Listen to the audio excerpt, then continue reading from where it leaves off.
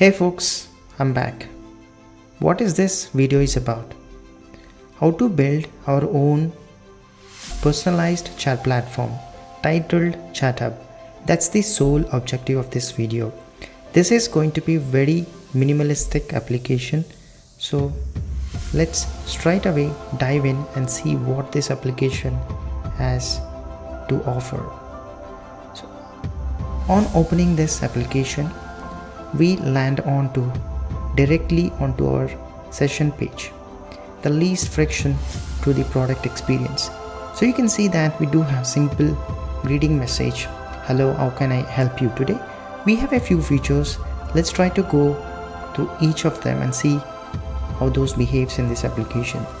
So in our chat input, we have an option to choose from various models, irrespective of the providers. It can be OpenAI, it can be Claude, it can be Gemini, and our own local system Llama models, which we are going to run from our own system.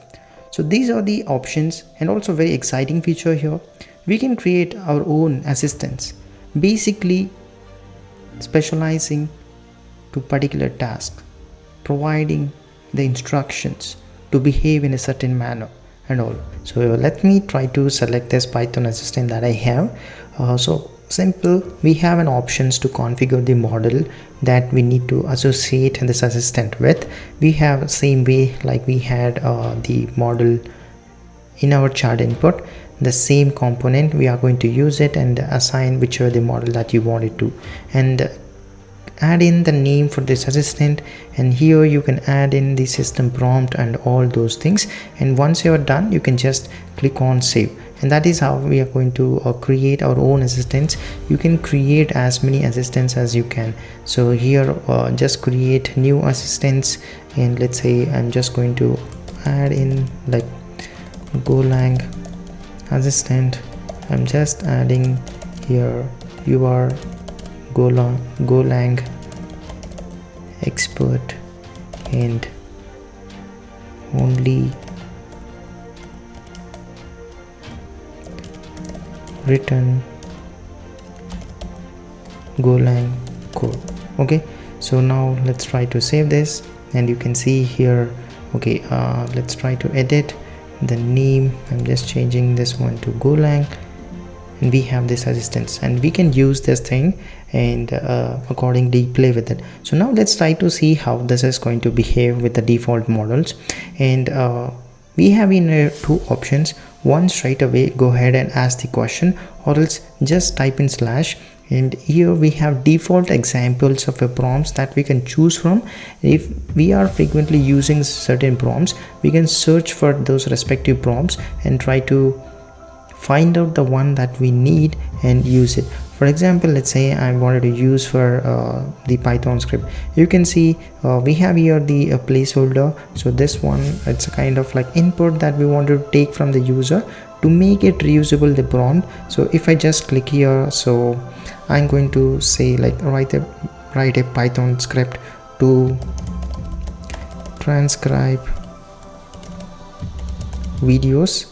So now let's see. So basically the experience that you receive in all of the platforms, it is going to be the same. So the streaming experience and all the format supports in our markdown, the code snippets, the tables, the points, ordered list, unordered list, bullet list, everything we are going to support. So you can see here it did generate the Python code snippet for us, and we do have an option to copy. So just the way that we see in other platforms, so we can see the Python code is copied, and we have a link here to that respective FFmpeg, and we can just go and understand more about those commands and all those things, which is very important to play with the videos.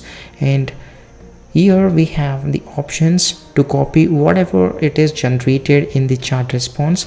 Click on here. These are all functional, and we can delete this message, copy this response, And if we wanted to regenerate the response, if we don't like the response that it has generated from particular model, so click on this one and choose from whichever model that you wanted to, and use your own custom assistants that we have created.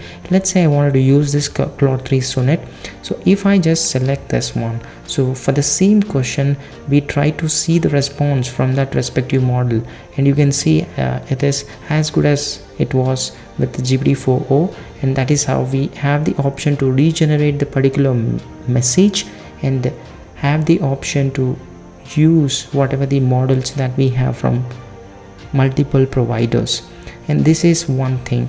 And here there is a plugins section inside the chat input as well. So we have 3 plugins as of now: option to search the web, and option to generate the image and store the messages that we have received or the questions that we have asked in our chat session, and so that we can maintain the context. And these are the plugins. And now I have enabled web search and image generation. Let's see. Now I'm just going to ask for generate an image of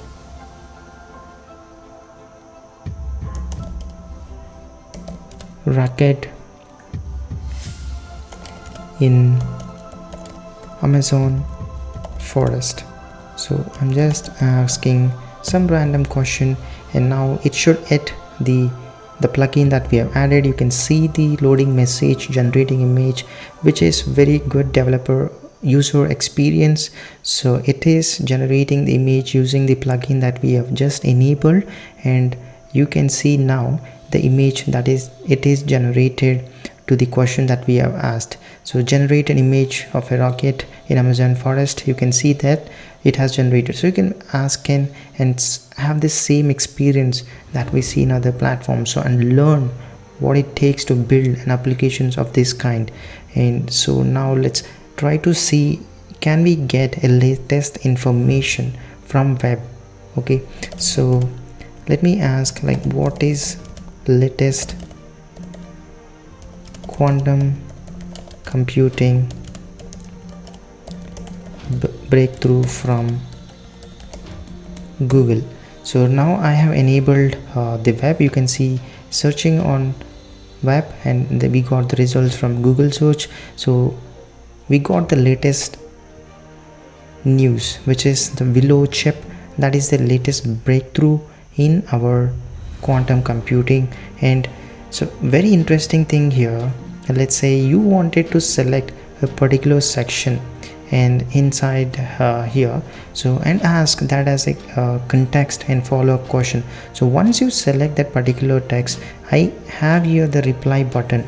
So what it does is basically, once you click on this button, so this whatever this selected text will be acting as a context for the question that we have. So if I ask can you explain more about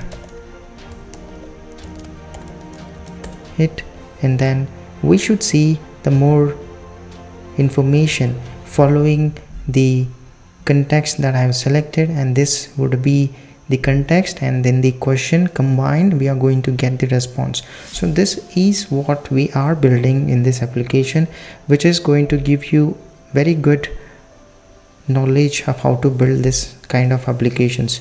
And the beautiful user experience UI and just a scroll to bottom section, so taking us to the latest message. And we have here the quick settings as well. So what we see from normal providers out there, a common inputs to all our models, the maximum tokens that we wanted to see in our outputs, and the temperature and top probability and top k, you can just configure here. So whatever the value that you want, you can just adjust to whatever that you want, and as simple as this, you can just set in these things. And we do have an input using a voice as well, so let's give a try using that. So here, all right, can you tell me more about what is Neuralink and what it does? So once we spoke this and stop this, and you can see that whatever the voice that we just spoke, collects that and transcribes it and takes that as the input message from the user and gives the information that we see. So it's not just the info that it can give, it can also format in a table. So let's say if I wanted to ask, can you give me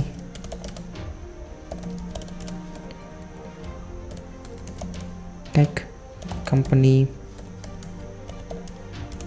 names and their valuations in table format. So now we should see these things from web in a table format. You can see that it has given us the Microsoft and also ByteDance. And if I ask more the same question now, so follow up from the web search, you can see the same company results. And also let me just disable this web search and ask the same question. Now it should use the models and give us the result. So this is how it is as good as we see in the standard platforms, and that is what we are building in here. So this is all we have in this session section page. Now let's see what we have in the sidebar. So this is the chat history, whatever we converse and the model that we used. We have here each session as part of our sidebar. So whatever this model that we use, we can just navigate to that respective history and have an option to edit the title of a particular session or delete a particular session. So that is what we have in this history sidebar. And here is very important thing, you can create your own prompt and or go through the list of the prompts that we have. For example, let me say this is what I select, and you can see straight away the prompt that I selected, it just comes and sits in our chat input, and we can just right away use and tweak that to the product or the trends that we're looking for, and then ask it and get the answer that we're looking for. An option to create a new prompt, just create the title and the prompt and try to give the input in this format so that it is replaceable, reusable, and we can use across many scenarios. So this is the option to create a new prompt and then to edit, delete and all, normally like we had for the assistants. And here is the settings section, very important section. Here we have quite a few. This is very important for you to configure the settings to all the models that we are going to use.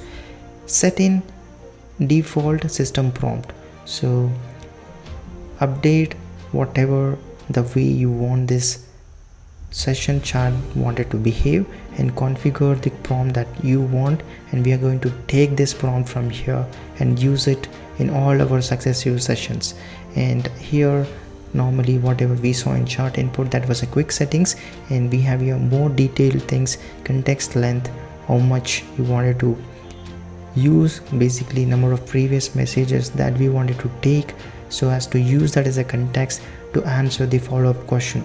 And then we have the maximum output tokens, the temperature configuration, top probability, top k, and the configuration for all the providers. So this is where you have to configure the respective providers key. For example, here I have opened OpenAI and get the OpenAI and try to configure here, and these are all we are going to store in browser in your own system using IndexedDB. We are not storing anywhere in a database or any cloud storage system. So, and I did add in a button to get the API key from OpenAI's developers platform. The same thing for all other providers. Configure Anthropic settings API key. Click on this to just navigate to that console of this Anthropic website and try to get the API key, and applies to Gemini. And we have this Ollama model. So I have showcased how to set up Ollama in our own system and configure a local server URL and try to use this model to get the response like we do normally from other standard providers like Gemini, Anthropic and OpenAI. And here we have the plugins. So here we can set in the Google search engine ID and also the API key, so we can configure the respective engine. We have here, for example, the two search engines that we can use, one the Google and another is the DuckDuckGo. So for DuckDuckGo we don't need any API key or engine configuration. So once we select this, you can see we don't showcase the configuration option, and here there is a voice input. So just to enable the speech to text feature or not, if we enable this, we have an option to input the voice and try to get the response. If we disable it, the voice input mode will be disabled. And the important part again here is the data. Let's say you have multiple sessions and we are providing an option to download these sessions as a JSON file and import that JSON file into our application and merge with existing sessions. Or if you don't have any sessions, we are going to just use that JSON file and restore the sessions that you had in that JSON file. So these are all the options to import data, to export data, and the option to clear all of our sessions and the preferences as well. So whatever you have set your preferences, we are going to reset all to the default preferences that we have. So these are these things that we have in our settings model, and this is what the application is all about.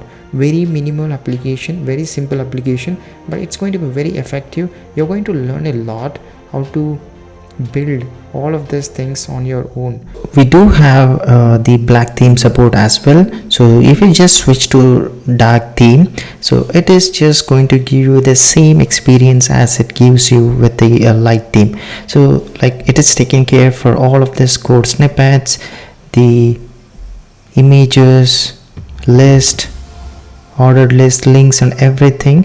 So it is going to give you the same experience, and it does work in a responsive mode as well. In a smaller screens, it just works as good as it works in a web screens. And I have not showcased you anything of creating a prompts, creating assistants and all. We will test that and build in our build sessions, and then I'm going to showcase you there. And I think this is going to be a very informative session for you guys, and whatever you're going to learn, the knowledge here, that will be applicable to any application that you're building. Hope I'm providing of something of value to you guys. Let's do it. Let's jump onto the build session and start building this application and take it from here. All right, let's start building this ChatHub application. So as usual, I've just opened the terminal, and let's just create the boilerplate code. So npx create next app. Let's have this latest version, and I'm just going to name this application as ChatHub. And yep, so we are going to use the 15 version, and let's just choose default recommendation like we do. Fine. So let's wait for it to install the dependencies, and then we will open in our editor and then start coding.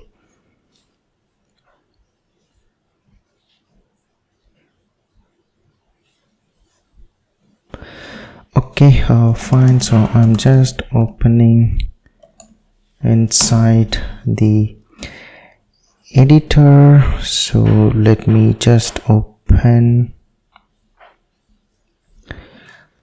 this one, and let me run this application as usual, and let's try to have the preview window next to it so that we know what exactly the change we are making in the preview, how it's going to look.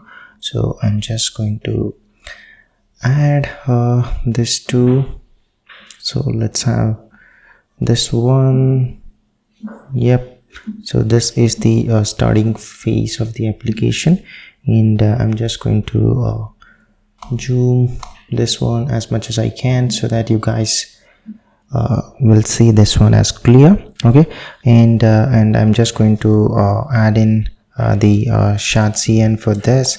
So to just install, go to this website and initialize that one so that we get the components which can be reused across our application. Then to just, I'm just choosing default recommendation, and fine. So I've just initialized, and once you initialize, you should see this components.json and few dependencies getting added, and that should be fine. I hope this is clearly visible. If not, I can just zoom in this. I think this should be pretty much visible now. Okay, fine. So first let's have a simple hook which is going to help me to capture this session of a chat and all. So that one, let me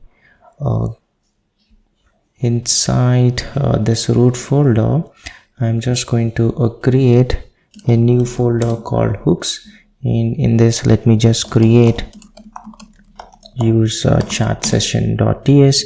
In this output we will worry about this removing and all once I focus on the components that we will showcase of this chat section. So in this chat session, so basically what is it that I'm going to have is just a few functions to set the session and getting this chat sessions and by ID and removing and all those things. So here let me, and I can just minimize this one. Fine, use chat session, just simple hook, and here let's have some functions. So first function that I'm going to create is get sessions. So let's make this one as asynchronous, and for us to just store and all, I'm just going to use the IDB key val library, which is going to help me store key values better. So let me just add in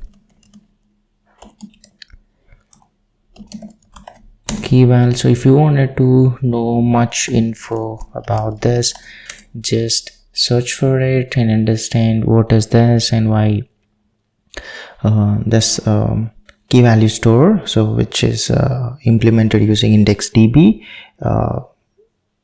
which is very effective to store key values. Okay, I'm not going to details of that, and we just installed that one, and now here I'm just going to use get and set functions from this dependency IDB key val, and here I'm just going to return whatever we have in this, and the key I'm just going to name this one as chat sessions, or else let's return empty array. Okay, this is to get session, and now the function to set the session, and again let's make this one as asynchronous, and here I'm going to send here the chat session, and let's create a simple types for our message session, and the prompt props, role type, prompt type, and model type and all. So for now I'm just going to add few things, and eventually when we are building up shaping up this application, I'm going to add in more models and more things. So now let's just create a simple model type, and here let's add in like GPT-3, GPT-4, all those models. I'm just going to be generic here. We'll add specific models like 4.0 mini, O1 and all those things eventually. So GPT-4,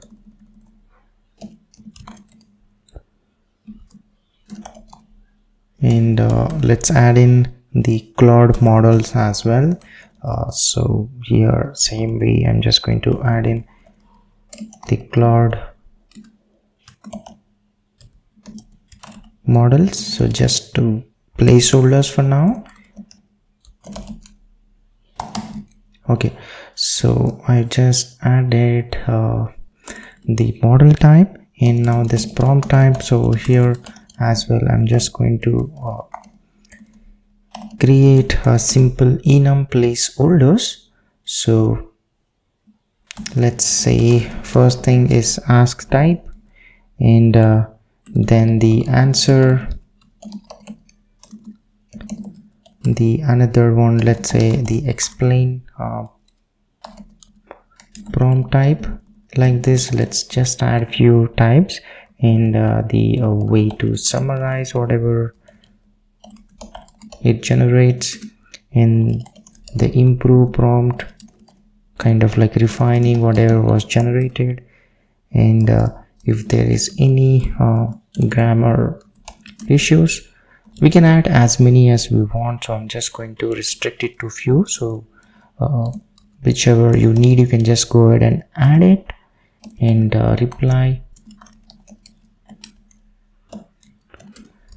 and finally I'm just going to add in the short reply text.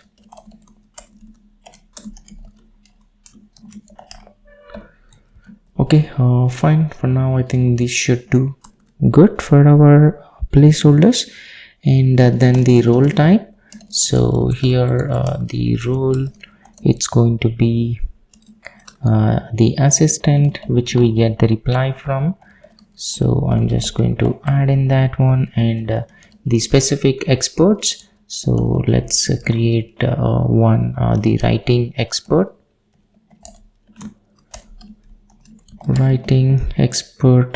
and then the social media expert or something like that, specific to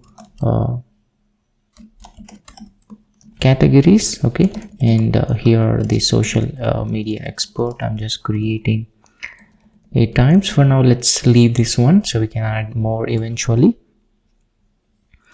And the props for our prompt, and I'm just going to create here the type. Let's name this one as prompt props. The type here, it's going to be of type prompt type, which we just created above. And the context, let's make this one as optional, and it's going to be of type string. In the role, let's have this one role type.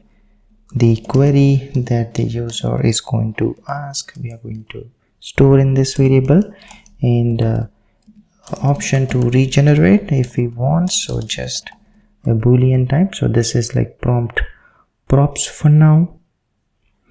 Okay, this is the type, so let me add in equals here, and after this we'll create a type for chat message and chat session, and then we should be good with the types, and then we'll continue with use chat session hook. So chat message, here the ID, which is of type string, the model type which we have created, the human, and here let me create this type as a human message. So for that I'm just going to take help of Langchain dependencies. So we are going to use that library to have multi models in our application. So let me just add in Langchain core, and I'm just going to add in few more providers for now, and later I'll just add in more providers. The Anthropic, so basically whatever the models we just added, I'm just installing them. So yep, so these are installed, and this one now I'm just going to use this human message from this Langchain core messages library, and now the AI here, this AI also I'm just going to use this AI message.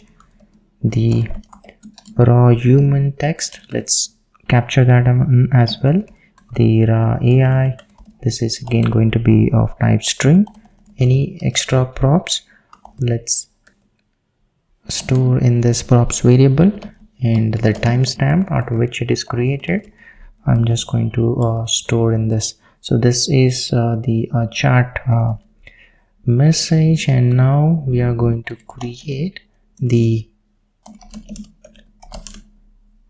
chat session. Okay, so inside this we'll have the list of the messages that are part of this chat session, and after this I'm going to add in this title for all of this conversation in the ID, so that we can uniquely identify the session and the created at timestamp. Okay, so these are the types that we need, and now here I can specify this is going to be of type chat session, and now we are going to set session for that. So for that, let's get in here the sessions using the above function which we have created, and here I'm just going to create in here this new session. It's nothing but just appending to whatever we have the above sessions list, this session, and finally I'm just going to set to that key the chat sessions had in this new sessions.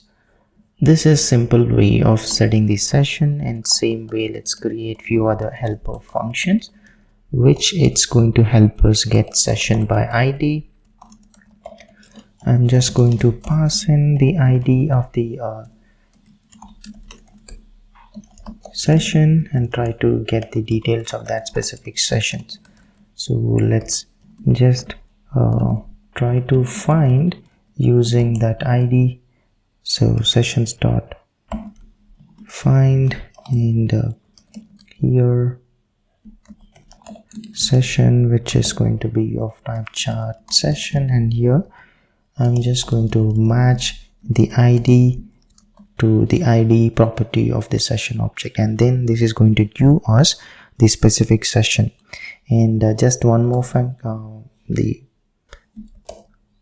function that I'm going to create to remove session by ID. So, and here just we are going to remove that from our list and in the key, and update that sessions list. Sessions, let's get the sessions and the new session. So we are just going to filter this list. So sessions dot filter, and get this session object chat session, and just remove this particular ID, and we should be good. The new list, once we are just going to update our key value thing in the chat session. I'm just going to pass in here this new sessions, and finally from this hook we are going to remove return this get sessions function, set session function, and all the functions which we just created, session by ID, and removing session by ID. So this is the simple hook to just maintain our chat session. And now we have this one, and let's try to add in the running model function, and also updating a session as well. So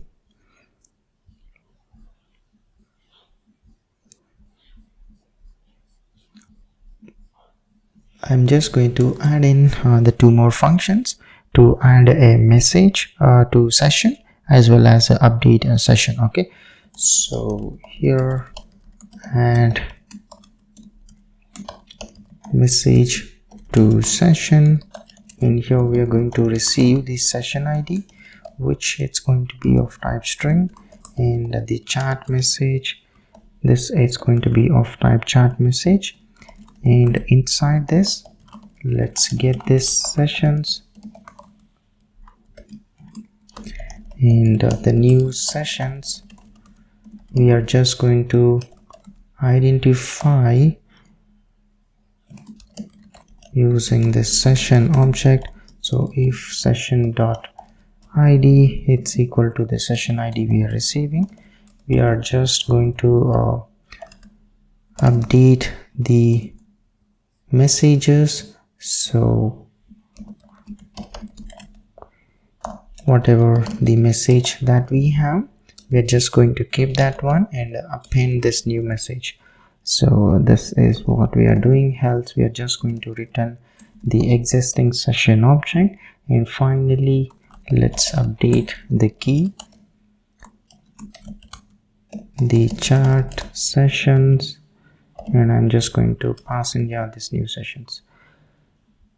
Okay, and this one, let's be specific about its type, and this is the function to add a message to session, and a function to update session should be similar. So we are going to receive session id and a new session. So here this one, it's going to be, I'm just going to omit the id from this type, and inside this one, like always, let's try to get the sessions list. So let's make this one plural. Once we get this, the new sessions, we are just going to find the session by the id. So if session.id is just matching to the session id, I'm just going to add in this new session properties, and we are going to return the existing session if it's not matching, and set into our key the chat sessions. I'm just going to pass in here this new sessions. Okay, and here this one, the type, let's just mention this is going to be of chat session. Okay, fine, this should be good, and let's return this one as well. Update session and add message to session. Okay, so these are and this should be outside, just mistake, fine. And also you can be specific and mention here this type of this get sessions return type. So we can just specify here this, it's going to be a promise of the array of the chart session type, so that it will be very clear and we don't see any type issues. Okay, so just now the hook that I want, it's in place, and let's try to create a run model function and try to wrap that one inside a chart provider. So for that, let's create the another simple hook. I'm going to name this one as use llm dot tsx, and in this I'm just going to create the function to run the model and all those things. So let's create in here use llm function, and inside this one I'm creating this run model function, and for this I'm going to send in the prompt props and the session id as the params for this function, and let's try to get the current session using this ID and the function which we have, get session by ID. So let me just use this hook, so I can just use it this way, use chat session, and from this the functions that I need is getting session by ID and also adding message to session. Okay, so now I'm just going to pass in here the session ID, and this is going to give me the current session of a user. And let's again add in some checks. If prompts dot query, it's empty, so I'm not going to proceed further, and we are just going to return from here. If not, let's have this API key variable, and I'm just going to prepare in here this model. So this new chart OpenAI, in this model name we are going to pass in GPT-4o model or any other thing. Since it is just for testing, I'm just going to use the old models, GPT 3.5 Turbo. Later I'm just going to change them. And then the Open API key, let me pass in here this API key, in this one the model. And now once we have the specific model, and let's prepare the unique message ID. So this one, for us to generate unique ID, I'm just going to install this unique ID generator library, and then we are just going to take help from that, so that we'll have unique ID for each message in a chat session. Okay, so that's installed, and I'm just going to import this v4 from this library, and I'm just going to create an object of that, and which is going to give me new message ID.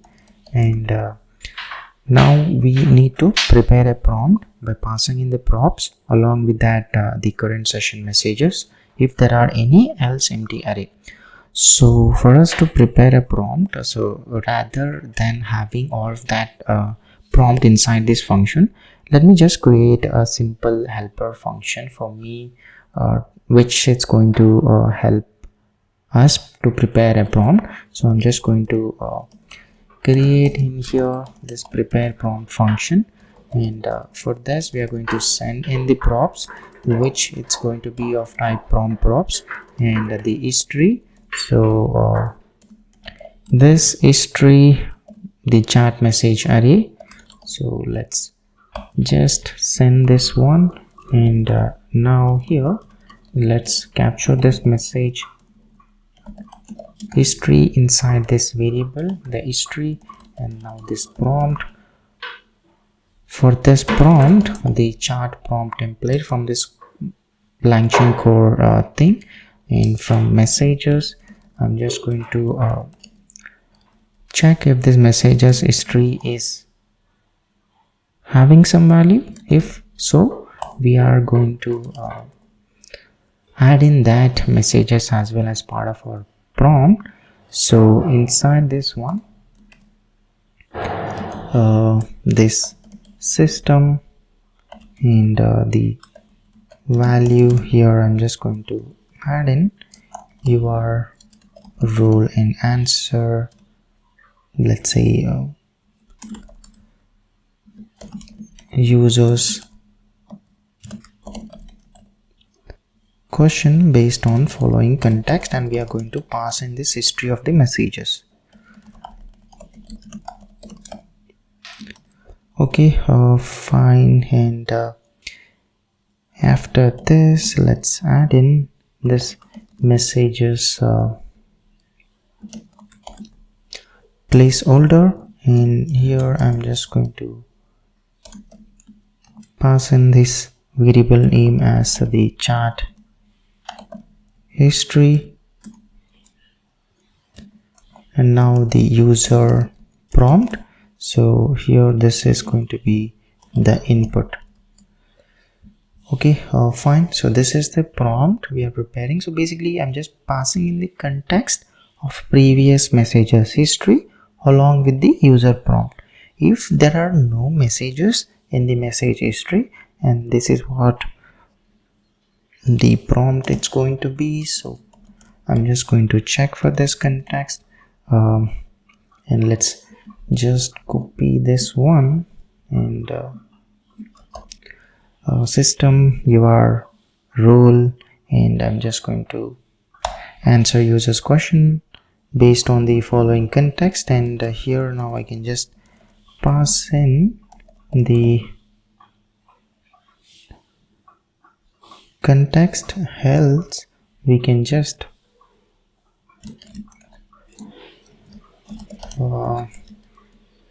say this as like your role, and I'm just going to pass in here this type.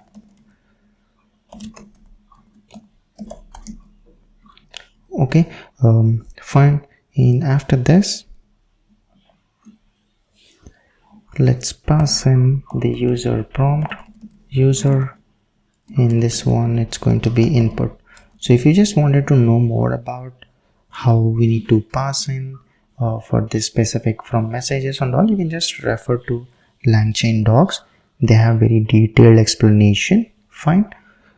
So this is the prompt that we have.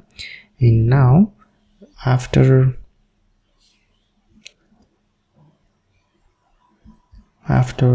this, let's collect here this previous message history.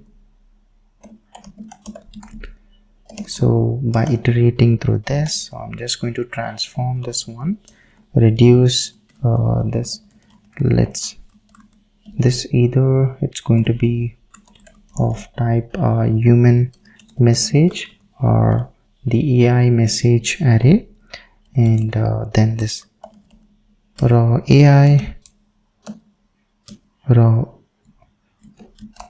human message. And now here I'm just going to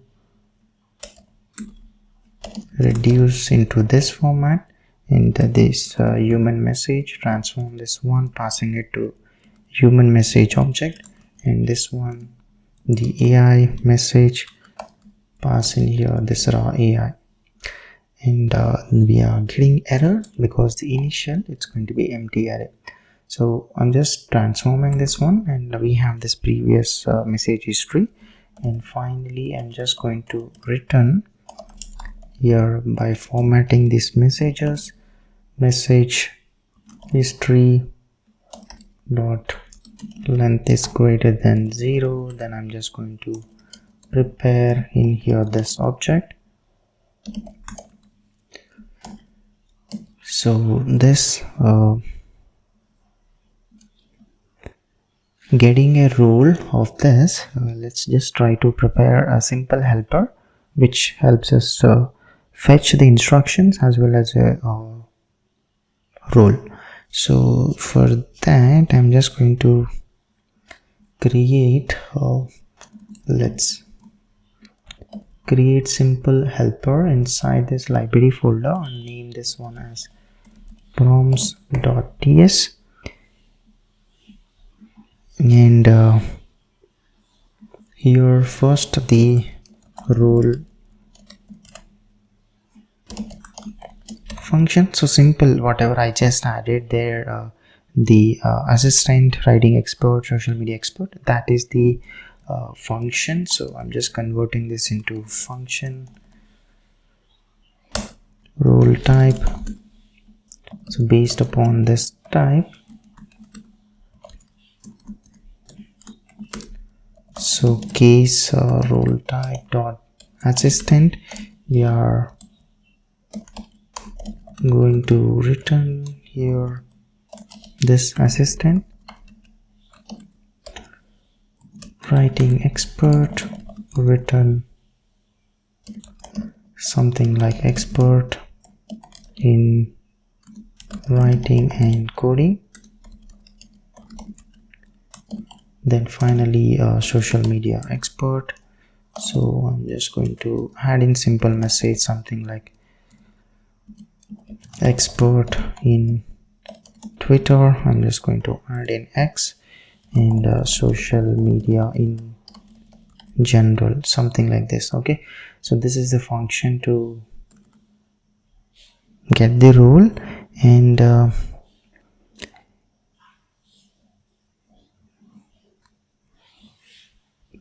next, the getting the instructions. So I'm just going to prepare this function, and this type, it's going to be of the prompt type which we just prepared. And here as well, I'm just going to switch based on this type. So here, if this prompt type is ask, so let's return here this based on the user query. In this answer, the instruction that I'm going to add in is something like answer this question. So here you can just customize whatever the instruction that we wanted to pass in. And if it's the explain, I'm just going to say this as explain this one. And the prompt type, if it's a summarize, let's add in this as summarize this.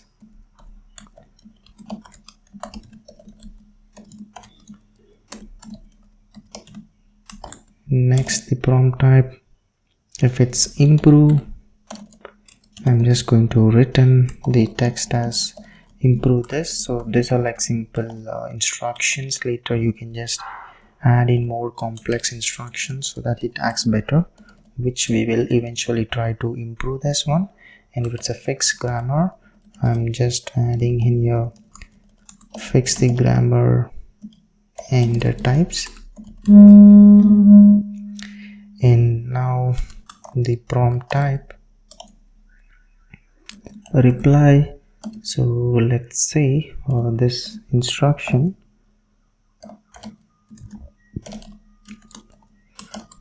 I'm going to write this as reply to this tweet. And let's add in simple placeholder now, social media post or comment with a helpful response. And I'm just going to add in like a must not use something like offensive language, use simple language, and like answering to friend. Okay, you can just add in more specific info if you want. And here now the short reply, and I'm just going to say in here reply to this tweet, social media post or comment in short sentence, like 3 to 4 words max. Okay, fine. So this is like simple function which is going to give us the instructions based upon the prompt type. Now we have this one, so we can just go to this use LLM, and I'm just going to prepare here using this get role function, and pass in here this props dot role alongside the chat history. So this one, the previous messages history which we have, and then the input which is going to be the user's query. So this, if we have message history, else I'm just going to pass this object. Same, this one, it's going to be props.role. This type, I'm just going to get this instruction and props.type in the context. Let's pass in here this props.context, the input. Let me just pass in here props.query. This is what we are going to return from this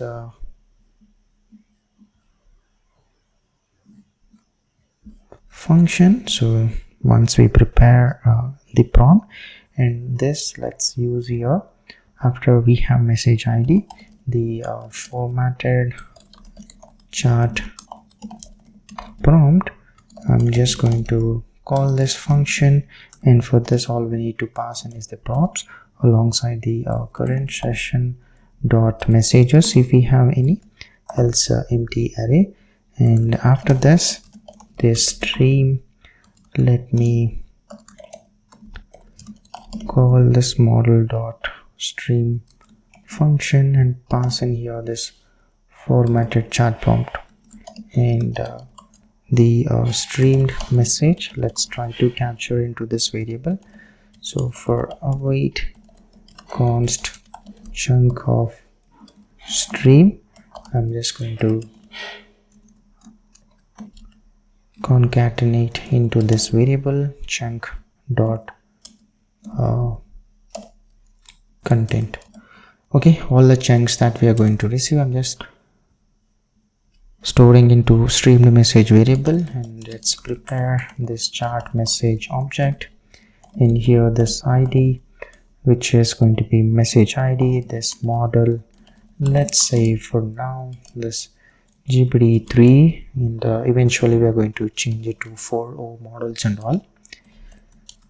And here this human message, the props query, and this AI, new AI message, which is going to be the streamed message that we got, and this raw human. So without converting into the specific object, I'm just storing this raw message as well, raw AI.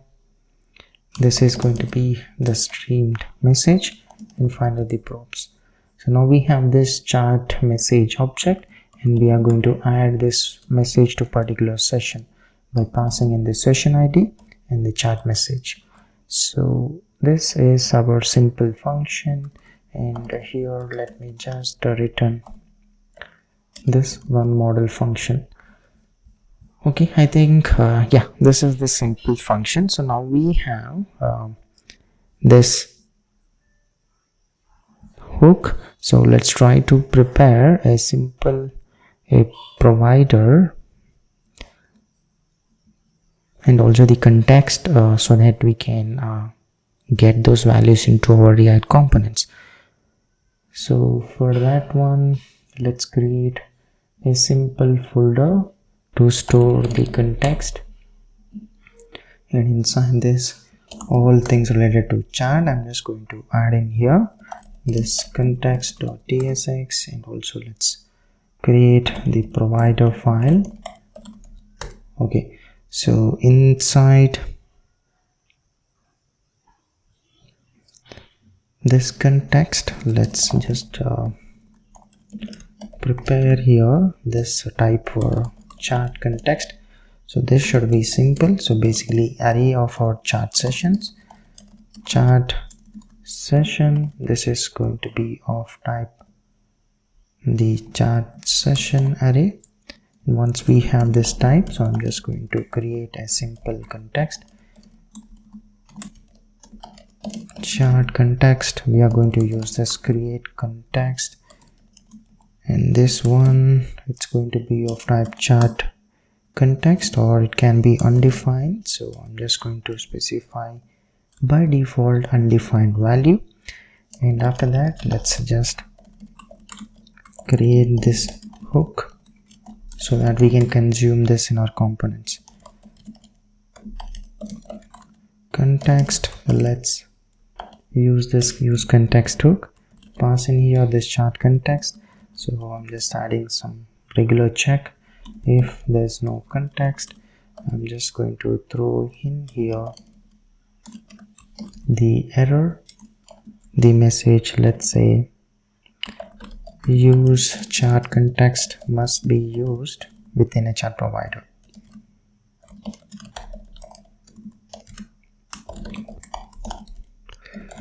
Okay, fine. This is the error message that will be throwing. Else I'm just going to return the context. So this is simple hook, and now this provider, we are just going to wrap all the children's inside this. Okay, so here this type of this provider, chat provider, and here this children, which is going to be of type react node, and here the chat provider, the children, I'm just going to wrap. Okay, let me just close this one, and then this is going to be of type provider, and I'm just going to use this chat context which we have, and the value that we are going to pass in here, this chat session. By default, let's set this one to empty array, and here I'm just going to wrap in here this children. Okay, fine. So I just have the provider and passing in the value chat session array, and wrapping all of the children. So this we are going to use inside our page. So for us to use this one, all I have to do is, let's go to our layout. Inside this one, the layout which I have here, the body, whatever it is here, inside this, let me import this chat provider, and inside this I'm just going to add in this children. Okay, yep.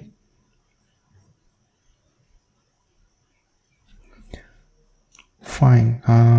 This create context that we have, let's make this one as client-side component so that we don't see an issue.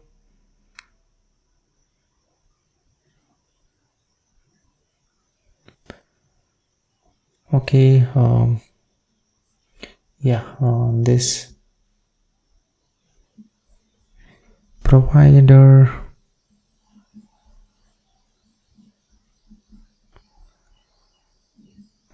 what is the mistake?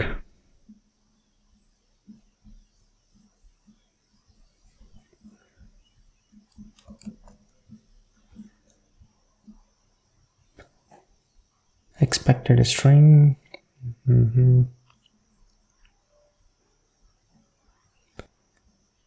Okay, fine. So let's make this one also client component. So just, yeah, fine. So this is like now I've just wrapped inside this, and let's try to style the children, and also if the sidebar component and all those things. So this sidebar, the components, let's create the components folder. Let me just add in few components.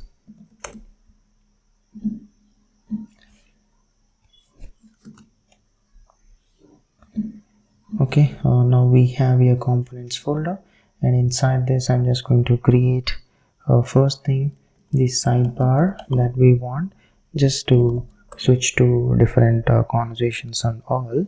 And let's make this one as client-side component,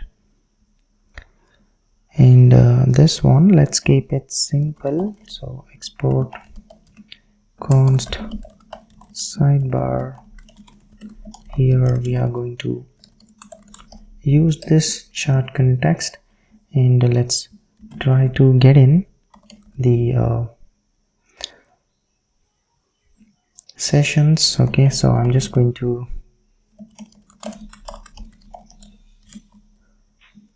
improve this one. So I just want more things that we want from this context. So let's add in here the more types. So basically, instead of this one, let's just rename this one as to sessions, and additionally the functions to refetch sessions, the callback function, and is session loading, just to indicate some loader and all. So this is going to be boolean, and the function to create a session, and is this the last stream of the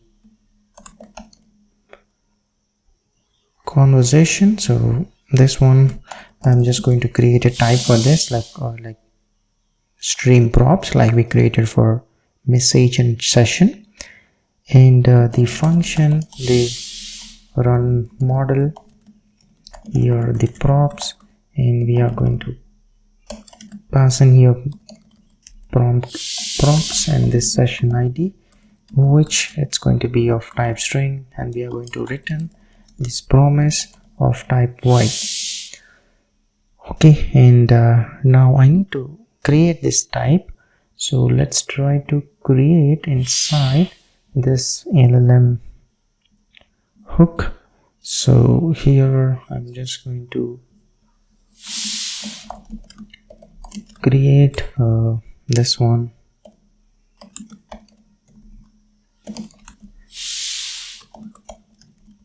stream props, and this is going to have here this prompt props, the session ID, which is of type string, and then the message. Fine, so this is the type.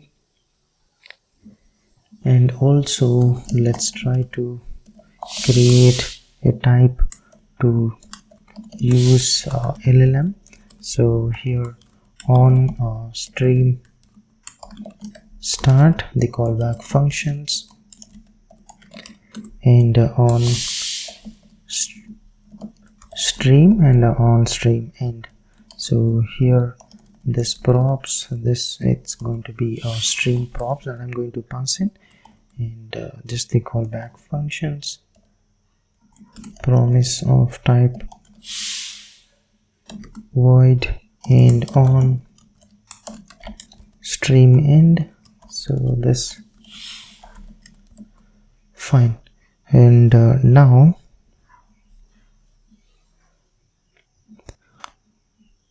what I'm going to do is, let's try to just change this one.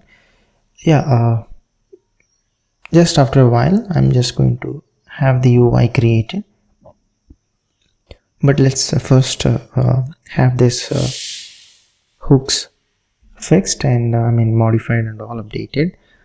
The model that we were preparing here, let's add in here this environment variable. So, or else you can just hard code here as well. So I'm just going to add this keys, and I'm going to show you how to get these keys as well. OpenAI API key, we are going to maintain this as environment variables, and after this one here, let's call in the on stream start function. So this to call this one, whatever the props I just prepared, I'm just going to pass in here as the params for this thing. So on stream end, on stream start, and here let's call this function on stream start, and after this here After here, let's this function, the props that I have alongside the session ID, the message, we are just going to update the streamed message, okay, so that we can stream whatever the chunk that we are getting onto the UI. So that's this function. And even this adding message in the callback, I'm just going to call this stream end. So once this is ended, we are just going to call this stream end function, okay.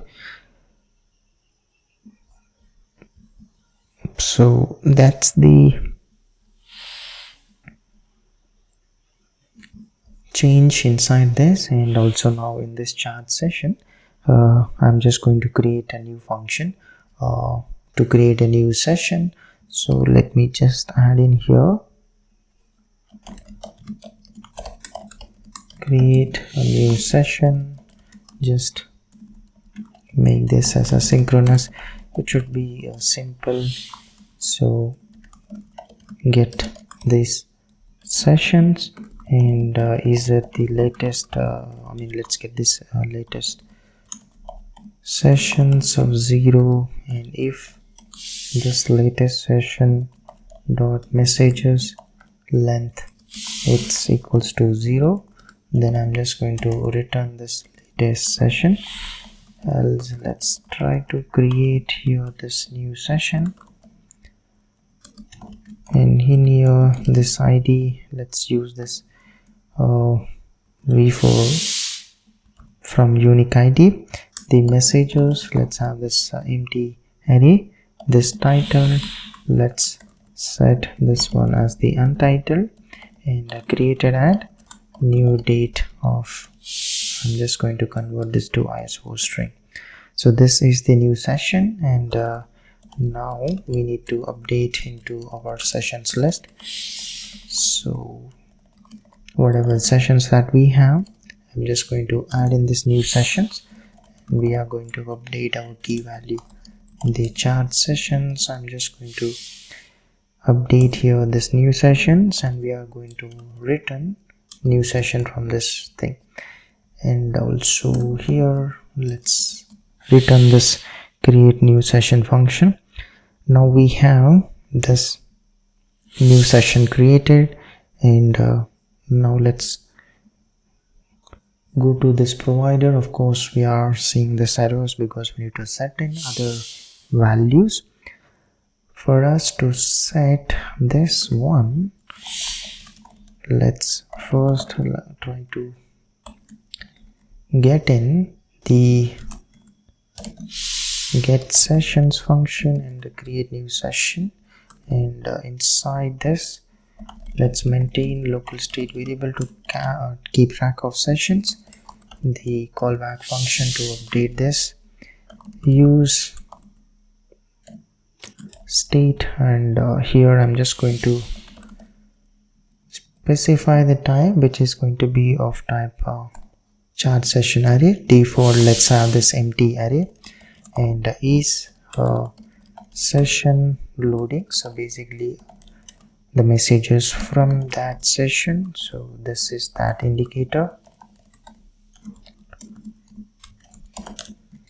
and this one, it's going to be of type the boolean. Let's set initially this as to true, and after this the is it a last stream, so set the last stream message. So again this is going to be of type that stream props, and this is what the type it's going to be. And I'm going to use this LLM hook that we just created, and let's capture, let's destructure this run model function. And for this, the things that we need to pass in is on stream start the callback function, I'm going to update this last stream to undefined, and we are going to call in here the function to refetch the sessions. So in that let's just create in here these helper functions. So fetching the sessions, simple. So basically here I'm just going to get this sessions. Let's get this sessions, and we are going to update our local state variable with whatever we get, and let's set this loading to false. Okay, same like this. I'm just going to create some functions to create this session as well. Let's make this one as well asynchronous, and inside this all we are going to do is call this create a new session, and also call in this fetching sessions, and inside on mounting of this component here let's set this loading this one to true, and we are going to call this fetch sessions on mounting of this. Okay, in the function to refetch sessions. So this one I'm just going to call the fetch sessions function. Okay, so now I can just go here inside this on stream start. Let's try to call this refetch sessions, and on stream function the props I'm just going to update here this last stream, and then this on stream end. Inside this one the fetch sessions we are going to call this, and in the callback thing I'm just going to set the last stream to undefined.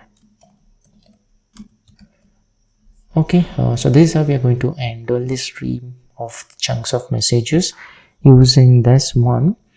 Now I have this functions created. We are going to pass on to children here, and now this values, let's remove this. We removed start session and rename to sessions. So this the refetch sessions callback function is session loading, create a session function, run model function, and the last stream. Now we have all the values that needs to be passed on, and here what is this error, and I just need to import this one, and now we should be good, and this should be promise. Okay, fine. So now we have basically whatever the values that we need to be passed on to our children. We can focus on the sidebar component which we are creating. So and here the simple component I'm just going to wrap inside this div, and this one I'm just going to add inside our layout. So basically here let's wrap this one, the children, inside this div, and the sidebar it's going to be common for all the pages. So I'm just going to add in here, and let's make this one as width full and height of to be a screen, and flex direction to be of row. Okay, you might not see this one because we don't have anything here, so let me just add something so that we see on the screen. So inside this div let me add in this button component, and on click I'm just going to, like, this is for creating a session. So and inside this let's have the text as new session. Here you can see now on the right hand side the new session button, and after this we are going to use the sessions list. let's say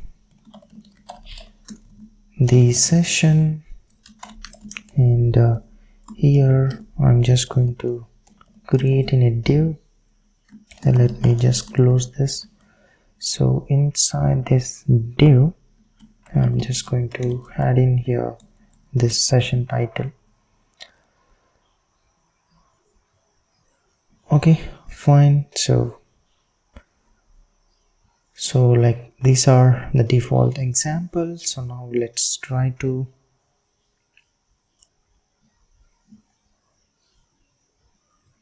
style this one. So to style this, first let's focus on this parent div. The width I want it to be of this sidebar 250 pixels, and make this one as flex and column, and have this height of screen. Okay, and now this div here, let's have some padding, and also on click of this thing, what are we supposed to do? So inside this one, on click, all I'm going to do is let's use this router. So I'm just going to use this router from next navigation and get this push function. Okay, so on clicking on this, basically we just should navigate to that specific chat session ID page. So chat, and here this session.id. Okay, fine. And if you don't have any here I'm just going to say this no sessions from, and this is the sidebar now, so don't worry about styling, eventually we will get there. So now I have this sidebar. Let's have this chat session ID page created. So inside this app folder I'm just going to create a chat folder, and also the dynamic, the session ID. So let me just add in this one and create the page.tsx, and inside that let's make first of all this as client side component. This, let's name this one as chat session page, and here let me try to get, so the params we are sending in here the session ID. So I'm just going to collect that. Inside this div we are going to have the messages and the input and all. So let's try to create the components for that. So I'm just creating chat input component, and this one, let's name this as chat input, and here I'm just going to get in here this session ID using this use params in the input value. So basically whatever the user is going to type in, to keep track of that, let's have this one as the empty string initially, and the function to run this model using our chat context, and this is going to be now this simple input component. So let me just add in input component. Okay, it's added, and this one, so let's just try to add inside here chat input. So now here inside this I'm just going to use this input component in placeholder. Let's add in here this ask ChatHub anything, Okay, and let me just close this one. So for me, yep, so this session ID, so let me make this one as client side component. What is this problem?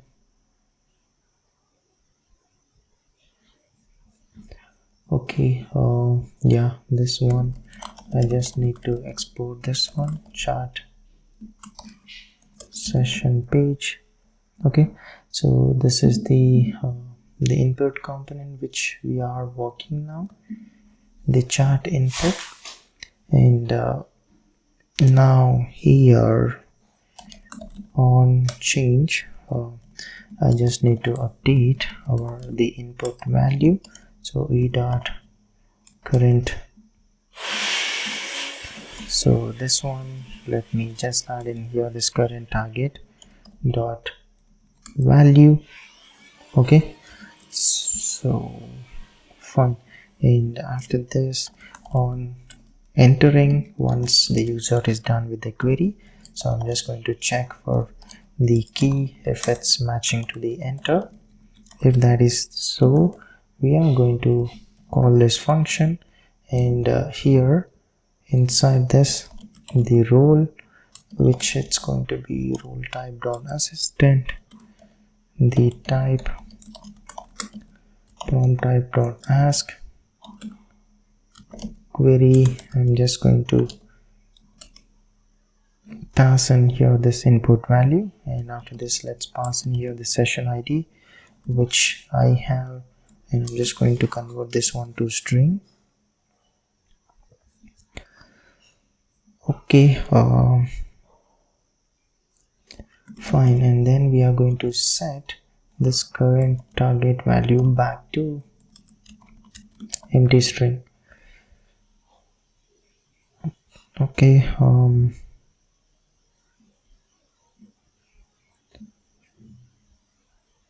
so here, yeah, so this is what this input is. Now let's try to style this thing. Let's make this width to be full, and the height, I'm just going to make this one to be 8, and make this flex to be background, let's say 100.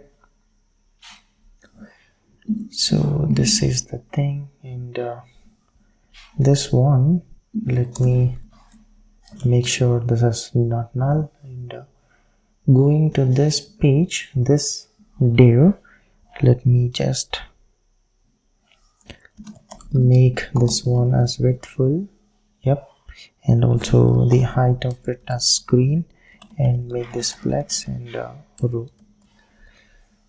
So this is what we have, and now let's work on chat messages. That's the component where we'll try to show the messages which are part of the chat session. So chat messages component, so I'm just going to create inside this components folder chat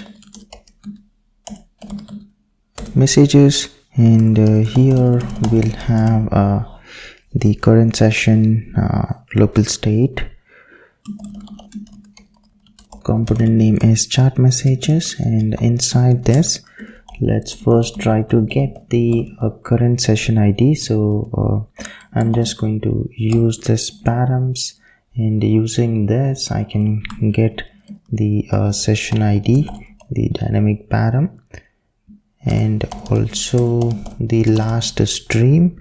So we are going to use this chat context and collect here the last stream, and now the local state variable to keep track of current session. This one, it's going to be of type the chat session or undefined. Okay, fine. And then I'm just going to get the function which is going to help me get the session by ID. So I'm just getting session by ID. Fine. This one, so I'm just going to, so these are the functions or the variables that we need as part of this component. And likewise, let's just create a simple function which is going to help us fetch the session. And here we are just going to use this get session by ID function, pass in here the session ID which we are getting from our params. So let me just make sure this is not null.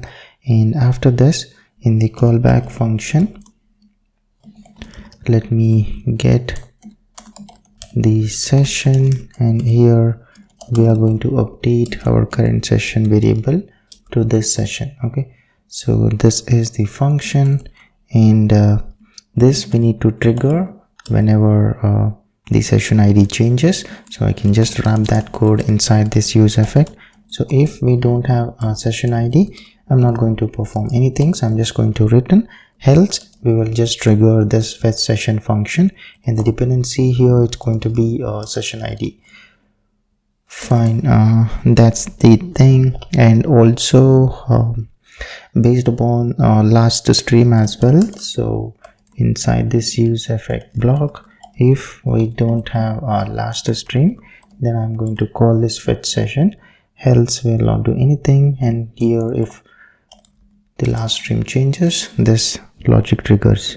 And to just keeping hard track of whether this is a last stream belongs to current session, so I can just capture this inside this variable, and we can last stream dot session ID matching it to this session ID. Okay, so now a simple div. So inside this, I'm just going to use this current session dot messages, and we are going to iterate through each of the message. And here inside this, let me add in padding of 2, and inside this div, for now let me just showcase the message dot raw human, message dot raw AI. Later we'll think about adding markdown and styling and all. So now if this is belongs to current session, then I'm just going to add this div. Let me just add in some padding like we did add for the above. So I'm just going to add this component to this session page for just a minute. And here the last streams dot props dot query last stream dot message. Fine, so this is the component, and I need to add it here. So let me just add in the chat messages component. Okay, fine. So this is the a question. So if you wanted to just check, so basically you can go to application, and you can see here this key values. So if I just clear all of this and refresh this one, we should not see anything. Okay, so this is how we capture in the key value stored in index.db of whatever it's related to this application. So if I just ask like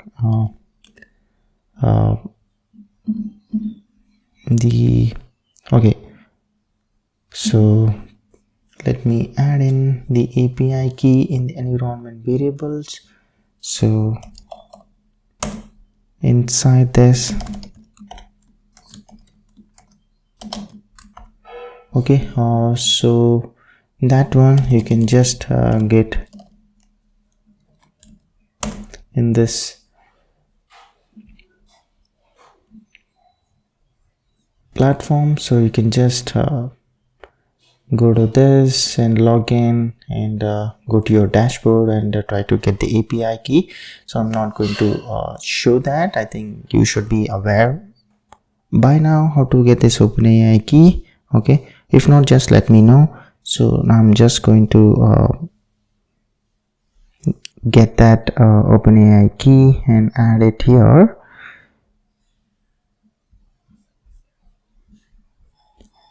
So let me just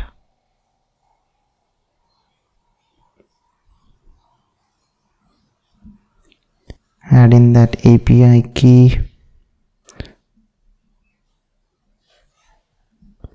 Fine, so I'm just adding in here this API key that I have, and if I just go back here and try to ask the question, and I'm just opening here as well this key file. So if I just enter again, what's the issue? Okay,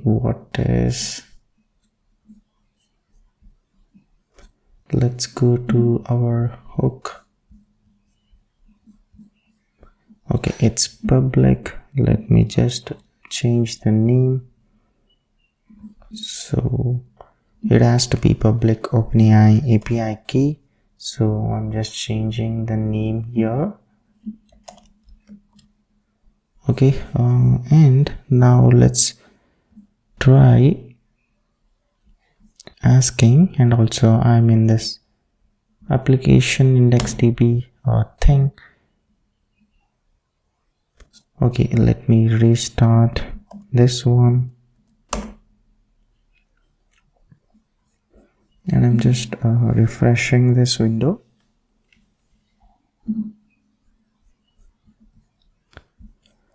Okay, now let's give it a try. Okay, still the issue, the API key. We did add here OpenAI key. Okay, let's do one thing. I'm just going to, for now, which is not at all good practice, to add as part of this component, but I will later change this one to environment variable. We'll just fix that, but let's just give it a try.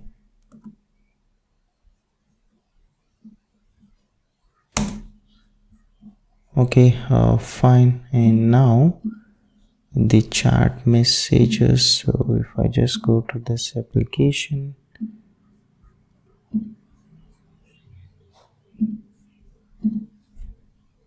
let me create new session and try to ask this question.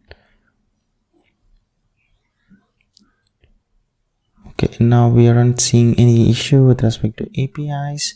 So to just see that one,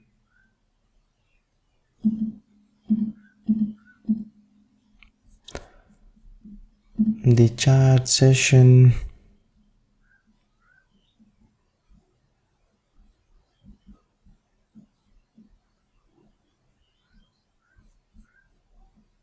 yeah, let me just double check this issue.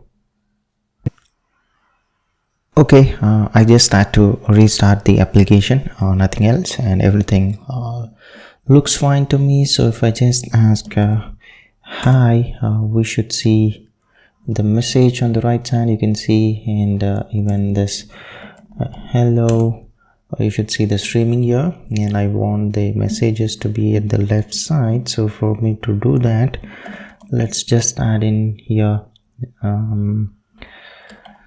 let's say, okay, yep, the styling and all will worry about it. Fine, let's try to add in some markdown styling and all those things. So the dependencies for now, let me add here this marked React for now, and I'm just going to create a simple hook. Let's name this as like use mdx.tsx Okay, just let's give it a try, and later we'll change it to better markdown. So the hook name is use markdown, and inside this the render markdown a function, so it is going to receive the message as the input for this function, and inside this we are going to use the markdown from this library which I've just added, marked React, and I just need to add in the so let me so now here we are supposed to attach the renderer, like for paragraphs, heading, link, block code, list item, code span, and all those things. And inside this we are going to wrap in here this message, and the marked React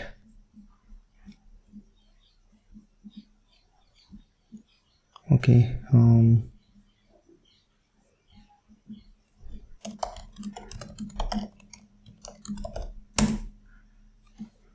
what is the issue? Okay, fine, let me just add in the force. We should be good, and we should not see the issue here. Yep. So now let's quickly add in the renderers section. First let me add in for the paragraph, the children. This here I'm just going to add in some styling, like text to be smaller, and let's add in this leading 7 support, and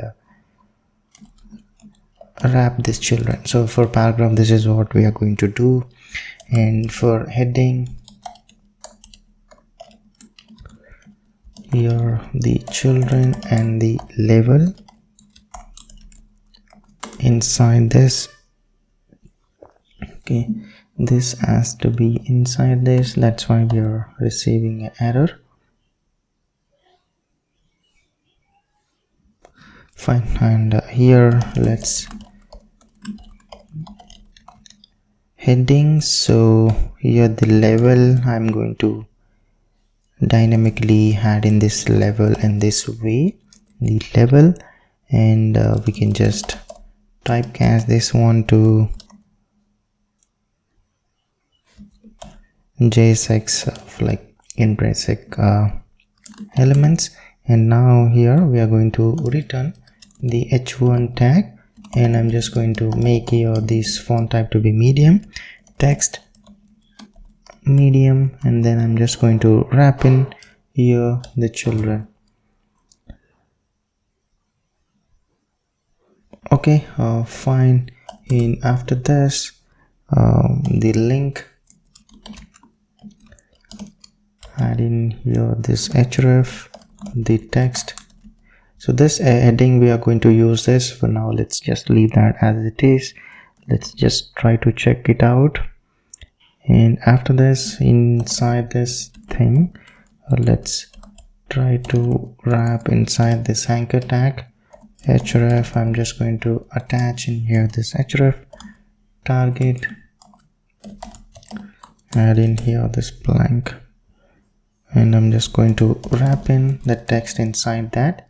And that was like a link section. And now let's say the block code, this I'm just going to keep it simple for now. So let's try to wrap inside this p tag, and the text to be smaller, leading 7, add in here this children. This is for block code. And now for list, here the other param is the order. So list, if it's order, I'm going to have this string as ol, else unordered list. And here we are going to return this whatever the list variable that we have, and let's just try to pass in here this dynamic styling. If it's order, I'm going to pass in here this list decimal, else list description, and add in some margin left of 8, and inside this we are going to wrap in the children. Okay, this is for list, and then the list item here, let's the children, and inside this I'm just going to wrap inside this list tag, and here let's make this text small like we did for about thing, and leading let's add in 7 children. Fine. So, and after this the code block, the code and the language that the code is written in, then inside let's have here this div some margin, and here I'm going to use the code block. So for us to have this code block, let me just for now have this empty fragment. I'm just going to create a simple code block, and after this finally I'm just going to add in here this code span. So the code language here, let's try to wrap inside this span, and I'm just going to add a simple styling padding, text to be very small, and let's have this rounded and also text color. Let's say I'm just going to add in this green color, and background for now have the same color, so I'm just going to change that later. So just the placeholders for now. Let's lighten this one. Okay, and inside this I'm just going to wrap in this code. Fine. So this is the markdown component, and I need to return this one from this hook, so the render markdown. Okay, so now I'll have to create this code block, which I have added an empty fragment. So for us to create that component, let's create new file here, name this as code block, and I'm just going to add a simple component. So let's take an help of the highlight.js. So I'm just going to use this library for now, just to test this. So this highlight, so let me just install.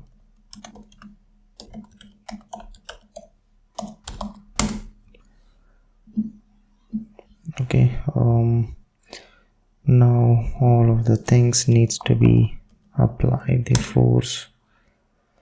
Okay,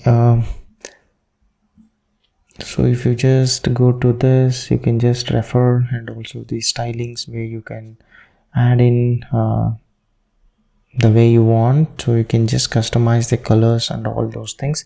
You can see more on here for specific things like highlighting and all those things. Anyhow, I'm just going to check this one. If it's not, we are going to shift to other thing. So you can just add in here the styling related stuff for that. So I'm just going to add in a just a custom styling that I have for a code, what color it should be, the font style and all that. You can just take it from the description. So I'm just adding quickly inside our this global CSS file. So let me just minimize this one. So here let me just add in. So basically I've just added the code color and just the standard from the style. So if you wanted to check, you can just refer this repo highlight.js and you should be good. Okay, so now I have this stylings added. I wanted to focus on this code block component, so that's not significant, that's why I'm not spending time there. Now for this component, the code block, so here let's just create the type for this component, the code block props, and here this language I'm just adding in here the string code. So this is what we'll be sending for this component.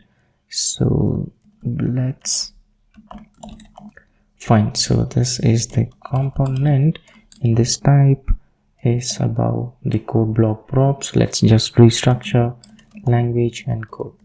So now we have this. I'm just going to create a reference which it's going to be of type HTML element. Default, let's set this null value, and also the language, let me, so if we have language and this, let me just import this highlight.js, so hl.js from this highlight.js. so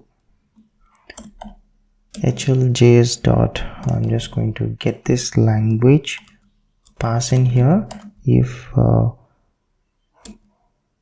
we have language, or else I'm just going to get in here this plain text. Yeah, now we have this language in that variable.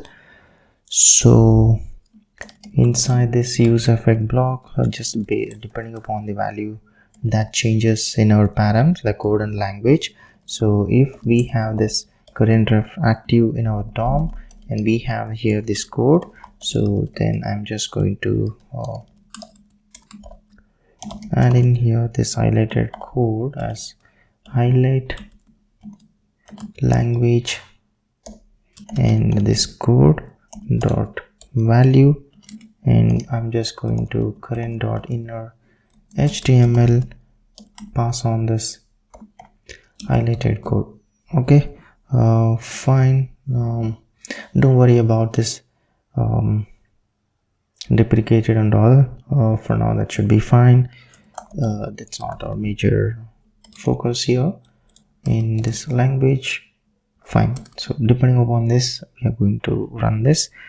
Now this div where we are going to attach in, and here hl.js wrapper, so this styling is added as part of our global.css, and inside this let's have here this language title, and below this I'm just going to add in here this button component, and this size, let's have this icon, and on click if we have this code, we are going to copy that, and which we don't have a hook or logic to copy the text. I'm just going to add that now. For now let's have this as a copy text, and after this here in the pre tag let's wrap inside this code, and here I'm just going to attach in here this reference, and I'm just going to this styling. Let's pass in here this HLGS and language, whatever we have in this language variable. Okay, this styling I will come back. Let's just first check how is it going to look like. So going to this, so instead of now the empty fragment that we have, I'm just going to replace that with the code block. And for this we need to pass in the language and the code. So this one, the code, just convert into a string, and I'm just closing this component. Okay, now we have a simple use MDX component, and let's just try to check this one. So this needs to be used inside this chat messages component.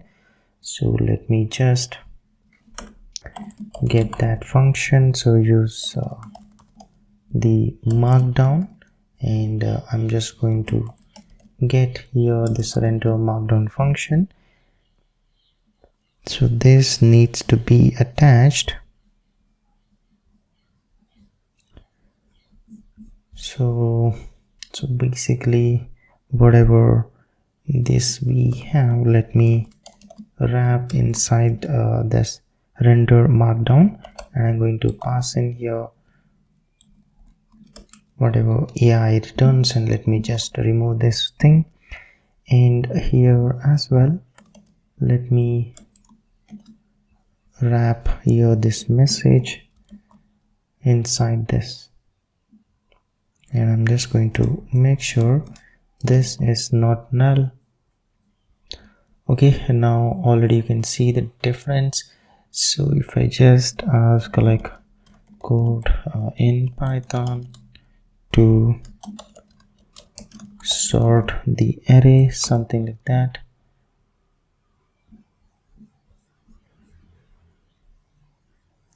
yeah, you can see now. So we have here this code and the language here at the top. I understand the styling is not accurate, but that's good, and that needs to be styled, the code block. So for us to make it look better, let's make this one add some padding left, padding in the right, and also in the y direction. Let's add a width. I want it to be full. Make this flex, justify.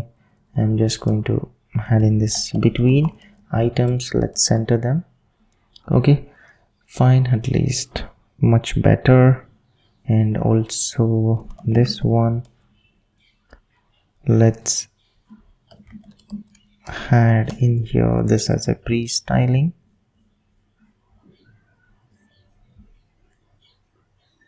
Okay, fine, it might not be great, but it's fine for now. We'll adjust the styling eventually. And after this, this copy code and all those things, we need to create a logic. So let me just create a reusable hook. Let's name this as clipboard. Okay, so inside this clipboard, it should be simple function. So export function, use clipboard, and so let's make this normal function, and let's have the local variables. This is the function. Okay, copy text, and the set copy text initially, let's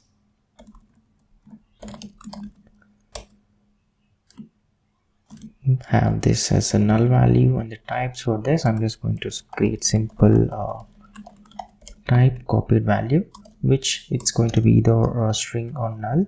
So let's just specify that type here, the copied value. Okay, same way, let's have this type for copy function as well.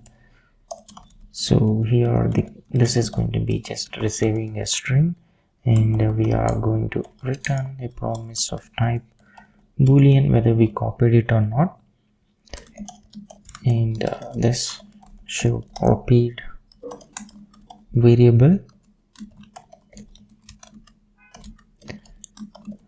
This is going to be of type boolean, and let's initially set this one to false. Okay, now I just need to create a copy function. So here this copy function, which is of type this copy function, let's try to wrap inside this callback, and here this, let's make this one asynchronous, and here if we don't have this navigator clipboard, then we are not going to do anything, so just return false something, or else you can just console like clipboard not supported or something like that. Else here let's try to call the write text function by passing in this text, and update our local state variables to whatever the text that we have, and show copied. I'm just going to show this message, and let's add in some timeout just to look like we did some operation, and show copied. I'm just going to change that one back to false, and this timeout, let's say 2 seconds. And after this we are just going to show our true value that we have copied, and inside this catch block we can just handle some error, and I'm just setting this copy text to null, and return this false if something error happen. And this one just no dependencies, and from this hook I'm just going to return the copy text, the copy function, and the show copied value. So this we need to use inside our code block. Okay, so what I'm going to do, so let's get the values that we need. So use clipboard, and from this I'm going to get the copy text, copy function, and the show copied. So this needs to be used here, the button that we have, which I just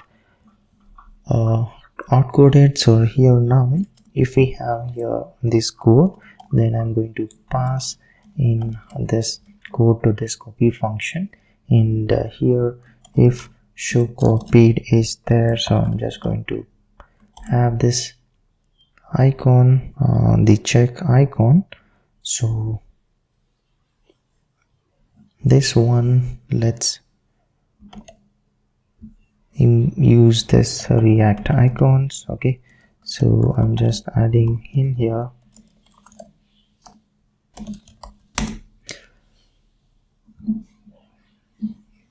Okay, fine. So I'm just going to use the react icons. You can just use whichever library that you want, and here let me just import the icons.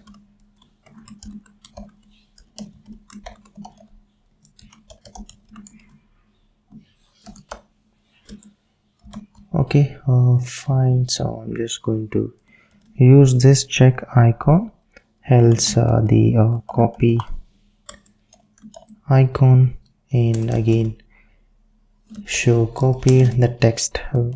This is like copied, and the copy text. Okay, fine.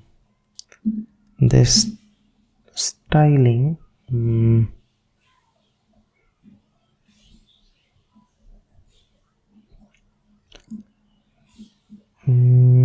okay, the button you can just tweak that styling, that's fine. I'm just going to, so let's see this functionality. You can see the text is changed, it's back. So if I just paste here, we should see this code. Okay, so Fine, so the copying it's working, the styling and all, the icon size and all. If you just wanted to change this one, like you can see for small it looks better and all, so just change whichever it works for you. So that's the small styling of rendering the code block and the text and all. So this the chat session page as well. Let's just make this as a relative, and overflow I'm just going to hide these things.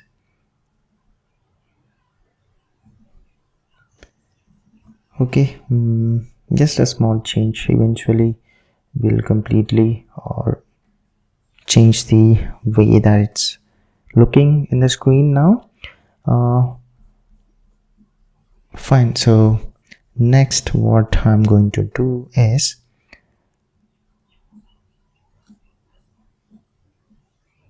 let's try to add in some stylings inside our Tailwind config. So I'm just going to add in some animation effect, and also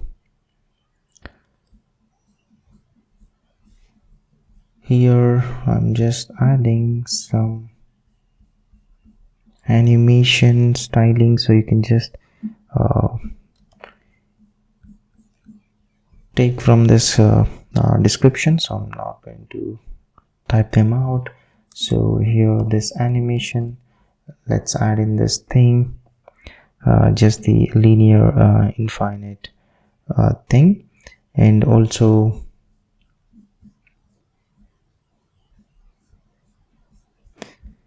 this one I just need to add in the keyframes. So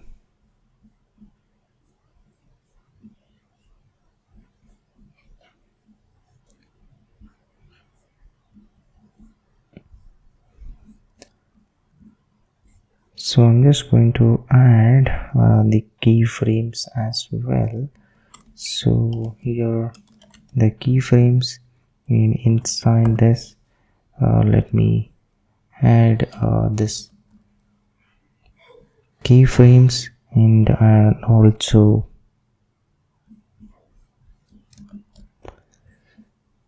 it should be good.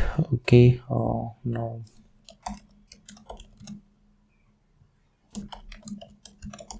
to sort any, let's okay, fine, you can just add any styling that you want. Again, what is this error?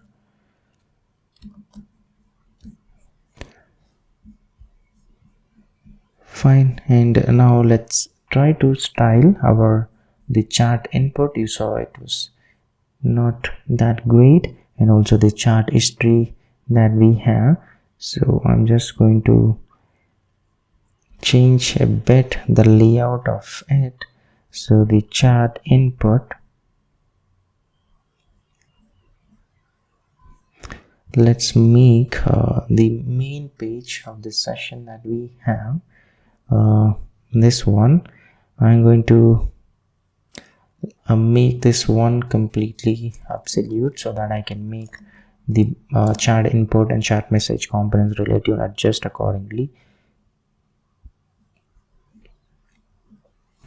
Okay,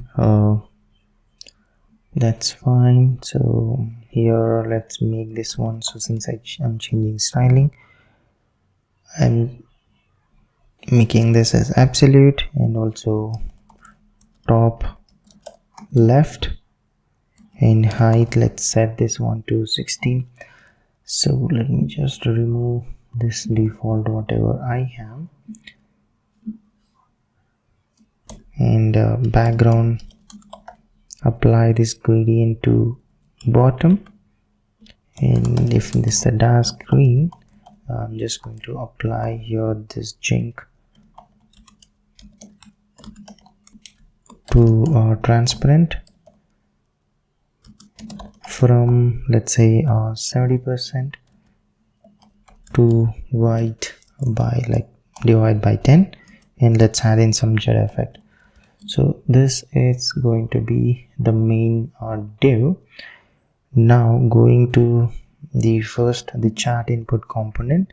So inside this one, the main div which I have, let's make this one as flex column, and also items I'm just going to center, justify, let me center, just a lot of change, and make this one as absolute, and I want it to be at the bottom section. And for this to take effect, we need to first adjust this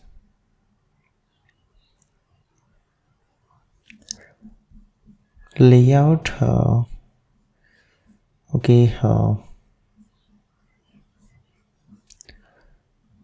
This I want it to be at the bottom. For me to have this one at the bottom, so now as of now it's here. Let's complete this one, and then I'll go to the layout component and all, and also let's add in some padding in the X direction, and also from bottom, from top, and add in some background gradient to top from this white, and the same dark. I'm just going to add in this jink 800 to transparent, from 70% to white by 10 divided by 10, and let's have it at the left and right as well 0. Okay, so this is what it is. Now we are going to fix a lot of things, and after this let's add in few examples and then the input component. So let's add in here simple components, examples. Here I'm just going to add in like what is quantum computing, and I'm just going to add in here what are qubits, and what is GDP of USA or something like this. Okay, and what is multi-planetary ideology. Okay, so I'm just adding few examples, and this examples we are going to make use of it. So after this div, let me add in if so depending upon new session, so if whether this is new session or not, that one let me capture using, so I'm just going to maintain here a state variable new session, so the current session, so that one I can just get that from our chat context. So okay, I want this current session, so I'm just going to change this thing to return the thing that I want from it. So let me add in the one more variable, the current session, which it's going to be of type chat session. or it can be undefined. And this I need to add inside this provider. So let me just create one state variable. So here I'm just maintaining here this current session, set current session use state. So this is going to be of type chat session or undefined. So default, let's just leave this as empty. Okay, fine. And now we have this current session. I'm just going to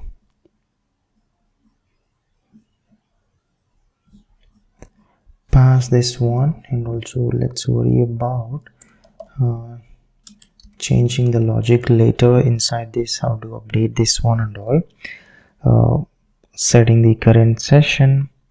So what I can do, I can just create a simple function here, like fetch session, and inside this I'm just going to use this get session by ID from this. So and using this function, pass in here the session ID. So that also I'm just going to get from this params. So a lot of additions. Okay, so here the session ID, we can just use this use params, and this is going to give us the session ID.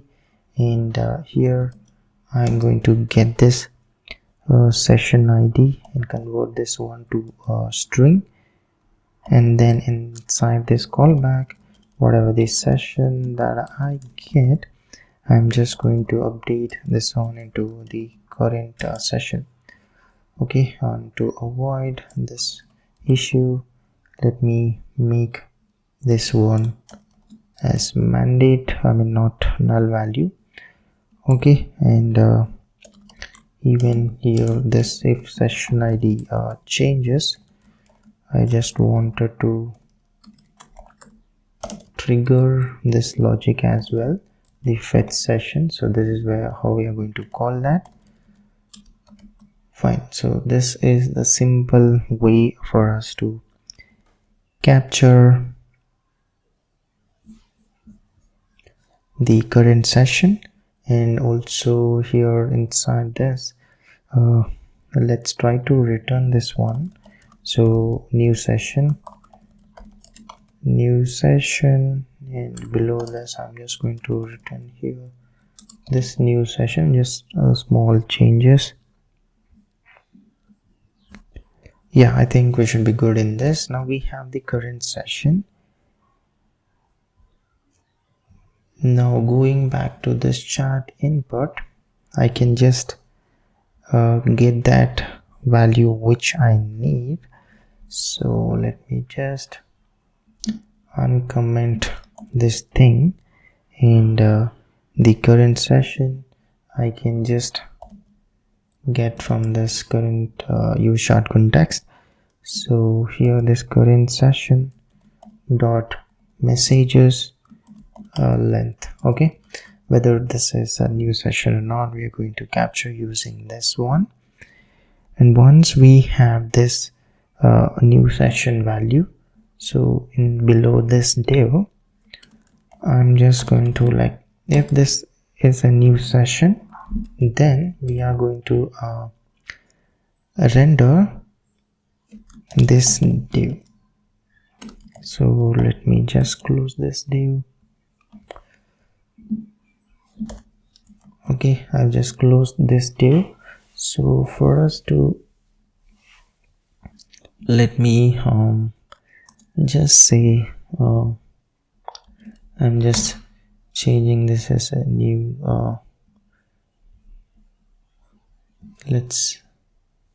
okay, this is the new session. and the styling we have to adjust, even the sidebar and all those things, because it's in the main layout, which I'm going to adjust the sidebar component as well. Let's change that one first. So the sidebar, where exactly I wanted to move is, let's do one thing. Let's create a new component inside this context like we did for our chat. I'm just going to create in a filter. So basically this is to filter based upon the session IDs. So here as well, let me just create the context. So this is like a replacement for our sidebar. Let's see how it's going to look like. And in here the context, let me first add in the blueprint so that it will be clear what this one it's going to be look like. So the type, let me just add in here the filter context, and inside this just to open or dismiss callback function to just close and open. So this is the function, and here I'm just going to create using this create context from React, and this one undefined or of type filter context, and initially let's set this one to be undefined, and after this use filters, the hook which we are going to use inside our components. So pretty standard, I'm just going to wrap this filters context that I have. If this context is undefined, I'm just going to throw this error like we normally do. So let's throw this error, use filters must be used within a filter provider, which we are going to wrap filters provider. Okay, fine. And here I'm just going to return if there's no error, and here there's an extra. Okay, fine. So now we have this context blueprint. Okay, now we need to create in this the provider. So the provider, let's make this one as client side component first, and here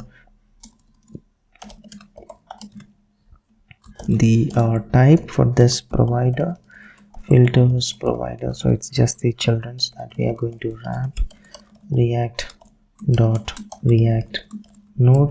Okay, fine. And now this filters provider, let me create the state variables whatever we need, and here let me just get this children. Inside this a state variable whether this filter is open or not. Set is filter is open. Name might not be appropriate, we will change that later. And then the functions to toggle that value. So set is filter open should be true now in this open function, and dismiss, it should be just the opposite of setting is filter open to false.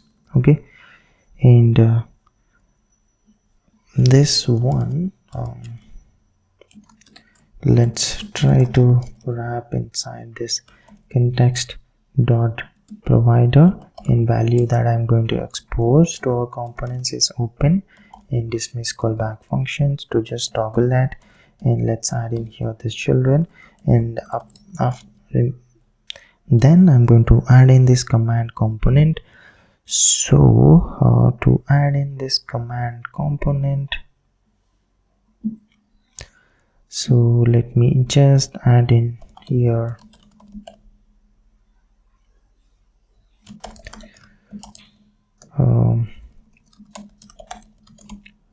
command component. So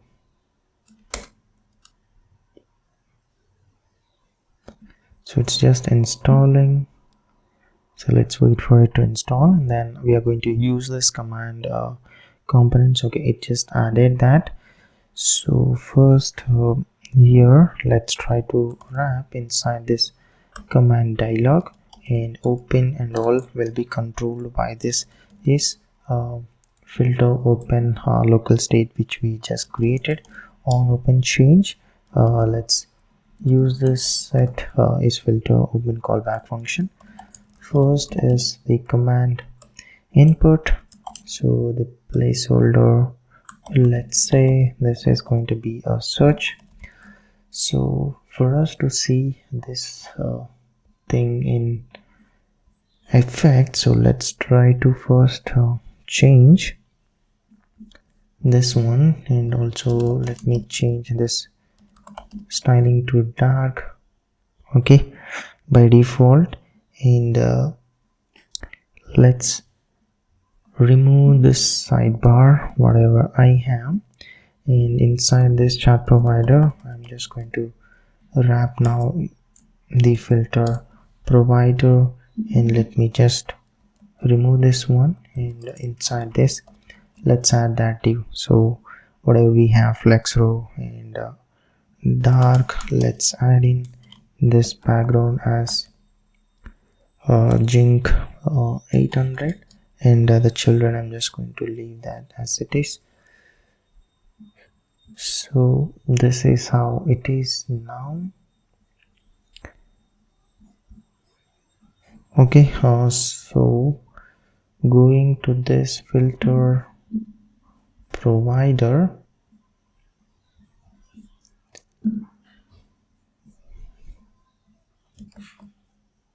and also this page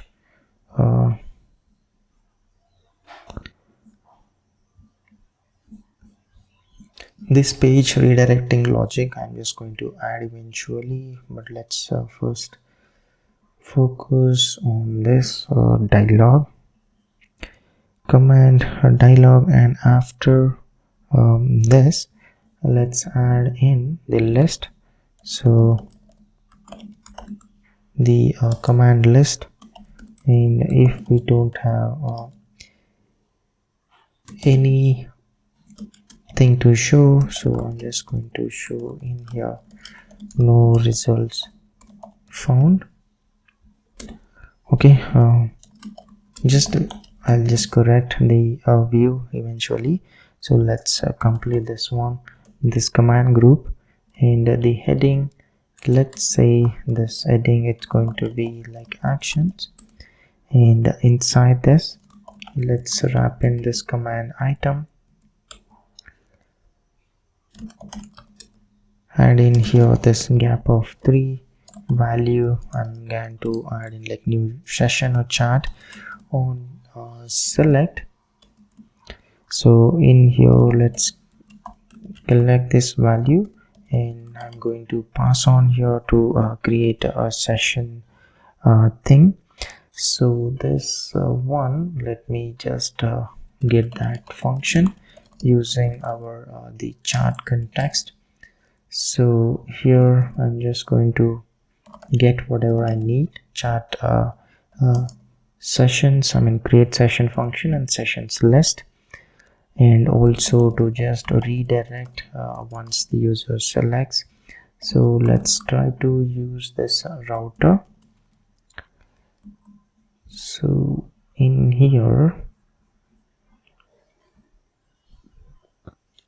and also I want this dialog to be opened on shortcut key. So this, let me just add in event listener to key down, So this is going to be of type keyboard event, and here if e dot key is equals to key, and e dot meta key or e dot control key, then I'm just going to prevent this default event, and let's toggle this filter open value. So I'm just toggling this thing, and below this let's add in this event listener document dot add event listener key down. I'm just adding in here this function, and on mounting we will just remove that event listener, remove event listener this key down, and I'm passing in here this function, and this should be triggered on mounting of this. Okay, filters context, okay, I need to fix this and then we should be good. Let me just close this one. Okay, fine.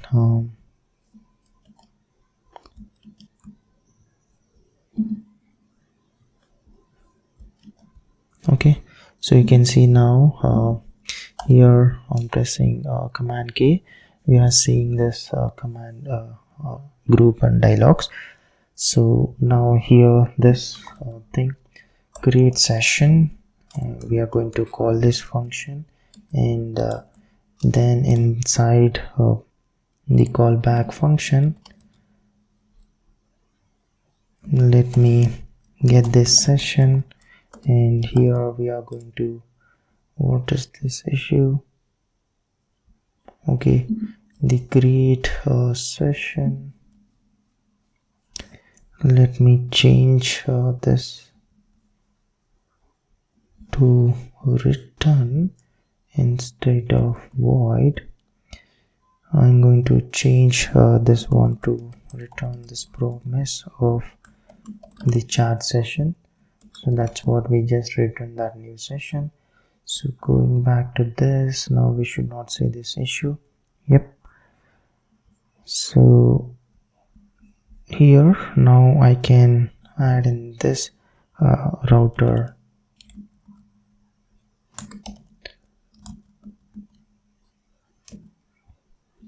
So this router,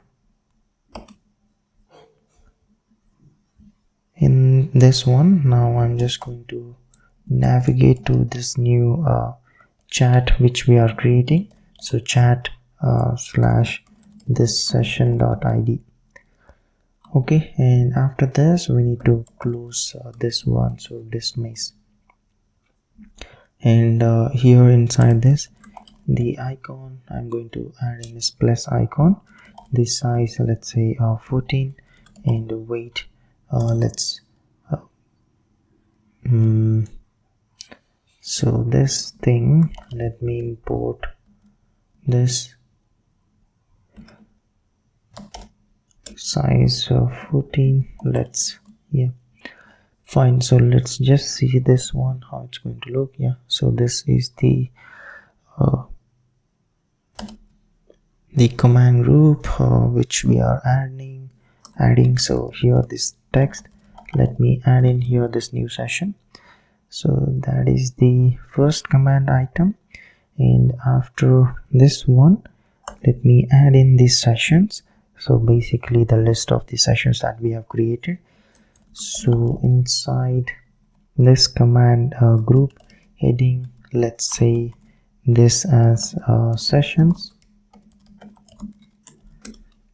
and if we have this sessions, I'm just going to iterate through this session cell list, and inside this let's try to render each command item. Key, it's going to be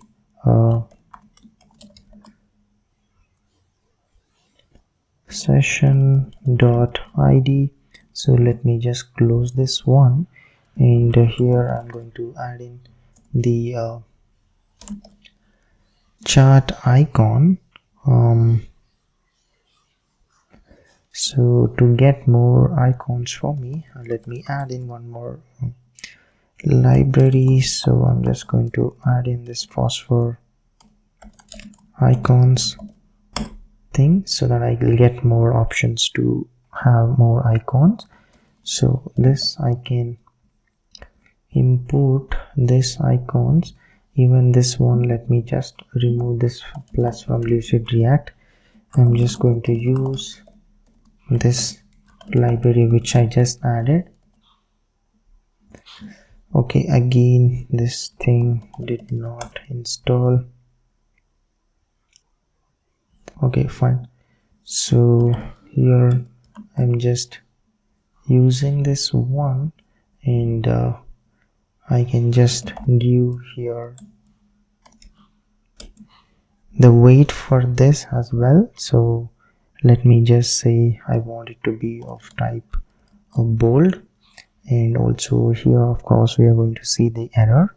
So for this also the size, let's say 14, and the weight, let's have this one as fill, and styling I want this text color to be a zinc, let's say like 500, and add in this flex shrink 0, and I'm just going to close this and add in some space. And after this, inside this p tag, in the span tag, I'm just going to add in this session title. Okay, so let me add in the session dot title. So now if you just see the session, so let me just refresh this thing.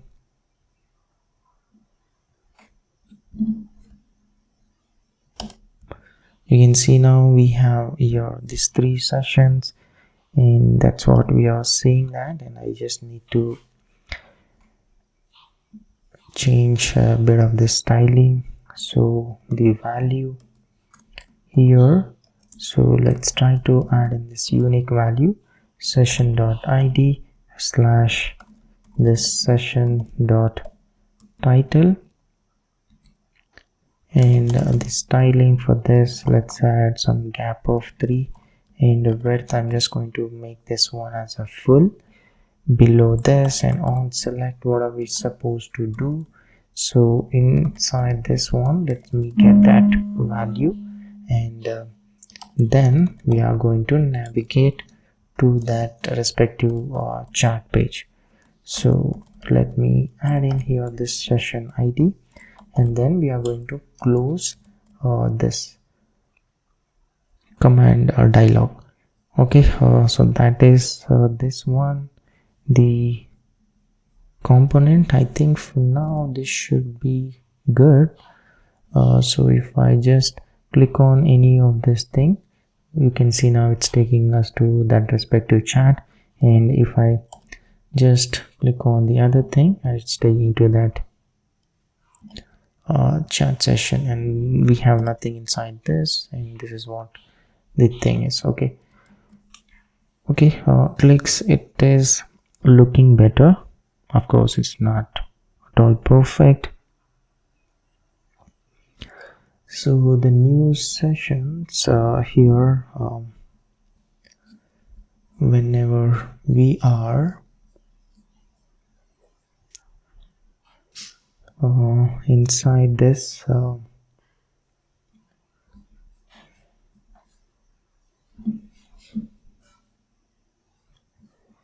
so the new sessions function, where I have here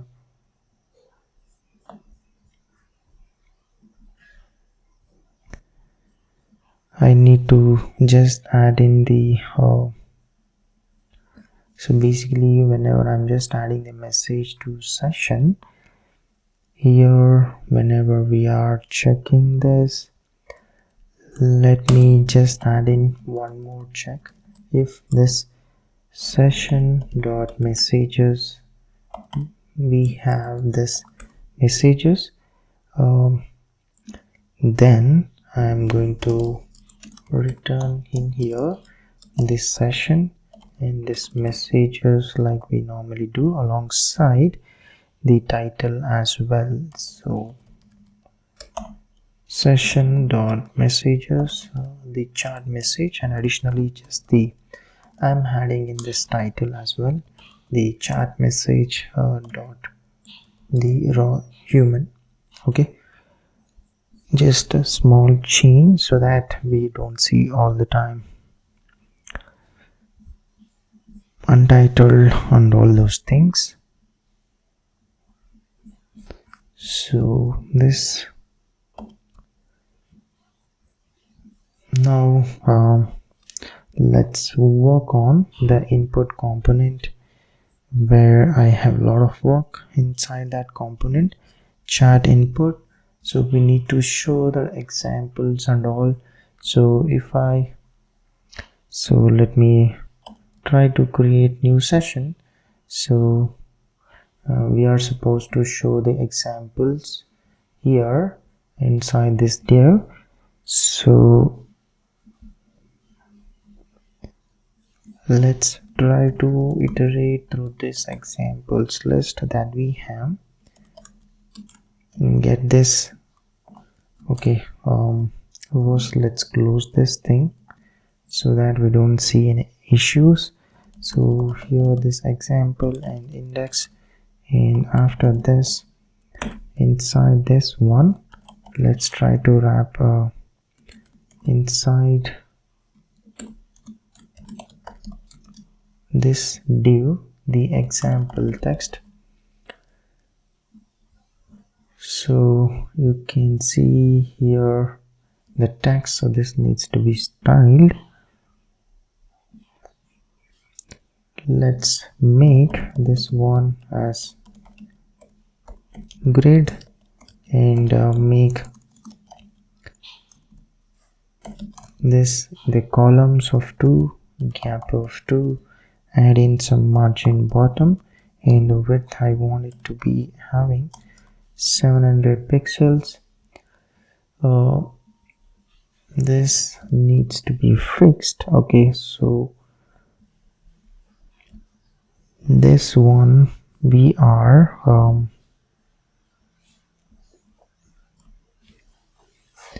rendering inside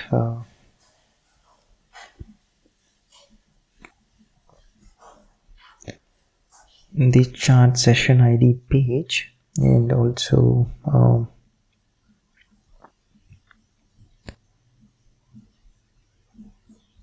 the styling. Okay,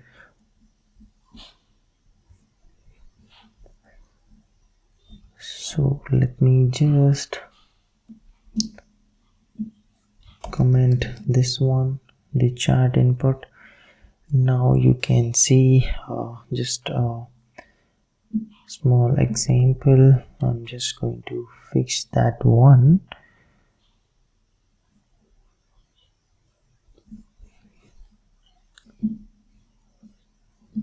That's because the styling of this.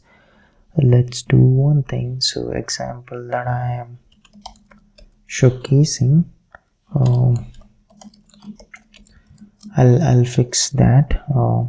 So let me just center this one text. Let's make this one to be smaller, and also the padding in the y direction and then x direction. Let's have this one the 4 background. I want it to be black, let's say by 10, and border, I want some border. Has the color for this white color.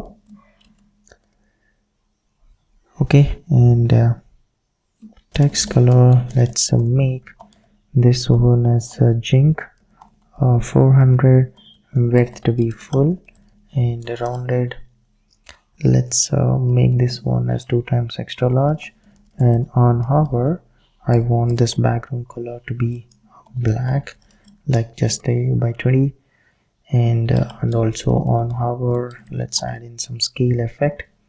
Let's say I'm just adding here 101% and the cursor to be pointer. So these are the example, and let me just add in here the key, the index, and on click.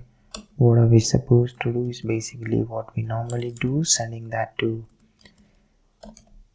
AI. So here let me attach in here this rule, which is role type dot assistant, and this type it's going to be the prompt type dot ask, and the query, whatever the example text that we have, I'm just adding in that, and the session ID.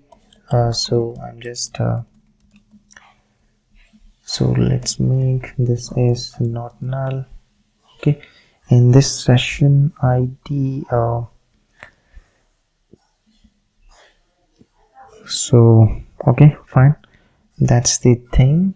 So let's just check for this. You can see now the hover effect and all we do have, but the page that I have here, it's not showcasing the input the right way that I want. So this needs to be fixed. So for us to fix this one, what I can do,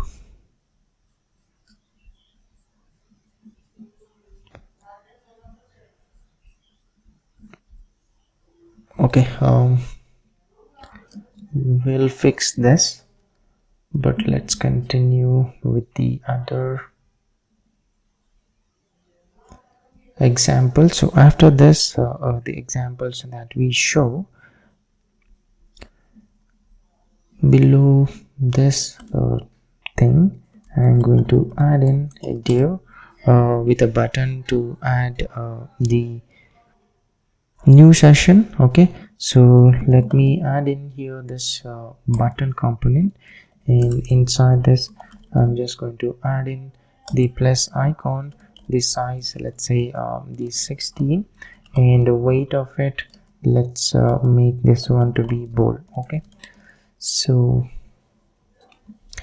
actually you can see this is towards the left section. I don't know what I'm missing, the styling here. Let me just check this.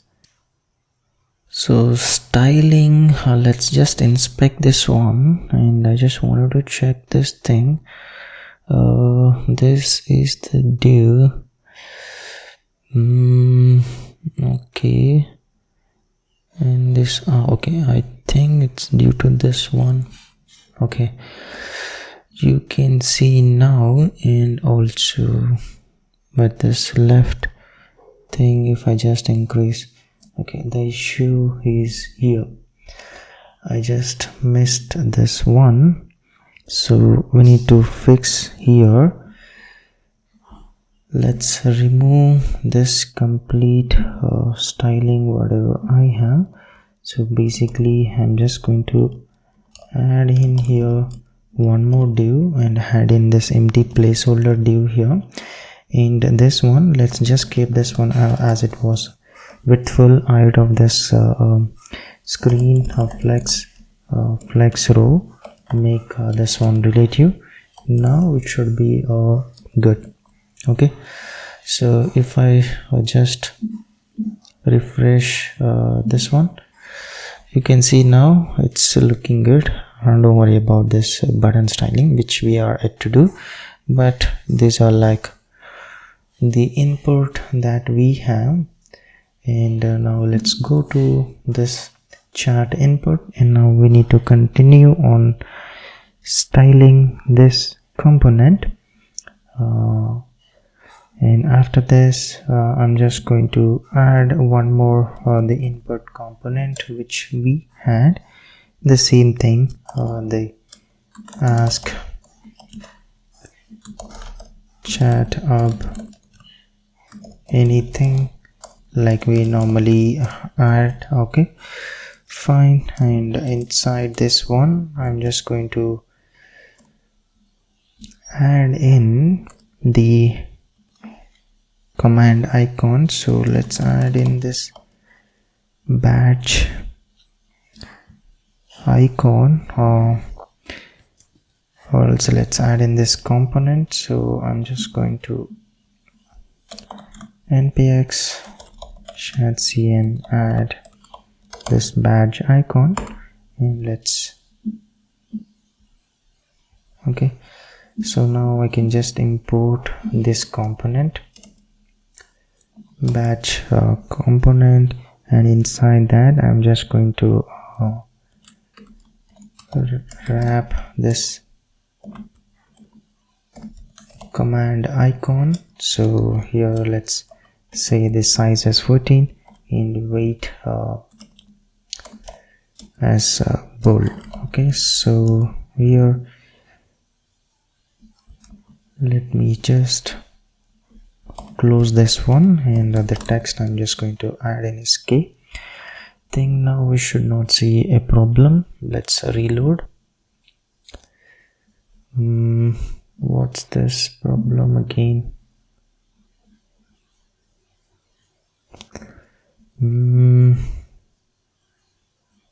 Okay, I should not wrap this one. So I just need to close this input component here. After this we should have this batch. Okay, this is how it is now. So let me just try to style this main div, make this flex, and make this one as a row. Items, let's center this one. Padding in X direction, let's make it 3. Background, I'm just going to add in this white color. Width, let's make this one as 700 pixel, and rounded, I'm just going to make this one as 2 times extra large. Okay, now you can see, and this needs to be again improved. This button size, let's make this one as icon, and a minimum width I'm going to change this one to 8, and also the height of it to 8. And we need to add in the functionalities on click. Here on clicking we need to create a new session. So again let's just add whatever the functions that we need.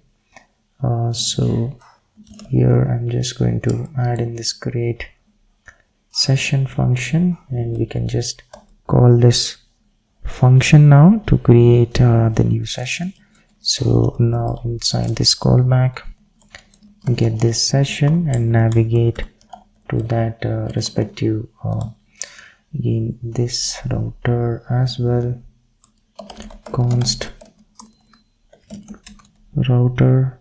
So I'm just going to use this router hook, and we are going to push to that page. So chat slash the session ID that we get, session.id. So this is what we do on clicking this, and this input thing value, I need to attach in here this input value, and also the reference, let's attach in this input reference. So let me just create the reference as well so that I can capture that value. So const input reference use ref, this is going to be of type the input element default, let's set this one to null, and this one let's try to handle based upon the session ID. So if we have the session ID, and then I'm just going to call the focus function on this. Okay, so this depending upon the session ID.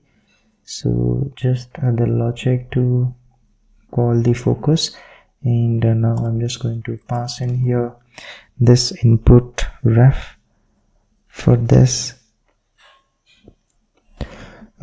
thing, and also after this on change we just need to update the value. So set input value e dot current target dot value. So I'm just updating, and also on key down we are just going to call the function which is going to handle the enter. So this one,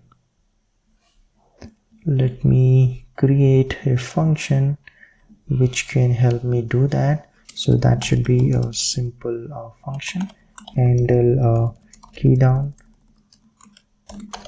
So here we are going to receive an event of type keyboard event, which is of type the input element, and here if e dot key it's equals to enter, then we are just supposed to run this call. And here the role, it's going to be role type dot assistant. This the type, let's pass in here this prompt type dot ask. The query, let's pass in the input value that we have, and then I need to pass in the session ID. So let's convert this one to a string, and also make sure that this is not null. And finally after this we should just update back the input value to empty string. So this is what we do inside this handle key down, and I just pass on this function here to on key down thing. Okay, fine. I think this input needs to be adjusted a bit. So let's just go to this component here. Let me remove few things. Height, let's make this one to be a 14. Okay, and also I'm going to add the outline to be none, and also the background, let's make this one to be transparent. And so we do already have, so I can just remove this. Padding, let's change this one to 2 so that it looks better. And also the focus styling, whatever we have, I'm just going to remove this ring effect whatever I have. So this ring, let me just remove this ring effect. Okay, fine. So I just wanted to remove this thing, and I think now it's looking better. And also the background,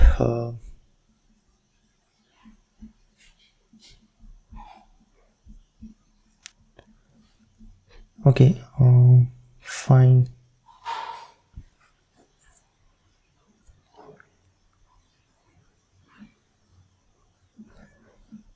Fine, so just a small change. And also this outline,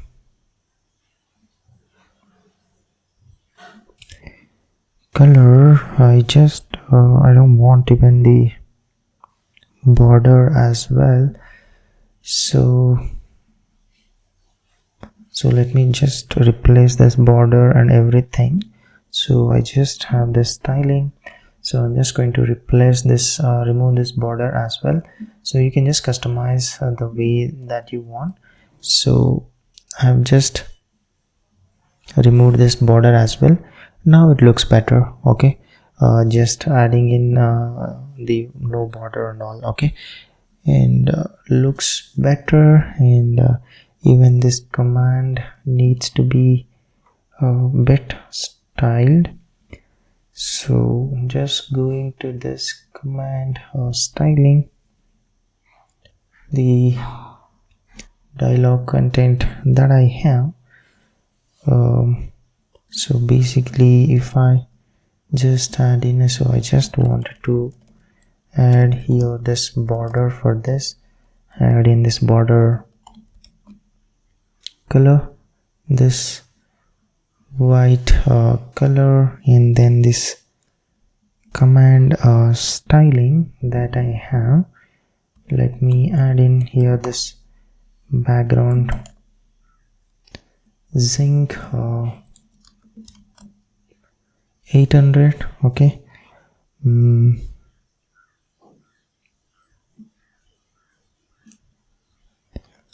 fine. So now I think it looks better. Just a small change, and also the list that we have, the styling, let me add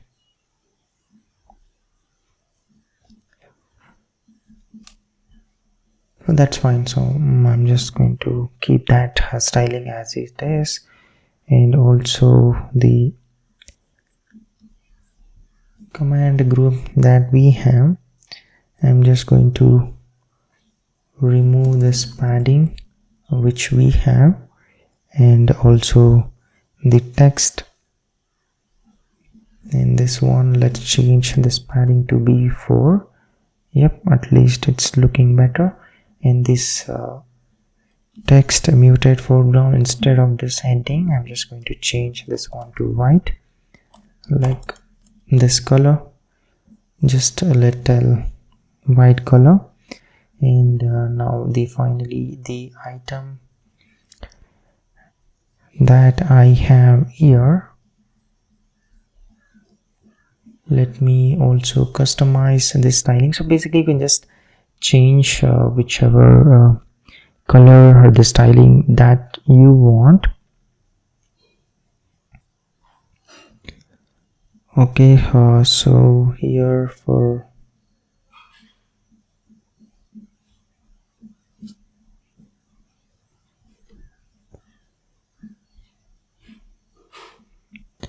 this one, I just wanted to add in for the dark color as well. So I'm just adding in here this for BG zinc color. So let me just replace this styling with this thing. So you can see now the styling for command item on hovering, and then this background color. So that's just I added here, you can see. Okay, fine.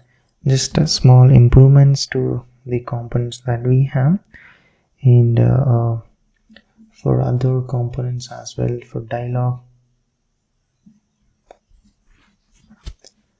let me change for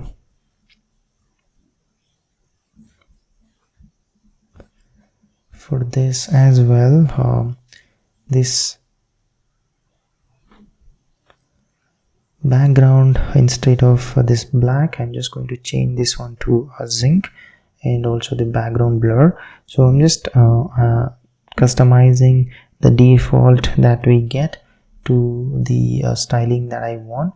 So let me just replace this one, so you can just adjust this styling. So you can see the background change to zinc and all those things, and same way for this content as well. So I'm just going to add in this background color. Others you can just tweak and check whichever works for you. You can just add that color. Okay, fine. So that small change inside this thing, and now going to this button, the variant, let me just change here this gap to 1 instead of to 2, and let's just keep the other things as it is. And for rounded, the default variant, let me just add in the rounded as large, and this needs to be fixed.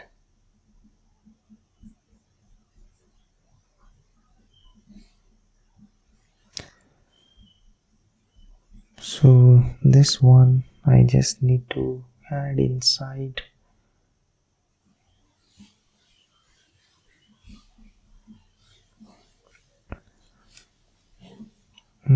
For now let's just remove this. Okay, so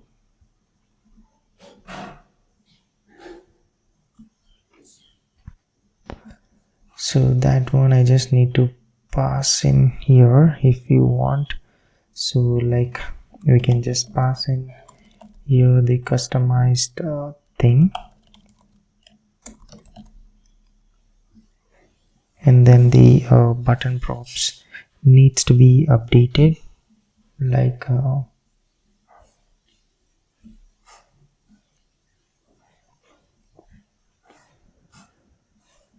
if we wanted to add in this customized thing. But for now, I think we should be good with this. We can just add in the styling, just adding in this large, add these things, the size we want.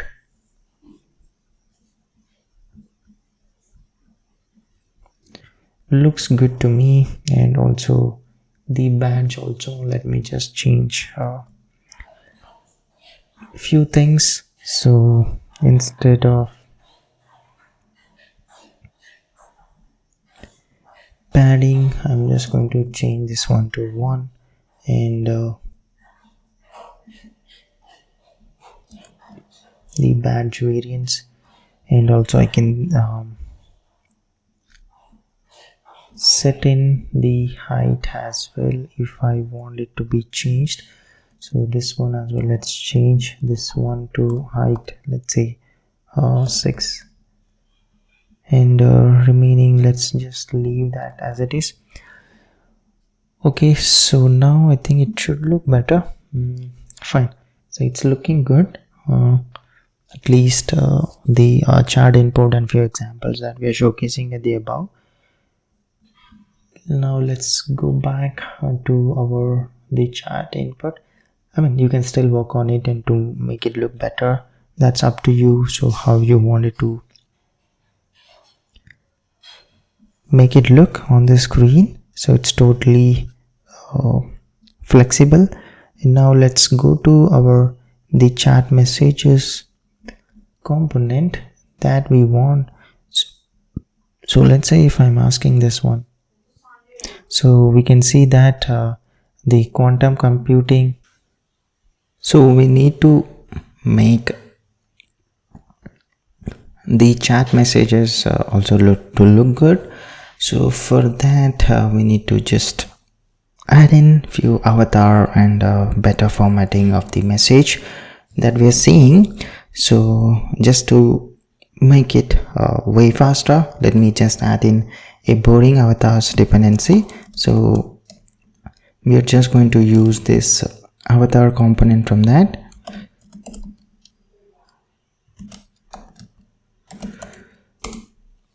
Okay, so let's wait for it to install. Okay, so it should be installed. Yeah, so now I'm just going to import avatar from boring avatars. Okay, so once I have that, what I'm going to do is let's create a simple component here. So I'm just going to name this as render message, and here I'm going to send in the key, the human message, which is again of type string, and then the AI message, which it's again going to be of type string.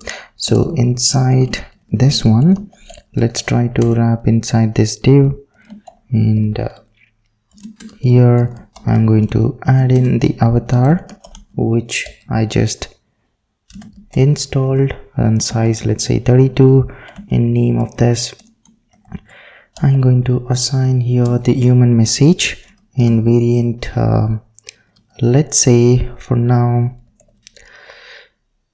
this one I'm going to have this marble variable. In colors,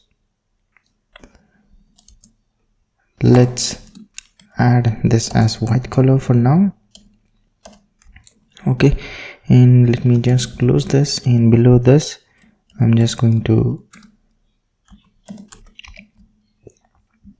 add in some text here. Okay, and after this div, let's add the actual the human message. We will just style this eventually, and then here the AI message. In this one I'm going to use this render markdown AI message, and now instead of this whatever I have below, I'm just going to replace, and also I'll just try to style this better. First let's try to change this one. So whatever I added in here, the message thing, let's remove this one, and also I'm going to wrap this each messages inside a div, and let me just move this inside div, and here I'm just going to use this render message, pass in here this message ID and the message of human and message of AI. So I'm just adding in here, and also this one the belongs to current session, and also let's just remove this div now. We are going to take care of that in this div styling. So I'm just going to move this one as well into this div, and here the issue is, let me just remove this, and also this bracket I'm just going to add in here ampersand condition so that we don't receive the issue. Okay, fine. So if I just remove this, we should be good. So this is the thing now. So if I just refresh, that's how it's looking now for now, the avatar and all. So let's try to style this better. So this div, I'm going to make the width of this as 600 pixel, make this flex, and also the column, and have this gap of 8. Okay, fine. So now it's in column, and width we have restricted it to 600 pixel, and now the parent div, this one, let me make this as a flex. Again, the column width I'm going to add in here the width full, and items, let's center them. Height of it, let's make this one to be screen. Okay, fine. And overflow in y direction, let's make this one auto, and add in some more padding at the top. Let's say 60 pixel I wanted to add, and also at the bottom I'm going to add in 200 pixel. Okay, fine. And now this render message needs to be styled, and also let me just attach in here this reference. I'm going to create this chart container as a reference. So this needs to be created. What I'm going to do, so here I'm just going to add in a simple chart container and use this reference. This it's going to be of type div element, and default let's assign this one to be a null value. In this one we are going to take care like I wanted to have this reference so that scrolling to bottom we can have to scroll to the latest message and all, which let's try to add in a simple function. So basically just below this I'm just going to add scroll to bottom, and here if the chart container dot current is part of the DOM, then I'm just going to add in here the scroll top equals to the chart container dot current dot scroll height. Okay, so this one needs to be called on when the current session changes. So I'm just going to call in here the scroll to bottom, and here the dependency I'm just adding in is this current session. Okay, and also we'll change the last stream also. I'm just going to get the current session as well. Let's try to get this from chart context, so which we added. So now I can just remove this one, and also the fetch session I'm just going to remove this. Even this one we can just remove this because we are maintaining inside this chart context, and I don't think I need this one as well. Okay, and here instead of this fetch session, so let's do if it's the last stream, then I'm going to call this scroll to bottom function, and I think we should be good. And instead of here this session ID, I'm going to check with this current session dot ID, just that we are moving up the state to context so that we can use across multiple components, and that's the change that I'm making. And yeah, I think we should be good. Now we can just focus on styling this render message component. So this main div, let's make a flex and the column. Okay, and have some gap of 1. Items I want it to be at the start. Width, let's make this one full, and key I'm just going to attach in this key so that it will be unique in our DOM. And this div, now let's have this background as a black color, and also rounded I want it to be 2 times extra large. Yep, padding of 2, and make this text smaller, and make this flex direction to be a row, and I'm going to have this gap of 2, padding in the right direction, let's say 4, and add some border. So border color I'm just going to make this one as white, and let's make little whiter color 5. Okay, so that is the thing. And now this div where we have the avatar width and height, let me restrict it to 8, and also the rounded full, make this one as relative. Okay, and this the text, now I can adjust this styling.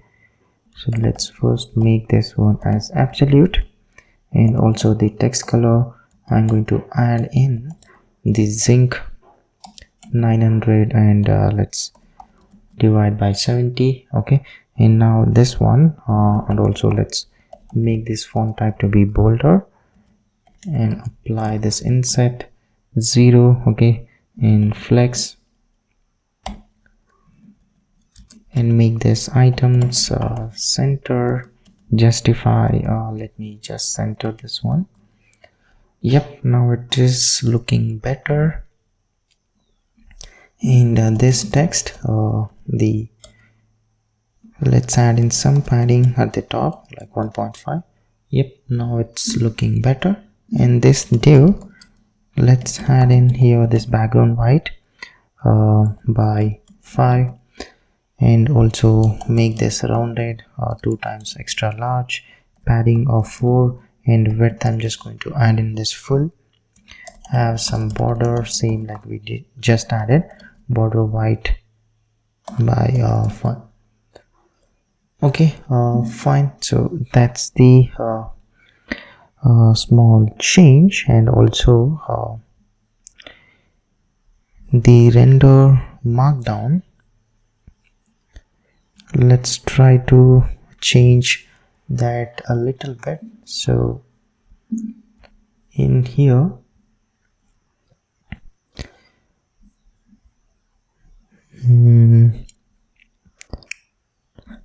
fine, I think it should be good for now. We can so as something like Python code to find middle element in linked list.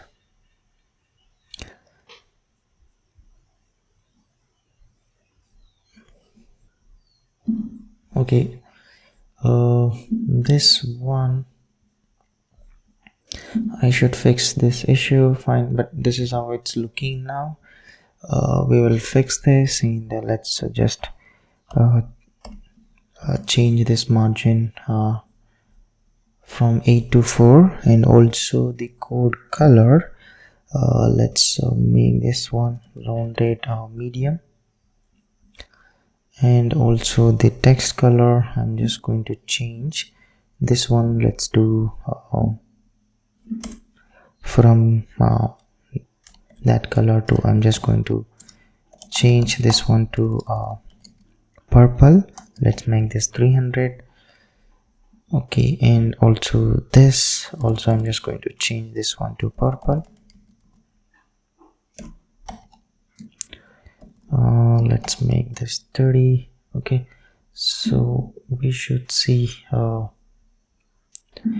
this one. For us to see, I need to again add in few stylings inside our global.css.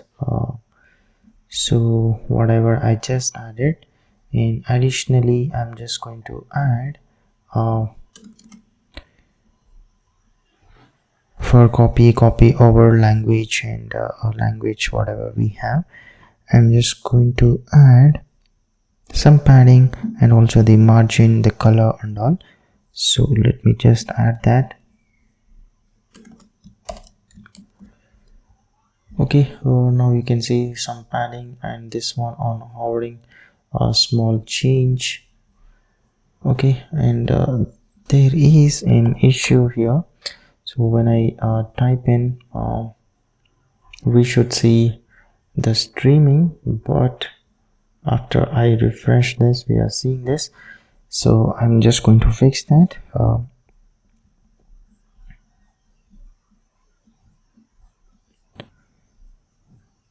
But the message now, it's looking good, and also we are improving the chat message view that we have, and this code block as well. Let me just tweak this one a bit.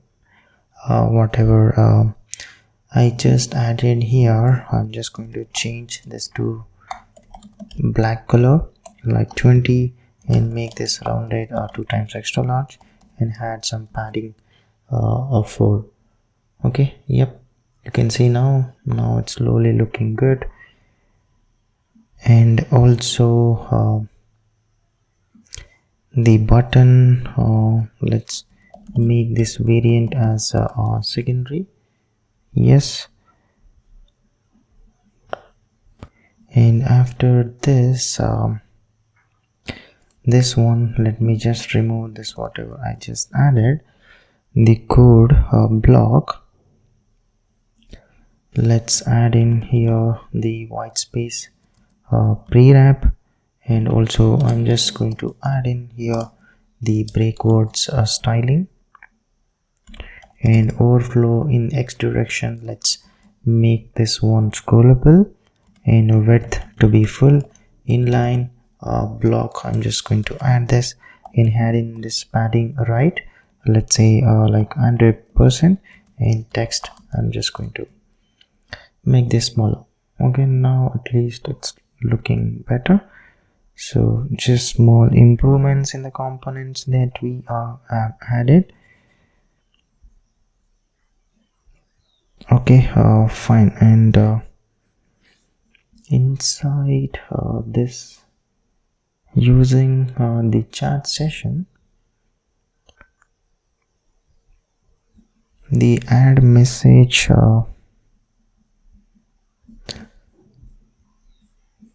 thing, we are going to fix this. Like, let's say, what is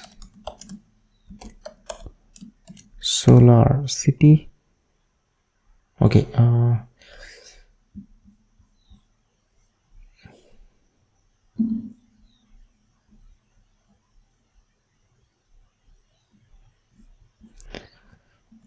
so initially it's streaming and later it's not visible in our chat session, which we will fix it. And now next thing what I wanted to add in is add in the settings model, where we can just input our OpenAI API key and all. So let me just add that. So to add the settings model, we need to create a new component, which I will. And also just last check in this chat messages component, here what is it that we are missing? Okay, so the render markdown, and okay, I think the issue is here. We are not using the render message component which we just created. Let's see this one. I'm just going to add this as a last stream.props.query and this last stream.message. Okay, now let's try to ask the some question and see. Okay,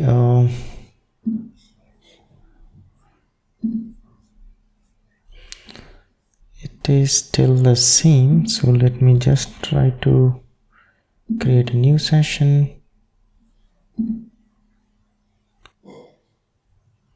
Okay, the message is disappearing, that we need to fix that, which I'm going to take care.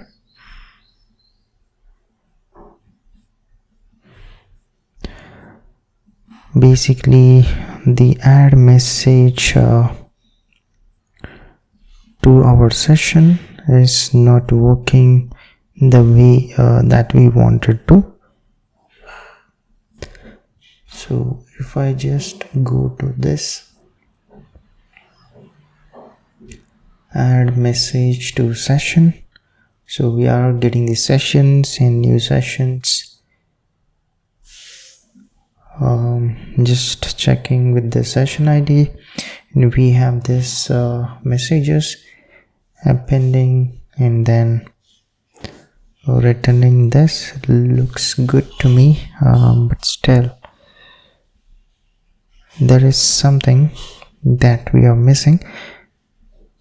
Yeah, that's fine. And also in this page, let me just add in the let me make this one as a client component, and I'm just going to add in here this redirect logic here. So let's just use this router, and here let's get this create a session function using this use chat context. So I'm just going to destructure here the create session function, and inside this use effect block, let me just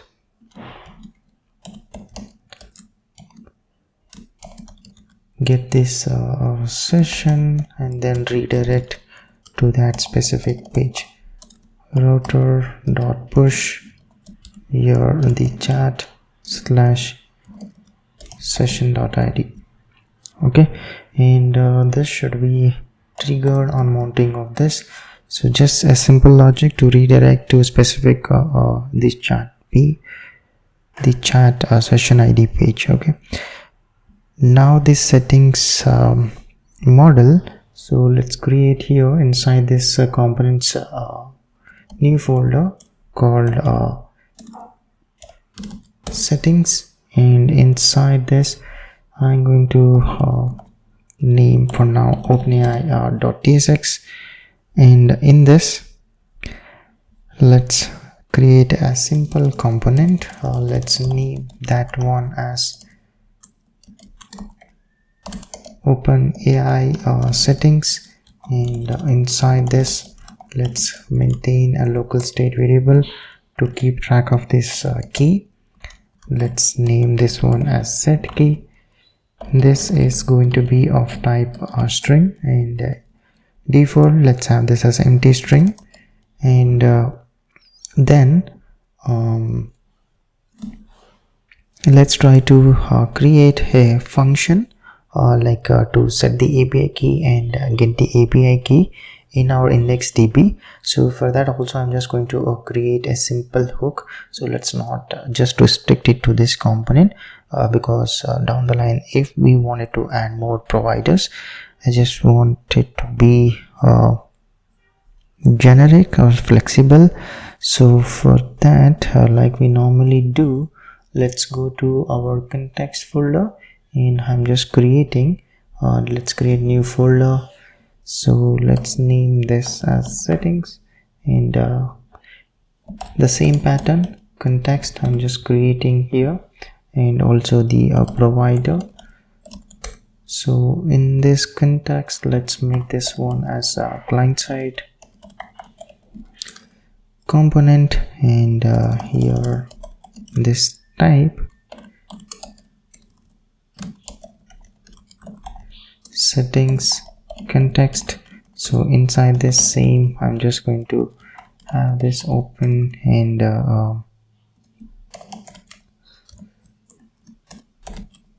dismiss callback function to just close this model. And now this settings context, we are going to use this create context from this React, and this it's going to be of undefined or the settings context. So default I'm just setting this as undefined, and after this let's just export the hook, which I'm just going to name this as use settings, so that we can just get whatever the values that we want into our components. Use context, pass in here the settings context. So just normal check. If the context is undefined, I'm just going to throw the error. So let's throw the error message as use settings must be used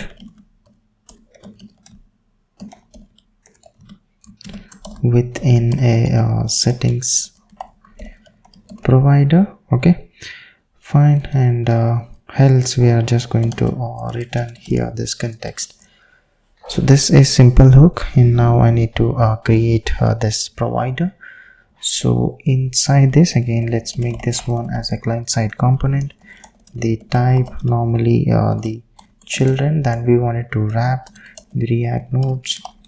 So settings provider, let me add in here this children, which is of type React node components. And here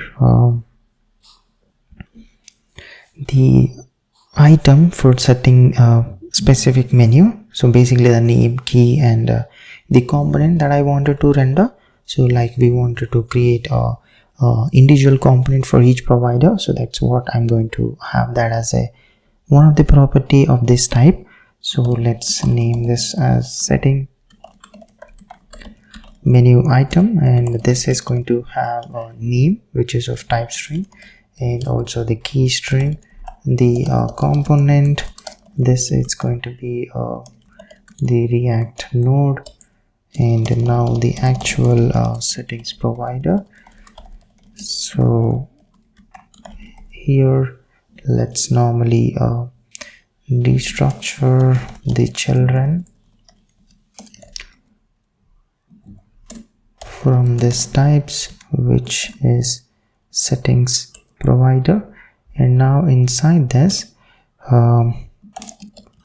let's create a state variable whether to know the settings model is open or not, and also to keep track of which menu is selected. Okay, so here is settings open, so just a boolean value, and here this setting open. So let me just set this one by default to false, and then this selected menu, set selected menu, this one by default let me set this to profile, and also now the functions to just toggle the settings open value. So this one I'm going to set this to true, and the dismiss just the opposite of true, the false value. So I'm just going to set inside this thing, and here let me just prepare a simple settings menu here for now. Later we'll move into better place. So this is going to be of settings menu item array, and this one, the first object, I'm just going to have this name as profile, the key which is unique, so profile, the component. For now let me just add in here this as a profile. Later we are going to add in whenever we have this component, and the name for the prompt, so which I'm going to, for now the placeholders just to have something. Okay, so we can just add in whatever you want as part of the settings model, and the component here as well. Let me just add in this as a prompt, and then the rules. So yeah, I mean just the placeholders. Later we'll just make this one meaningful. So this one, let's just add in here these rules. So now we have this a default setting menu, and a similar way I'm just going to prepare the models menu as well. So this is going to be again settings menu items array. So this name, let's say the OpenAI key, I'm just going to add in this as OpenAI, the component which I'm going to create for this, like OpenAI settings, that which we are creating the in settings folder. And let's say now the Anthropic, and here this key, let's add in this Anthropic, the component again let's just add in the placeholder Anthropic, and then this Gemini model key, let me set in here this as Gemini, in this component as well just the placeholder for now.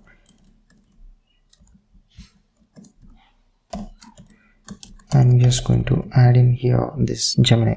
Okay, now we have this models menu and also settings menu. Let's try to combine both of them into like all menu, and here I'm just going to get whatever we have in the settings menu, alongside this models menu. Okay, and now this, let me wrap in this settings provider. What's the problem here? This settings provider. Okay, this is context.provider, settings context.provider.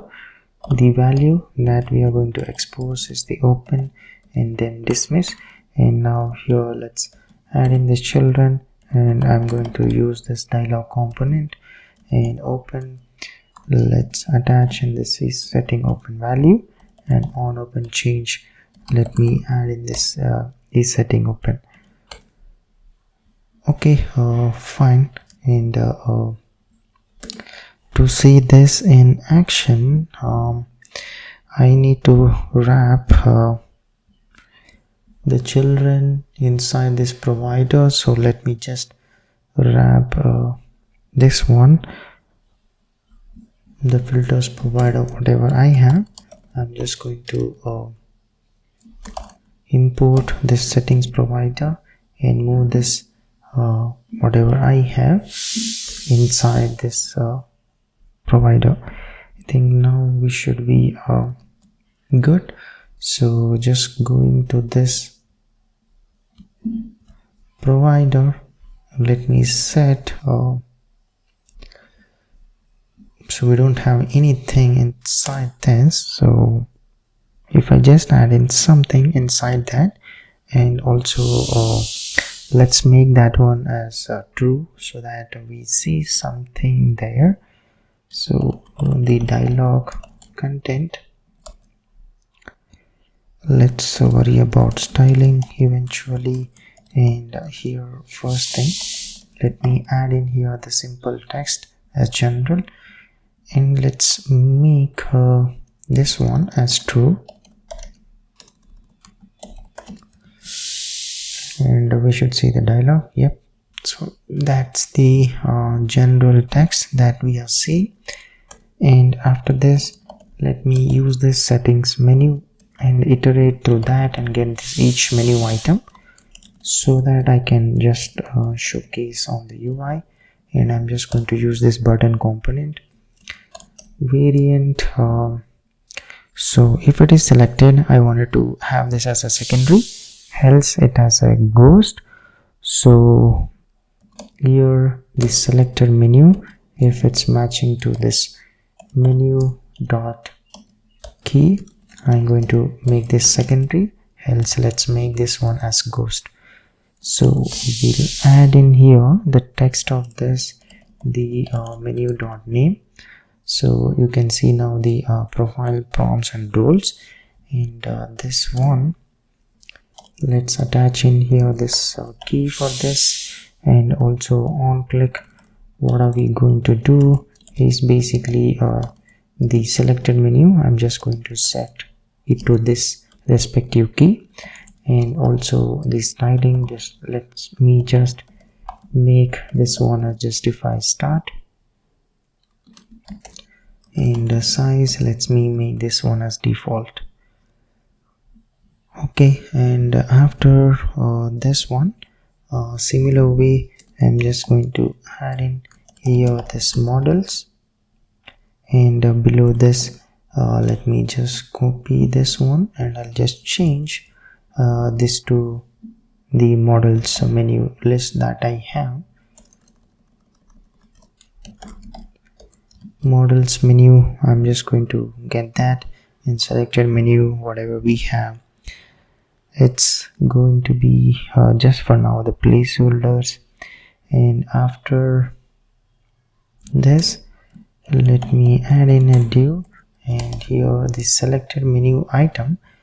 So I just wanted to keep track of that, so let me just store in this variable selected menu item.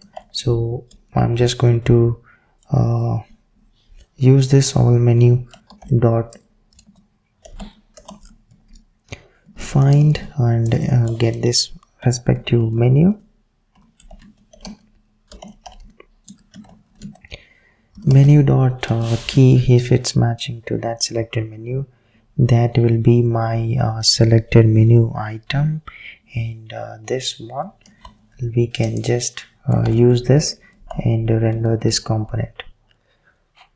Okay, since it is the profile, that's what we are seeing, and if I just refresh, this is the thing.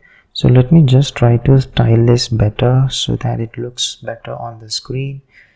The dialog content, let me just make this one minimum width, at least it should have of 800 pixel, and also the minimum height, let's say 80 vertical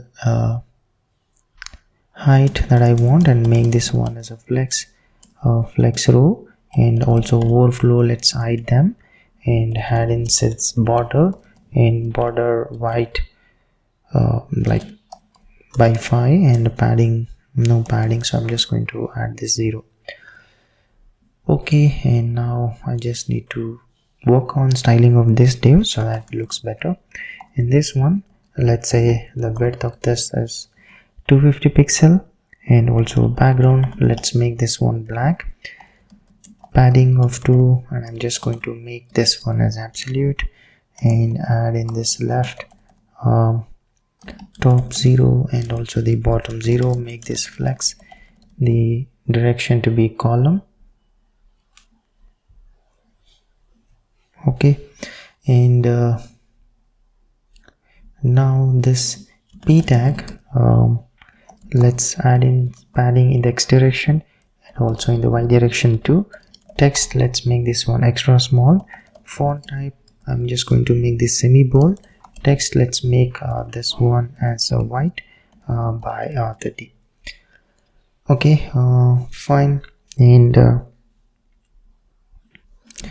so this same styling I'm just going to apply to below this p tag as well, which we have here.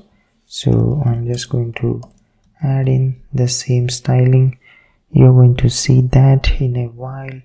And this div, let's make this one as 250 pixel, margin left, width and height, I'm just going to set this to full. Okay, fine. So this, to make it look better, what we need to do is basically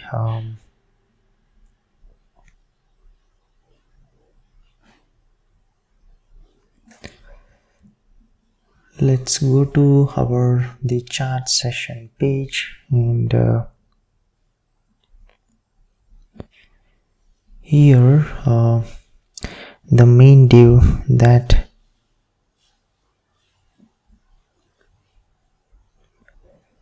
we have, I just need to work on this. Okay, that's fine. So if I just refresh this width of this dialog should be fixed.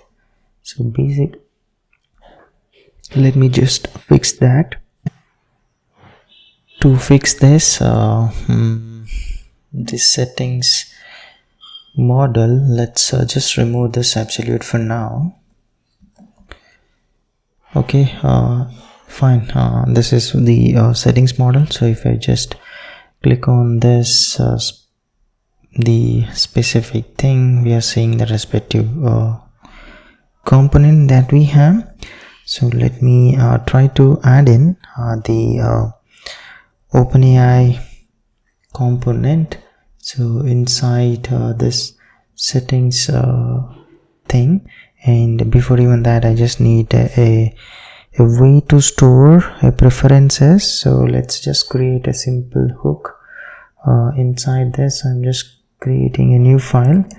Let's name this one as use preferences, .tsx, and in this we are just going to capture the API keys into the IndexedDB storage. Okay, so here the type, let's name this one as API keys,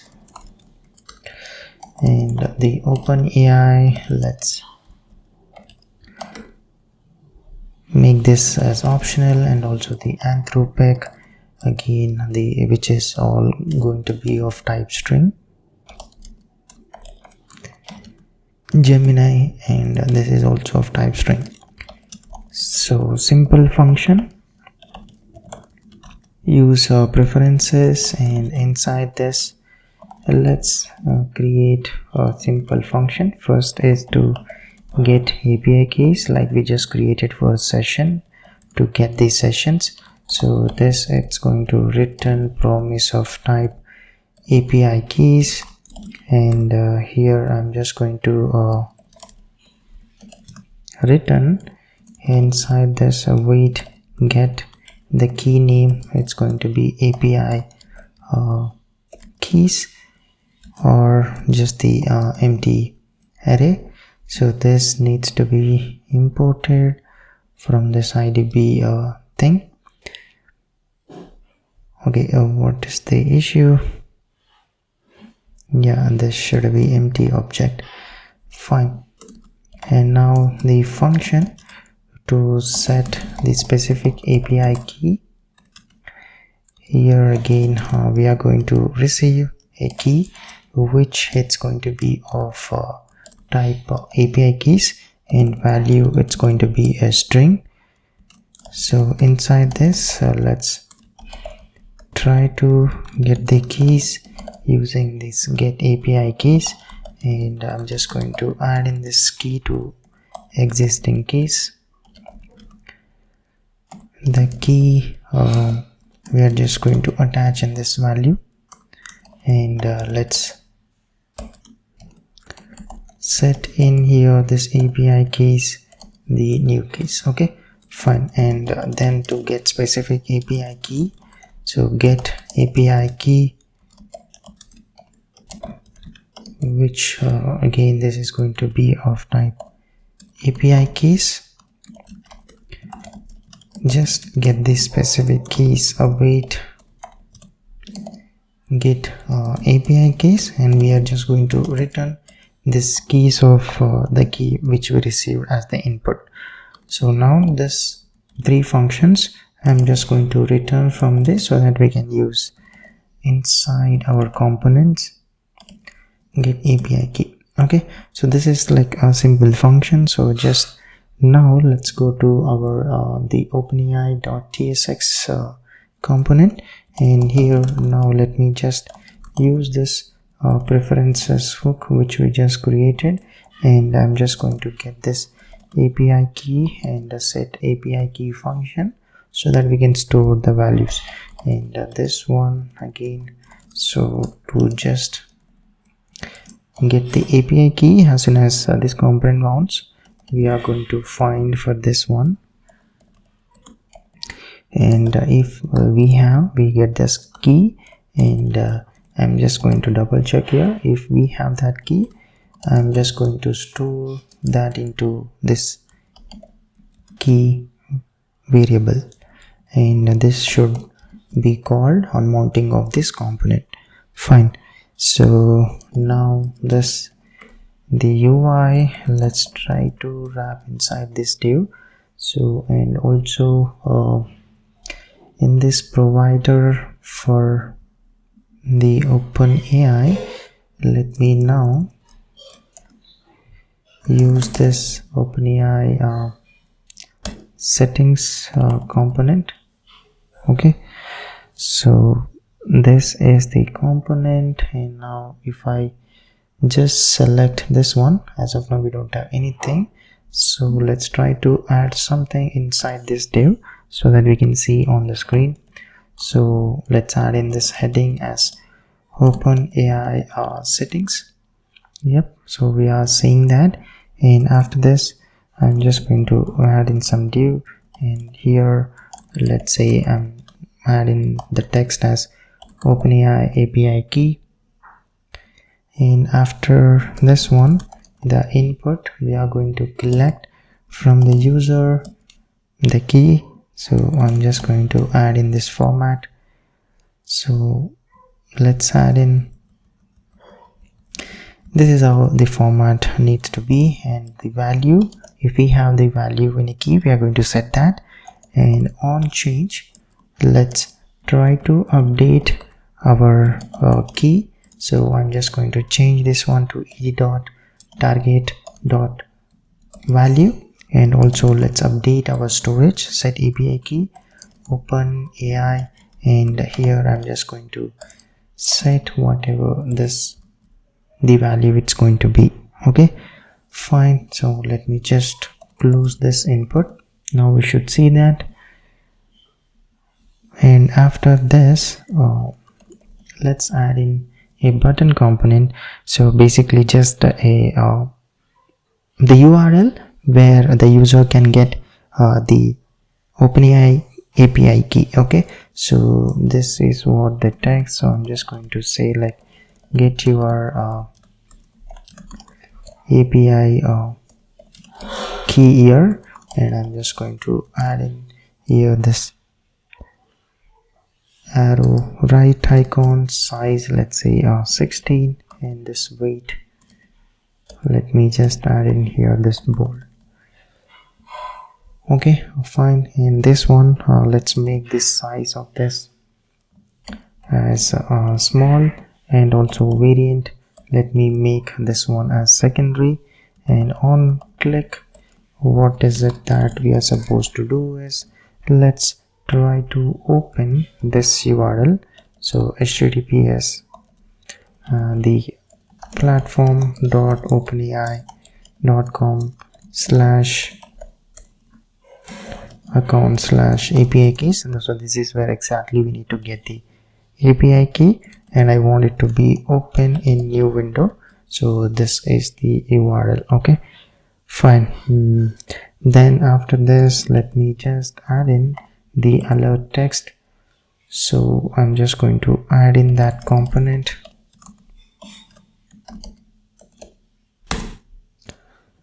Alert, so it should be added. So I'm just going to import in variant, let's make this as success. Okay, this success, let me just add in my own variant. So here by default we just have default and destructive. So let me add in here the success variant, and here I'm just going to add in just a background color green, text color green, and all those things. So which should be a simple styling. So I'm just adding it here.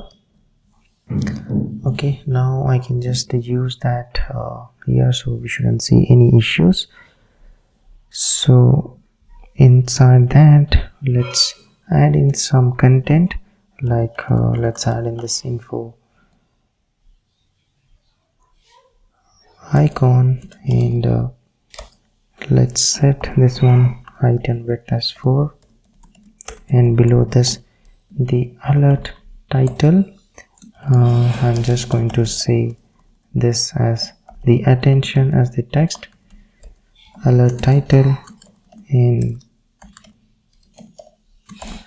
alert description. So here I'm just going to say that we are just going to store your API key locally in your own browser, so we are not storing it any our DB or something like that, and never sent anywhere. Okay, yeah, so that is the attention which we just added. I think now if we style this component, that should be it in this component.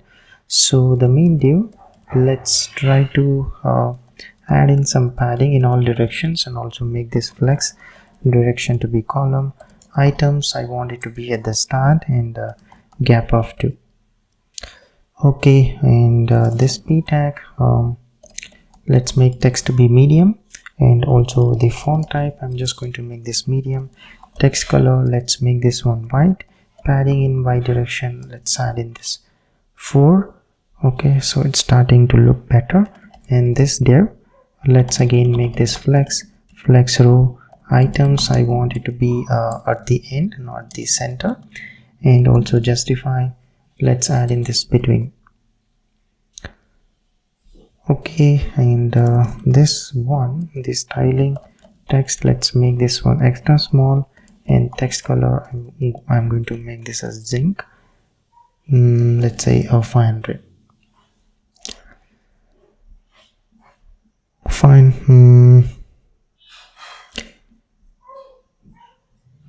And yeah, I think that should be good. So here we need to just take the input of the OpenAI key.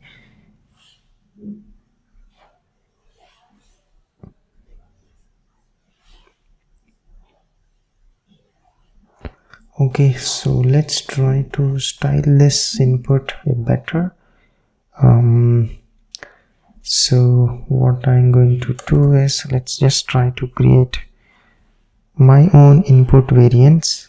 So I've just prepared that input variant, so you can just take it. So it's not significant, so I'm just adding in this quickly. So basically just default variant size rounded, and just normal styling of height, adjusting this and all. So this one, now let's remove this whatever I've just added, and also the here let me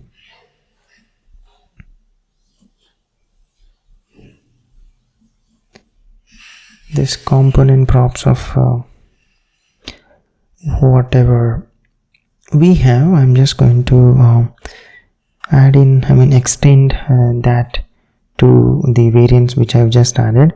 So I'm just going to replace this completely. So basically we just added this input variant, and just prepare a simple input props, extending this HTML attributes input in this size, and also this variant props, whichever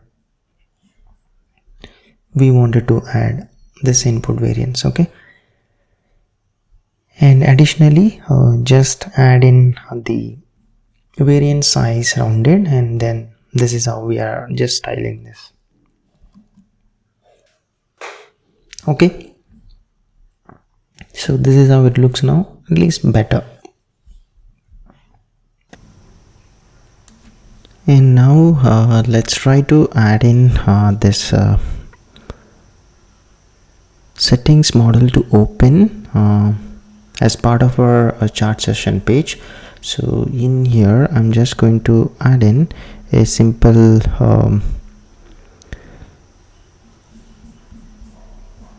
icon which is going to help us open that. So inside this thing, I'm just inside this div, let me add in the title, let's say ChatHub. Okay, and after this I'm going to add in a simple div, and inside this let's add in this avatar icon, and the name, let's mention this as chat for now, and this button variant, let's make this one as secondary, and the size of this, let's make this to icon. And on click, basically what I need to do is open the settings model, and that we can just take use of the hook which we just created, use settings, and from this hook I'm just going to destructure the open function, and let me just call here the open function here, and here let's have this dots 3 icon, and the size, let me just set this to 20, and weight I'm going to set this to bold. Okay, fine. So now if I just refresh this, yeah, we do have, and here by default let me just set this one to false.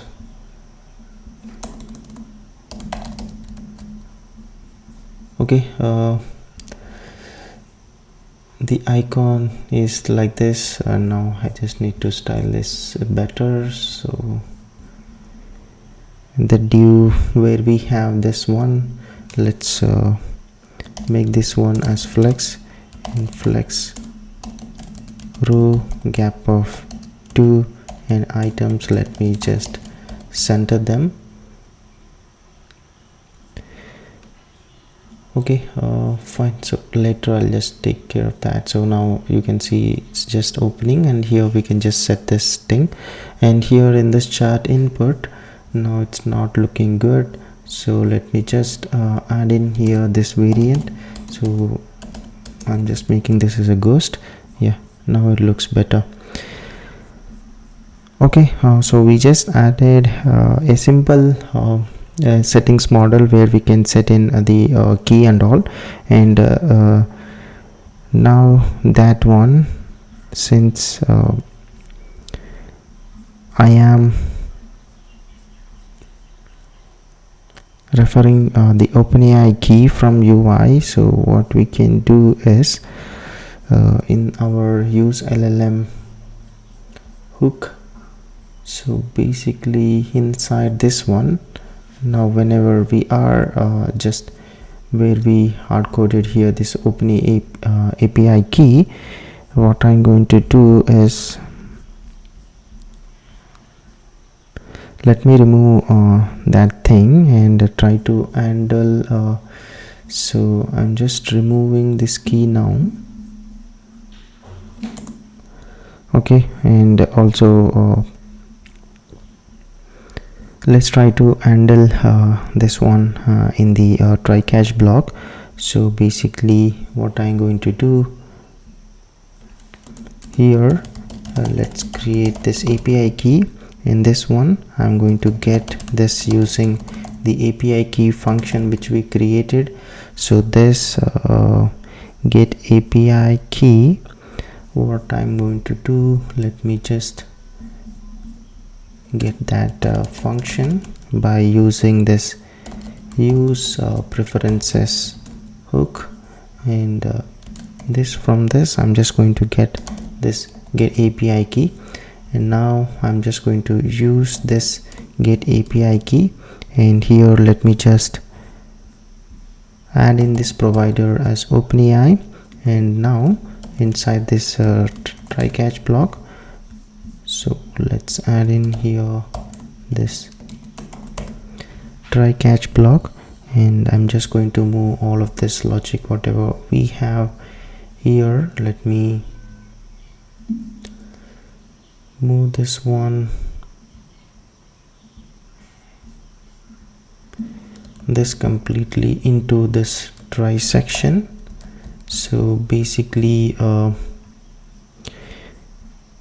the model, and now I can just remove this as environment variable, and we are just taking it from the index db, and I'm just passing in the OpenAI key, and then this just remains the same whatever we have. You can just console to just check what is the message that we are sending, and after this, now inside this catch block, for now I'm just going to call a error callback function like on error. So let me add that as a prop for this the stream prop. So I'm just going to add in here this use LLM hook. type, let me just add in this on error callback function. So to just know what error did this cause us, and let me just destructure here as well on error.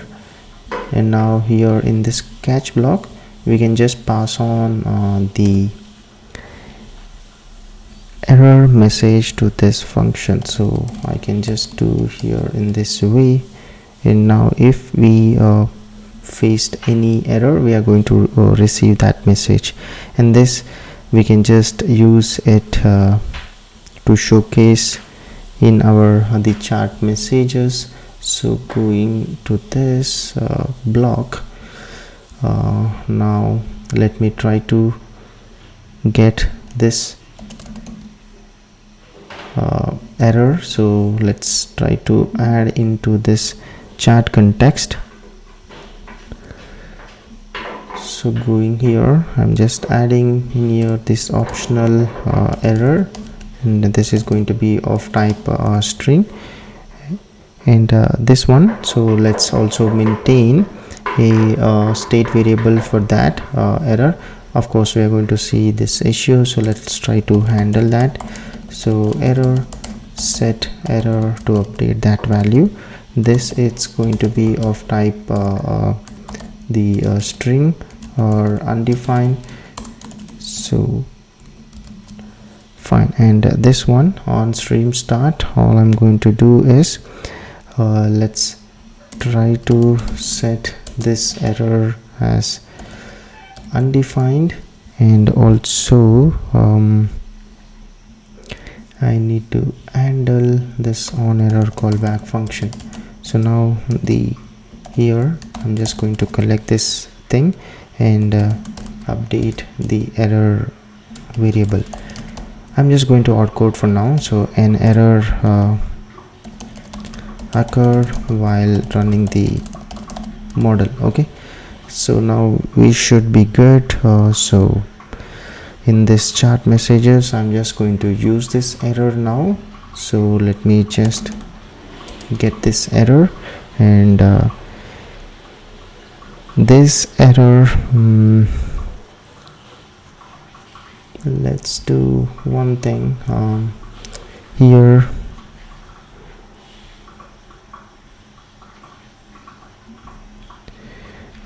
Fine, so just below this rendering the message, I'm just going to add in here, if we have this error, then I'm just going to render as part of this div. So let's just make this text color as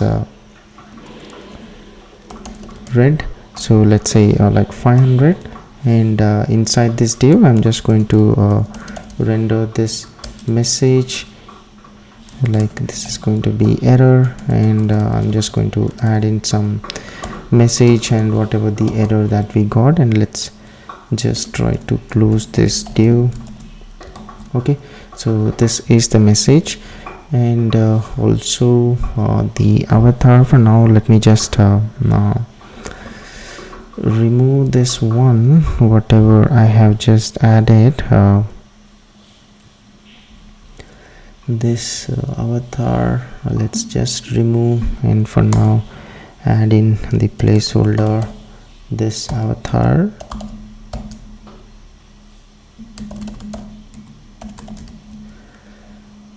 Okay, that we are going to style this.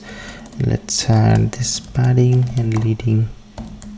Fine, we'll change that size, don't have to worry about it, that's not major concern for us. But now at least we have an the option to open the settings model, and let's try to test this one. So here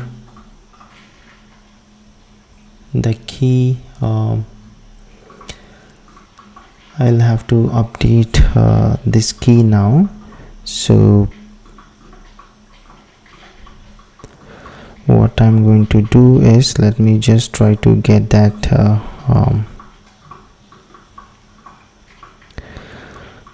OpenAI API key. So I'm just And now here let me just save this, and if I just close this one now, if I ask some question, we should ideally see the message. Okay, we are not seeing the message.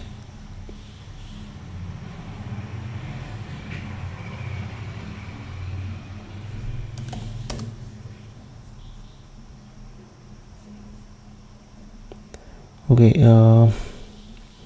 so if I just check in here, the API keys we do have, we are storing this. Let's me try to create a new session. So I'm just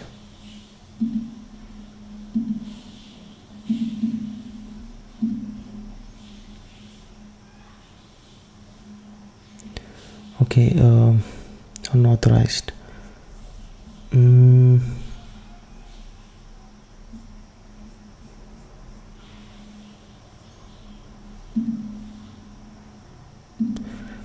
So we are receiving this error, just the unauthorized message. Let me try to console this one.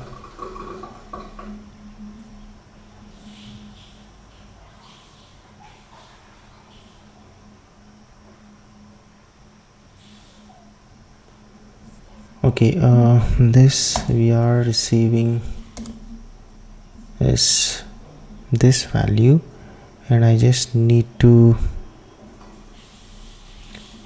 let me just go to this function.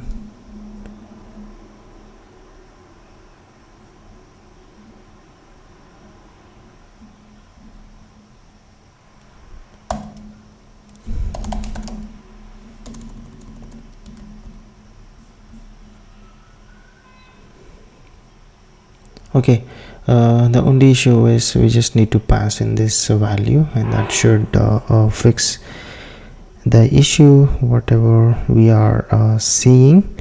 So that should not be a big problem for us. So I'm just going to change that, and once this is done, so let's try to focus on adding the multiple models, that other selection that we wanted to. So let's try to focus on that. So I've just updated the key, so you can just check here. So all you have to do is just to place this the key that you have, and once you have, and if you try to ask this question, you should be good. Of course there's an issue of the streaming, which we will take care, and so this is how we set OpenAI key from our settings model and try to converse with it. That's fine, and now let's try to update this new session page a bit better. So whenever I'm just adding here, let me add in here some context, like how can I help you, something like that. So that one first, let's try to add in some styling for this title. So here let me add this padding of 2, make this text to be smaller, and also text color, let's say jink 500. Okay, and now this div,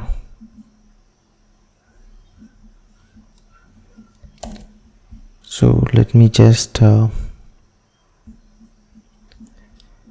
change this styling as well. I'm just going to make this one as flex, add in here this justify between, and also let's center this items, and make this flex row so that it looks better, and rest whatever we have I'm just leaving that as it is and remove this height of 16 and background gradient and dark whatever we just added. I'm just leaving that, so just small styling. At least now it looks better. Fine. And going to this chat input component, I just wanted to add this. Okay, so inside this one, so what exactly that I wanted to add in is basically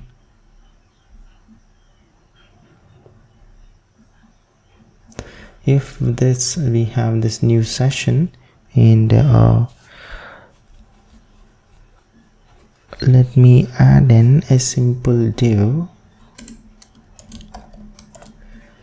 Of course we are going to receive this error. Let me just comment this for now, and inside this div I'm just going to add in the sparkle icon and make this weight as bold, and also the size of this I'm just going to make this 24. This color, let's make this green like 400. Fine. And after this div I'm just going to add in the text like, how can I help you today. Okay, so if I just refresh that one, we should see, yeah, you can see how can I help you today. And let me just style this better. So to style this better, let me just make this one as dynamic. So I'm going to make this one dynamic. Let me just add in this cnutil function, and now this whatever we had before, let's just keep that as it is, and I'm just going to add in some more gap. And now below, if it's the new session, then I'm just going to add this top 0. Okay, fine. I think now it should look better. We just added this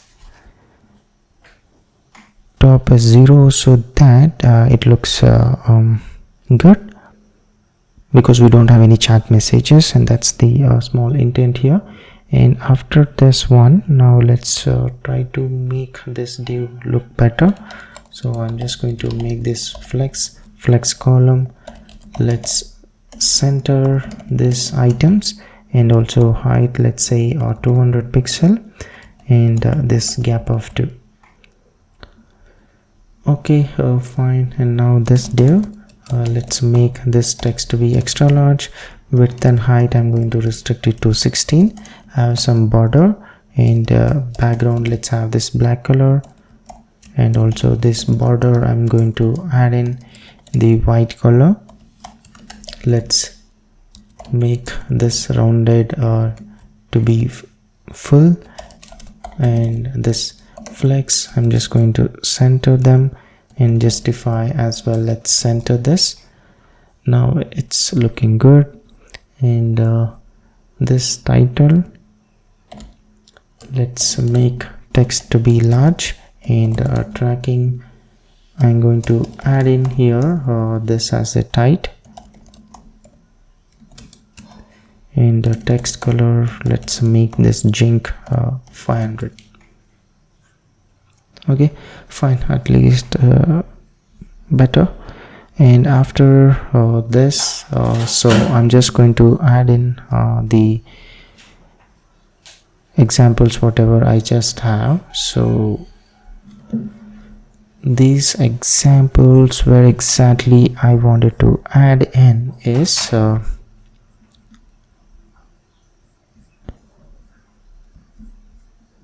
so below this div, let's try to again add in this check is new session, and here whatever this div we have, I'm just going to add in this one. So let's try to uncomment this one. Okay,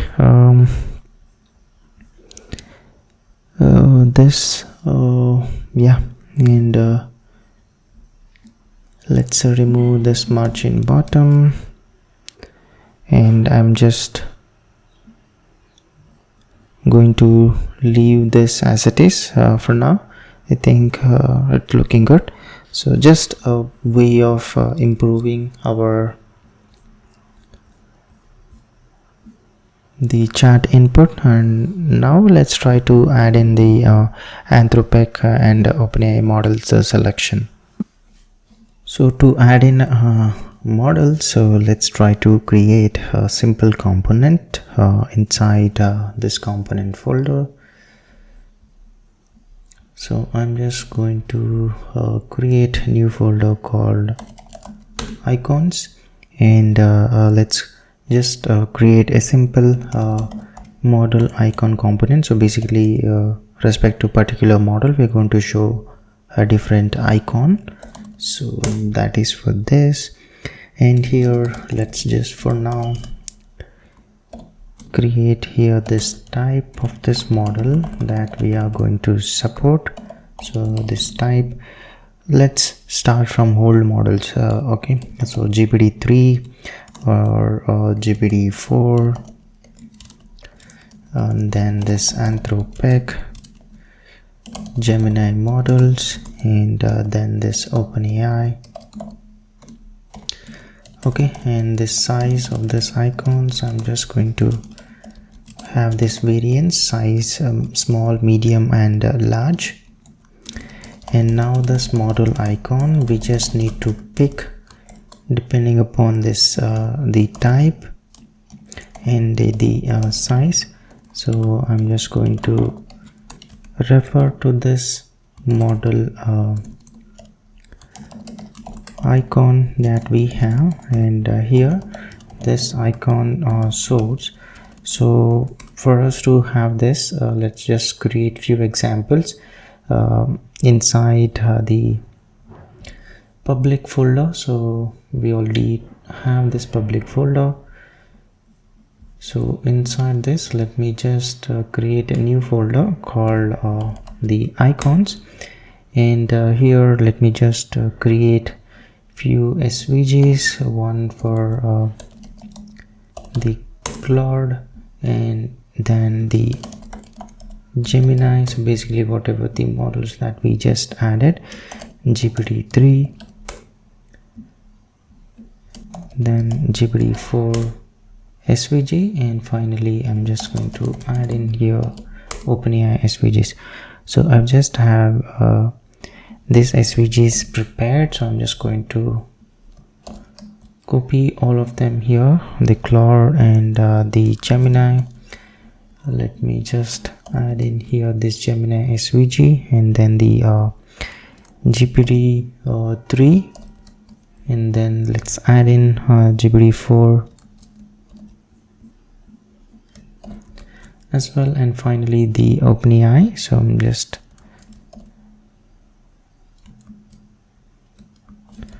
adding the OpenAI as well. Okay, so now we have this SVGs. So let's just go back to this component model icon, and now here we can just refer to that particular source. So I'm just quickly going to mention GPT-3, the icon location is /icons, GPT-3.svg are similar to other models, icons GPT-4.svg, and then the Anthropic icons Claude.svg,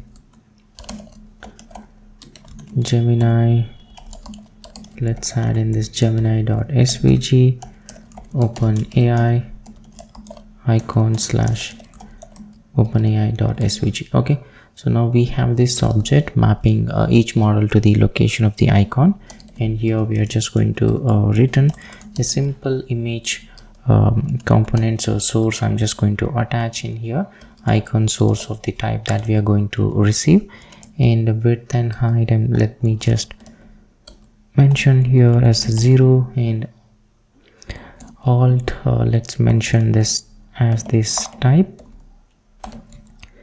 and styling for this let's just add in this as the object cover.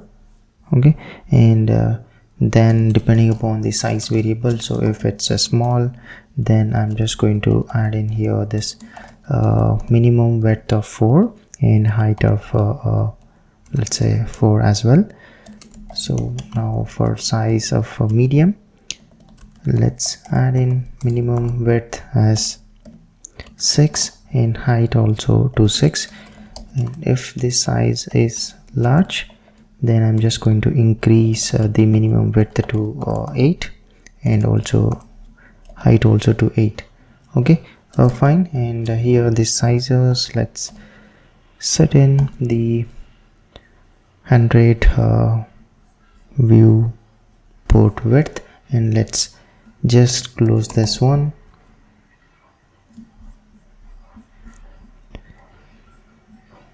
Okay, so I just have to close here. Fine. So this is a simple model icon component. Now let's create a model select. So basically where we can choose from different models. So this is this component, and let's create this model select. And inside this, so basically I'm just going to keep track of which model is selected. So the selected model set selected model, and this use state, this is going to be of type the model key, and this one, so let's do one thing like we normally created the hooks for other things. Let's also try to create hook for this models list, so that would be simple. Okay, so what I'm going to do inside this hooks folder, let's create a new file called use model list.tsx. okay, and in here let's try to create these types for all our models. The base model, so basically here this provider's name, I'm just going to add in OpenAI, Anthropic, and this Gemini thing, and then this model key. So here let's specify here this model. So I'm just adding here just the place for a few models names. Later we'll add in GPT-4 mini, O1 preview, and O1 other models and all those things. Okay, so let's just start with the old models, and then I'll just eventually add all of the models. 3.5 turbo, GPT 3.5 turbo, O125 model which we had, and then this Claude models. So if you just wanted to know about this list, you can just refer to their docs. I'm just going to take the list from them, the list. I'm just going to add in this Claude models. So let me just add in here this Opus, Sonnet, and Echo models. Okay, and now the type of this model, so here this is going to have in this string, and also the key which it's going to be of type model key. And then the icon related to this, so this is going to be the JSX element, and then this tokens and base model. Okay, this is like a type for a model, and now let's just create this hook. So let's name this one as use model list, and inside this I'm just going to create a function called create instance, and here we are going to send in a model type and also the API key,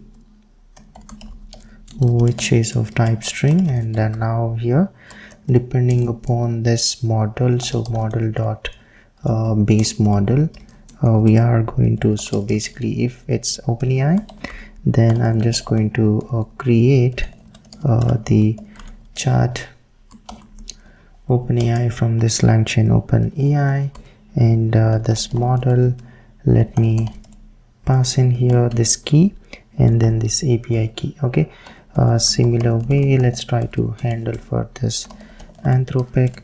In this one I need to add in here this dependency in the chat Anthropic. So let's try to add in this dependencies, so Langchain Anthropic.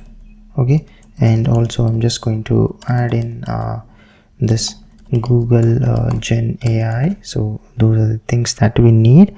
So let's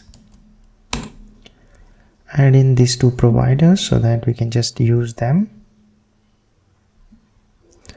So let's wait for it to install. Okay, it is installed. So now I can just import this models. So import here, I'm just chat Anthropic, okay, from this Langchain / Anthropic. And now we shouldn't see any issues, so I'm just going to use this. And for this same way, I'm just going to pass in here this model dot key, and then this API key, and next this Gemini model. So for this as well, let's just import this chat Google generative AI function. So again, this I just need to import chat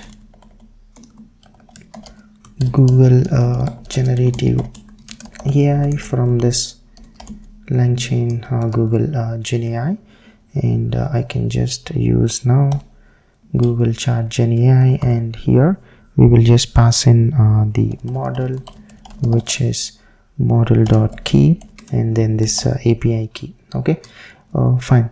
And the default, let's throw error if the user tries to create the model different from the above providers. So I'm just going to say this is the invalid model. Okay, so this is the simple helper function which is going to help us create instance depending upon the provider that we are going to receive. So after this one, so here let's try to prepare the models list, which is of type model array. And here now I just need to prepare this list of objects in the same way. So here first let's add in here this GPT turbo, and the key, let's just add in one model, and then tokens. So I'm just going to specify here the tokens that we have on the official site. Then this icon, so here the icon that we are going to use is this model icon component. Size, let me just pass in MD, and type I'm just going to specify here this GPT-4. okay, and the base model here it's going to be OpenAI. So like this, I've just prepared a list for the other models. I'm just going to add in those, and you can just take a reference from this description. Okay, so I'm just adding in the other models whichever we just added. So the turbo model, and as well as the Claude, Opus, Sonnet and Echo models that I've just added into this list. And finally let's just try to expose few functions like a get model by key, and here I'm just going to pass in the key as the input for this function, and we are going to search through this list and find the model by the key that we receive and just return that model. Okay, so let's add in here, and let's return from this whichever we need in our components models, and create instance function and get a model by key. Okay, so these are the things that we need. So now I think the hook that we want, it's ready, and now inside this model select, I can import this model key from this type, and also let's add in this GPT-4 Turbo. I know that we are all using now O1 models and also 4O models, which I will add, and here I'm just going to wrap everything inside this drop down menu component. Okay, so let's try to add in this drop down menu component, drop down menu. Yeah, I'm just going to apply the force.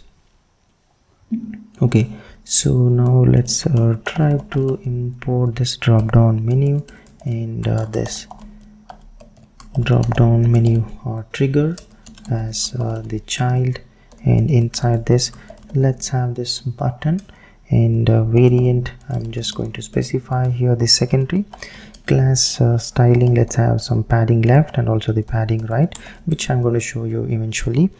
And here I just wanted to maintain the active model that we have selected.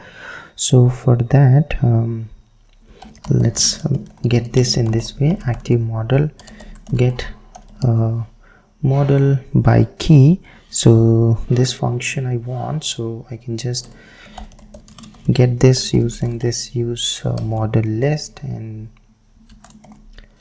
get model by key in the models list that we have. And here I'm just going to use this get model by key and pass in here the selected model, and that is going to give me the active model. So now here, if this active model dot we have this icon, then I'm going to show in here this active model icon, along with that the name. So okay, and let me just close this here, and we shouldn't see any issue. Okay, fine. Then after this triggering point, the content of this drop down menu content. Okay, and let's just add in some width of 56, margin right, and margin top as well. So if you just wanted to see this list, all we need to do is go to the chat session page, and here I'm just going to add in here this model select component which we are creating. So if I just refresh this, yeah, you can see now, so this GPT-4 Turbo and the icon that we have. Let's continue on this content part so that we can see something inside this content. So inside this drop down menu content, all I'm going to do is use this models list and try to get the each model and showcase as part of this drop down menu item. So here drop down menu item, and here inside this one I'm just going to show this model icon and then this model name. Okay, now we should see this icons and all. Yeah, you can see now the icons and all. Don't worry about styling and all, which we will do. So here on click, so what we should do is basically we should update the preference of the model to whatever the model that user selects. So for us to handle that logic, Let me just get this preferences using this use preferences hook. So get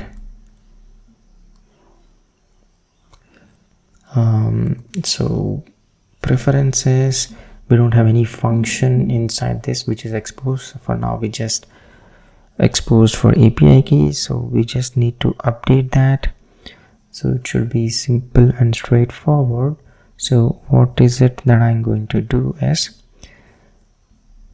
let's create a simple type.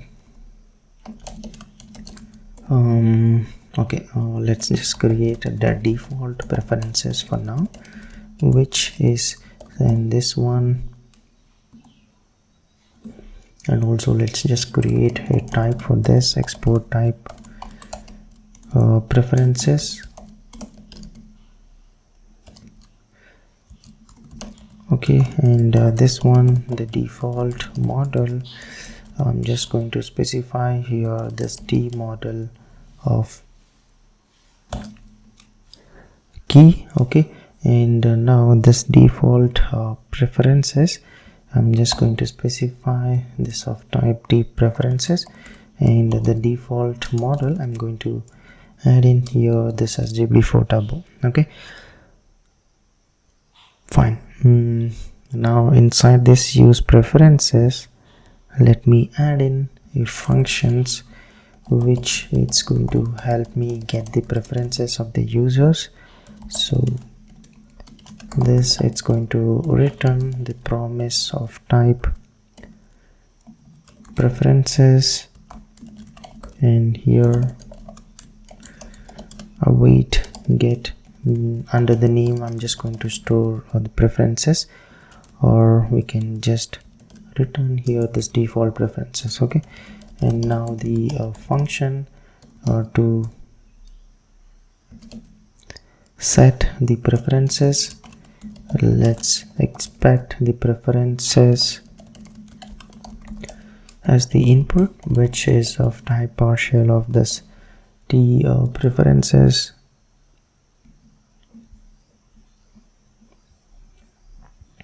So let's correct this typo, preferences here as well,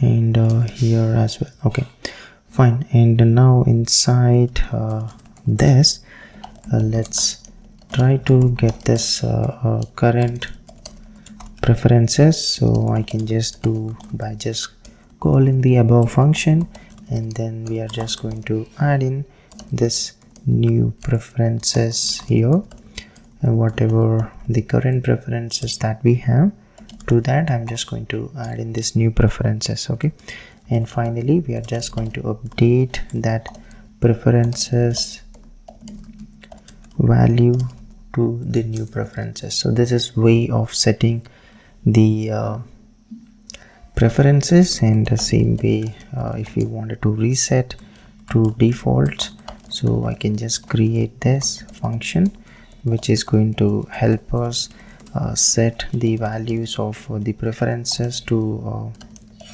default preferences that we have. And then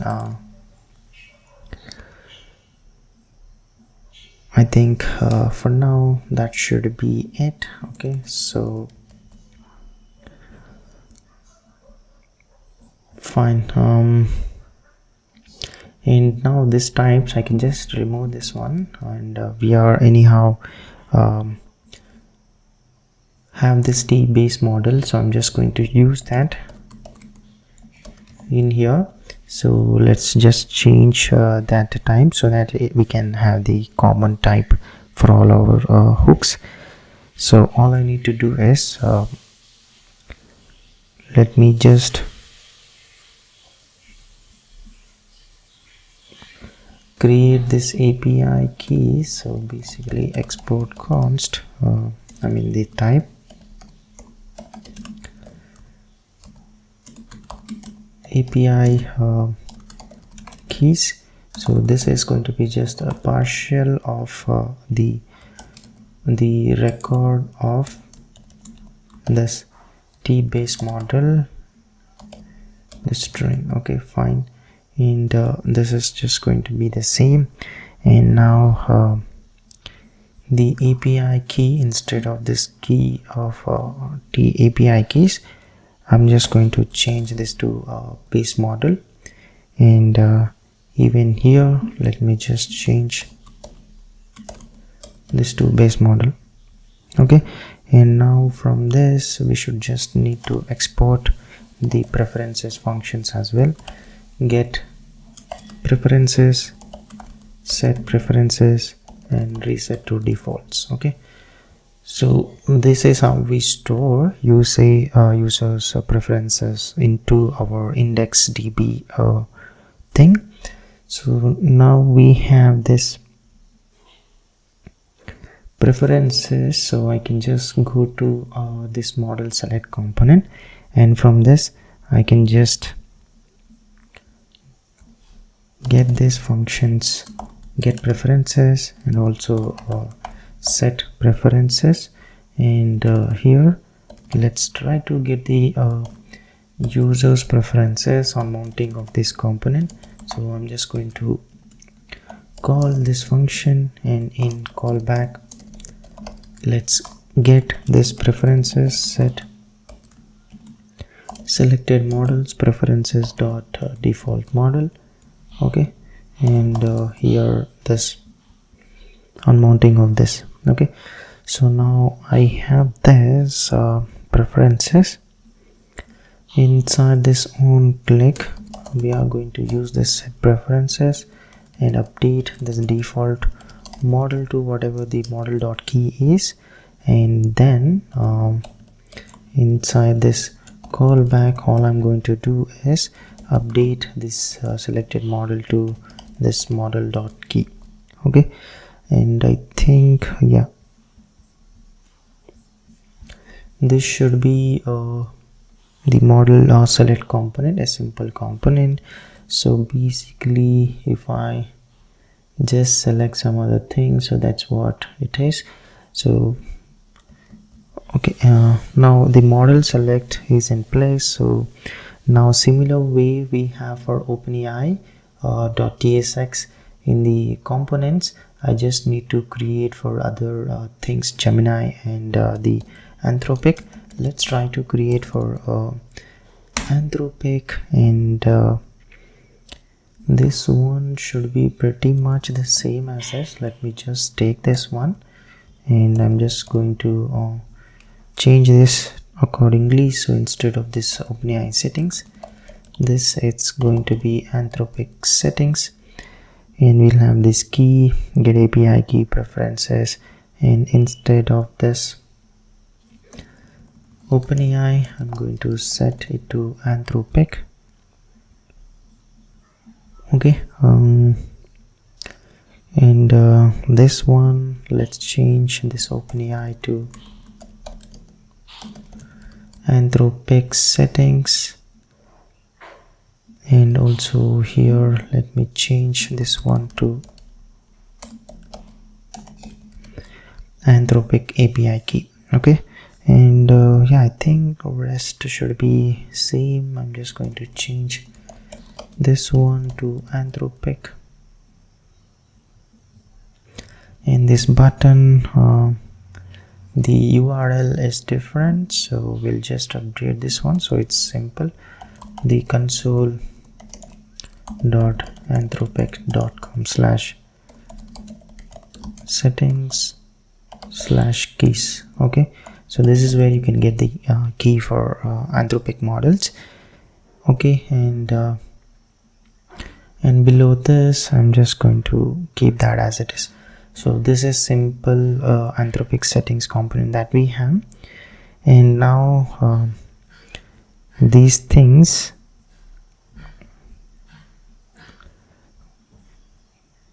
we should update this one. So basically let's just update that one. Okay, and also now in this settings provider, let me add in the icon as well alongside name and key. So here this is going to be again a component,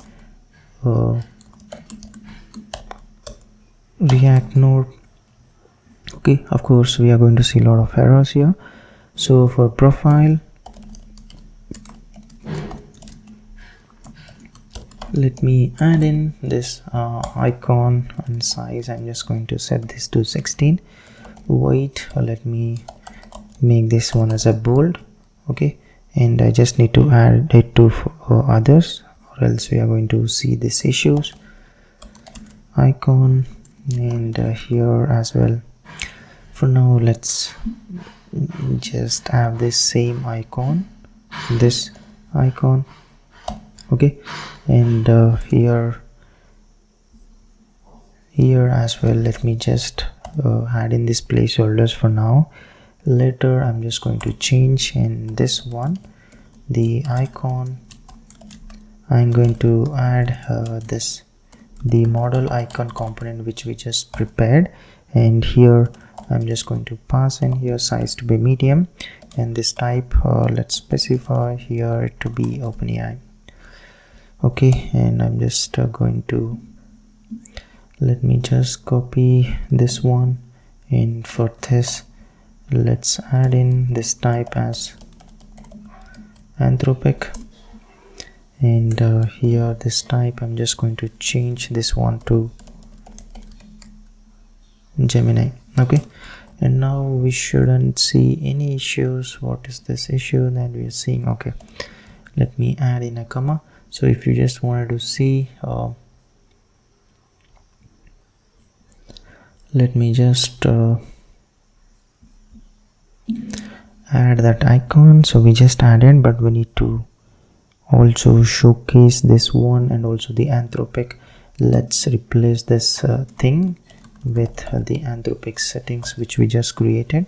So I'm just replacing this. Okay, fine. Now this alongside this name, I'm just going to add in here this menu dot icon component as well, and let's add in a bit more gap between both of them, gap of 3 and padding in x direction 3. So if I just hover now, okay, so we should see that model. Okay, and below section as well, I just need to add in here same thing, gap of 3, padding in the x direction 3, and I'm just going to add in here this menu dot icon. Okay, so fine. So now you can see here, of course you can add in more gap, and that's fine for now. So yeah, we just added the icon as well as part of our the settings model, and now let's try to do small change inside our LLM, and also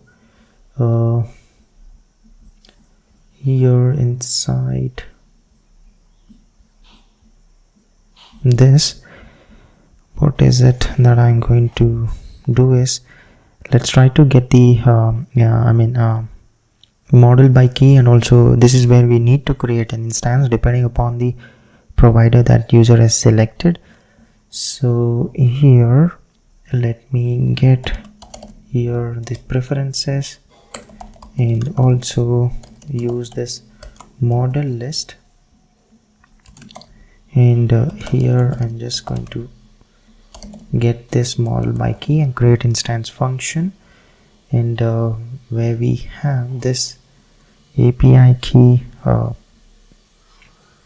OpenAI by default. So now this is going to change. So this one first, let's try to get the preferences, await get preferences, and from here I'm going to get this model key. So preferences dot default model, and now the selected model selected model. So I'm just going to get this model by key, pass in here this model key. So let's try to handle simple error. If there is no selected model, I'm just going to throw in here this error. Let's say this model is not found. Okay, fine. And now here I'm going to create in here this API key. So this is going to be now get API key instead of hard-coded OpenAI. Now we are going to use this selected model dot the base model value. Okay, so this is how we get this API key dynamically. And also now let's try to handle this error here itself. So if there is no API key, then I'm just going to throw in error this API key not found, and then we will return from here. Okay, and let's just remove this console which we added to test this.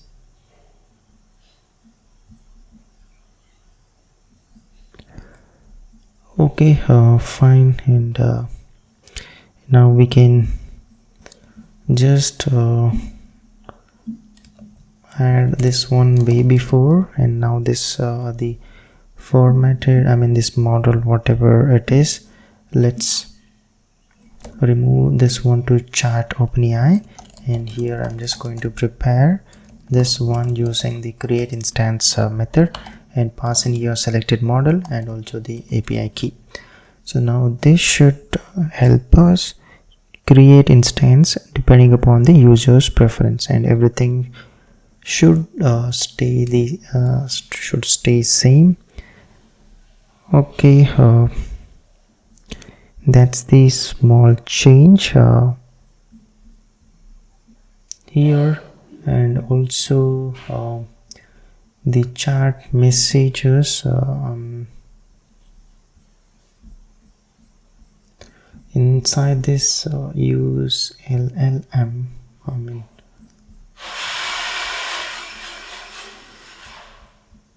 inside this chat session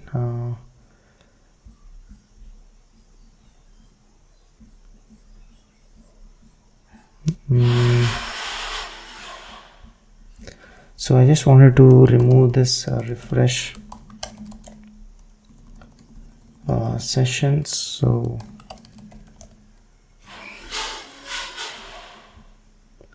So from this chat context, let's go to our provider. Yeah, this refresh sessions on stream start, I don't think we need this. I'm just getting rid of this. I know there's problem with this streaming, which we are going to handle, but now let's try to test this using the Claude models, which we don't have an API key. So I'm just going to get that. So I just added let me just create the API key. So which ChatHub, and anyhow I'm just going to delete this afterwards, so do not try to use this key. Okay, and now let's try to set the key for this Anthropic API key. So I've just added this one, and let me create a new session. And here I'm just going to select this model and ask some question. Yep, now you can see the answer. Yeah, now you can see it's working. So I'm just getting from this Anthropic, so we are able to switch the providers. So, and if I just ask again this from this provider, I should be able to get the answer. Okay, you can see now. Yeah, okay, so switching between models, it's working. And that's what I just wanted to check this one. And just as for this drop down menu item inside our model select, Let me just add in the unique key so that it will be unique in our DOM. Here I'm just going to add in here this model dot key. Fine. So, and now for the Anthropic, let's try to add in the proxy for it. So for me to add a proxy,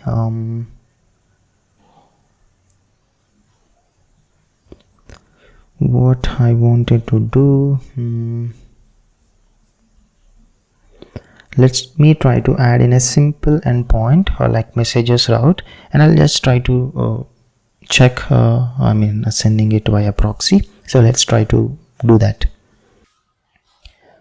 So let's create an endpoint inside this app folder. I'm just going to create this API folder.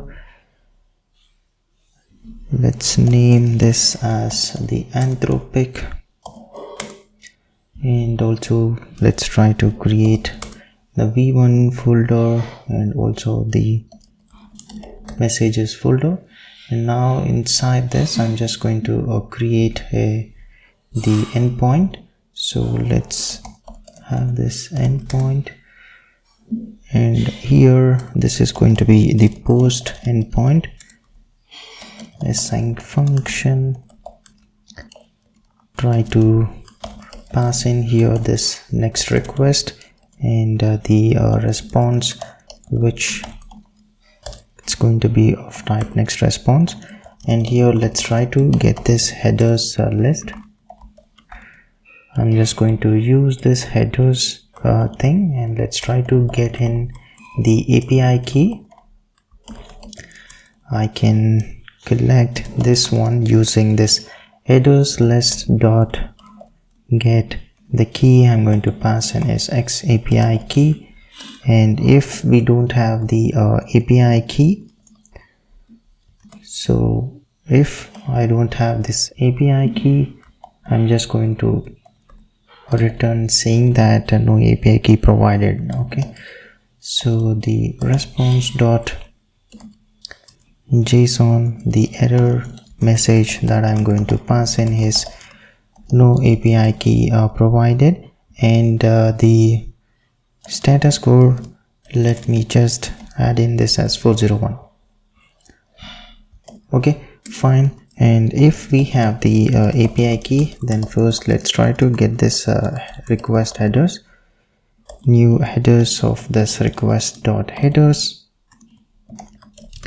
and the request headers object. This is going to be just object dot from entries request headers dot entries. Okay, fine. This is going to give us the request headers object, and then I'm just going to get this body that we received as part of our request JSON, and here I'm just going to make a call to the endpoint, which is the Anthropic API dot. So let me just close this API dot anthropic.com version 1/messages, and now here inside this just method type, which is going to be post, and alongside we should attach all of this headers like the accept. Let me just use this headers object of this accept, and then the accept encoding. So just pretty standard that we need. So I'm just going to add in the default accept encoding language, and also the version, the connection, content type, and API key. So let me just add in those standard request types. So I'm just adding those things here. So the Anthropic version, API key, and all those things, and finally the body that we are going to attach. Let's just stringify this body that we have, and yep, and here you can just console to just check how it's going to be. And now let's try to create new stream object, transform stream, and here the writer stream dot writable dot get writer, and also the reader, which we are going to get from this response dot body dot get reader, and now this encoder and decoder as well. So new text encoder, decoder, new text, and here let's just try to create a simple function, so basically which is going to give me the chunks from the streams and all. Let me name this as a pump. Okay, and here let's make this one as a synchronous, and here the simple logic. Let's try to read the value from this read function, and let me just destructure from here the value and the done thing. Okay, so here if done, then I'm just going to close this writer thing and return from here. Else let's try to get this chunk, so this decoder dot decode the value that we have, and the stream I'm just going to set this to true, and let's try to use the write function and try to encode the chunk that we get here, and I'm just going to call this again the function recursively. Okay, this is the triggering point. Fine, and let's make sure this is not null. Okay, and after this all I'm going to do is return this new response, which is stream.readable, and here attach in this headers the transfer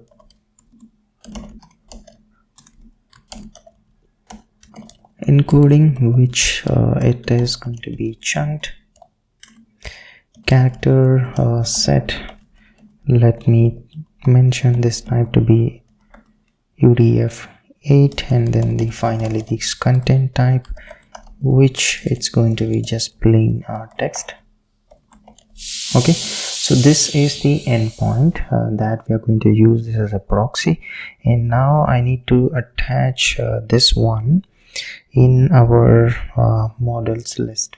So if I just go to our models list hook, and all I have to do is just go in here and also enable streaming to true for all of our models. So I'm just going to add here as well streaming to true, and also the Anthropic API URL. Now I'm just going to specify here window.location.origin / the endpoint API / Anthropic. Okay, and let me just add in this comma, and also for Gemini let me just set the streaming to be true. So now we have just enabled this thing, and I just need to handle the change of logic in our the use LLM hook as well. So basically I just need to handle the streaming now, the model, the streaming, the prompt that we have here. Additionally, I'm just going to set in here the options, the stream value to true. Okay, you can just console and check the stream, and let's try to handle this. If there's no stream, I'm just going to return from here. Okay, and also fine, and here you can be very specific, and let's just add in here any, and I'm just going to console or send in this error message, or we can send this error dot message. Okay, you can just console that and check it out, and this is like a small change of handling the streaming thing. And also Now I wanted to add this error handling in the chat context, the provider. So this one I am not exposed to components, so let's try to, and also let's be very specific, and I'm just going to handle that one here. So if we don't have the session ID, I'm just going to written from here, and let's expose the error value as well. Okay, this error I'm just going to use inside our chat input component and also our chat messages component that we have. So here instead of this one, let's just replace this one with the alert component that we have. So the alert, the variant, it's going to be just destructive, and I'm going to use in here the warning icon, and the size, let's say at 20, and weight of it, let's make this one bolder. And here this alert title, let's say something like something went wrong. You can add in other message as well. Okay, and then this description, I'm just going to show in that actual error message that we have. Okay, and this one I just need to import. Fine. So that's the small change of showcasing error using the alert component that we have. And now inside the chat input, let's try to get this error value which we just exposed, and I need to handle in the styling and all those things that we are doing. So now instead of this and I'm just going to handle this error, and then I'm just going to show this the top 0. Okay, that's just one handling. And also here new session or the error, and let's just add in, remove this one completely, and I'm just adding into this. So just considering the error, and then I'm just showcasing this thing, and even below I just need to handle this thing, new session that I have, or this error, and whatever I just have here, I'm just going to remove this one and add in here. Okay, so I'm just taking care of this error showcasing and all. So I think that should be it. So if I just try this out, it should be same like it was before. So let's try to create new session. I know we are creating a lot of new sessions, and this chat input now,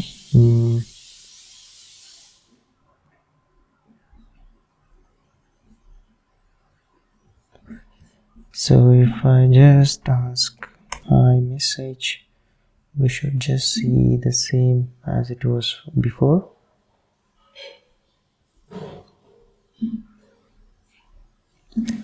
Let's inspect this one.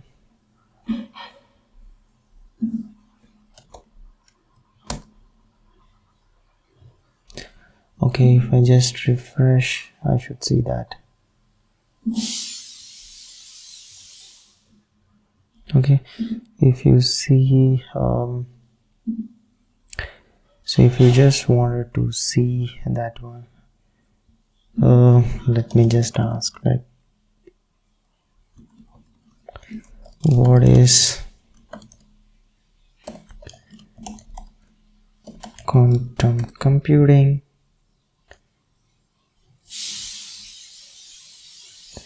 Okay, that's the streaming now we are seeing. I know this is disappearing for some reason, I don't know why, but you just saw the streaming that we just added. So if I ask like what is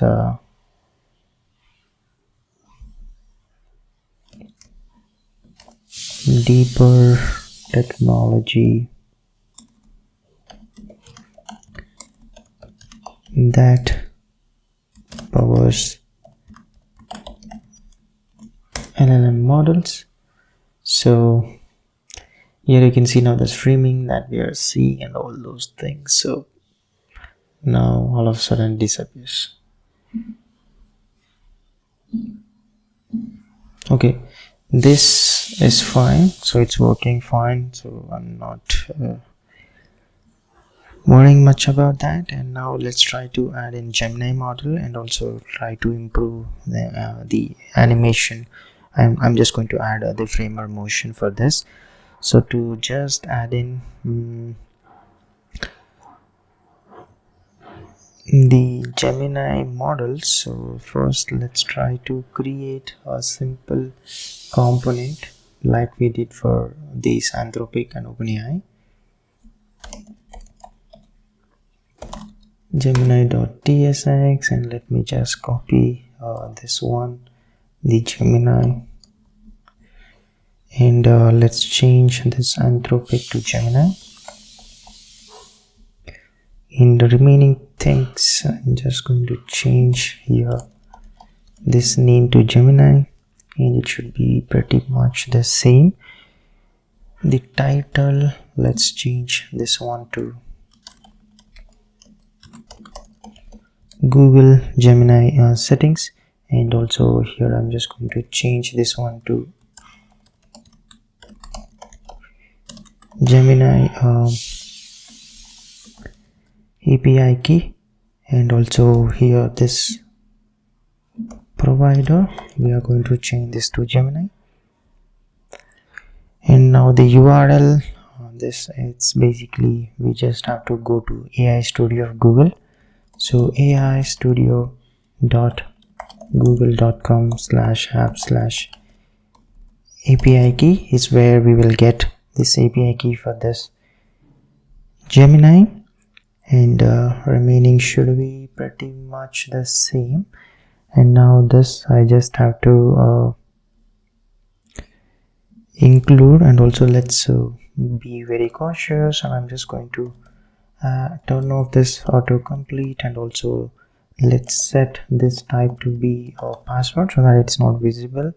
So let me just apply to this components as well, to OpenAI as well. So I'm just adding in here.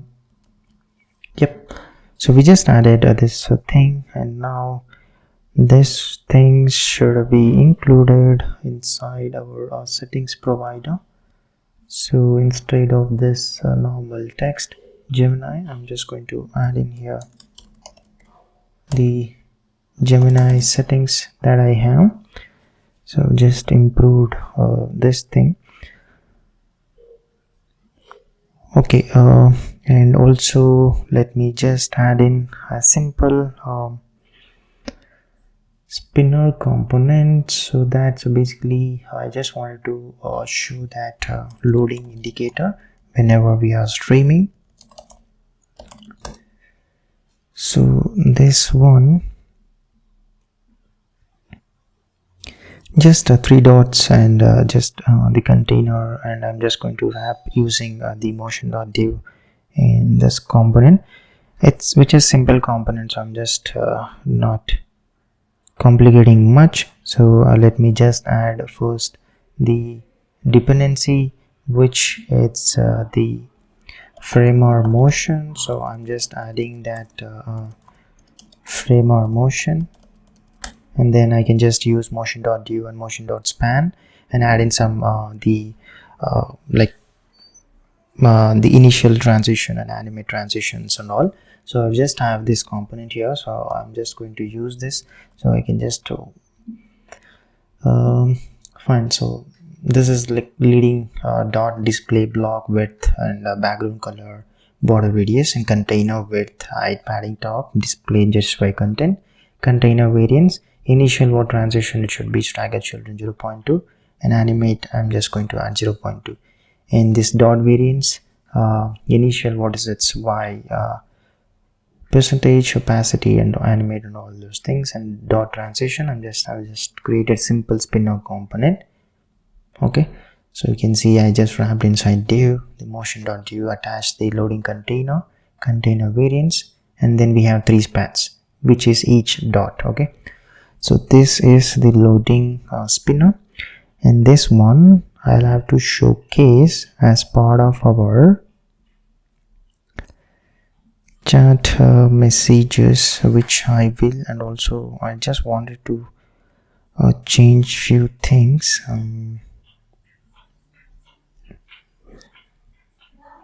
Inside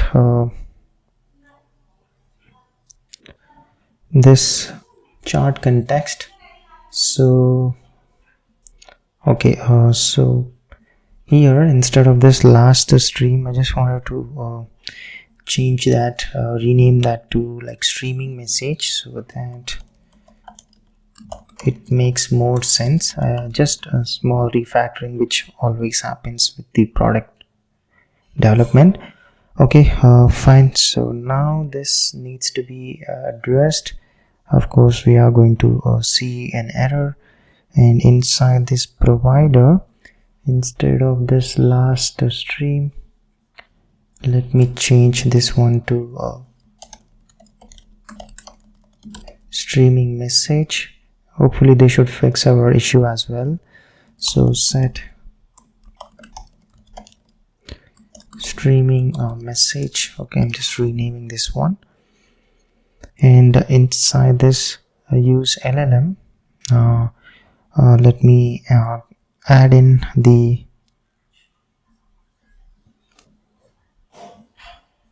more functions like on initializations and all those things. So let me just add this on init, the props,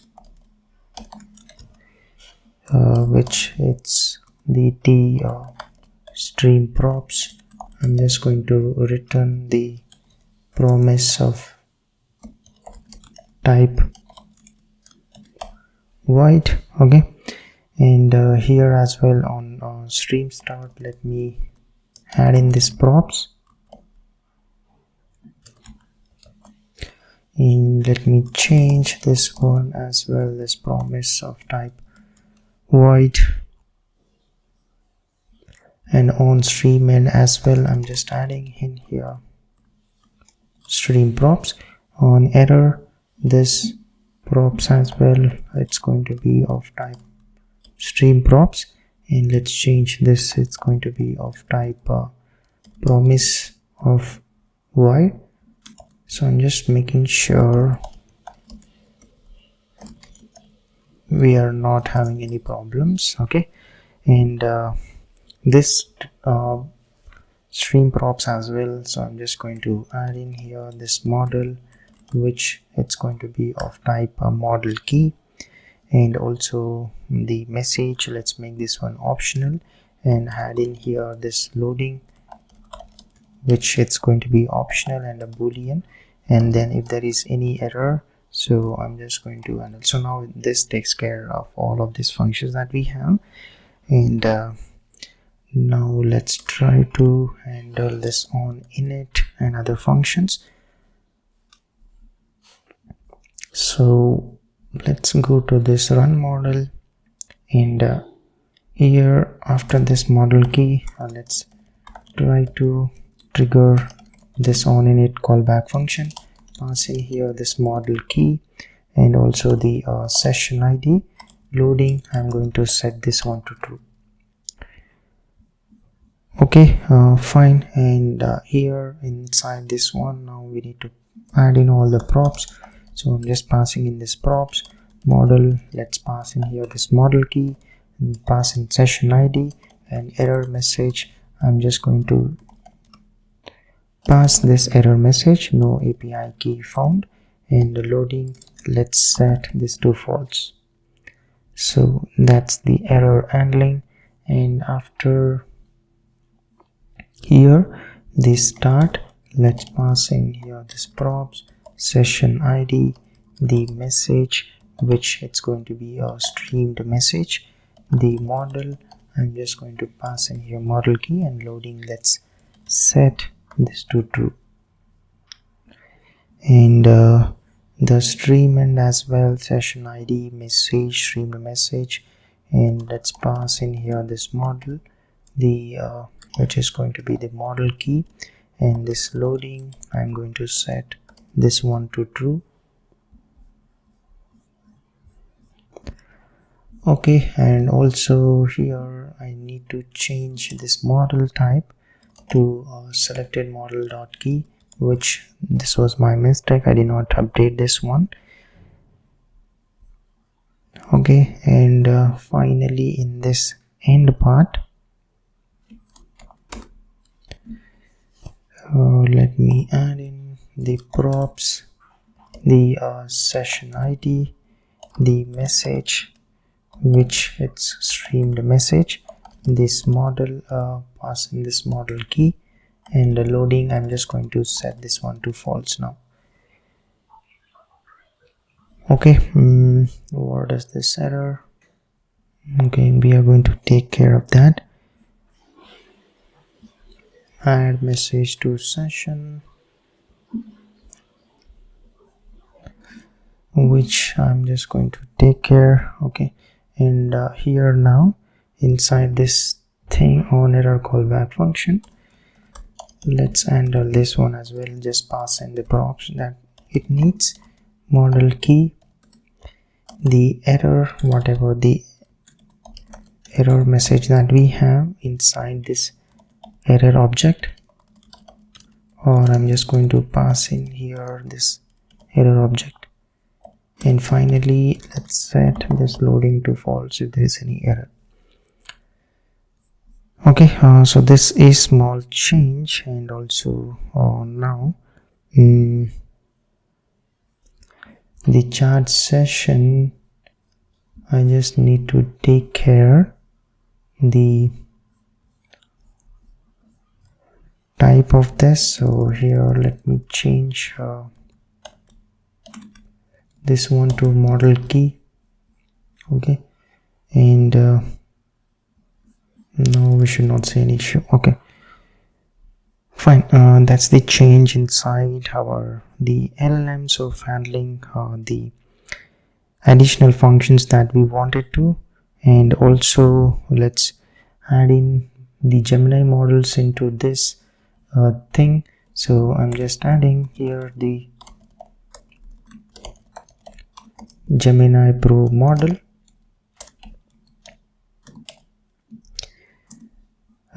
Let's remove this. Okay, and here Gemini 1.5 Pro latest model. Okay, so once we add, I'm just going to add into this list as well. So let me just add in those Gemini models as well. Okay, Gemini Pro 1.5 and Gemini Pro model, which I have added as part of this list.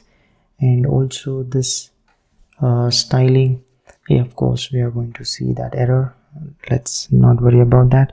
And here as well, I just wanted to add in this motion framer motion effects here.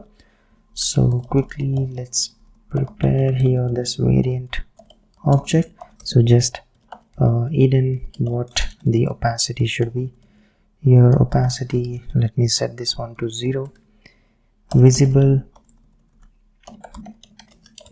I'm going to set this opacity to 1. Transition duration, let's say 3. And ease, the effect I want it to be of ease in out, and delay of 0.1. okay, so now for this markdown, I'm going to add in here this animate option, which is going to be a boolean. So this one, the whatever we have now, this thing. So let me just add the text, and here the children. I'm just going to wrap this one. So let me just add in here comma, and here I'm just going to wrap inside the motion dot. So let me just import the motion from this framework motion.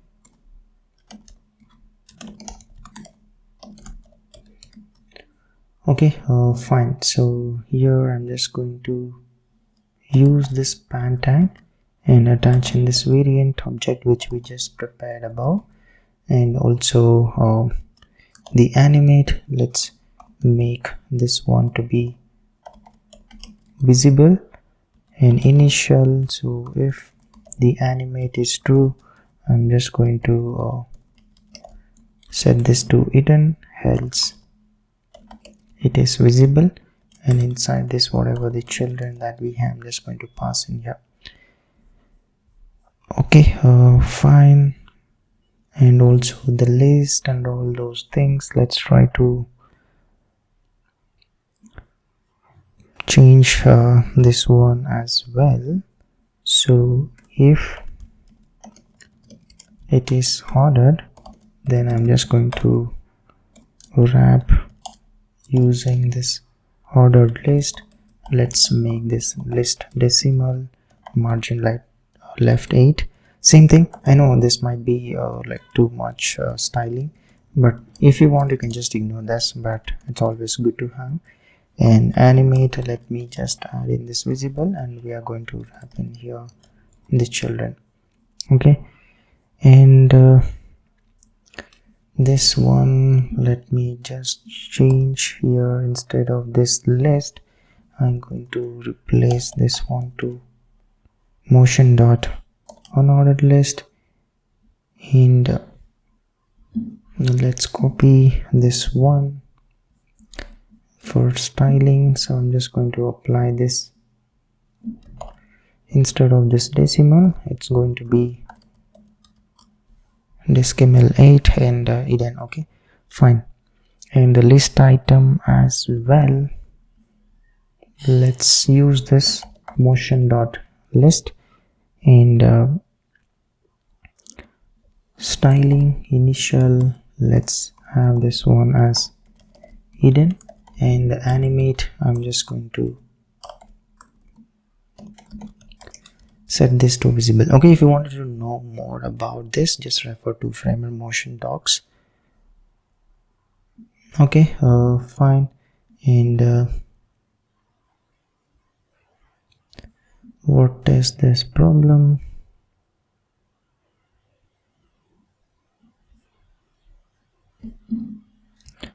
We just close this. Okay, list item,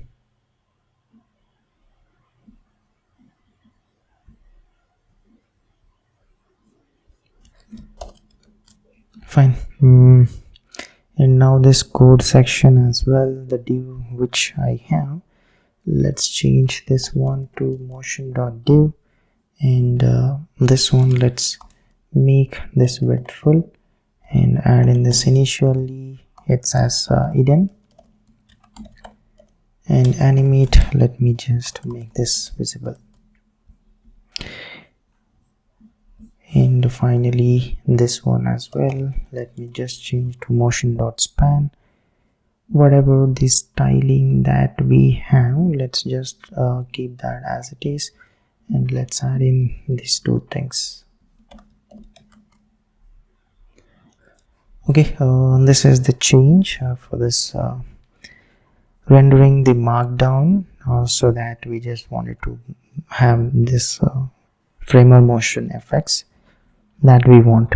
And now I just need to handle this chart provider. So here in this, let's try to handle all of this on init.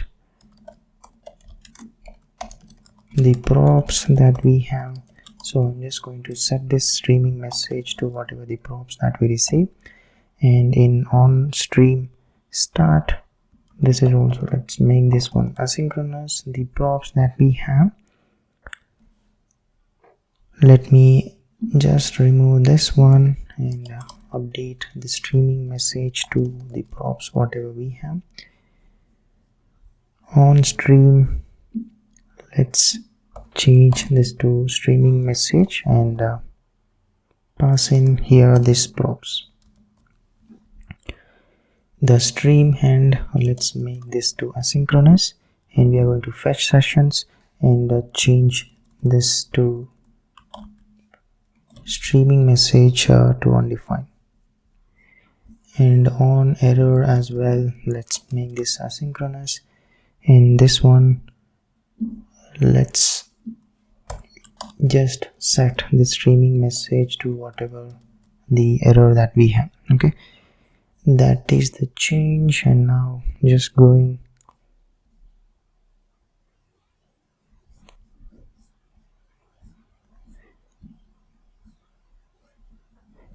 and now in the, let me just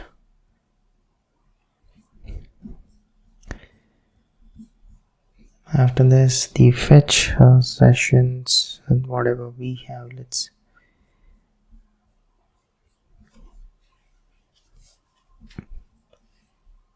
just keep that as it is. And also here fetch session,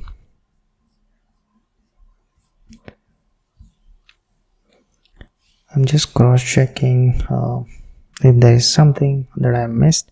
Fine, so fine, and even the create session, so it's good.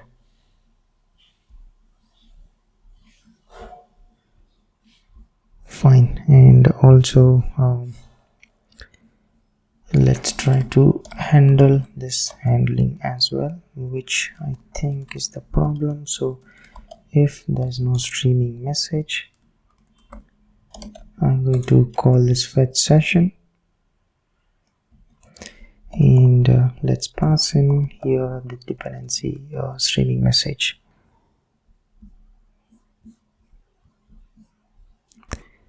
Okay, and I don't think we need this refetch session, so I'm just removing that because we have just removed okay, let's just keep that one as it is. And now instead of this last stream, I'm just going to return here the streaming message. Okay, fine, there might be a bit confusion, but that's I think should be clear for now. We just added the additional functions which we have created as part of this context, and now there should not be any issues. So now let's go to our the components. Okay, the first here the chat messages component, and let me just create in here this type, export type. Let's name this as t render message props, and here we are going to have this p string, the human message which is of type string, the model of type model key, then this AI message which it's going to be of type string, this loading boolean variable. Okay, so fine, now let's just remove this last string, and I'm just going to use this streaming message, and here let's replace this one with the streaming message, and here as well streaming message dot session id, so just capturing that. And now here the render message, so instead of this one I'm just going to pass in here this props which we have just created above, message types, And this one, let's try to destructure here the props.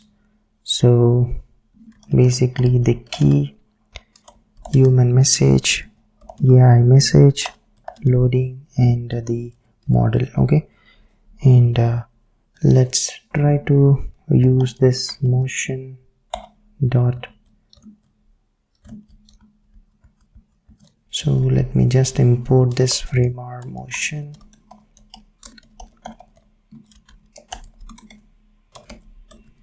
Okay, so now inside this function, I'm just going to use this motion dot div, and the styling, whatever, let's not add it to parent div, let's add it to this div where we have so background and whatever we have. I'm just going to leave that as it is, and let's add in the initial and the animate properties. So initially opacity, let me set it to 0, and animate, I'm just going to change the opacity to 1. And additionally, let me add in the transition effect. So the duration, let me set it to 1, is adding in this ease in out effect. Okay, fine. And now this, whatever we have this, let's just keep it as it is. And now this div where we are trying to render, let's also make this motion div, and this one as well. Let me just copy this stylings, and I'm just going to tweak this. So initially opacity, let's make this 0, and the position of y 10, and here y position, I'm just going to change this to 0. Duration, let's just keep that as it is. And after this, here inside this one, so if we have this AI message, then I'm going to just use this render markdown and pass in this key, let's the streaming, and yeah, fine. And if it's loading, then we are going to show this spinner component which we created. So I'm just going to show this, fine. And after this, let's also try to show the model using which we generated this. So this one, let's make this text color zinc, like 500, and text, let's make this one as extra small. Panning in the y direction, like half. In the x direction, let's have this 2. And initially, let's again keep this opacity down to 0, and let me first close this so that we don't see an issue. And this animate, add in here this opacity of 1, transition, duration seconds or milliseconds 1, and also this ease in out. And here I'm just going to show this modeling. Okay, fine. And now we have this below errors, of course, because we need to pass in the right props for this, and also this as well. Let me just try to first change it to motion div. Let's see if it's looking better. And I'm just taking this initial and opacity, let me just add in to this div. Okay, and now alongside this, let's remove this one and try to pass in the object that it expects, the key, which is message.id, the human message, message.raw human, and this model, which it's going to be message.model, and the AI message.raw AI. Okay, that's one thing, and the below thing as well. And here let's try to consider now this error as well, and if there is any error, and also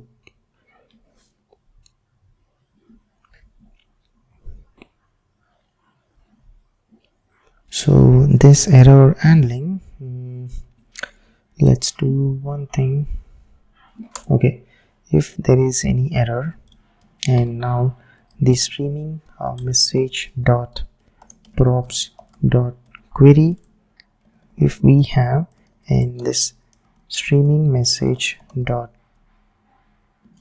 error, then I'm just going to show this render message key. Let me pass in here this streaming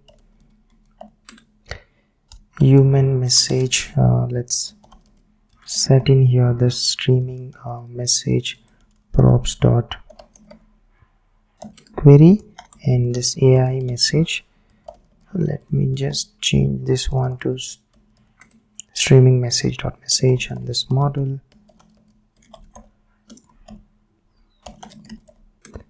loading indicator. So this is again depends on the streaming message dot loading. Okay, fine. And here now, instead of this error, streaming message dot error, and we are going to show this, and also here let me just add in the streaming message dot error. Yep, so this is the chat messages changes, and also we need to still take care of the chart input as well. So the chart input, I mean just few more components, and then we'll try to test it out. And here as well, let's try to add in some variants like slide up and zoom variant, and then I'll try to replace this with motion divs. Okay, so here for that, let's try to import this framer motion, and here I'm just going to prepare a few variants. The slide up variant, so just the effects, so basically the position initially where it should be and all. So y, let's say 50, opacity 0, and then this animate will just change back the y position to 0, opacity we will change that to 1, the transition effect, the duration I'm just going to add in here 0.5, ease effect, so ease in out I'm just adding in this. Okay, fine. And similarly, let's just create one more zoom variant. So zoom variant, and for this I'll just have in here the scale effects, so nothing much inside this scale effect, and opacity 0. And now this one, let's add in scale 1, opacity to 1, and then this transition duration, let's say 0.5, and ease, I'm just going to add in this ease in out, delay, let's say 1. Okay, so now these are the two variants, and I'm just going to use this.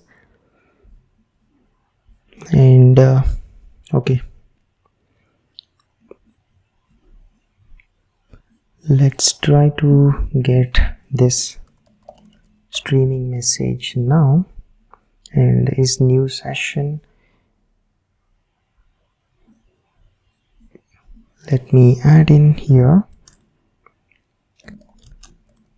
one more condition, streaming message dot loading. Okay, so this is how we are going to just capture whether this is new session or not. And now let me just remove this styling back to what it was before. So I'm just removing this, and also let's just widen this gap a bit. You will just see that in a while. Okay, fine.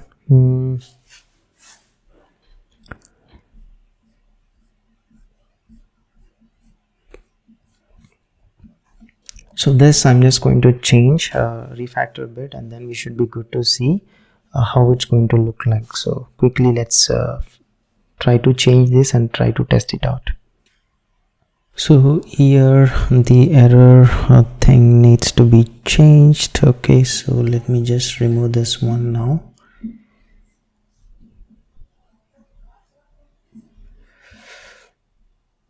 The error condition, and I'm just going to remove this bracket, and whatever we have before, let me just change this a bit. I'm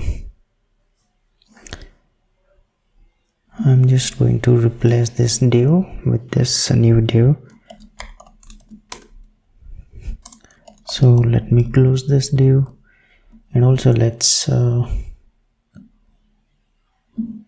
comment this one as well, so that we'll see whatever the changes that we are making. Okay, so the new sessions, I'm just going to the new session. So inside this I'm just going to add in the motion.h1, and here let's add in a simple text like hello, and I'm just going to add in like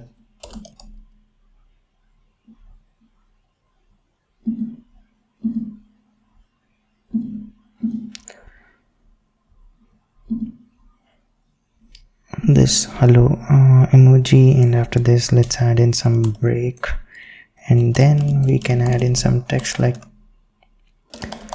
what can I help you with today. Okay, and here again let's add in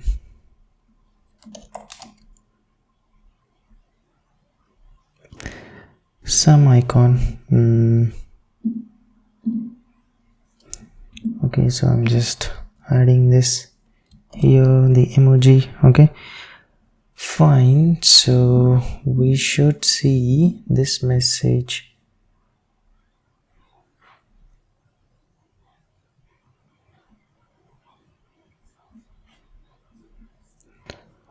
Okay, the new session, current sessions, messages.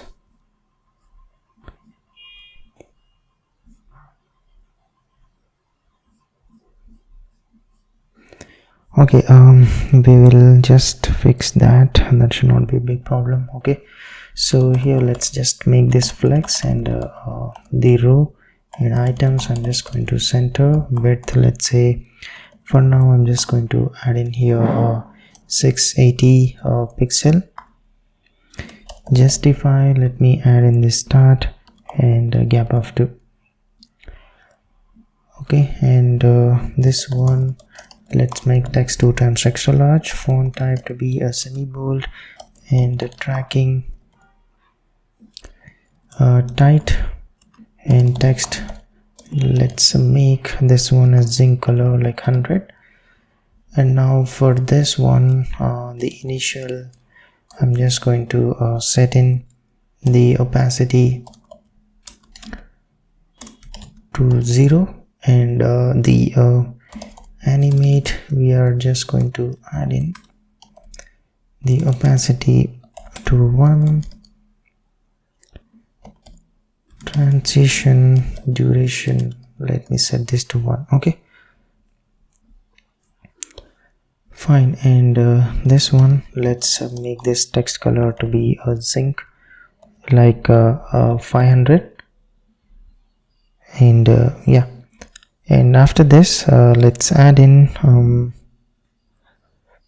the div. So motion div itself I'm just going to add, and variants I'm just going to add this slide up variant.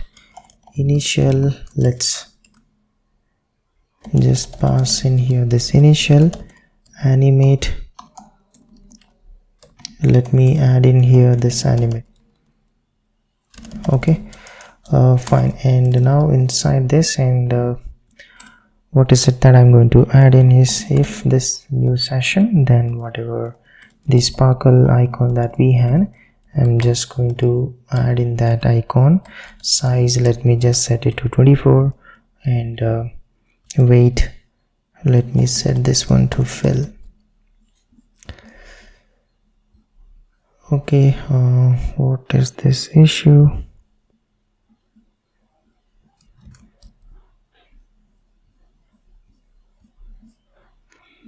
Okay, I get that. Okay, fine.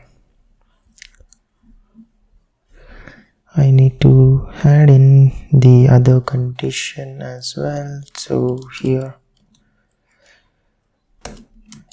we'll have this button component.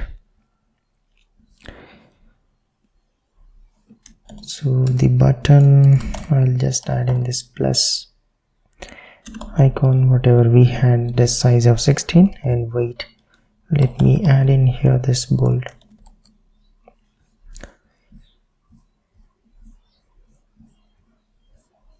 Okay, now you can see that. Hello, what can I help you with today? The styling, whatever I just added, and also the sparkle icon. Let me just add the same thing that we had, flex row and items. Let me center, padding index direction 3, background, let's add in this white, width let's say 700 pixel, and rounded I'm going to add in here 2 times extra large. And this one, let's add in minimum width 8 and height of 8, flex, justify center, and even items I'm just going to center.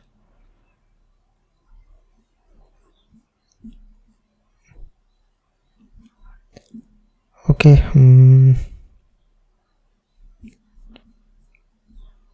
fine.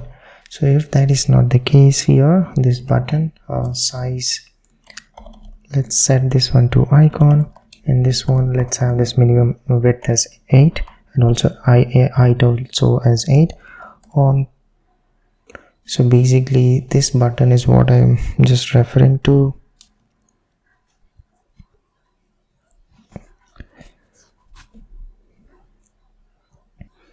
So this one, should we add it the way it is, or should we just enhance it? So I'm just thinking, let's do one thing. So whatever I have here, I'm just going to add in this button that I want, the icon, and whatever we have, the size and all, and let's add in this. Let's completely remove this below div, and I'm just adding in here, and I'm just going to move this command as well into this div. In this examples, let's just keep it as it is, and let me just remove this div,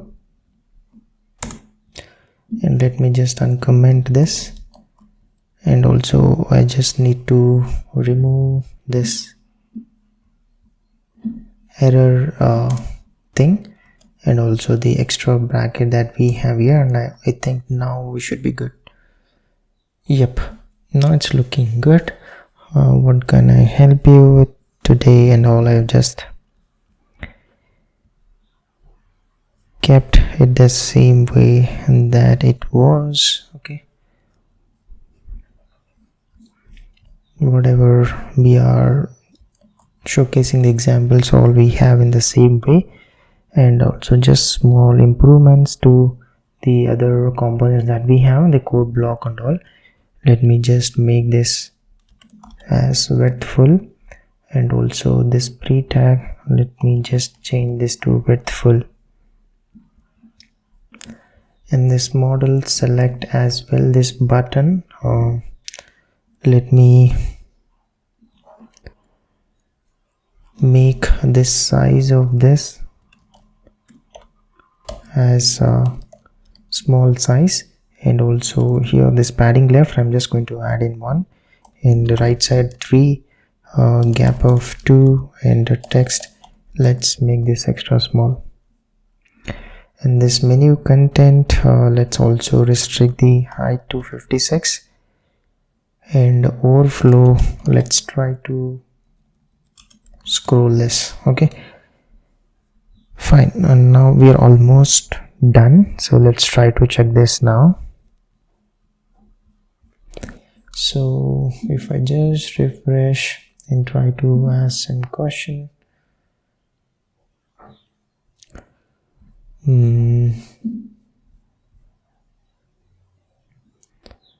so what's the issue? Let's open this inspect window.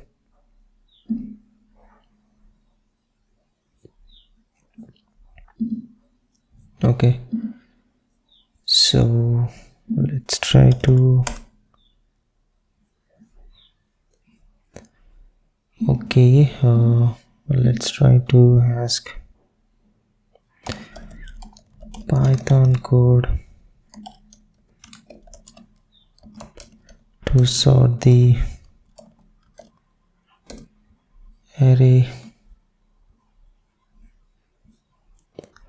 Okay, the thing is, immediate thing I'm not able to see, but you can see now we do have this code and all those things which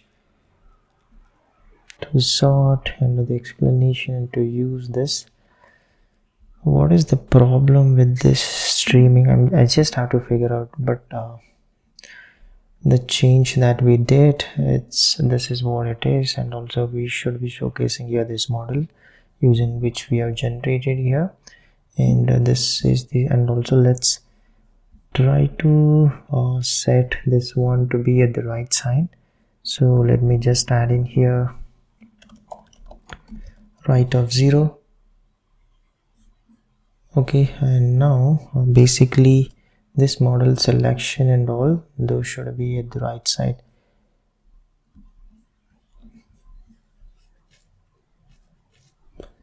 So it's just refreshing, so now it's at the right side. And if I just ask, the only problem that is the streaming. Okay,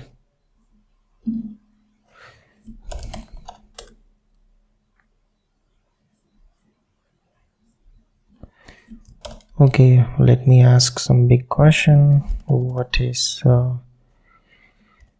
Nobel Prize and who gets it?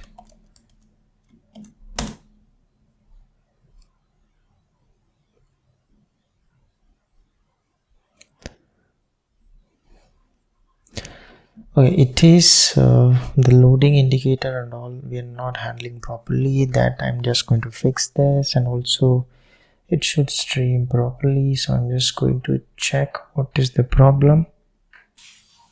To check this streaming issue, the component that we need to look at is the chat message. Okay, so here is last stream belongs to current session, and the error, I think here we're not rendering properly, and I don't think I need any error usage now. And also let's just remove whichever we are not using.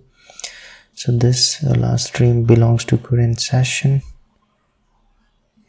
and just need to fix few things here. So here. Instead of this error, this is last stream belongs to current session, and the streaming message dot query. If there is any error, we are just going to show this one. I think this should be it. Now let's try to check this one. So what is AI and blockchain?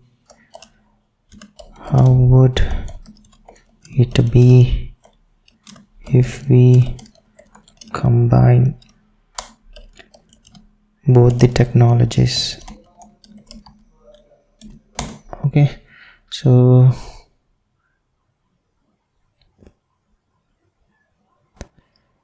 I just asked the question, but still we haven't. Okay,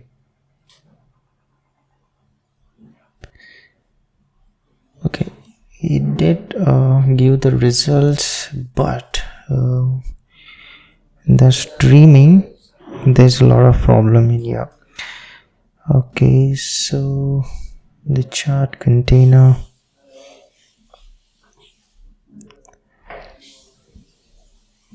the current session,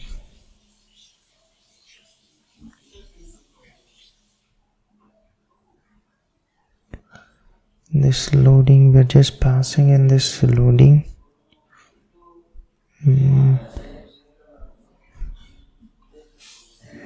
It looks good to me, but I think the way that I'm handling this loading and all, there is some issue.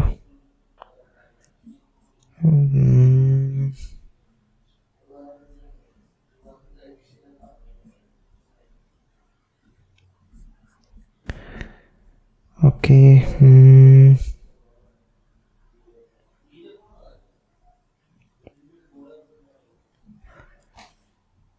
So what we are doing is basically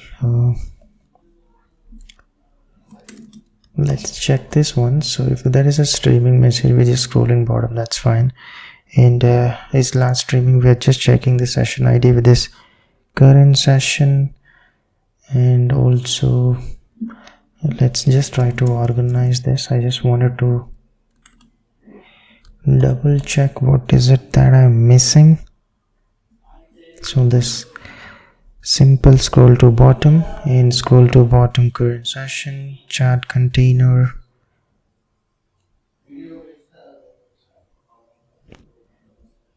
I don't know what is the issue still.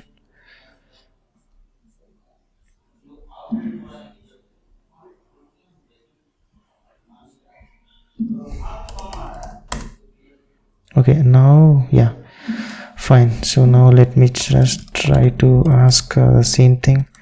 What is blockchain, AI, and cloud computing?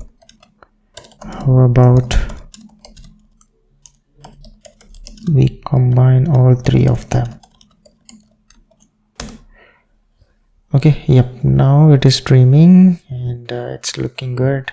Of course, the avatar that we are going to fix, but the streaming loading icon that we wanted to showcase, though it's not perfect, but it's good, and that's what we wanted to fix. Okay, fine. Now we did handle the streaming and the issues related to that. Let's try to shift our focus to adding the more models like GPT-4 support, and try to start adding more actions and also sorting messages by date and all those filters. From now we'll just try adding one at a time. So first thing is I need to fix this avatar style. So let me just add in the avatar icon.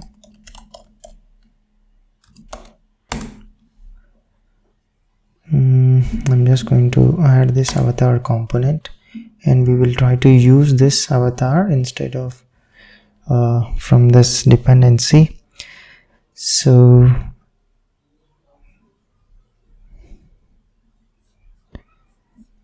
this first, let's try to fix this inside this chat session. So here I'm just going to replace this with the component which we just created. So import avatar,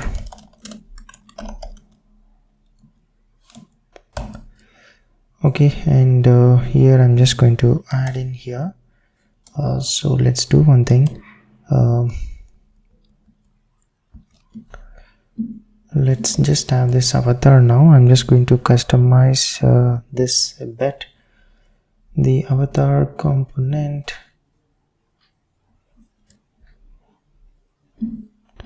or else let me just add a simple component. So I'm not going to take help of this. So let's use that boring avatar itself. So I'm just going to create custom component, then this component, so default has boring avatar from this boring avatars, and here let's just create the type avatar, and here I'm just going to pass in here this names and also the size as an optional, the number. For now let's just create simple, later I'll just try to see if I can make this better. So here this t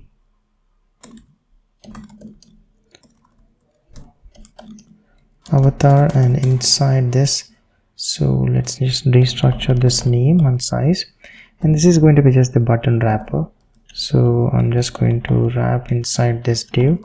Let's make this rounded full, and also I'm going to make this as relative, and here the boring avatar that we have size, let me pass in here this size or the 32, and the name, let me just pass in here this name variant. Let's set this one to be marble, and color, let's add in this colors, multiple colors. For now I'm just going to pass in here this white color, and inside this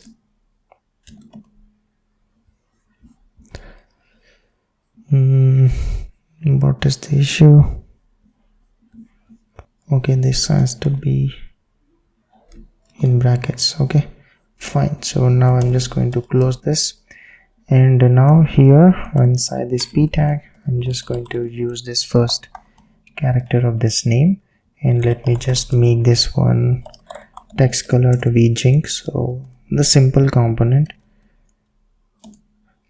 70, and font, let me make this bold uppercase and make this one as absolute, the inset 0, and also make this flex items center and justify, let me add in this center. Okay, fine. I think now this avatar, I'm just going to use this one, and for this all I have to do is pass in name. So let's just pass this name and also the size. Let me pass in here this 28.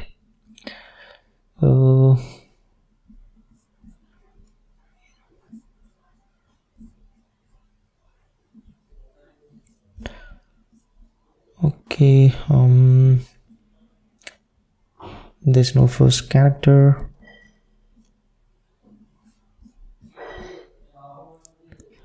and even in this chat messages now I need to fix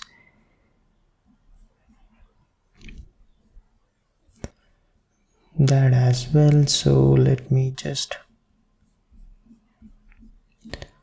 here this avatar, so I'm just going to change this one to components, UI avatar component.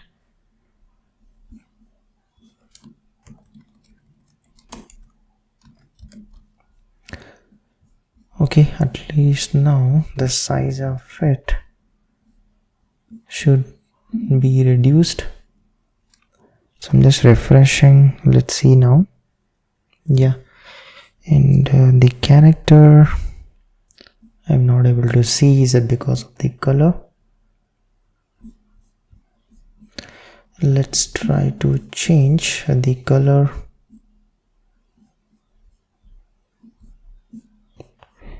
No, it should be visible.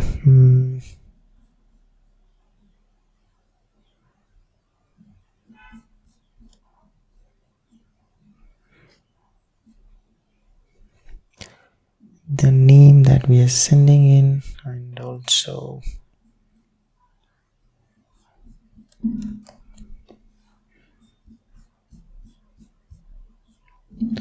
let's just inspect this once.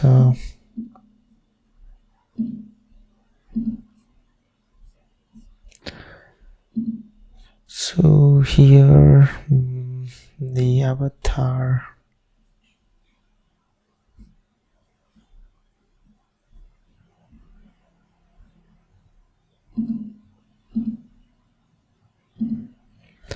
this is the div, and now inside this I don't have anything, so let me just say this is V for now.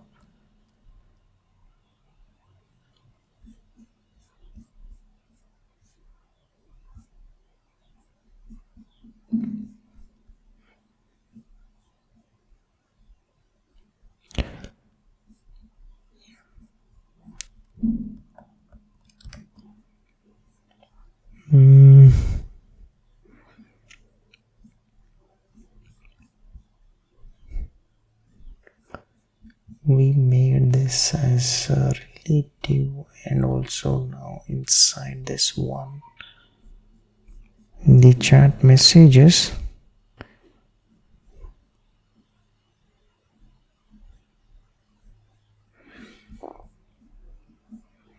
I'm not sure what is it that I'm missing, but it's clearly not working.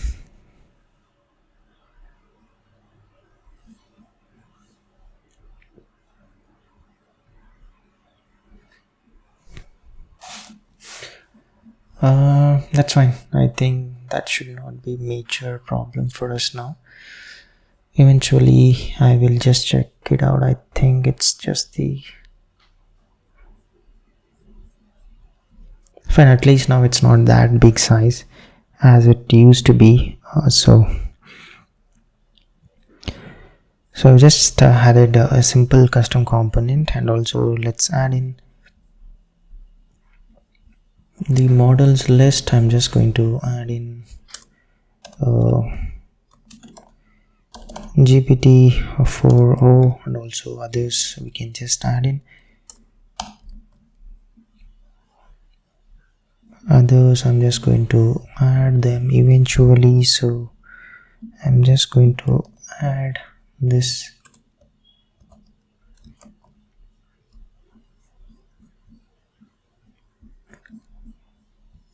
this 4o. Okay,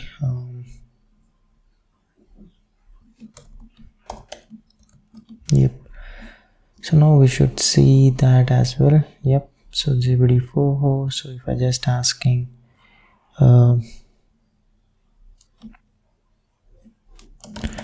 what is 10 plus 2, yeah, you can see the model is GPT-4o. So I've just added this model, and next thing, like I said, we'll try to add in few actions and also options to sort message by date. Again, this is going to be a bit more refactoring and addition. So first let's try to add the date helper for us. So inside this library I'm just going to create this date.ts, and let's use take help of moment library which is good to take help related to dates and times. So here I'm just going to import this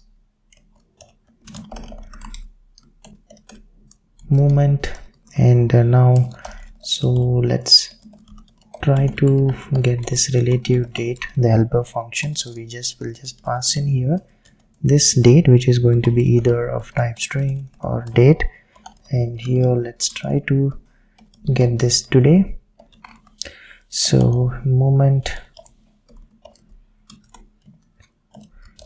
start of this day, and also the input date that we receive from the param. So moment of date dot the start of day, and let's calculate the difference in days.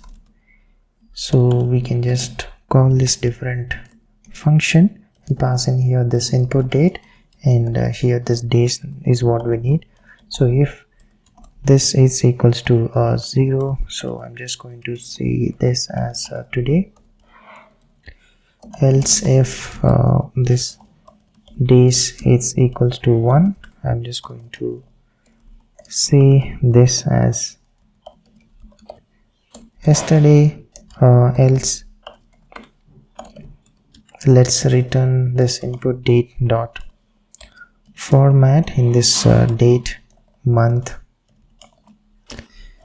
and years. Okay, fine. So simple helper function for us to get the relative date, and this thing we are supposed to use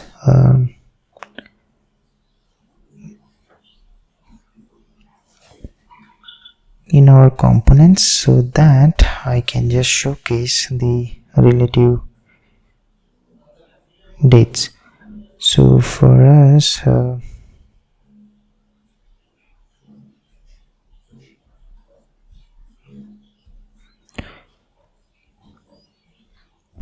to show, so basically in the chat messages, this is exactly where we are displaying the messages that are part of a particular session.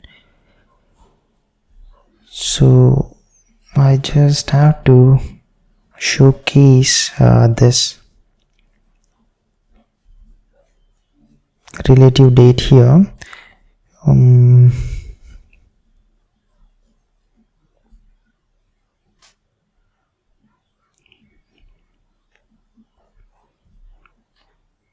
What we will do, so basically I'm just going to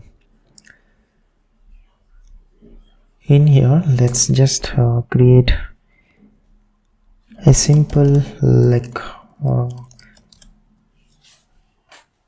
a function, so just a variable to just group the messages by created at date by days and all.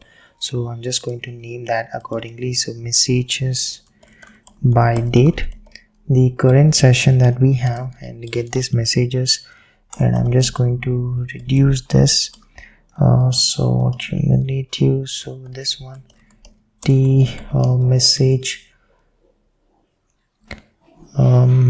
Let's first create a simple type,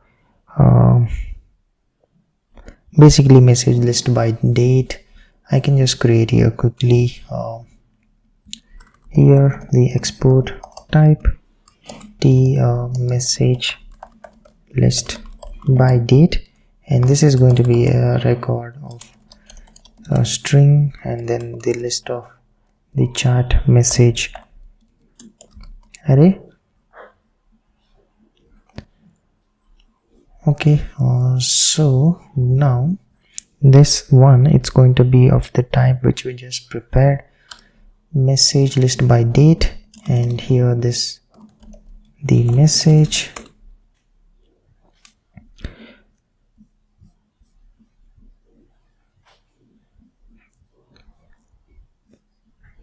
Okay, so now the date const date, let's import this moment moment of message dot created at, and let's try to format in this years, month, and date. So if this we don't have this date, then I'm just going to set this messages to this date, else we are going to just update that messages list. Okay, and then finally I'm just going to return this. So initially let's have this empty object. I think, yeah, this is the just messages by date thing. And now the way we are rendering in here, we are just going to consider this messages by date. So here messages by date, and let me just get these keys of this message by date and try to return here this section where let me add in simple divs, and here I'm just going to add in here this get relative date and pass in here this date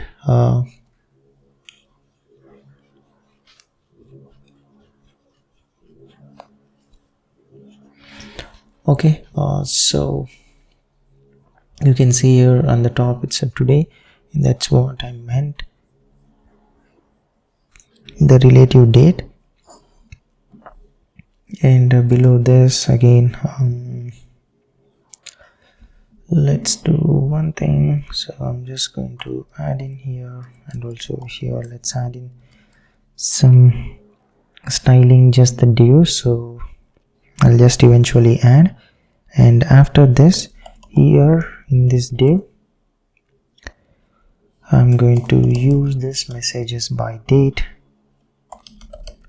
and try to get this message and showcase in the UI. So let's use this render message, the key message.id, human message. I'm just going to pass in the same like whatever we did.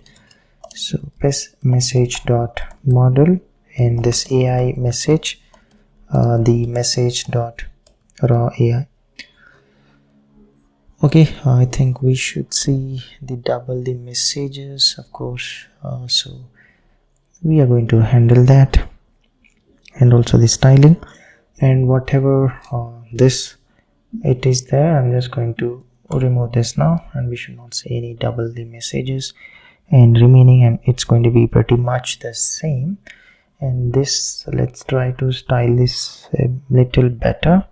So let me make this one as a flex column, and also this div, let's make a flex row, items, center, just the standard thing, width full, and I have some padding at the bottom and also the top of 8. Okay, and this div, so let's make this width full, height I'm just going to add in this 1 pixel, and background let's have this white color. Yep, and also the styling of this p tag, text extra small, or text, let's make this one to be a zinc 500, and padding in the x direction to flex, let's try to shrink fine. So that is this, and this is going to be pretty much the same, width full, height I'm just going to add in 1 pixel, and background let's make this white so that it be at the center. Okay, fine. So that's the styling, and this one let's make flex column, gap of 4, and width full, and items I'm just going to start this. So these are the message now, and that's the just grouping by date.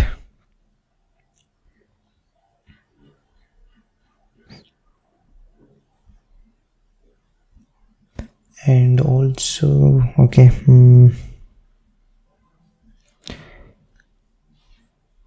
and one more change that I wanted to do is the message of this.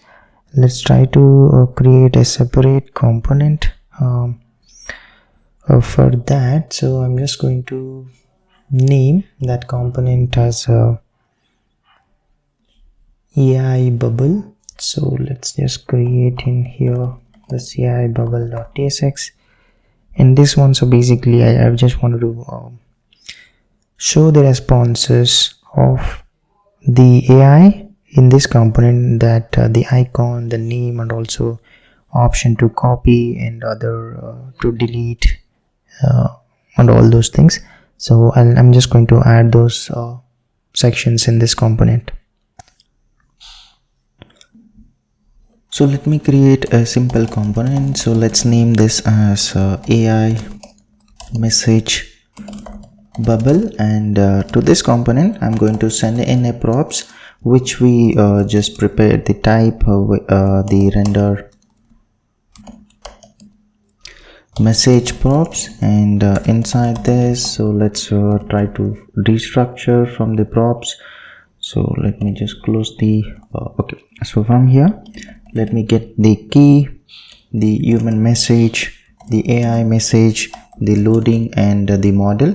So now, and let's try to create one reference to the div where we are trying to display the message. So I'm just creating using this useRefhook HTML div element, and by default let's assign this one a null value, and also so basically the options are additionally to the message that will be displaying. We will have like the placeholders now, like copy button and also the delete button, and those things will not implement any functionality of that, but just the placeholders. So first let's use this the clipboard hook which we have. So I'm just going to get whatever I need inside this component, and then we will complete the rendering part. And also let me we want to show the model that we use to generate this. So I can just use this use model list, and here let me get this model by key, and this use markdown, we wanted to use this render markdown function, and here the model for message I can get using this get model by key and pass in here the model that I have, and also the function to handle copy content. So here all I'm going to do is whatever the message reference that we have, I'm going to check whether that is active, and if so, and also if I have the AI message, then I'm just going to pass on this message to this copy function. So the AI message, and this is going to help us copy the content of the AI message.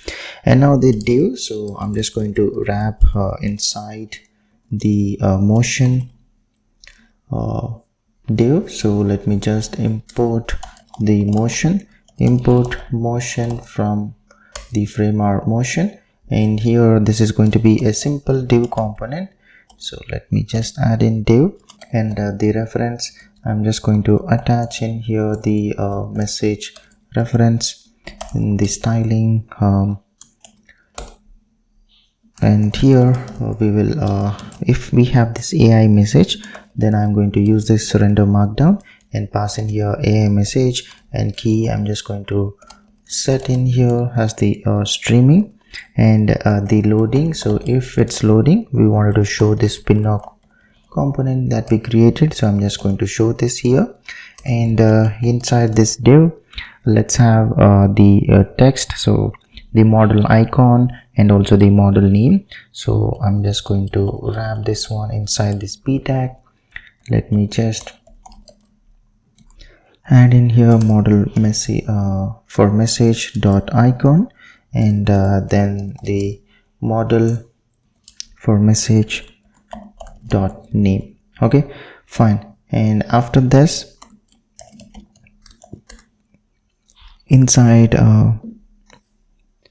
this div, I'm just going to have a button to copy, and also like for now to regenerate the delete and all, like the placeholder. So let me add in few placeholders so that you'll understand what I'm talking about.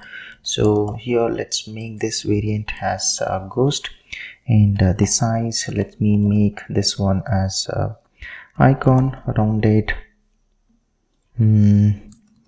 Fine. So now inside this, let me add in this icon, which let me bookmark a simple icon. The size, let me set this to 16, and the weight of it, I'm just going to set this to regular. So this is just one icon, and below here I'm just going to add in more buttons. Variant ghost, size, let's just set this to icon, and on click, this is for copying, so I'm just going to add in this handle copy content, and if this show copied is true, then I'm just going to show this check icon. And the size, let's just keep it same, consistent, 16, and the weight, let me add in here this as a regular. Okay, fine. And now this copy icon, the size, I'm going to set this to 16, and weight of it, let's have this as a regular. Okay, fine. So this is the button to copy and show the status accordingly if it's copied. And next I'm just going to add in a button, like kind of like reset, but just the icon I'm just going to add for now. So size of this, let's make this icon, and the rounded, let's add in this rounded later. So I'm just going to customize this button component as well. So basically I wanted to add in like we wanted to round it by large and all those things. And here the icon, let me add in this clockwise icon, the size and all, let's just keep it simple, weight regular, and I'm just closing this. And let me just add in one final button, the button again variant, let's make this ghost, the size, I'm just going to keep this to icon, and here let's add in like to delete this. So I'm just going to use this trash simple, size, let me set this to 16, weight regular. Fine. So this is the component. Of course we have not styled, that I'm going to do. So this needs to be used inside our chat messages component. So where exactly I need to use this is basically below this human message, whatever, I'm just showcasing here this model and all this thing. So let me just remove this one. So I'm just going to remove this whole div and p tag, whatever I have, and replace this one with this AI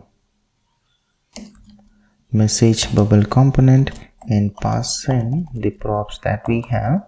And let's see now, so if I just refresh this, now you can see the model and also the icons to bookmark or the copy or regenerate and delete. So this of course needs to be styled, so let's just add in styling for this so that it looks better. Okay, so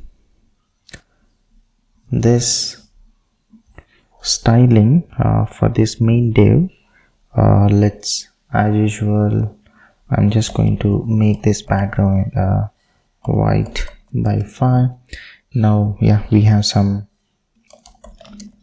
color and rounded. Let's make 2 times extra large. Padding index direction 4, top 4 and bottom 2, and the width, let's make this full, and just regular styling whatever we have, border white color. Make this flex column, and items I'm just going to add this as start. Okay, fine, so it's looking good. And also let me just add in few initial position and kind of like bit animation, the opacity change. Okay, so opacity initially it's going to be 0 and the Y position 10. The animate, I'm just going to change back the opacity back to 1, and Y position, let's change it to 0. The transition, let me add in here this duration 1, and ease, I'm just going to add in this ease in out.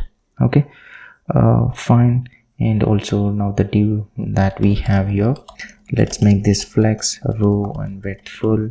Justify, I'm just going to add in this between. Items, let's center this. Padding in the Y direction 1. Opacity, let's say I want to keep it to 50, and on hover I wanted to increase this opacity back to let's say to 100, and add in this transition opacity. Okay, and now you can see now, so it's starting to look better. And now the p tag, let's make this text size of this model, the color of this to 500. Text, let's make to extra small. Padding in the Y direction by half, gap of 2. Make this flex row, and also items, I'm just going to center them. Okay, and same, let me just add in this initial and animate styling for this, but I'm just going to change a bit.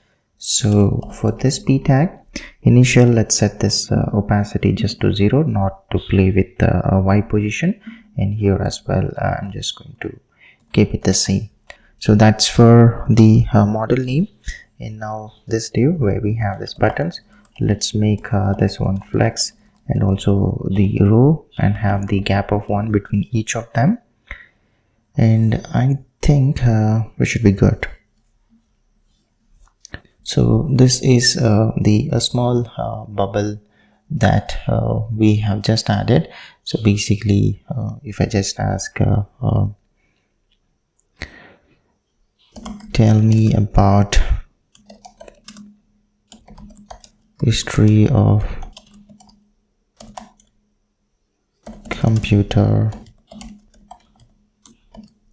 invention, so now we should see this is coming from the bubble component that we have added, and this is looking good. Okay, and this copy, so you can see now it's turning to a check once we copy, and yeah, fine. And now I just need to adjust a lot of minor stylings to I'll just start with this chart input. So basically here this, instead of this badge component, let me change this one to a div, and inside this one let me just add in the custom styling minimum with 8, and also height of this to 8.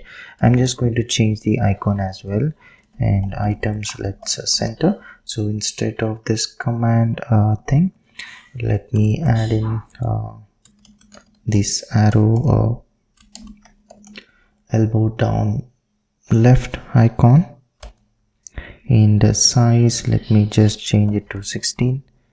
Okay, so this one you can see now the icon is changed, so that is what I just wanted to change. The small improvement, and you can just remove the badge whichever we are not using, and also this delete. and just clean up whichever we are not using, and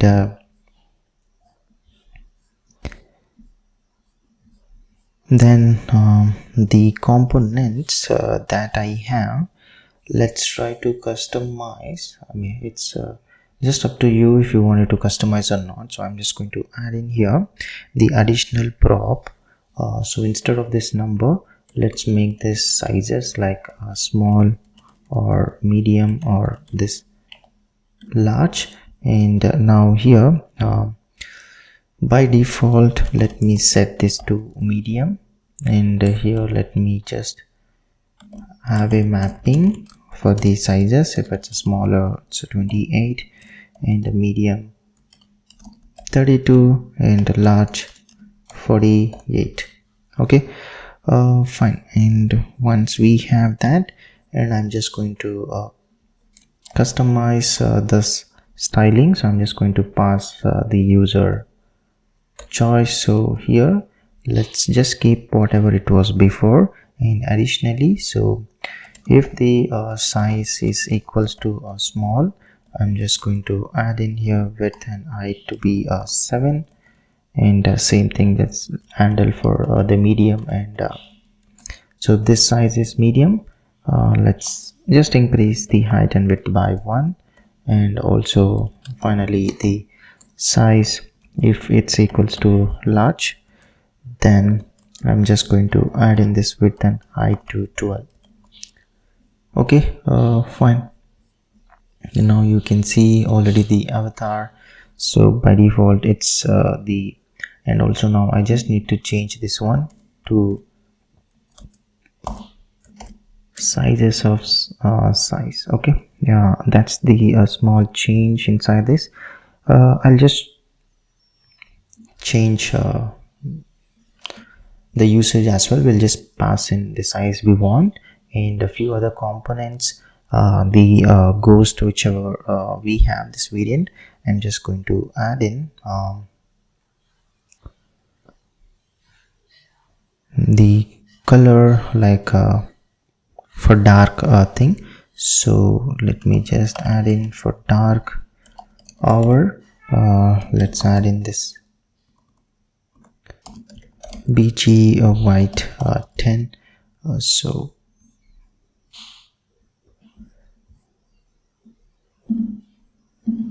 okay, so the button, so I'm just trying to improve the look, but it's completely optional. And also the text, let's change it to zinc, and also the hour, I want the text color to be white. Fine. Okay, and also the command component, the list that I have, I'm just going to improve this maximum height to 500. Okay, just small improvement. So if I just press this, now you can see I've just added more height to it, so that at least we can just scroll through more of the things. And also the group thing, the padding, let me just reduce it to like 3, the item as well. So I'm just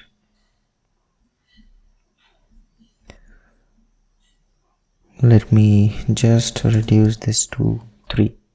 Okay, fine, just minor adjustments, and I think it should be fine. And also now the dialog that we have the settings thing. So this dialog, let me just try to improve or increase the width that I have. So the content component, so the maximum width instead of extra large. I'm going to customize this to like 600 pixel. Yep. And I think this should look good now. Yeah, that's the thing I just wanted to change. Fine. That's the small the styling changes. I think, yeah, this height and all, it can be improved. That's fine, which we can do at the even at a later point. Now let's add in the actual created at properties and also an option to clear the chart sessions in our context providers. So going to this context, first let me add in the function to clear the chart session. So I'm just going to name this accordingly, clear chart sessions. So this is going to return a promise of type void. Okay, and now we need to add in take care of that inside this. So to clear that, I need to add in a function which can help me set that chart session to empty array again. So here I'm just going to add in a new function. Let's name this as clear sessions, and all we have to do is basically set this chat sessions to this empty array. Okay, and also let me just pass in here this clear sessions, and also let me add in a function to sort these sessions. So here basically I'm just going to pass in here this list of chat session array, and then the sort by thing. So basically should be sort by created at or updated at, which I'm just going to add this missing pieces. So here all we are going to do is try to sort the list that we have, and by this use this moment, and here I'm just going to use this sort by and use this defer function, pass in here the a of sort by. Okay, fine. So what is this issue?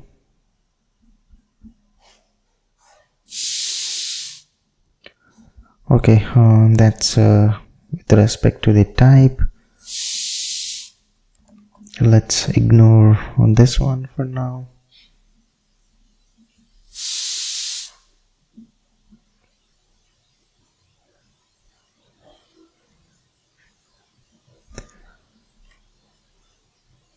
Okay, fine. So this is to sort these sessions, and so while we are trying to create, I need to add in this property. So let me add in this updated at as well, so which is going to be of type string, and so I just need to add in this property thing. So whenever we are trying to add a message to a session, I am going to additionally use this updated at in this moment function and convert this to ISO string. And also while we are returning, let me just return here this updated at as well, which it's again going to be moment dot to ISO string. Okay, so I'm just returning the updated at as well, and so that we can sort that accordingly, and this create new session as well. So let me just add in this empty array, and also the latest session. Now what I'm going to do, I'm going to use this sort sessions function which I have just created, the sort sessions, and pass in here the sessions and sort by this created at, and here I'm just going to get this latest session, and we are just going to double check if we have the value inside this latest session, and then check if this is not 0, and then I'm just going to return this. And the new session, create a new date, so I can just use this moment library now. Yep, I think we are good. So we have just added whatever the function that we need, so that I can just clear this accordingly. And what is this error? Okay,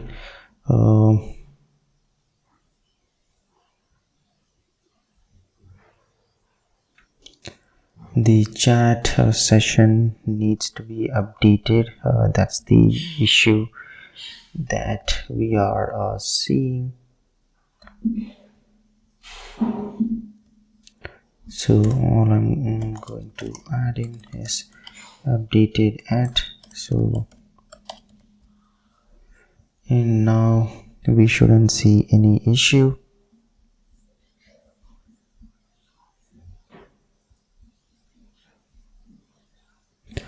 Okay, fine. So that's the small correction, and also inside this LLM component as well. So whenever we are just creating a new chat message, I'm going to add in this created at.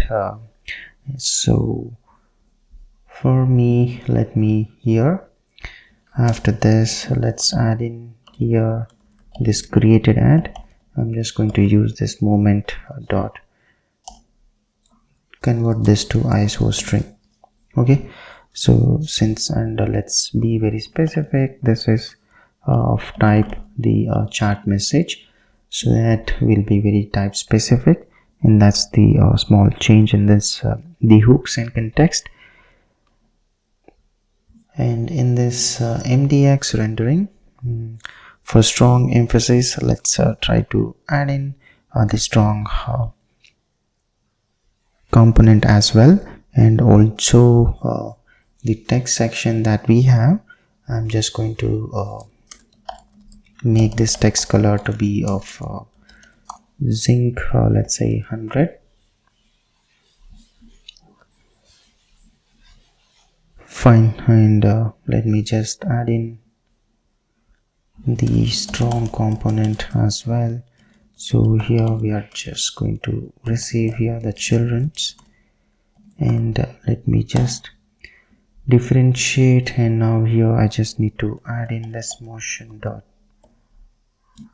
strong initially. Let's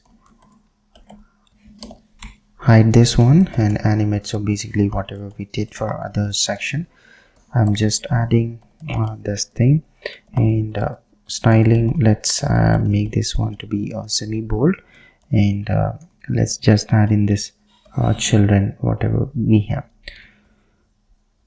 Okay, small changes, and now the actual the provider, so I just need to handle this one. So here now let's try to get this clear sessions function which we just created, and I'm just going to add in here this function clear chat sessions, and make this asynchronous, and the clear sessions, let me set the sessions back to empty array. Okay, and this one I just need to expose this to our components, the clear chat sessions. Fine. So now we have this clear session. Let's try to add in our filter provider. So let me just get this function, this clear chat sessions, and also let me use this the sort sessions as well, so that I can accordingly show those. Okay, this one I just need to return this as well, the sort sessions.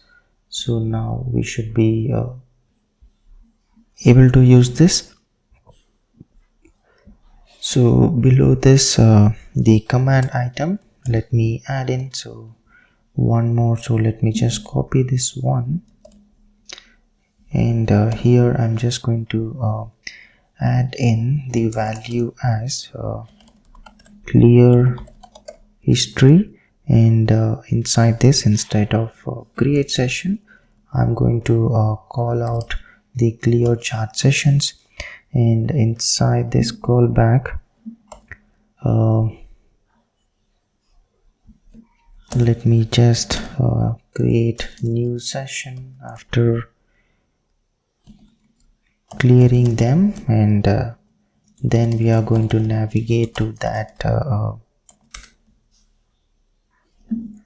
page. Okay, so I can just add in here. So basically I'm just clearing whatever the sessions we had and then creating new session and redirecting the user to that specific page. And now the icon, let's just change this one to the eraser icon, and I'm just going to keep that as it is. And the text, let's change this one to clear history. Okay, and the sessions here, now I'm just going to use this sort sessions, and I just need to basically sort sessions need to provide in the sessions list alongside the sort by. So I'm just going to provide in the updated at, and now it's going to be the same. So basically now if I just add in here, you can see the option to clear history, and also so if I just click on here, you can see now everything is clear, and we have just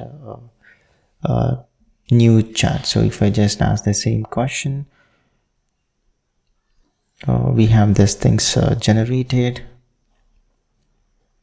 Okay, and if I see the title is updated to quantum computing, and that's the small improvements to clear the sessions and sort the sessions by updated at or created at, trying to improve the things. And also now see the avatar, I just added the thing, so we are going to see this error, this size. So let me just change this to small. So if I just refresh this thing,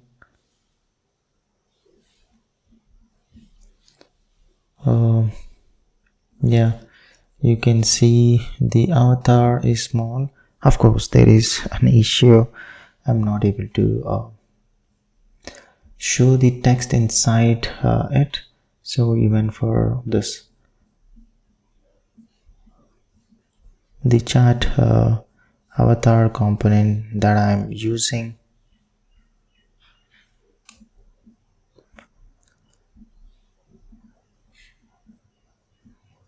here also let me just pass in here the size as small.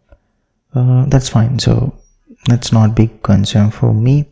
And also let's try to improve few more stylings like filters and setting style, and then I will try to move towards adding the voice like a whisper and voice recorder for speech to text. Okay, so few more styling adjustment that I wanted to do is basically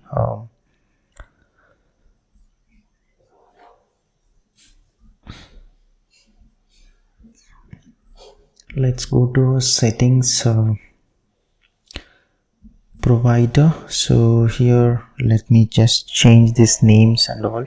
So in here, this names whatever I've just added, I'm going to change this to like common, and also the icon, let's change, we have for all three of them the same. So let's try to change this to user icon, like chat center icons and other things like this. I'll just improve this minor stylings, and then we'll move to the whisper model addition. Let's change this name to common, and then the key as well, I'm just going to change this one to common. The text of this also, I'm just going to change this to common. Fine. And just below that, the icon, let's change this one to the chat centered, and also this icon, I'm just going to change this to user circle. Okay, that you should see the reflection. So if I just refresh this and try to open, now you can see the common prompts and roles. Of course, the dialog height is not that good, but that's fine. And also in the filters provider, let me just add in the created at time as well. So that one, so just below this title, I'm just going to add in a small span, and here let's use this moment, the session dot created at, and from now, and I'm just going to add in this true. So this one, so basically if I just open the this thing, so I'm just, you can see here 32 minutes, and let's style this better. So I'm just going to add in some padding left, and also text, let's make this to extra small. In dark, I want this text to be zinc like 700, and flex shrink of 0. Okay, fine. So just the, like I have added like based on the created at thing, and also the input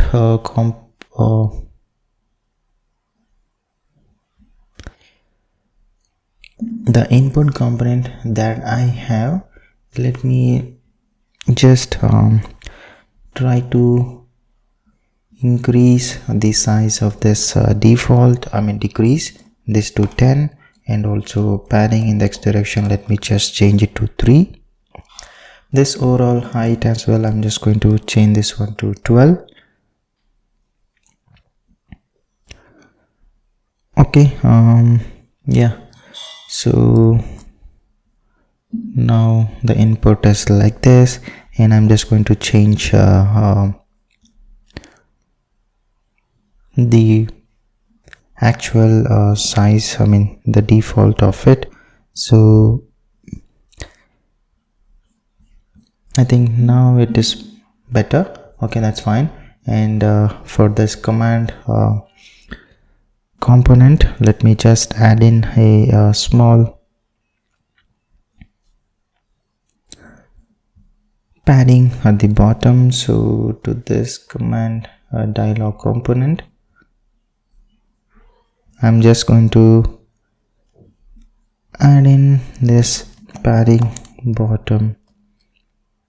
So basically if I just show this, you'll understand here. Okay, that's the thing. So just minor adjustment that I'm trying to make. And also if I just open the settings here, this one, I'm just going to add in the padding more to the components that we just added. So let me just improve this by 2, like so here as well. So I'm just going to change this thing to 6, and this Gemini as well, I'm just going to change this to 6. Okay, so if I just change this, you'll see there's more padding in the X direction, and that's the small changes that I'm making. And finally, let's give small touch-ups on chart input. So here the thing, so if you can add in whatever the text that you want, like instead of what can I help you, you can just change it to how can I help you, and also just add in whatever the text that you like. And this div that I have added, let me add in this height, specific height to 14, and also I'm just going to have no gap. So to see this one, let's try to create new session. Okay, so I'm just going to create this new session. So what's wrong?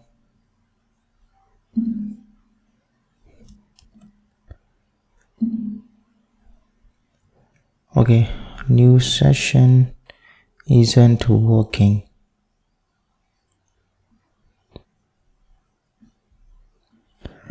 What's wrong?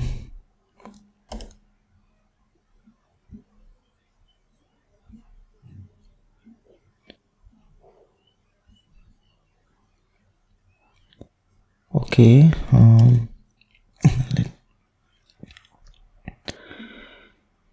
okay, the new session, what's wrong? We will check that, but you can see this is the thing that I'm just adding in this padding height, and I've just changed this height to 14 and gap of 4. And instead of this icon, you can just add in any other icon. So let me just add in this and give it a try. Yeah, so that icon so looks good. And this the examples button, let's just remove this background black color. Yeah, fine. I think it looks good to me. So if I just ask some question, okay, in new session, why isn't this working?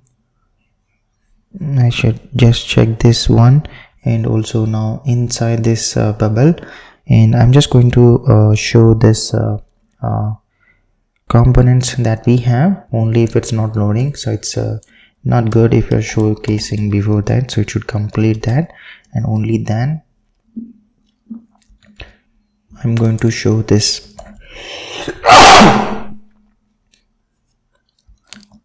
div. Okay, so yeah, that's the small improvement. That's fine. And now this chat message also, let's uniquely the messages by date that we are using. So let me just add in the unique key so that we'll have the distinction, which is the date I'm just adding. Now let's add in the whisper model that I wanted to create. So for me to add this thing, let me install the OpenAI dependency.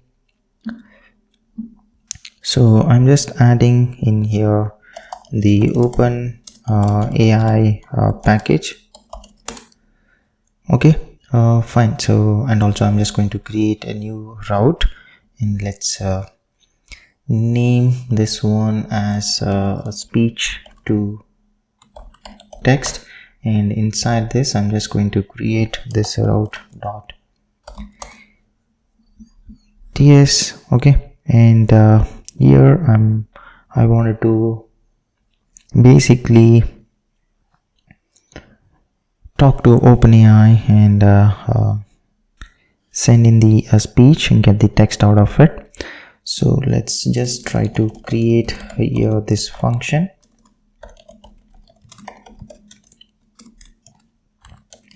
And as usual, let's just add in the next request and the response, the next response. And now here I'm just going to get this headers list and using this headers function, and then this API key. So let's just get this this headers list dot get. Okay, so here I'm just going to use this X API key. Fine, so what is this?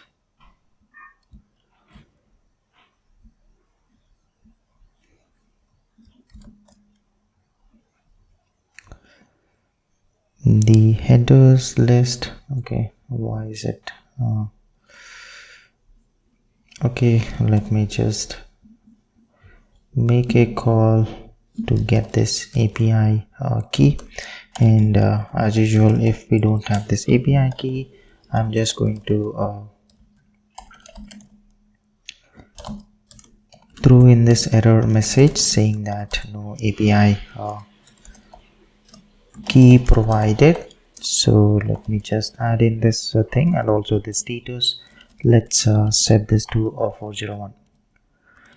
And now let's create this OpenAI object. So I'm just going to use this OpenAI function, pass in here this API key, and also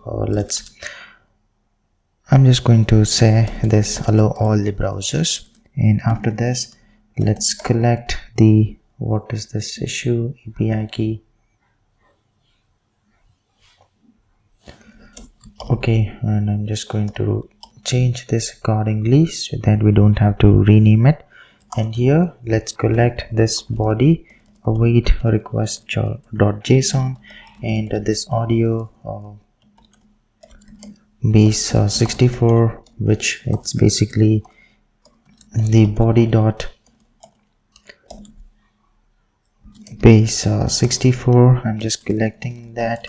Then this audio buffer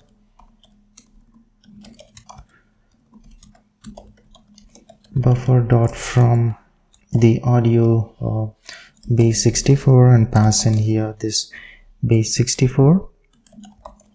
Let's try to get this transcription.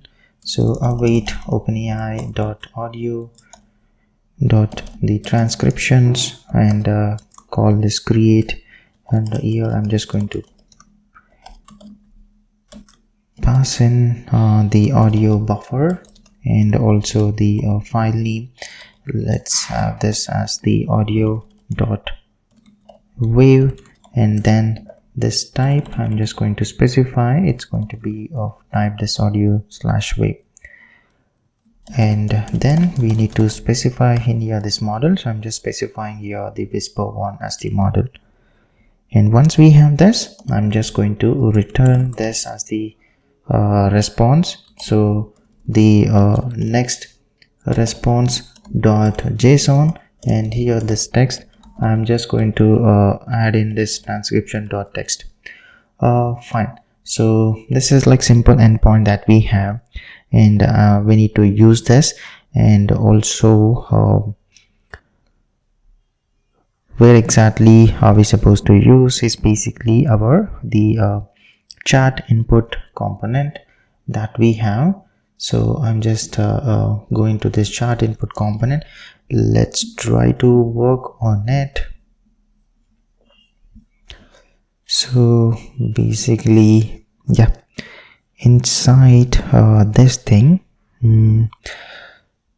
let's also, before focusing on the UI part, like adding the mic icon kind of thing, and then initiating the logic to record the voice and have the transcript. Let's create a simple hook where I wanted to handle the recording voice related stuff. So use record voice dot tsx, and let's make this one as the client side component, and the interface for this I'm just going to just keep track of whatever I need. Use record voice result.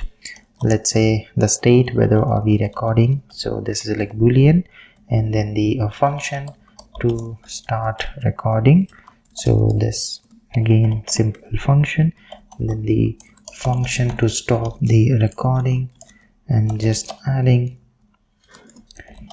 here, and also is it transcribing, so whatever we have just given the voice. So again this one, it's going to be just boolean variable and the text that we got out of the voice. So now this use record voice hook, so this is going to just return this record voice result. Okay, yep, let's just fix this. Yeah, and I just need to return. So let's create the local state variables who want to keep track of the text. So this one, of course, it's going to be of type the string. So initially I'm just going to set this to empty string. Let's mention this type as well, this string, and after this the media recorder thing. So this, let me add in this media recorder, and this one, it's going to be of type media recorder or the null, and let's just set this to null initially. So once, let me just, yeah, fine. After this media recorder, then the variable to keep track of recording, transcribing, and all those things. So set recording, and this one again, it's going to be of type boolean, so let's set this to false. Then this transcribing, set transcribing, so use state, so this is again it's going to be boolean, and let me just set this to as well to false. And let's try to get this API key, so that we have to provide to the endpoint which we are going to talk to. Fine. And let's try to create a reference to our mic. So like, is it recording? So this one I'm just going to create of type boolean. Let's, and also the chunks. So basically I'm just trying to handle the logic to handle this voice input.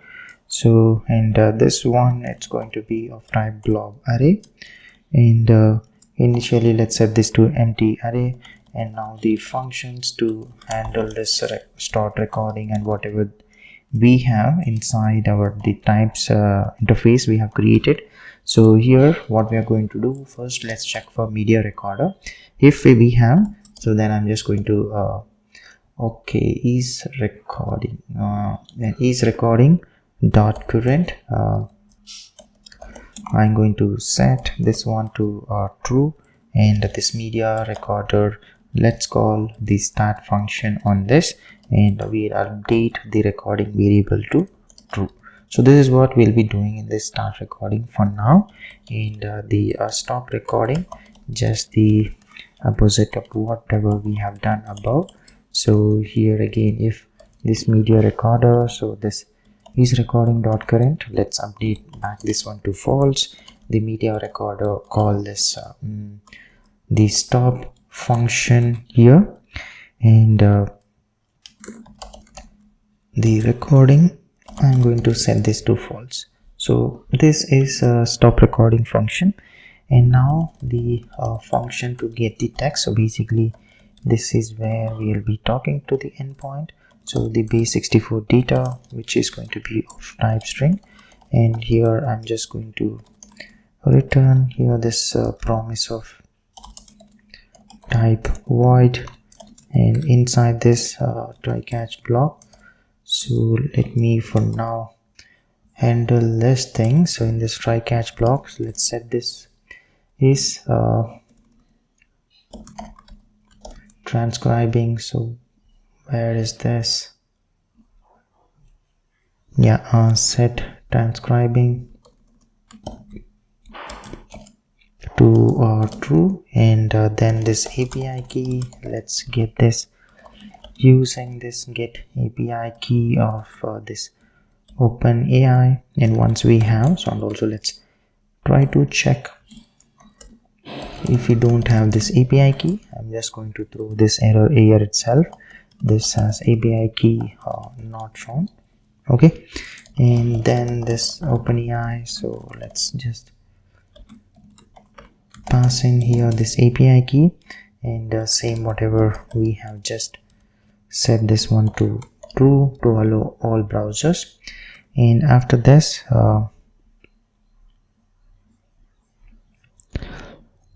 so basically I'm just trying to do it in both the ways. Let's try to handle whatever we handled their logic here itself, or talk to that endpoint which we just created. So what I'm trying to do, the endpoint whatever I've just created, so this one let's try to handle in this way as well, and also the endpoint. Okay, so now I'm just the audio buffer, and this one should be the base64 data, the transcription, this one let me just import this from OpenAI, this 2 file, the audio.wave model that I'm going to set in, and here the set transcribing to back to false, and also then we can update our text, the transcription dot text. Okay, and now in this catch block let's try to handle this error. So here this set transcribing, I'm just going to set this to false, and for now let's just console this error. Okay, so this is the function to get the text by taking input the voice, and also the initial media recorder function. So here we are going to send in the stream which is of type the media stream. Let's not return anything from this. So inside this, what is it that we are going to do is just create this media recorder object. So new media recorder, and pass in here this stream, and let's try to handle the callback functions on start. So what is it that we are going to do? So just call this create media stream function. So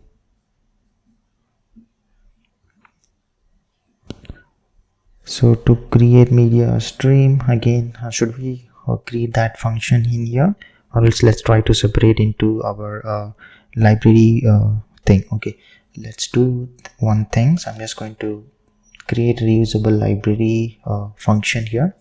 Let's name this as record.ts, and here I'm just going to create media stream function, and here I'm going to send in this stream media stream as the input, and also the is recording boolean value, and the callback function which we are going to send in this peak the void. Okay, fine, return type. Now inside this, so what is it that we are going to handle is let's try to create this context object. So audio context, and here this source context dot create media or stream source, and pass in here this stream and this analyzer. Okay, this const. Okay, fine. Then this analyzer, this context dot create analyzer, I'm just going to create this, and we are going to connect this source to this analyzer. And then let's create here the function. So to get the peak level, again let's just create simple functions here. So get peak level, so I'm just going to send in here this analyzer, which is of type analyzer node. So, and we are going to return here this number, const array. Let's create here this of this array and pass in here analyzer dot size, the analyzer dot get byte time domain data by passing in this array. And from here I'm just going to return this array. Let's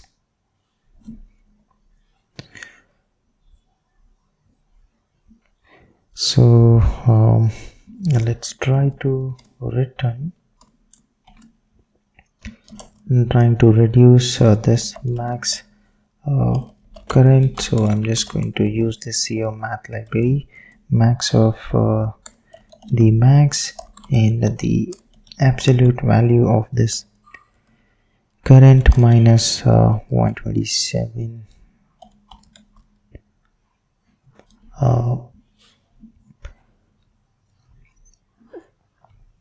Okay, fine. And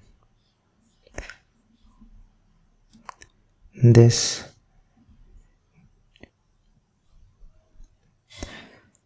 divide by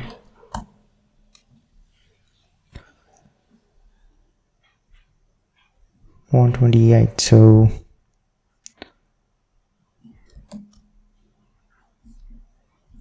okay, fine. So this is to get the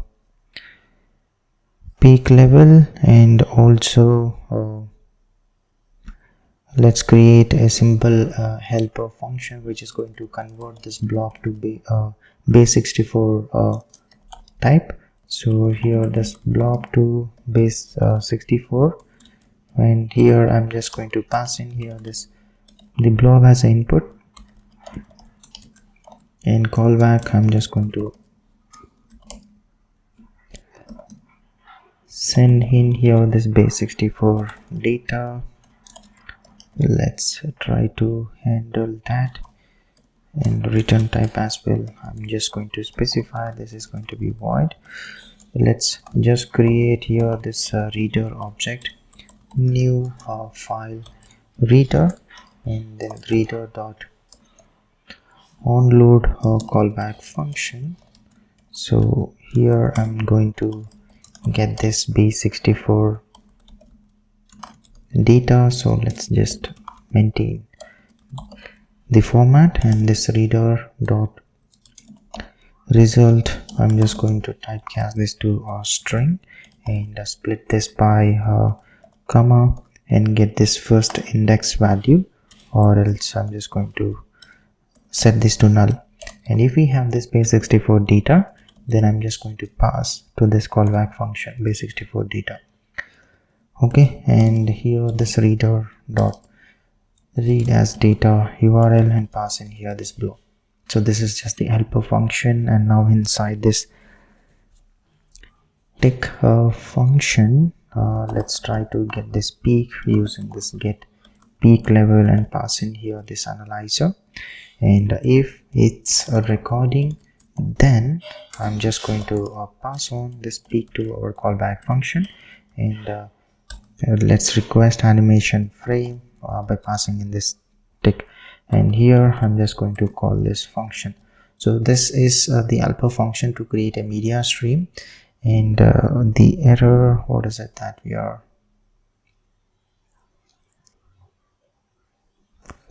the stream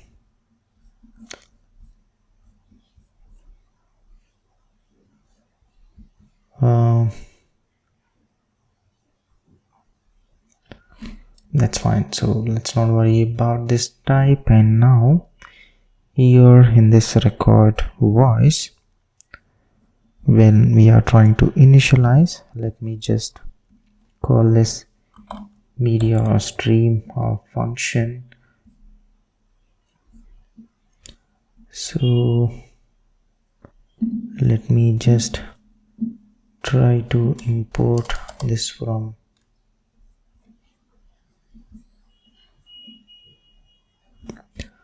the library which we just created.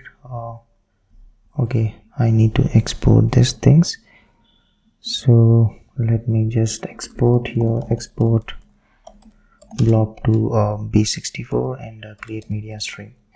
And now here I'm just going to use this from this library which we just created, and for this I just have to pass in the params, the stream,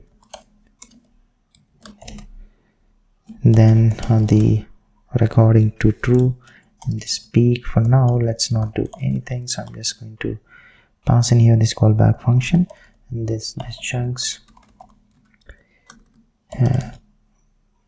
initialize it to empty array. And now here on data available callback function, the event which is going to be of type blob event, and inside this I'm going to push into this array.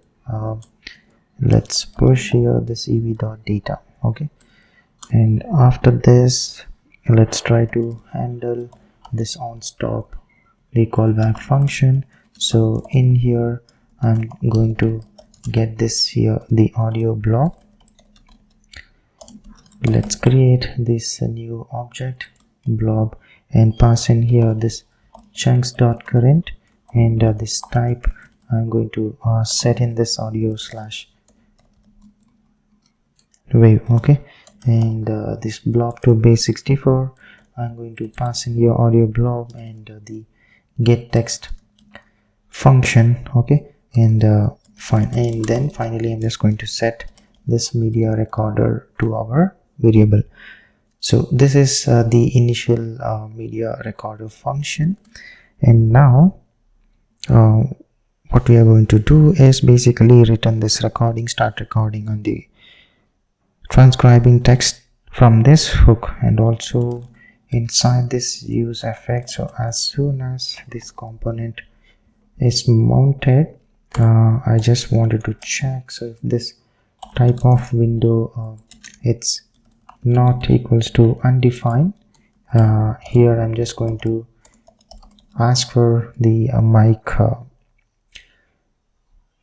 permission. So here get user media, and here I'm just going to set this to true, and then initial media recorder I'm just going to pass in, and if there is any error let's try to console this inside this callback function. So I'm just going to console this error.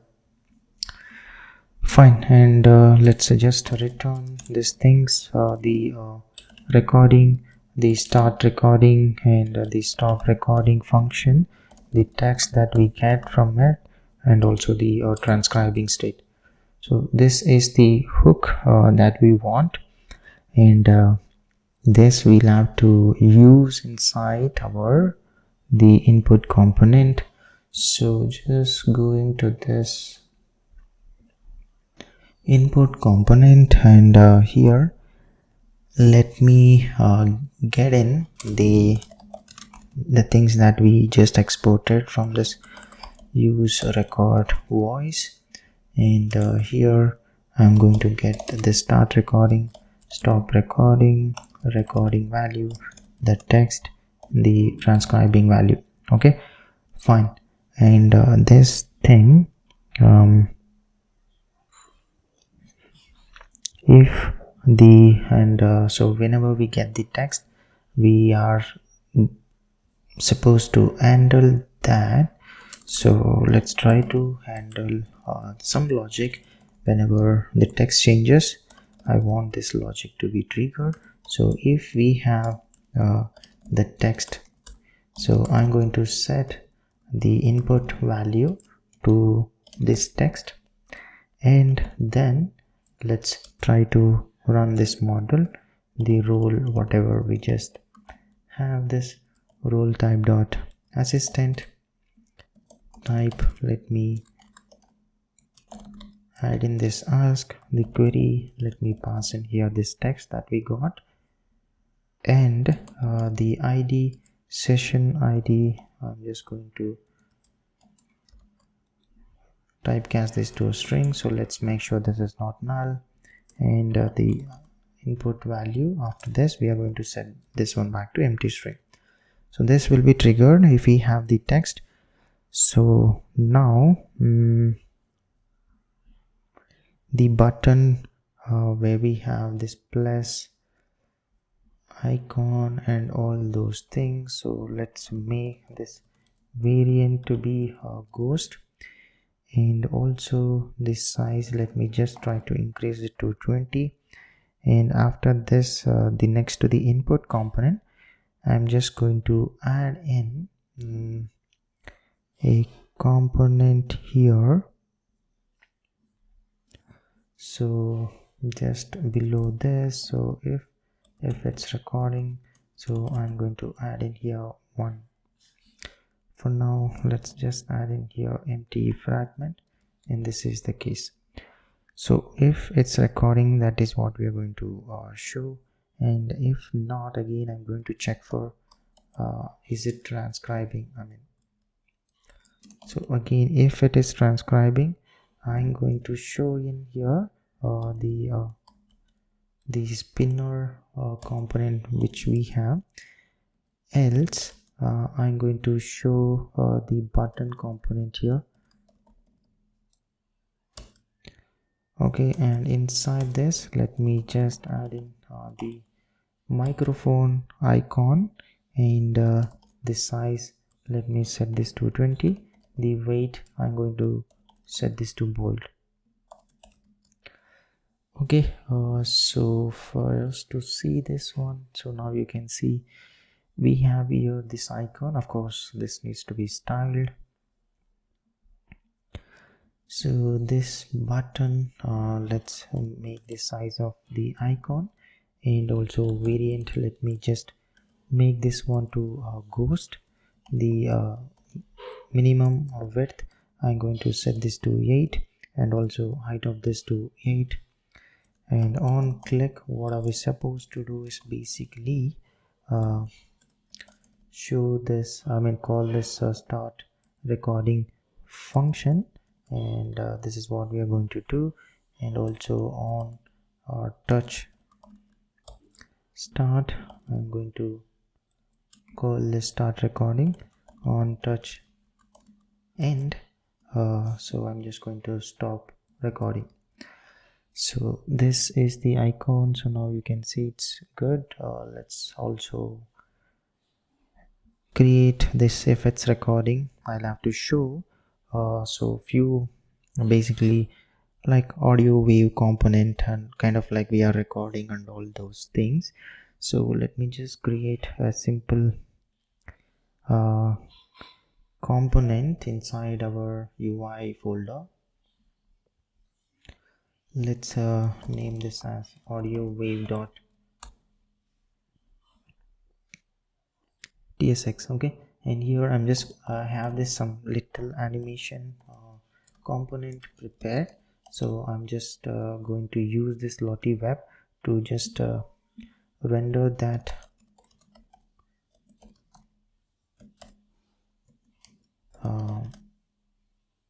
animation. So let's just install this thing, and yeah, so I'm just going to import this one, and let me just copy the JSON for me to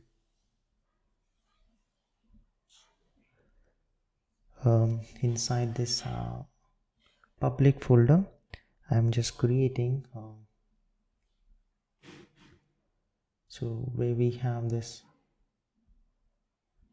icons and all those things. So here let me just create audio animation.json, and I've just added in here the simple the animation, so you can just take it from the description, and this one I just need to use it here and try to render that on our screen. So basically it should be simple. So let's name this component name as audio wave spinner, and here let's create this animation container. So I'm just going to create here this use reference for this div element. So HTML div element, initially let me set this to none, and inside this use effect of this, so I'm just going to check if we have this in our DOM, and also the animation container dot current dot child nodes. I'm just going to check if this is equals to 0. Then I'm going to call this load animation function and attach in this container, which is animation container dot current. The renderer, let's pass in here this svg, and the loop, I'm just going to set this to true. Autoplay, let me set this one as well to true. The path, so basically I'm just going to mention in here the file name which we just created, that is audio animation.json, so which is in public folder, and this one, as soon as it mounts, we need to trigger this one.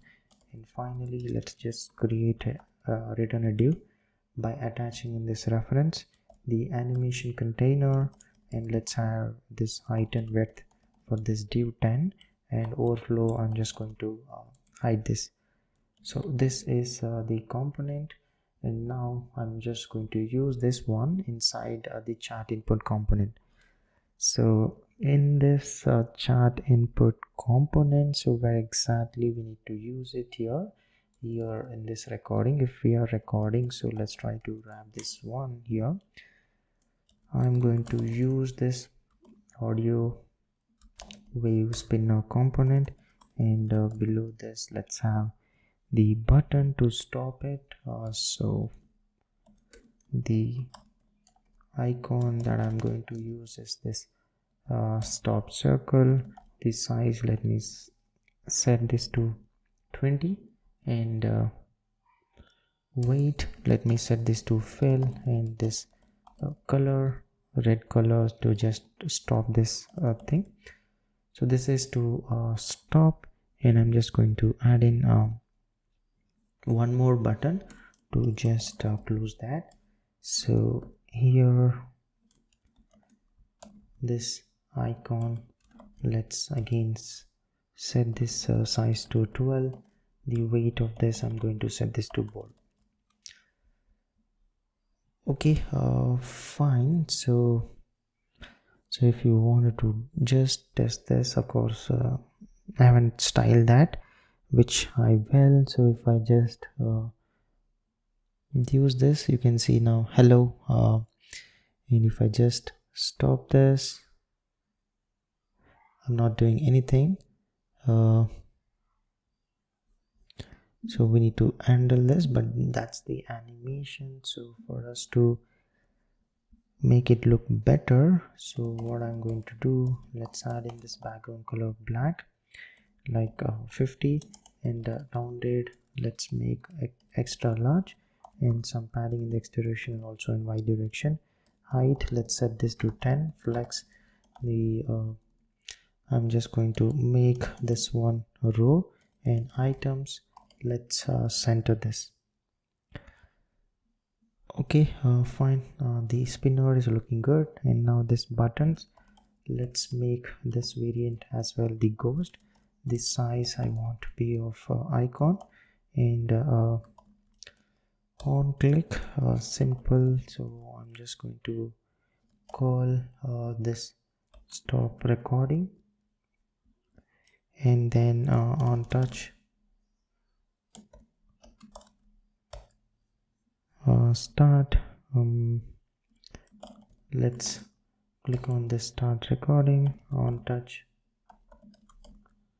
end. Let's have in this stop recording thing, and even this as well. So let me just copy this styling for this there. So I'm just going to, instead of for now, let's just keep it same for this thing. So that is how it is. Let me just close this thing, and it is trying to transcribe whatever it is. Yeah, so you can see basically whatever we have just spoke, that's what it just took. So if I wanted to record, hello, how are you, I was just testing this audio input. So now whatever we have just added, that should be converted into text, and it should be sent to our assistant, and we should see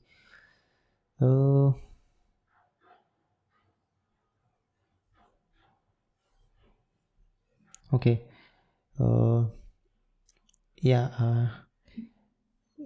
I was just testing this audio input.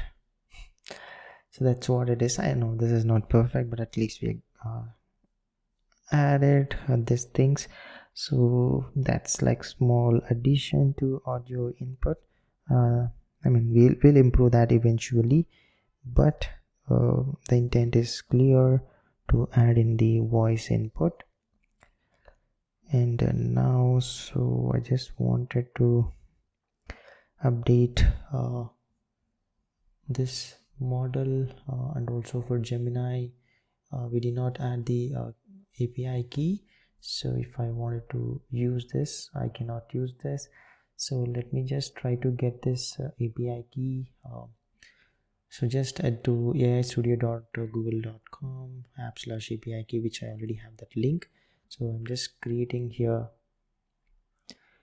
this new API key. So let me create inside this project, and I'm just copying this one. So let's try to use it here. Okay, now it should have set. So if I just switch to Gemini Pro and ask something, we should see the result.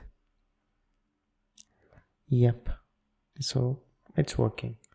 So I just added in Gemini API key as well, and now let's try to just update the model, bit of model select style, and then the examples also. And looks like there's some issue when we are trying to create a new session, so I'll have to handle that. So first let's try to update this model select style. So to update model select styling, so I'm thinking to wrap that inside a sheet component. So let me just try to add in the sheet component, and I'm just going to use this. So you can see now, so the sheet component that we have here, or else you can just customize to whatever the thing that you want. So let me just try to add my version of the sheet component. So let's you just take this from here, and I'm going to add in the drawer from this. Okay, fine, it's the same as it is. So I just created a different way of handling the sheet using this. So you can just create either way, just you can take from this or else use that component as well. Shouldn't make big difference. So now I have this sheet component. Let's go to the model select thing, and whatever I just have this drop down menu component, I'm just going to replace this with the sheet component, and here instead of this drop down menu trigger, let's add this sheet triggered thing, and I'm just going to have the same button and just same gap. And let me just complete this sheet trigger, and after this the drop down menu content, so let me just change this one to sheet content, and the styling of this, let's just remove and add some gap of 0, and overflow, I'm just going to hide this one, and this menu item and all we should change these things. So let me completely remove this one, and also here I just need to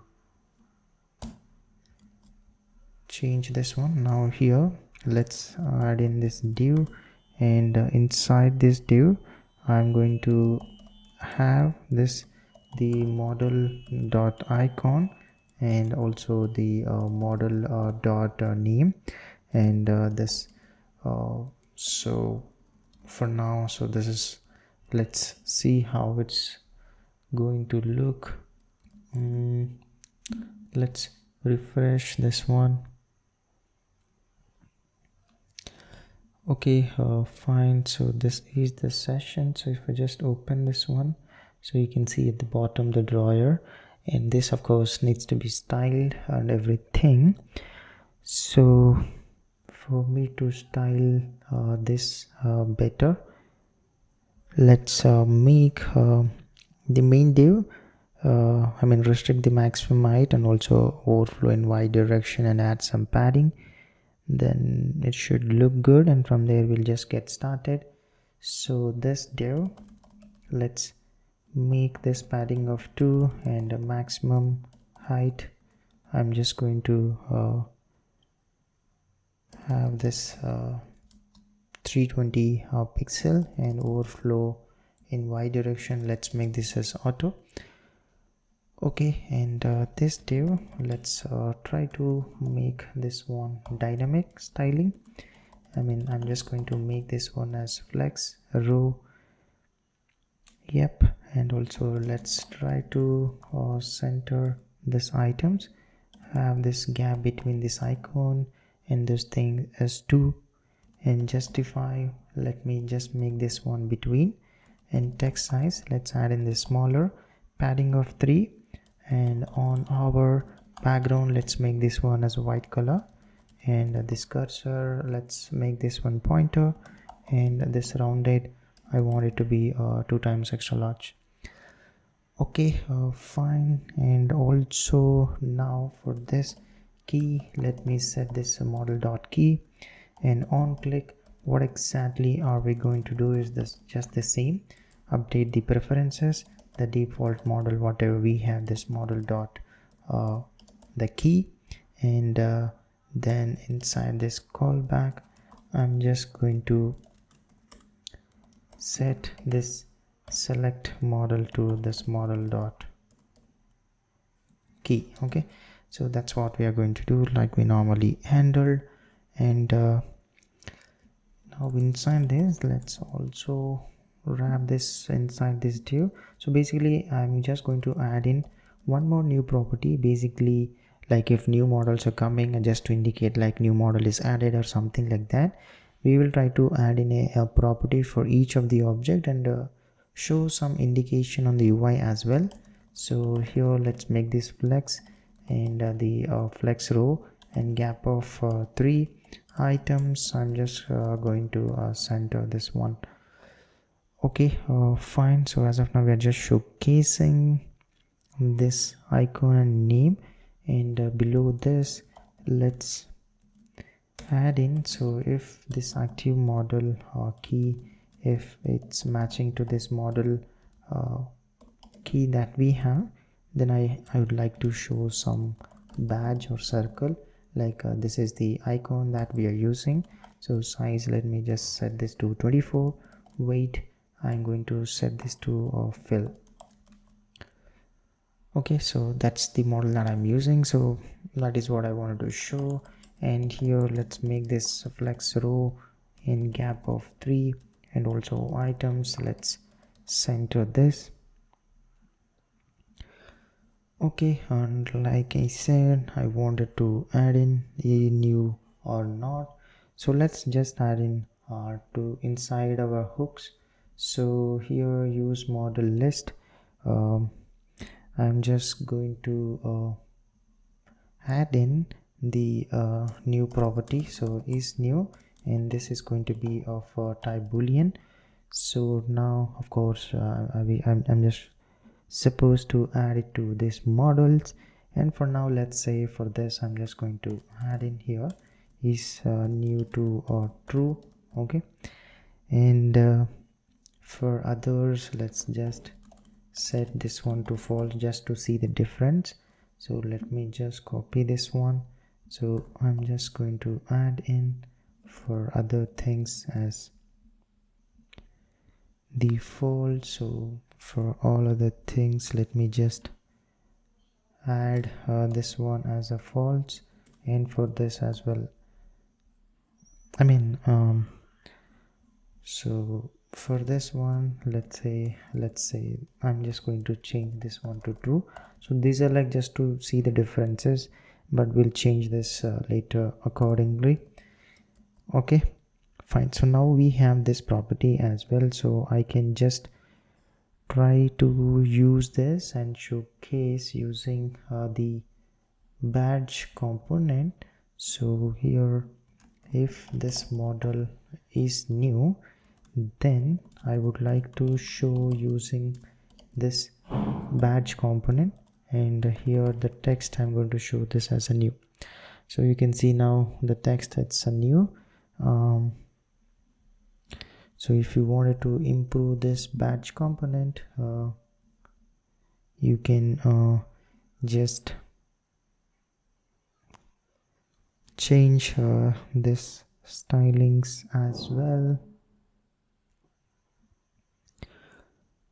Okay, so I mean this stylings, let's say I wanted to have this height of 5, in padding in x direction I'm going to change this to 1.5, and in y direction also let's say 1.5. Okay, so just you can add in whatever the styling additionally that you want, and this default as well. So I'm just leaving this as it is for now. So but if you wanted to make it more better, just play with this stylings inside this badge component, and then you should be good. Okay, so that is what this model select, and now this I wanted to add inside the chat session where we have this component that we have this model select. Let me just change this styling as well. So I'm just going to refactor this a bit so that it looks better. So basically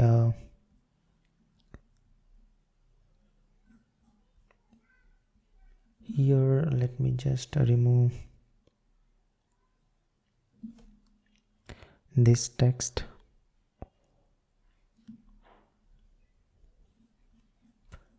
So let's do one thing. So let's try to wrap in this model icon and the title of this inside one div, and after that, so yeah, I'm just going to do that. So here I'm just going to add in a simple div. So let's make this flex row, and here the gap of 2 items enter, and here I'm just going to move this text, the ChatHub, whatever we have, and also let's try to add in this icon for this application. So for now, let's say I'm just going to add here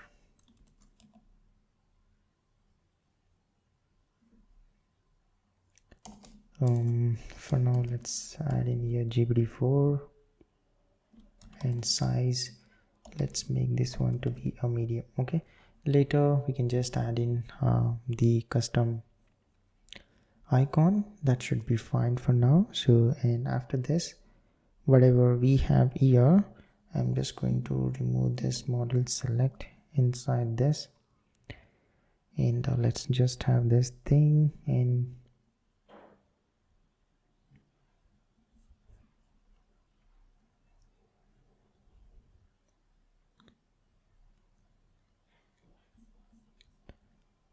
okay, and this one now, instead of adding it here, I wanted it to be part of the chart input component. So that's where it looks better, and also we can just start changing the text and all.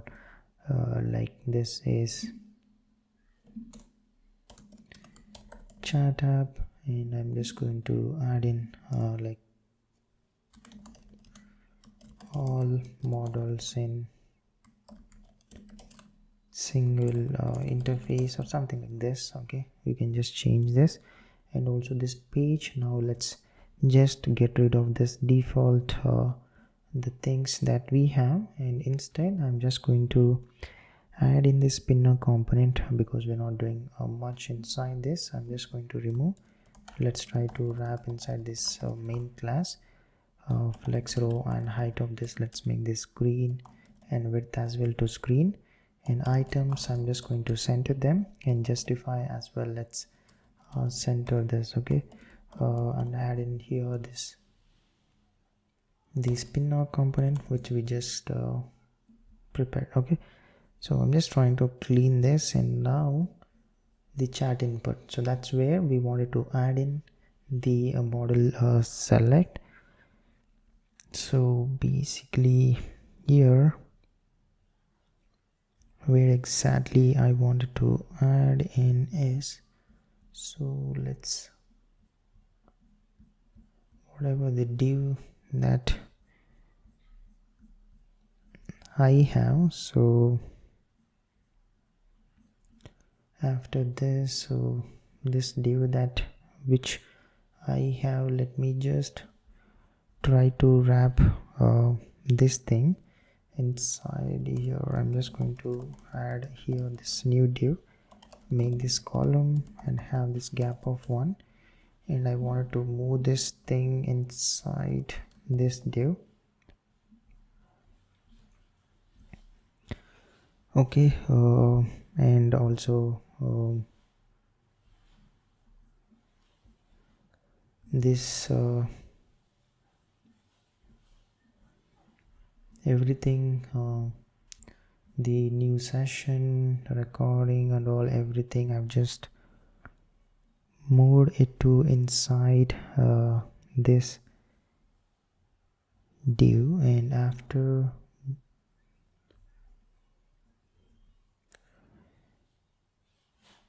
this, let me just try to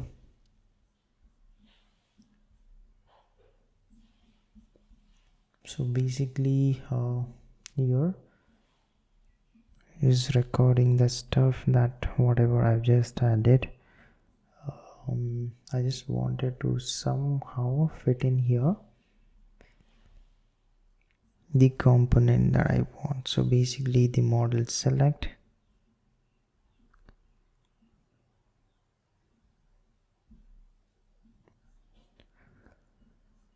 so the right place for us to fit would be let's try to, yeah, so this is the all of the motion div. So I have this new sessions.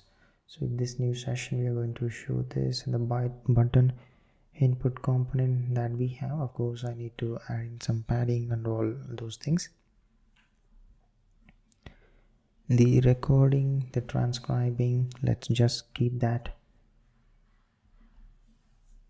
as it is. And after this thing, let's try to close this the div.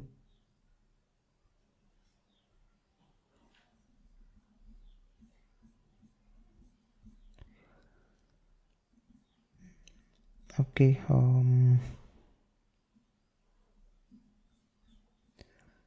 yeah, so I'm just going to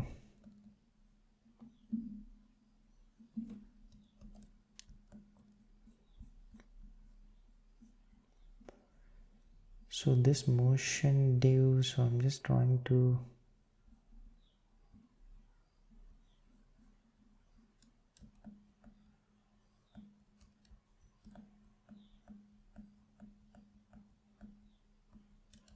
okay, so this is how it is now. So let me just add in this model select component just before this examples.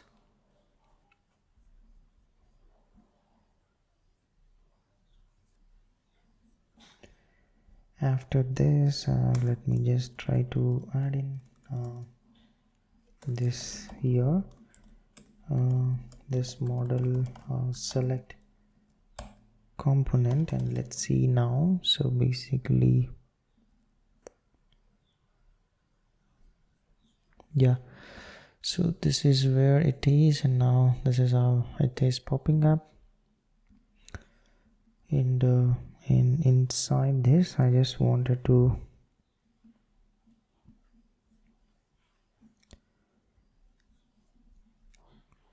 have other components as well. So let me just add in here this empty div, and then this button to basically to open the filters.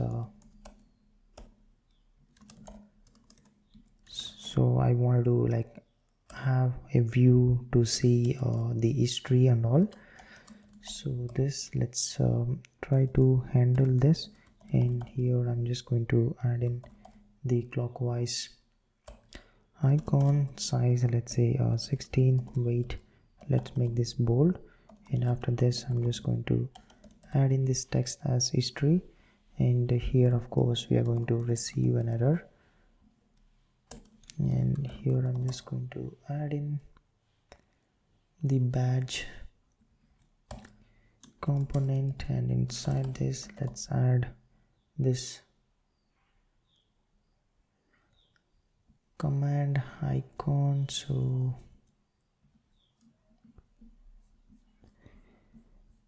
I wanted to add in this command icon, so let me just, yeah, I have already imported. So this size of this, let me just set this one to 12, and also this weight, let me set this to bold and add in this here, this key. And this div, let's make flex, and this flex row items, let me just center them, width to be full, justify, I'm just going to apply this start gap of 2 and have this padding of 2. Okay, yeah, and also this one, let's add just for now the placeholder divs. I'm not going to touch this. And after this one, let's leave this examples as it is, but I'm still checking, like, can we improve this better? Of course. So I'm just going to refactor that a bit so that it looks like it's part of the input component itself. So let's just adjust that also. So to adjust that, what shall we do is basically, let's do one thing. I'm going to wrap this whole thing inside a new div. So let's make this one as flex row and also items. I'm just going to center and add some padding height. Let's just restrict this to and width full, have this gap of 0. Now inside this, so let me completely move this one into the above div. Okay, and after I have moved this into above div, I'm just going to just below this itself, let me also move this one into this div. Okay, now things are not that great, but at least now it's inside this. So what we need to do is just need to adjust the stylings of these things. So now instead of this one making this row, I need to change it to a column, and let's just remove this whatever we just added to below thing, and I think now we should be good. Yep. So yeah, and here I can just select the whichever the model that I want, so accordingly that will be reflecting here. In this I need to open the filters, so that all logic I'll have to take care. So let me just try to take care this thing. So to handle the opening filters, what I need to do is basically I'm going to use this use filter which we have, and from here I'm going to get this open function, and let's rename this to open filters. And this one at this button which I have, instead of this empty function, I'm going to add in here this open filters. Okay, so now if I just click on this, it should open this thing. Okay, so that's the change. And also let's try to add in some padding to the input component. So here I'm just going to add in padding in the x direction, and also let's try to turn off this autocomplete to off, and also the auto capitalize to off,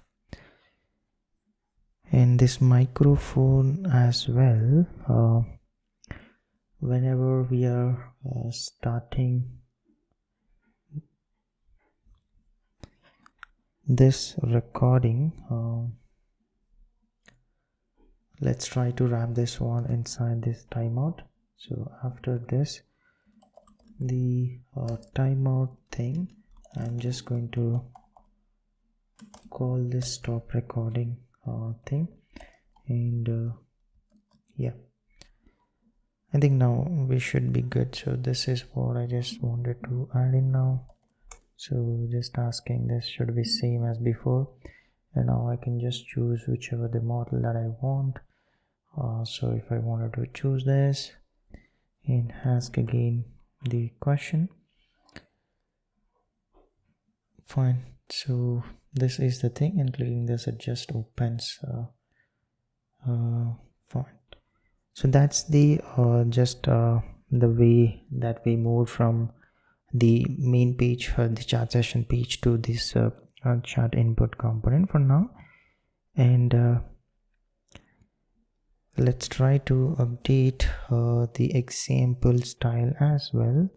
So for example, if I just remove the history and this the chat messages examples, I just wanted to add in simple divider, and so that there'll be like clear distinction. So let me just add in here this label divider.tsx, and here let's create the props for this component, the label divider, and here let's have this as a string, and also the additional styling as optional. This component, so basically I'll just have a div and the label between them, like we just added for the today and all those things. So divider, and now inside this, so I'm just going to add in this label divider, the label class name. So now inside this div, so I'm just going to add in this simple div with background color, so bg of white. And so let me just copy this one. Okay, and inside this I'm just going to add in this label. Okay, and this one, let's make this dynamic, and so that we can just pass in additional styling to this component. Flex row and items, center them, width full, and also let's have this padding at the bottom. For top, let's have it as 8, and then I'm just passing this additional class name. And now this one, text extra small, let's add in this color zinc, let's say like 500, and padding in the x direction, flex, just whatever we added for our the today or the time that we were showcasing as part of the chat messages. So this component now I wanted to use inside our the chat messages component. So let's basically just replace whatever I've just added here.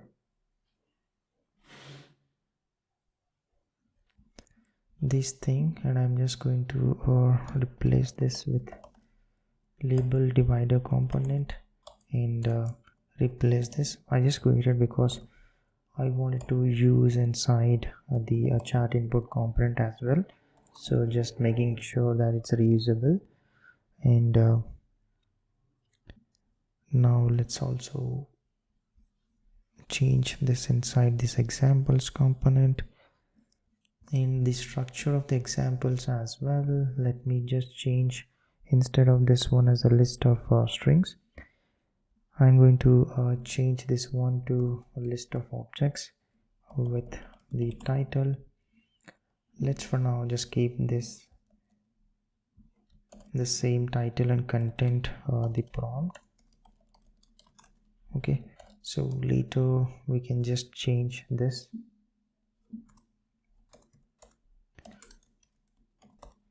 The title, I'm just adding this.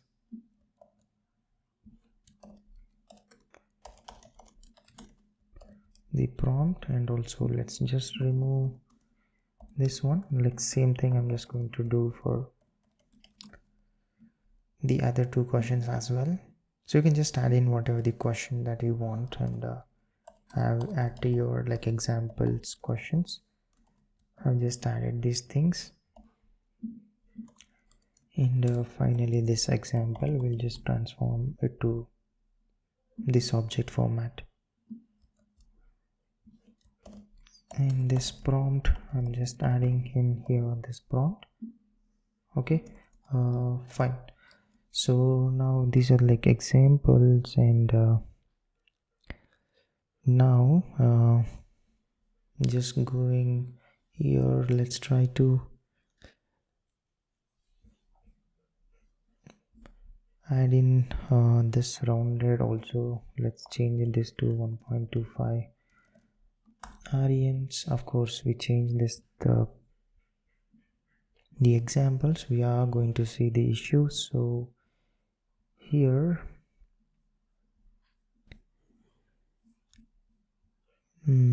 let's do one thing. So I'm just going to add this div and close this div here, and let's move this complete div inside this one, and additionally let's make this one as a flex column on gap of 1, and here let's use this label divider component, and label I'm just going to pass in here this as examples. Let's have 0 padding at the top, and I think this styling I'm just going to leave that to as it is, whatever it was before. But the let's do one thing. So I'm also going to wrap this one into motion.div, and here let me just attach in the variants, the zoom variant, the transition. Let me add in here this delay of 1, the initial, let's pass in here this initial text, the animate, I'm just going to pass in here this animate text, and on click now instead of this example I'm just going to pass in here this example dot prompt, and alongside here let's remove this one, and inside this p tags let's first showcase the title, and here below I'm just going to show in this prompt. So you can just change that the title and prompt. I've just added it as the same for now. So text, I'm just going to make this smaller, and white font, let's make this one semi bold, and width I'm just going to make this one full as well. So let's just copy this one, and now I just need to change this, the styling of this div. So instead of this row, let's make this one as a column, and also let's have this gap of 2 items. Let's change this one to start, and I think rest whatever I've just added I have the same. I think this should be good. And also if you want to, let's just add in 3 columns for this.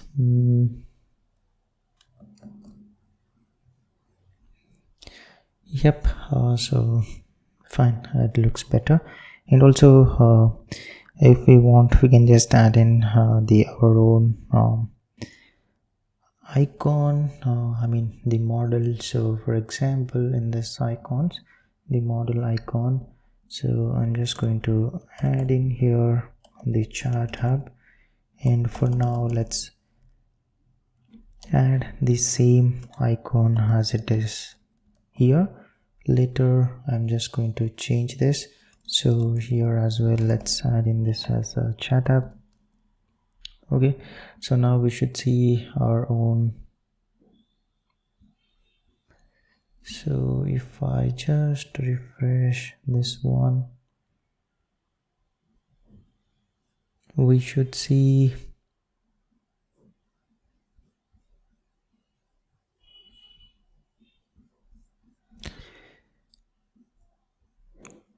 the icons list here, so I can accordingly use this one.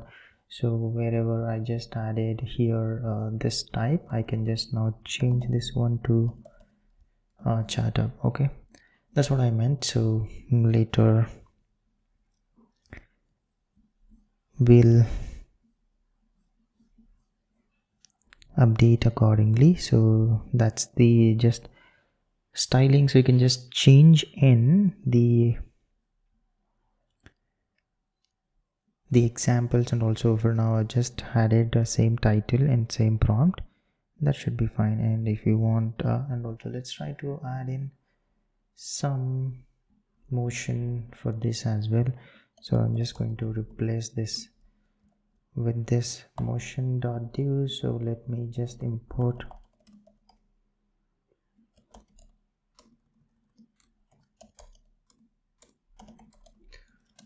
motion from this frame or motion. So I'm just adding this one, and now just let's add in here this initially opacity. I'm just going to set this to 0, and animate, let me set the opacity to 1, and this transition, let me set in here this duration as 1. Okay, yeah, I just changed this one also to motion div so that it looks good.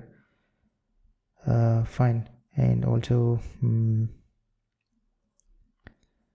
we can add in additional transition duration. So let's anyhow add in this here, the transition duration. Let's make this as optional, and I'm just going to destructure them, the transition duration, and instead of this 1 I can just pass in here this dynamic value as an input for this component. And now wherever we are just consuming, so inside this chat input here I can just pass in here this transition duration as for. Okay, so if I just refresh this one,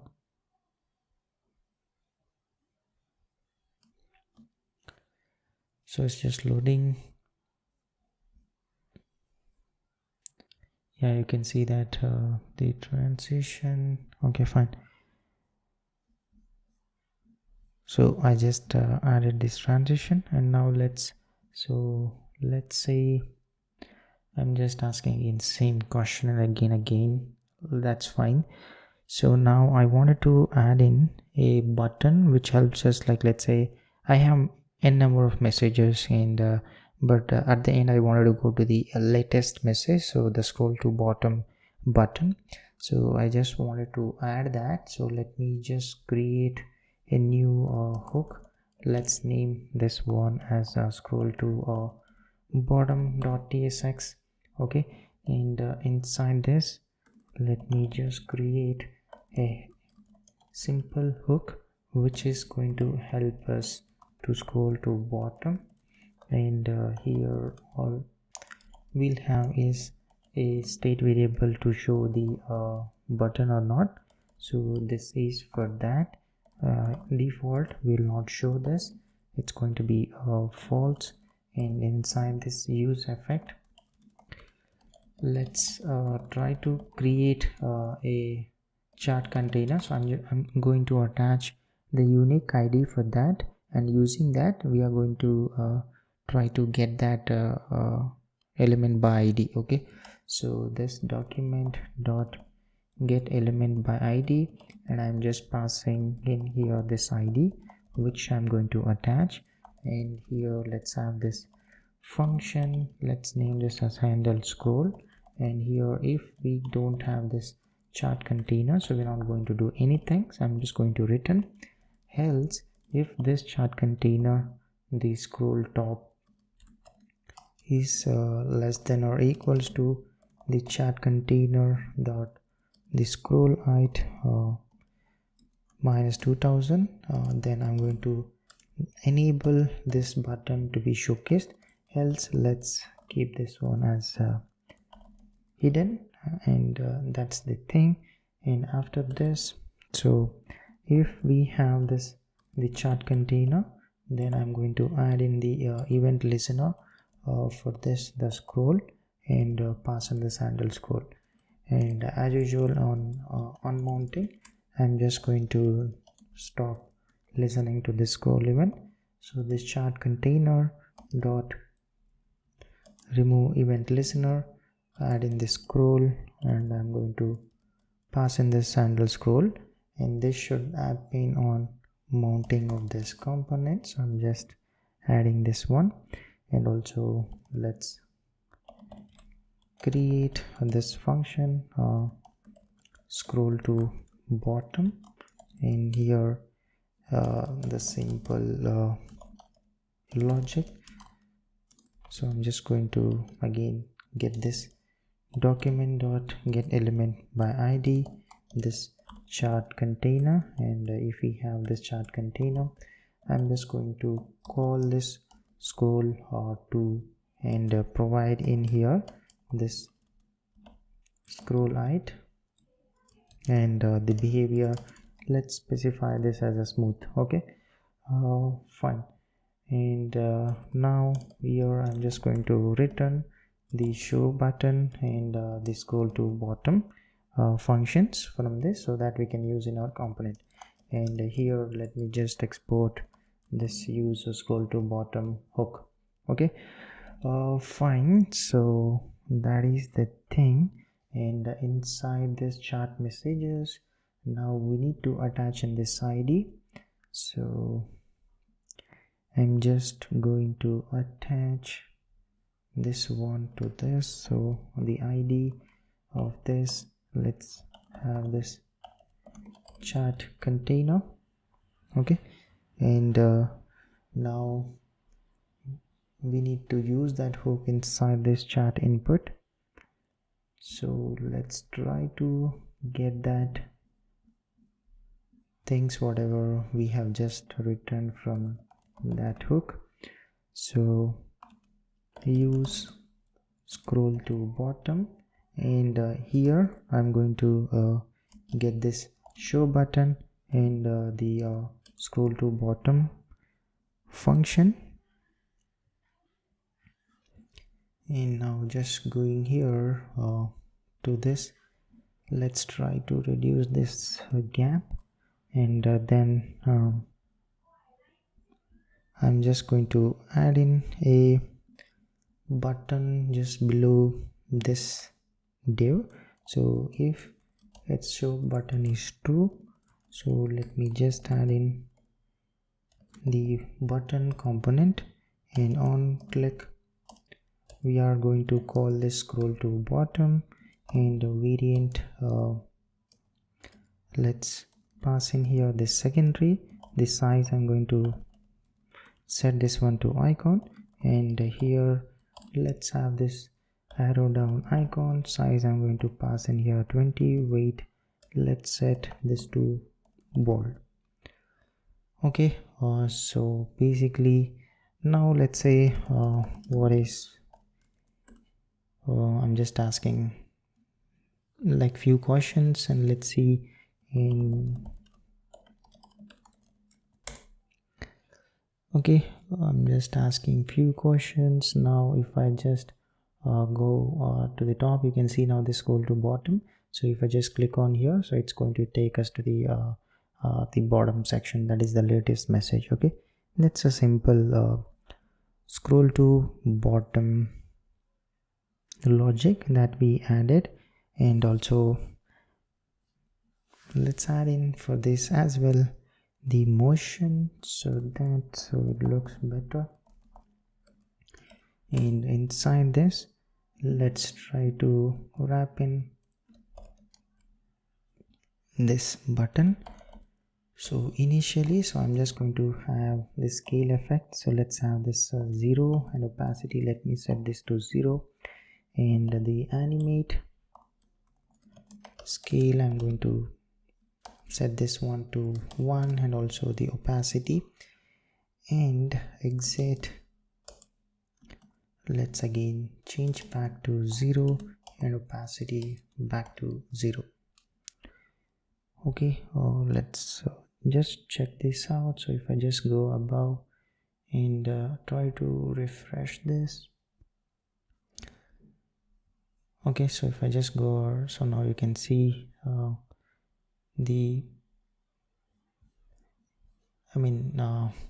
just scaling effect and all. That's fine, not a big difference. And now let's try to add in an option to select the text, and also I wanted to add in the reply button.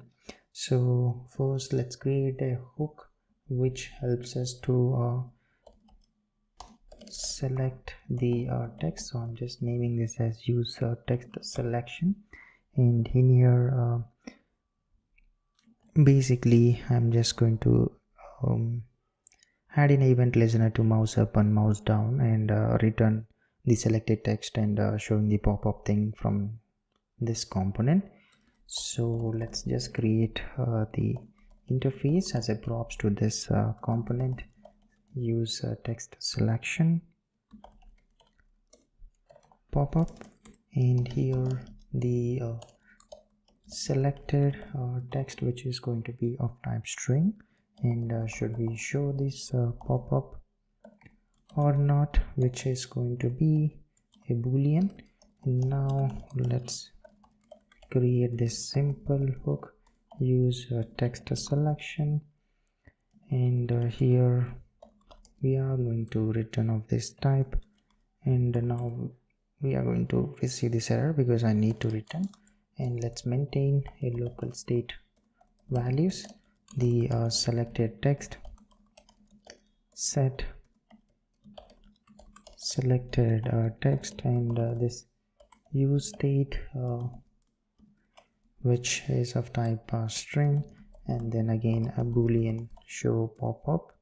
So I'm just adding here show pop-up, set show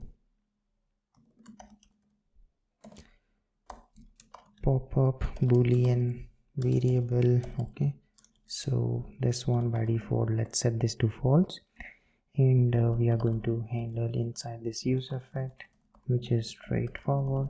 Handle mouse up.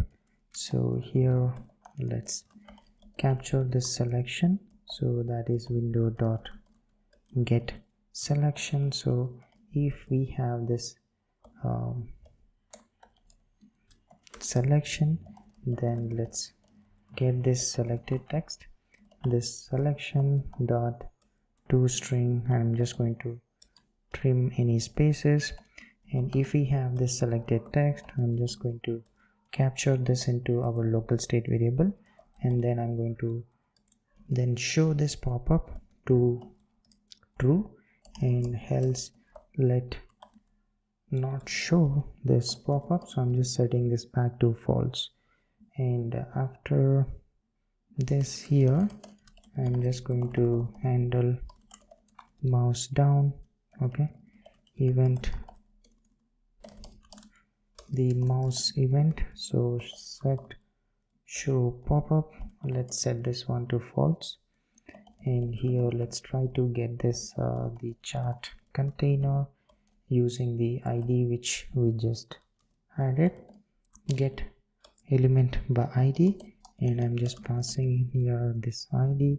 And if we don't get this chart container, let's not do anything, and I'm just returning else we are going to adding this event listener for this mouse app and pass in here this handle mouse app, and then let's add in the event listener to mouse down as well. So this mouse down, which I have created this function, so we are just going to pass in this respective function. And on destroying, so let's just stop listening, so that is remove event listener to this mouse app, pass in this mouse app function. In this chat container, remove event listener to this mouse down, handle mouse down. Okay, and this one will be triggering depending upon this show pop-up value. And finally, from this hook, I'm just going to return selected text and show pop-up. Okay, now I have this text selection thing. What I wanted to do is basically in our chart input, so inside this, inside this component, so let's try to get those values. So using this text selection, and here let's get the show pop-up and selected text.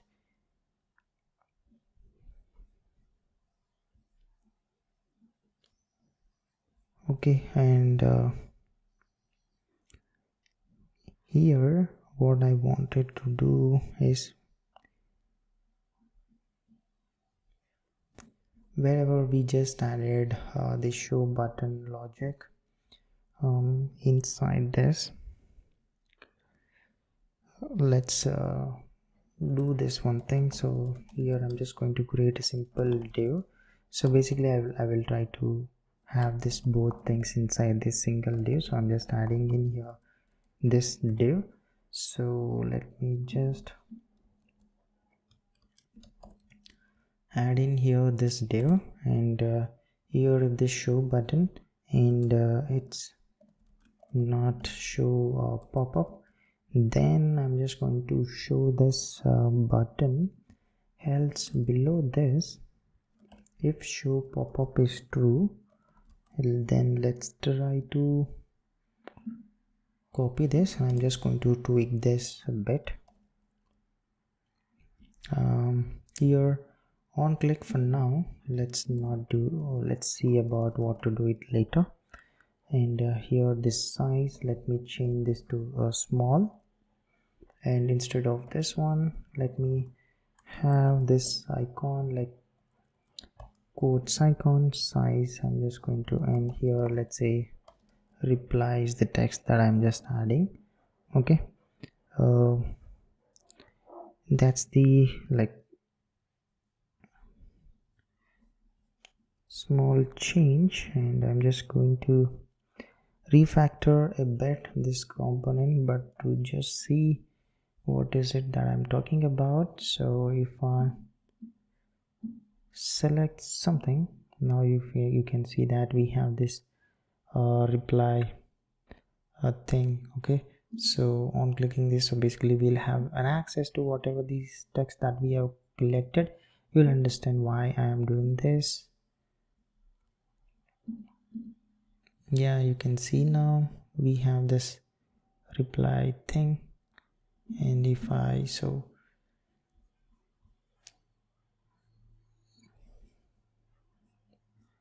okay, so if I just select something here, I should see that, and if I remove this, it should again not showcase as that one. Okay, and also let's try to again change this one to arrow up icon, and let's change this one to 20, and instead of this button div, I'm just going to change this to button like we just added for the other things. Size, let's say this to be icon. Variant, let's make this one as one ghost. So I'm making changes again and again just to look better, so that's the thing. Okay, fine. And after this, even this button, whatever I have, let's add in some padding in x direction like 1.5. so you should see now it's a ghost, and now it's looking at least better. And chart examples, how about we try to move to separate components so that it will be complete independent of this component. So let's do one thing. I'm just going to create a new component. Let's name this chart examples.tsx. so nothing, so I'm just going to move whatever we have there into this component, and then we will use that component there. So this will have this title and this prompt which we have in the examples, and here now this chart examples, basically it is going to have the list of this about type, which is example array, and then on example click, what is it that we are supposed to do. So we have to use that as a triggering point. Okay, and get this here, this prompt from clicking event. So now this chart examples, so here let me just add in the props, which is the chart examples, and let's try to destructure these things, examples, and on example click. Now inside this, what is it that I'm going to do? Let's go to this import component, copy this whole thing, and I'm just going to add all of that here, and let's make small changes. Okay, and let's just import this components, label divider,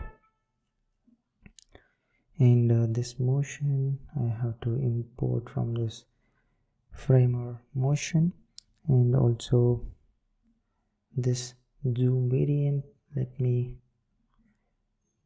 export that one so that I can use inside this component. Zoom variant, so let's just now import this, and the remaining, so basically I'll just try to keep as it is. This one again, instead of the run model, we are going to pass this one to the callback function.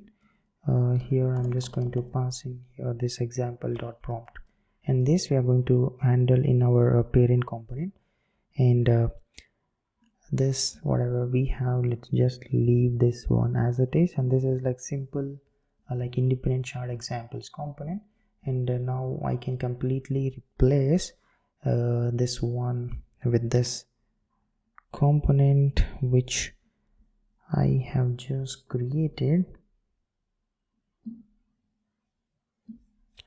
So I'm just replacing this with this chart examples component, and for this let's just pass in here this examples. On example click, all we are going to do is get this prompt and send it to set this one as the input value, and then run this model like we normally do. Here pass in here this role type dot assistant, this type prompt type dot ask and query, let's attach in this prompt. Fine, and then the session ID, which I'm just going to typecast this to string. Okay, what is this error? Okay, and now let's try to close this one. What is it? Okay, this one I should add this return here. That is why it is saying we cannot use that as a JSX element. So I'm just going to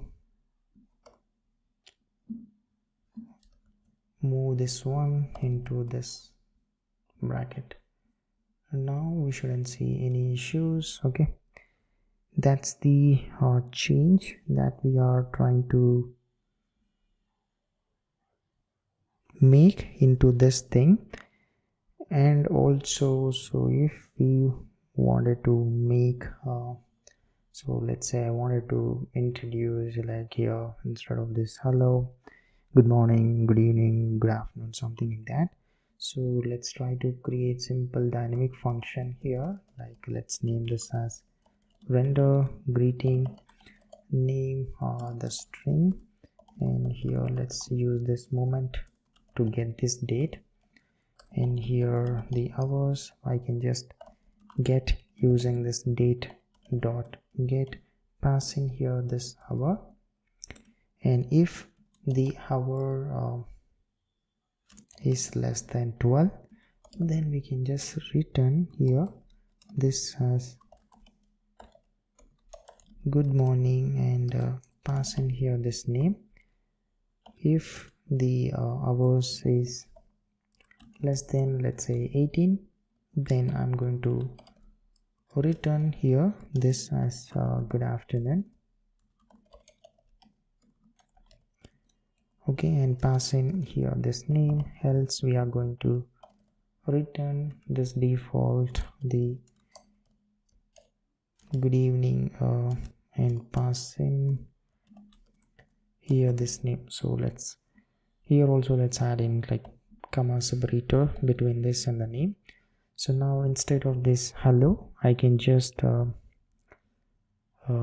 replace this one with this render greeting and pass in here some name for now. Okay, the small change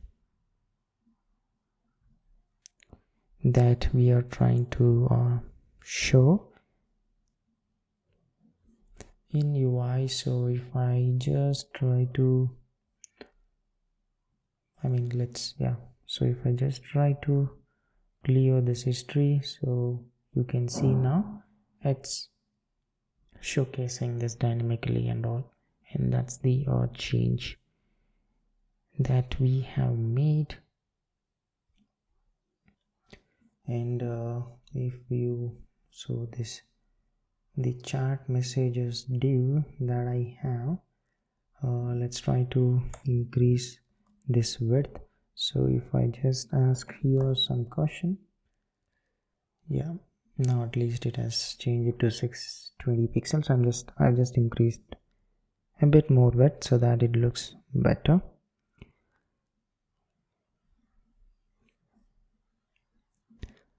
Okay, and also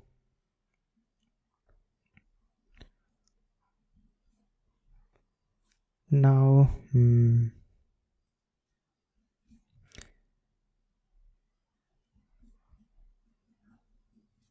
let's do one thing. So I just wanted to modify and try to handle inside this use LLM hook. So here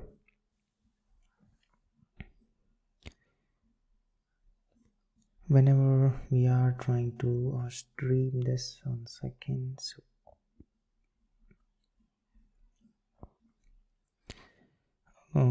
here let's try to add in here this signal.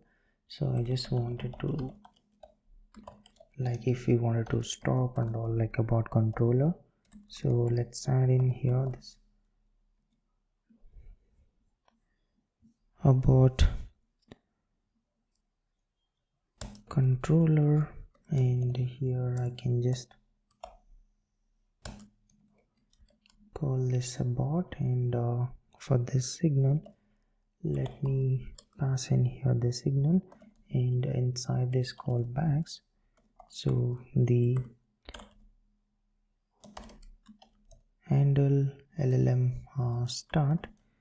So what is it for now? Let's just try to console this one, so you will see now what I mean by this.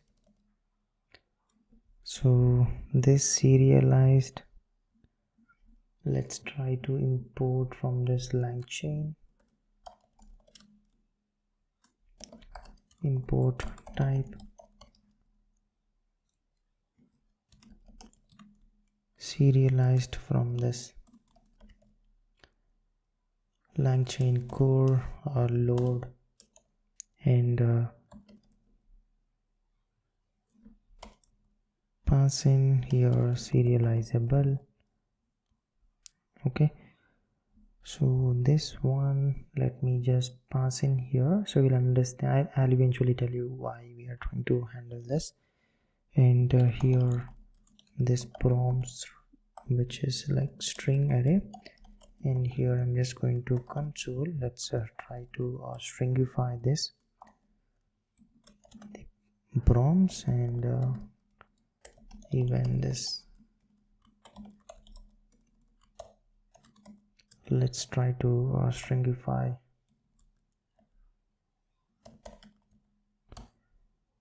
this here, the LLM, and then this prompts. In the same way, in the LLM and callback function, the output, which it's going to be of type the LLM result, and here as well let's try to console this and see this one, the output. Okay, and even if some error,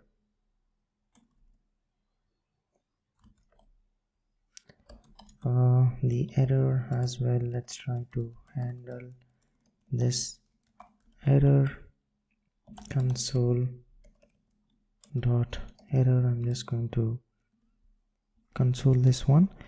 So this one I just wanted to check, and also if you want this one, you can just reduce this to like by 1000, and you wanted to show this one. So it's just up to you whenever you wanted to show and when you not wanted to show. So I just wanted to, now let's check out in the console in the callback functions, and that we are just consoling, and you can just so yeah, in this AI bubble component as well, the placeholders which I just added to make it look better, you can just remove these things whichever we are not using this.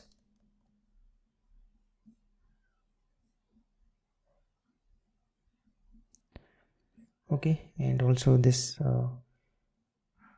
the page that we have here, let's add in the our icon, this model icon component. This type I'm going to pass in here the ChatHub. In size, let's pass this one this large, and I'm going to make this column and have this gap of 2, and let's, so if I just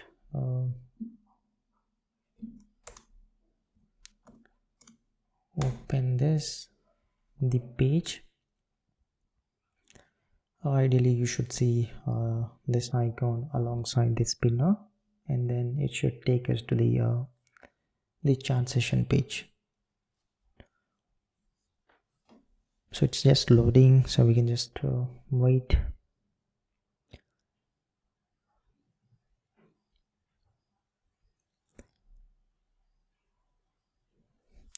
Okay, if sometimes it takes a lot of time, you can just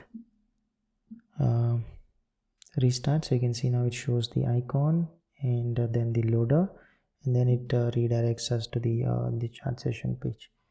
So that's the simple change. And also I just remove this and clean this one. So if you wanted to just inspect your, let's say, who is Warren Buffett, so I've just asked here, so you can see in the callback function, so we get this the models and also the prompt, the generations, whatever we have, so we can do something using that. So I've just console just to make sure we are receiving it or not. That is what I just wanted to check. And the next thing that I'm going to do is basically, let's try to add in a context for selection and also the tooltip. So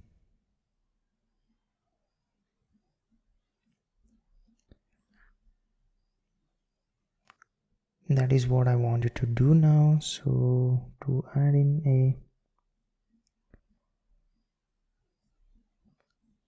option to capture the context and also the tooltip to show those things, so let's try to add them to showcase that context in our UI. So basically whenever I select something here like this, in this I wanted to show it as a context in the chat messages thing. So what is it that I'm thinking is,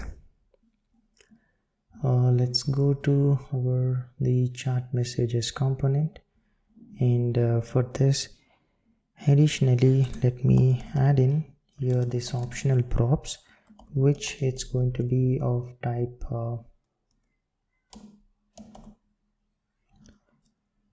prompt props. And this one I'm just going to make use of this inside our render message here, inside this div. Let's try to check props. We have the context, then I'd like to show here inside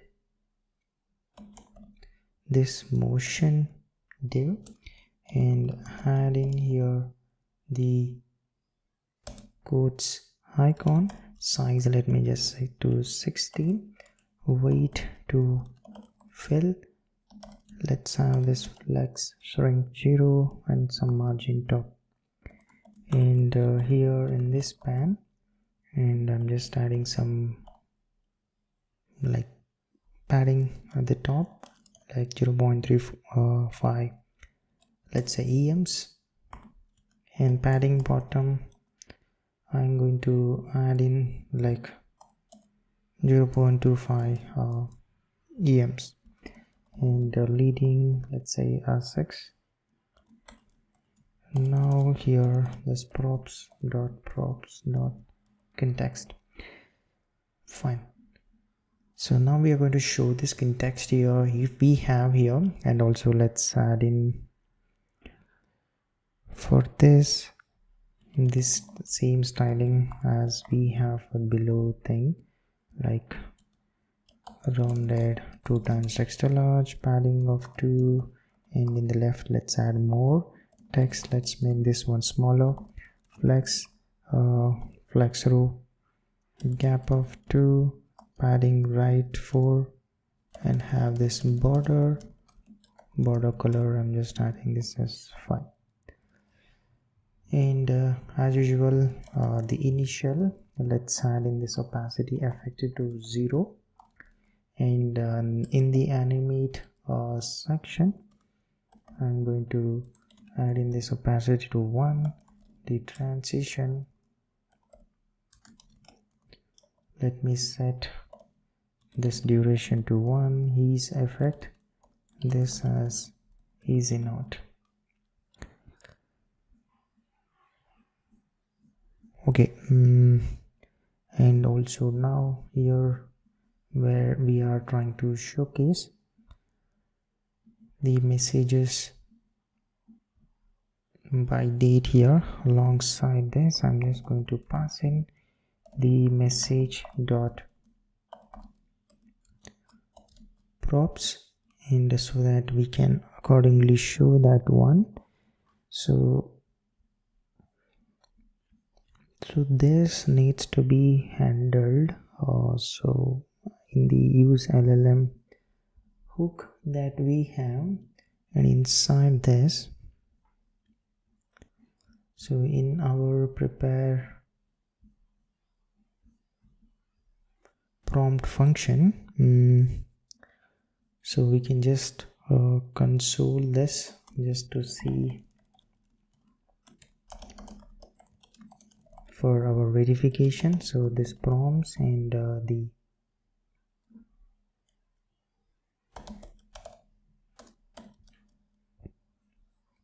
the history. So I'm just consoling here.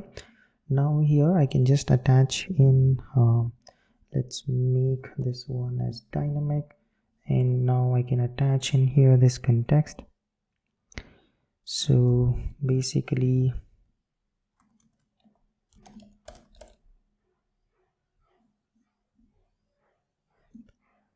I'm just trying to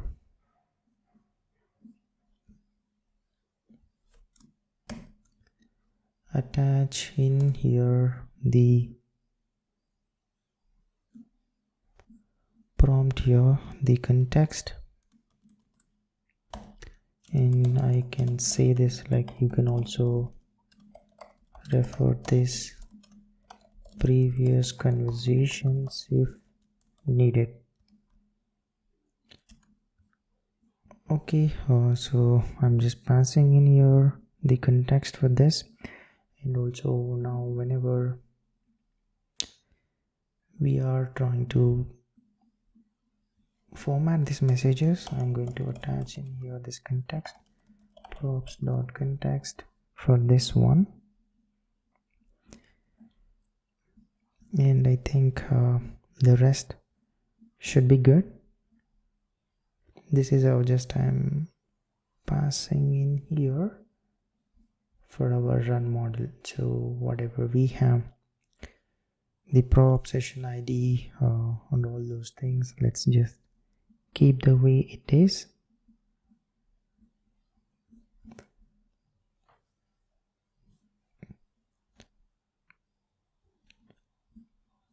And inside this stream end,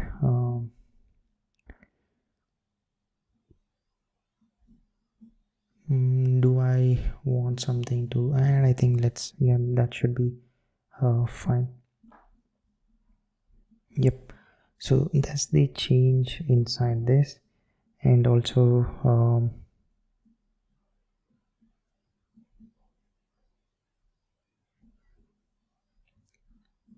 let's also try to handle the text clearing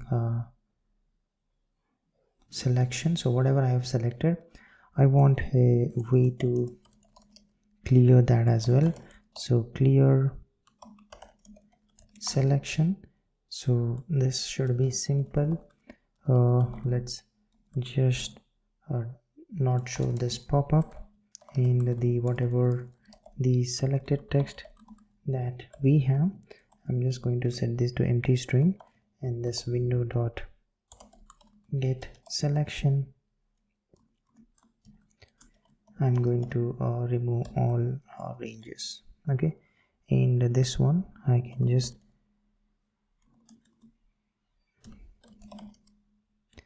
handle clear selection. I'm just going to, what is this issue? Okay, the type should be updated. So let me just remove this type for now. Yeah, now there's no issue. So basically I have added in a function to remove whatever the selection is it as well.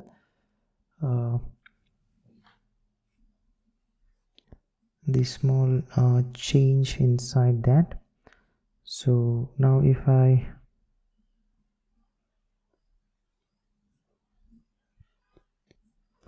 just go to this the messages component,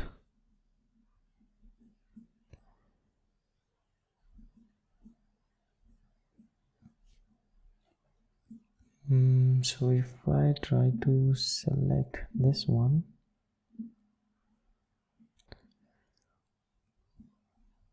this should be the chat input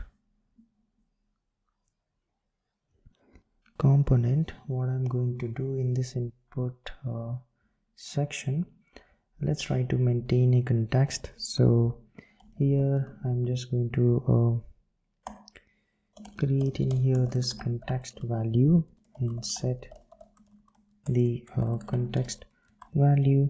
Let's by default set this to be of type empty string, and here the selected text alongside I'm going to get in here handle clear selection function which we just added.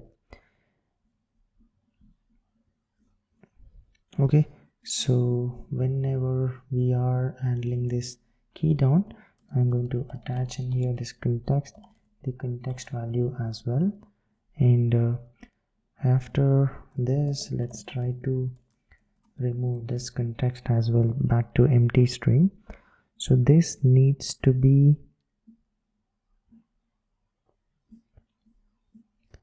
handled. So where exactly we are going to set this context value is basically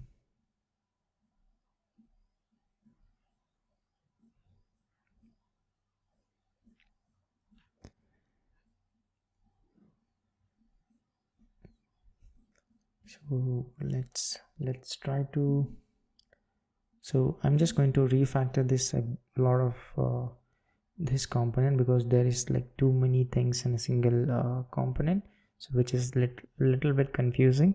So let's try to segregate this, like greeting as one component and all this thing, and also rendering recording controls and all as one component, and then so that I can properly populate whatever we are just trying to add in the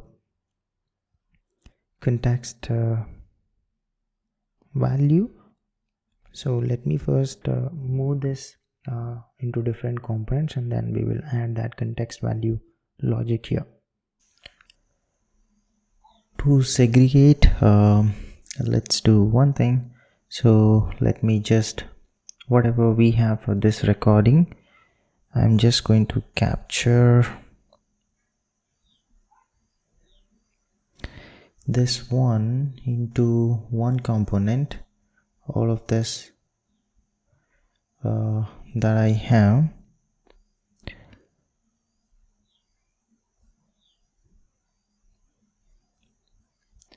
I'm just going to fine. So here let's just below this, let's first focus on the render new session separation, and inside this component if is new session, then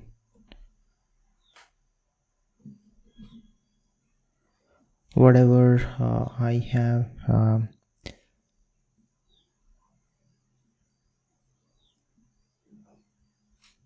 here the icons that we are showcasing. So basically,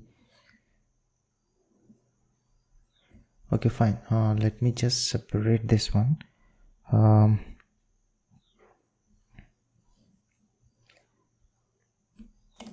Let's try to wrap inside this div basically I just wanted to add in this thing. So let's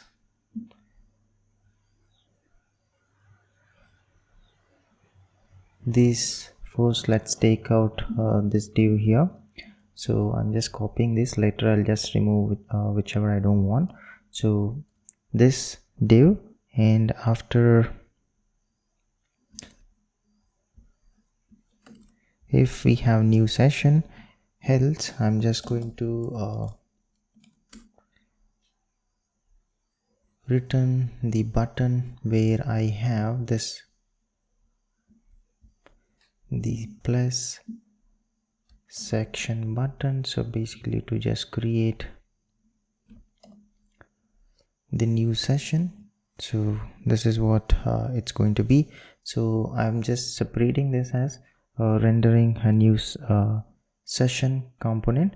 So like this, I'm just going to separate all of the logic here, and let's again add in now for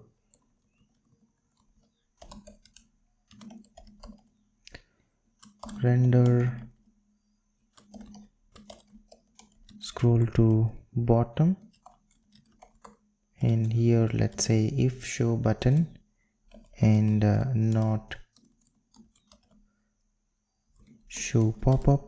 So we have here this span. So let me just copy this one, and I'm just going to render this one here. Okay, that is to render scroll to bottom component. And now let's say I want to render the reply button and then this one. So basically if show pop-up, then I'll have to render this motion span. So let me just copy this one, and I'm just going to add this one into this section.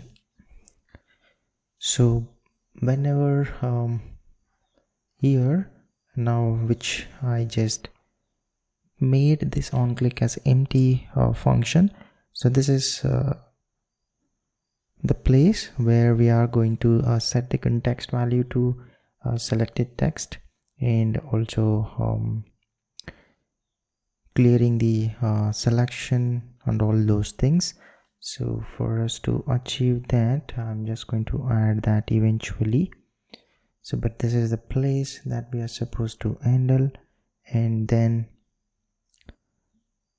let me also create new component group in here, like recording controls. So here if recording, then whatever we have here,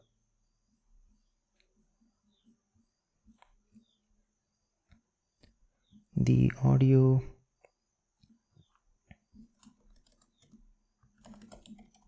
component that I have. So I'm just copying this div first. So this div, let's have this one. So basically the audio wave spinner component, the button, or to just stop that one, and also to close thing. And after this here, if it is transcribing, we just have to add in here this spinner component, and then here this button to like a microphone component that we have. So I'm just going to, so this one, let me just copy this thing, this button component, and here I'm just adding that. Okay, so this is like segregation of the things that I wanted to, and I wanted to wrap this one inside this tooltip provider. So let's add in, so that basically on hovering this button, I just wanted to show the text as tooltip. the text as microphone. So I'm adding here this tooltip component. So once we add this tooltip component, let me try to first go to this layout component, and in this layout component let's try to wrap all of this using this tooltip provider, and I'm just taking all of this and try to wrap inside this tooltip provider.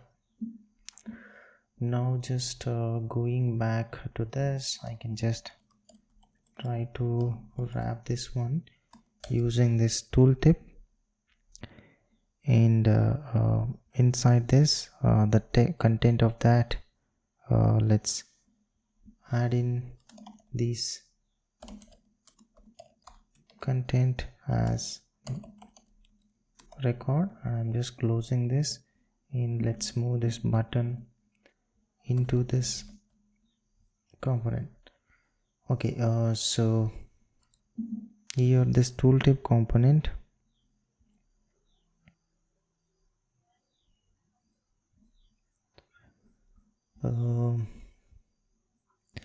let's do one thing. So I'm just going to customize this as well. So whatever this tooltip content that I have, let's create the types for tooltip. So this will have the children that I wanted to wrap in.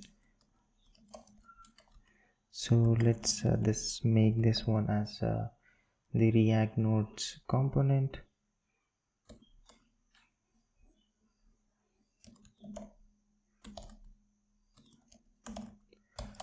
And also the content, this is again going to be of this React Node component, and then the side offset, let's make this one as number. And now here this tooltip, so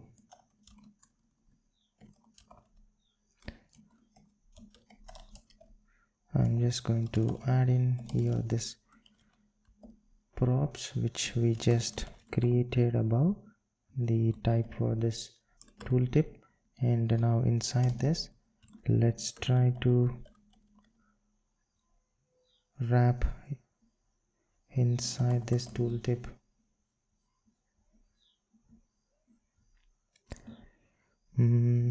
Okay, so let's rename this one so that it doesn't conflict. So I'm just making this as tooltip base.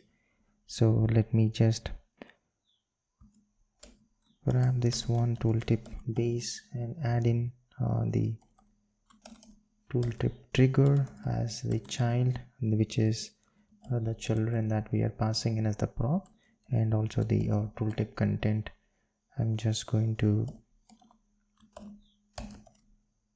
add in this content, which is again React Node.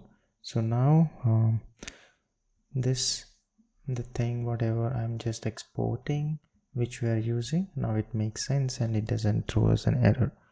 So I just added here the tooltip. So now let's try to replace these things, and also I just wanted to actually refactor a lot of things here.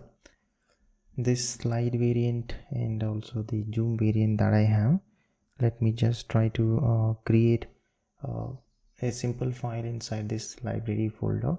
Let's name this as something like fx for the framer motion.tsx, and from here I'm just replacing, I'm just copying those things and separating that into this file.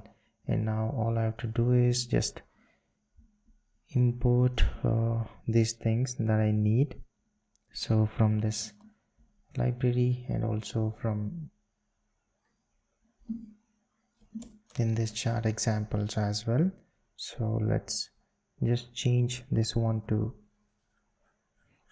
from the library folder. Okay, so just moving a lot of things to better place, and so that this component becomes way less confusing for us.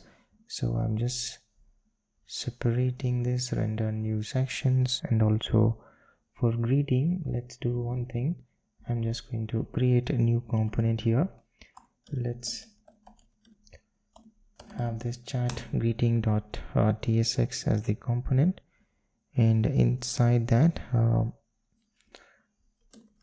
let's just copy whatever I have in chat input component.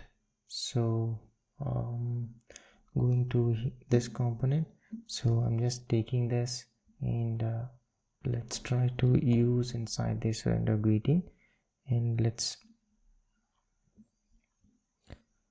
import this one from moment, and in here the div that I wanted. So these things also, let me just take whatever we have inside this one, this complete div. So I'm just taking this one and let's try to use it here. So this motion, let me just import so yeah, this header. So I'm just moving these things, and this any other things just stays the same. So now this has to be taken care in this chat input component. So it should be very simple. Now in place of the div whichever we had, I'm just going to use this chat greeting component. Now it becomes way simpler for us to maintain these components, and also the things. So let's just remove this thing. So I'm just going to replace this one with render scroll to bottom, and also this one, let me just remove, and this one as well, render reply button. Okay, there is something wrong with this thing. So okay, here I just need to return these things, so then we should be good. So I'm just moving this one into this brackets, this one as well. So let's just move these things into this bracket so that we can render this as a components. Okay, now the error should be gone. Yeah, so that's the way to refactor. And after this here, let me try to add in here, if we have this context value, then I wanted to render that the quotes icon and also the context value here, and also to remove this thing inside this div. Okay, so the first thing, the icon, the quotes that we have, the size, let's say I'm going to set this to 16, and wait, let me apply this fill thing, and the text, let's just show this context value, and below this p tag I'm just going to add in this button, the size, let's say icon, and a variant, let's keep this one as ghost thing. On click, let's try to set this context value to empty string, and the styling of this button, let's apply this flex shrink 0 and some margin left, and the icon, it's going to be X icon, and size, let's say 16. The weight, let's make this one to be bold. So this is what I'm going to add in here, and after this, the slide up variance, whatever we have. So let's just change back this to 2 times extra large, and overflow, I'm just going to hide this thing, and this thing, let's just replace this complete thing with this render new session. Okay, fine, and I'm just going to keep this input as it is in this recording session as well. Let's try to replace this completely with render recording controls. Now it's looking way cleaner than we have in this div. Let's try to add padding change, not to in all directions, like in X direction and bottom I'm just going to have 2, but in top I'm just going to change this to 1. Okay, fine. And also this one, I'm just going to move the examples as well to separate file. So inside this library itself, we have these prompts. So I'm just going to move that into this file. So the examples, whatever we have, let me just move this one into the prompts file. So here, let's try to export this as example prompts, and now this one I wanted to use inside our examples component, so not needed to pass in as a prop, so we can just remove, since it's like global constant variable. So I'm just removing this, and instead of referring to this examples, we can just use this now example prompts, and everything should be all right. Yeah, that's the change. And in this chart example, so going to this chart input component, so I added this context value and this value.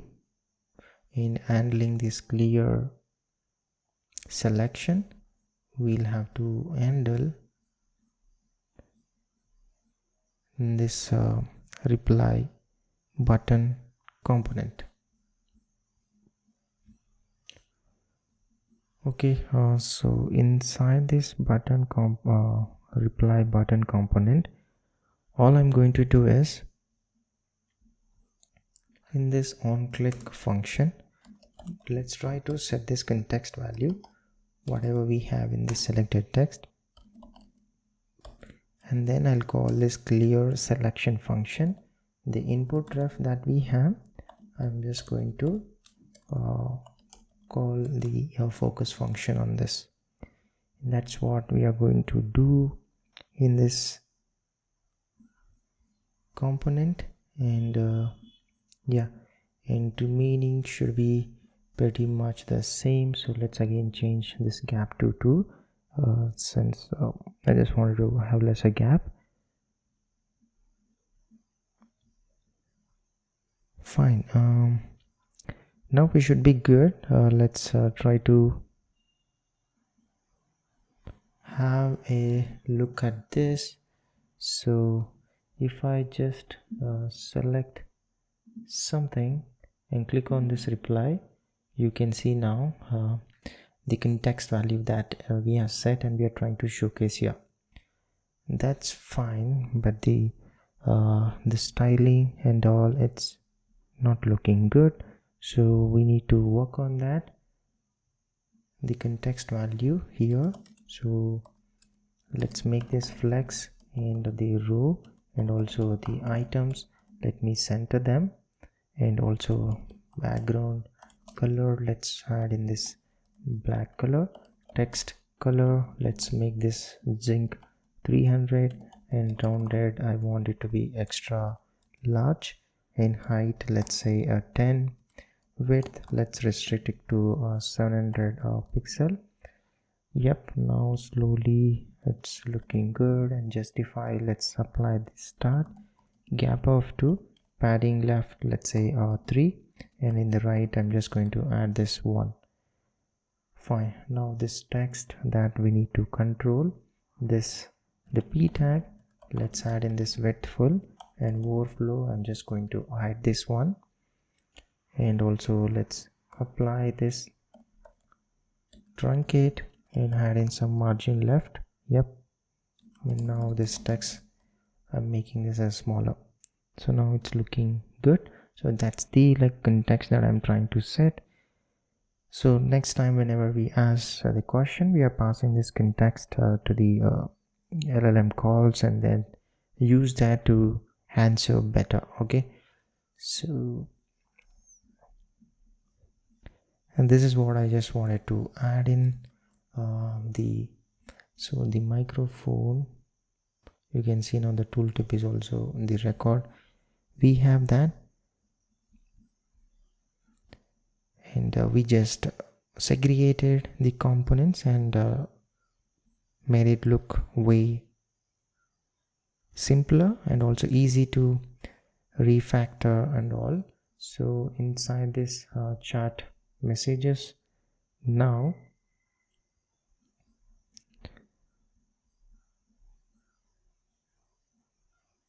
here, so we just added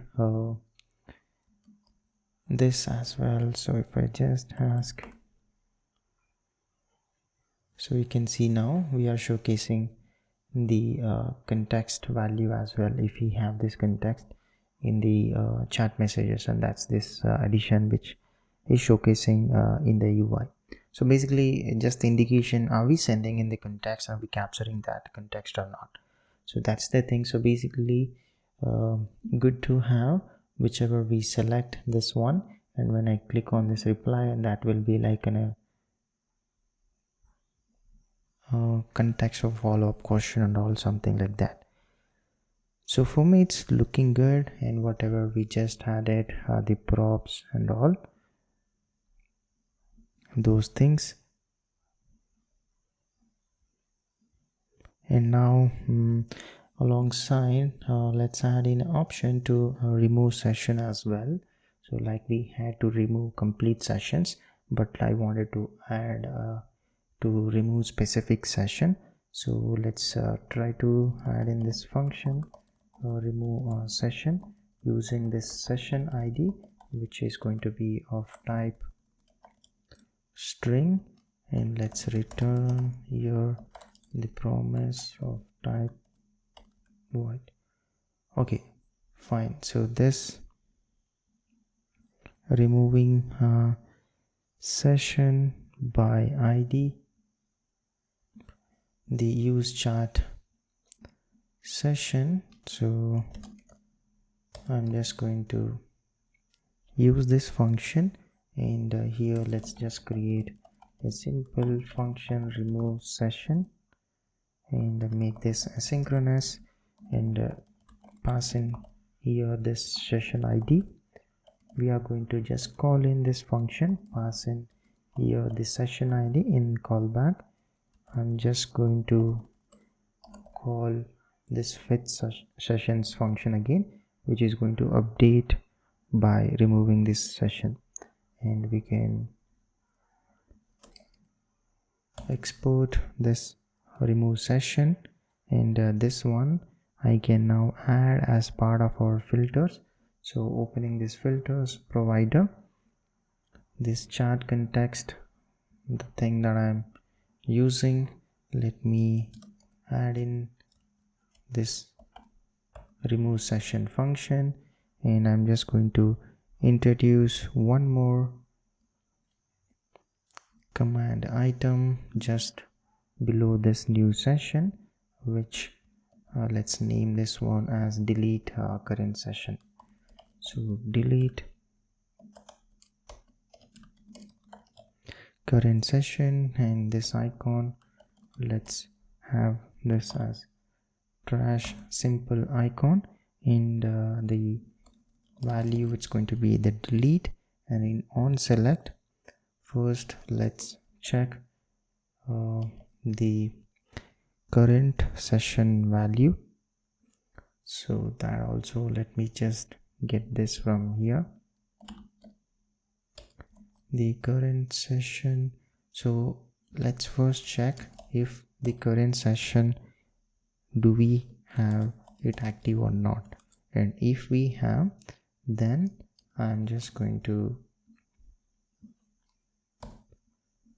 instead of this create a session, let's call this remove session and pass in the current session.id, and in this session, so after this again we need to create a new session and then route the user to that page, like kind of creating a new session. So let me just move this inside to this, and remaining should be same. So now we should be able to delete a particular session as well. So if I just open this thing, so if I just delete this, I should be redirected to new session. So yeah, you can see now there's no session.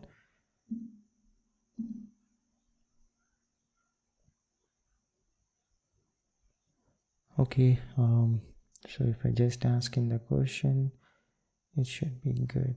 Yeah, and reply.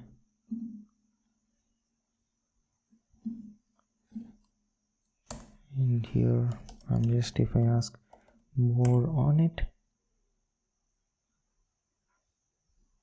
so you can see now it understands like context, and if you just add in like more on it, like can you explain more, something like that, it understands and it gives us better answer. So that's the thing I just wanted to add in here as a context, and that's the importance of it, which I wanted to highlight here, which we are trying to add, and we did add it almost, and it's looking good. So now we just added the context and also the option to delete the session. So let's try to delete this current session. So ideally this should take me to this new page, but it's not working. So current session, and inside this callback I'm just creating the new session, and router I'm just pushing to this new page.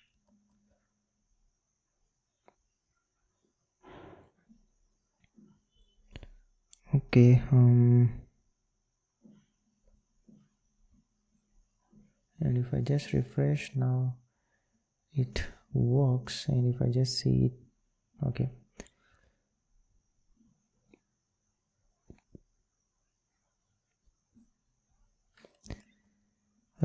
that's fine. I think for now I'll handle this eventually, but at least we are deleting, but it's not reloading immediately. That we can take care of it.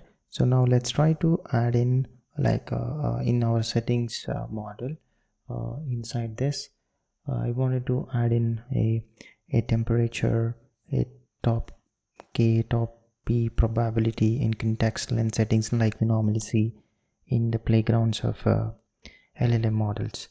So for that what I need is the few components. One is the switch component and the text area component and also the slider. So I'm just adding all three components for which we need, and now let me try to add this one as part of our settings folder inside this components.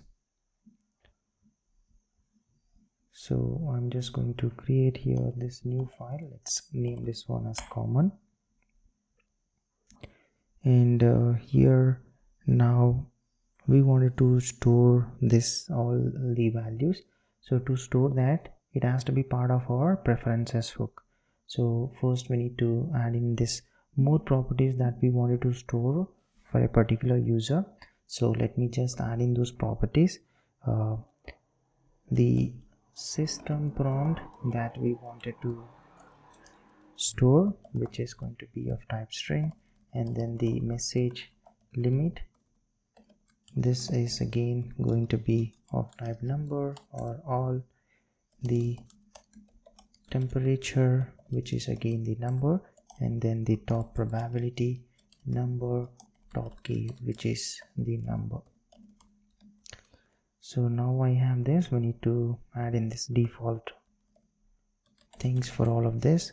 So for now I'm just adding something like your helpful assistant, and the message limit, let's say this is going to be all. The temperature, I'm going to set this one to like 0.5. The top probability, let me just set it to 1.0, just the default values I'm just setting. Then you can adjust this to whatever values you need.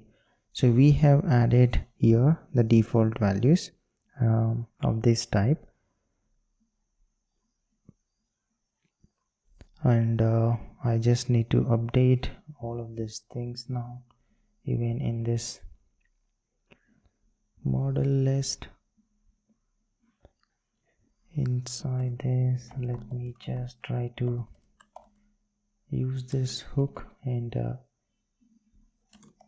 get here the preferences. Whenever we are creating this instance, the preferences, so I'm just going to collect this, get preferences, the temperature,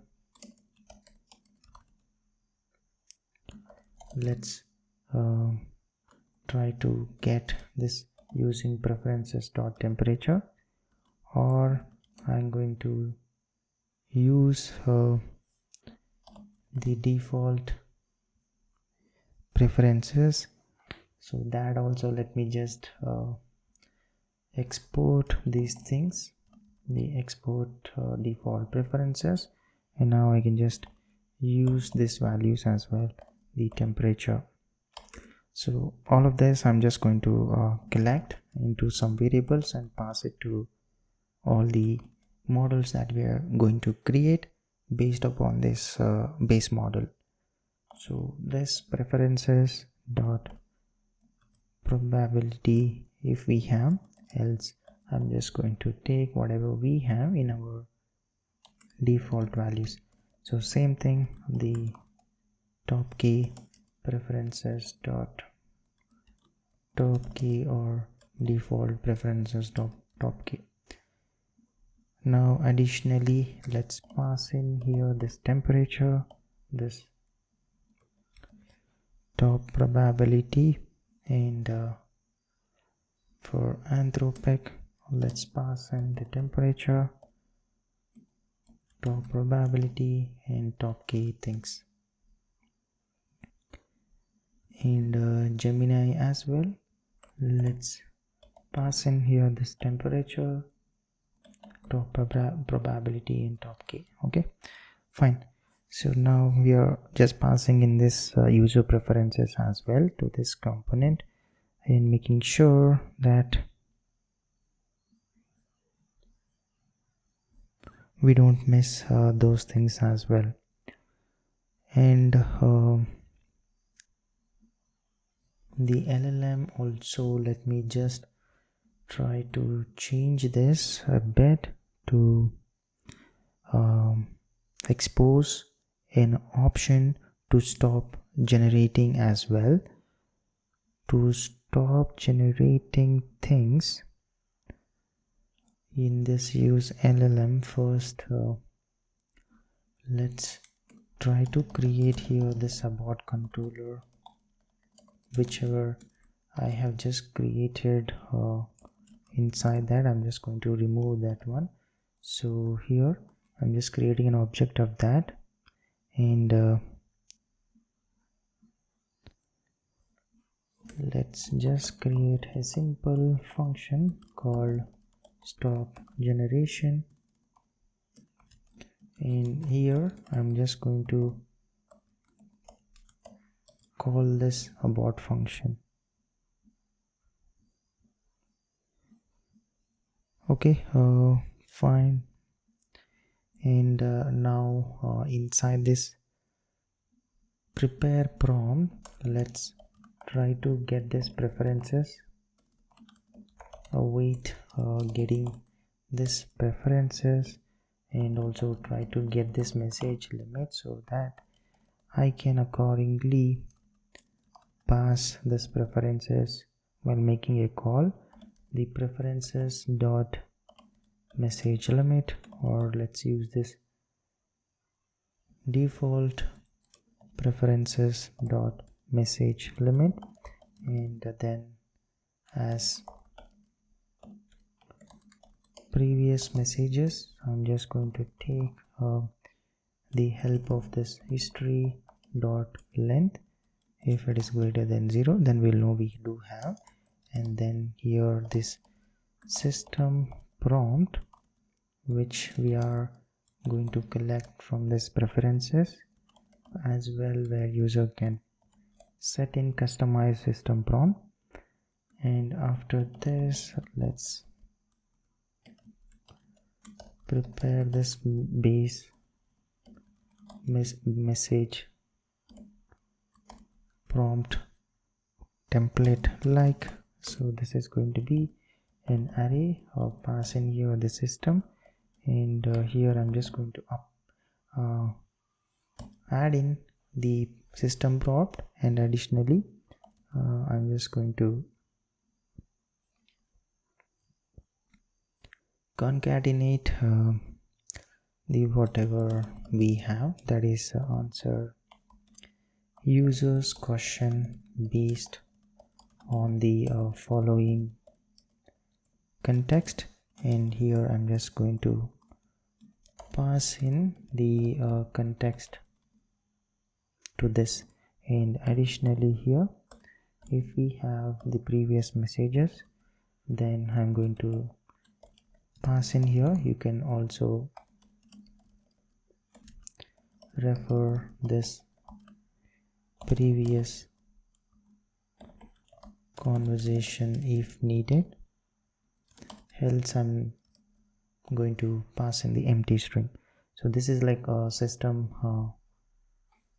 prompt that we have, and now I can just create in here this message holders, new message placeholder of this chat history. And now let's try to prepare this user prompt, which is again base message prompt type, and here I'm just passing in this user and then this input. And now let's just remove these things, and this whatever whichever I just moved into variables, I can completely remove this thing and pass in here the system, the message holders, and the user for this.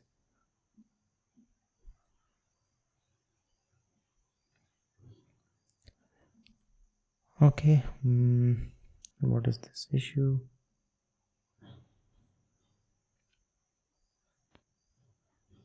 Okay, this has to be part of this array. That is why we are seeing that issue. Now we should be good. And this previous message is history. So let's go through this sort messages. So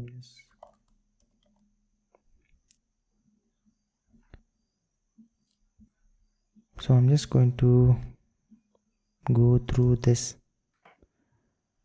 sort messages, which I can get that from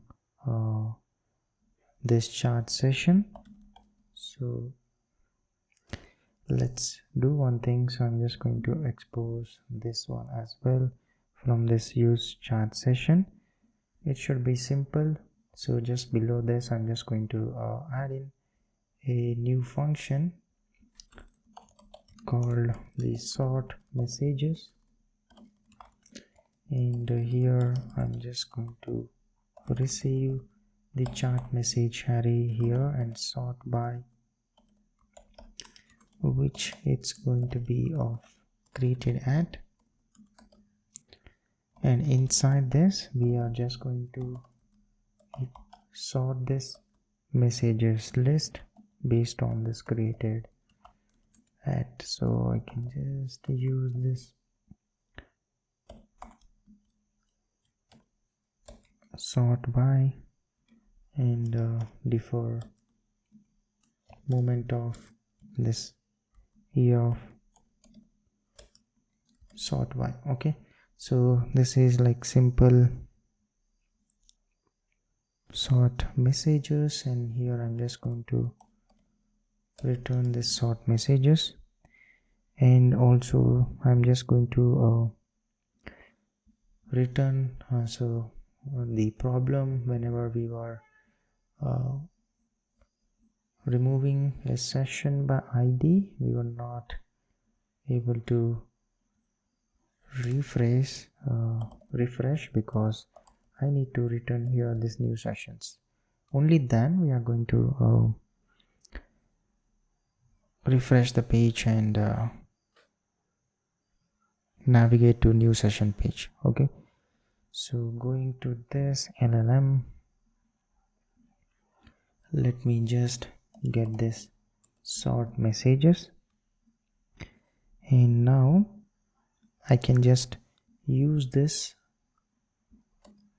sort messages, and for this let me pass in here this history, and this is going to be created at, and instead of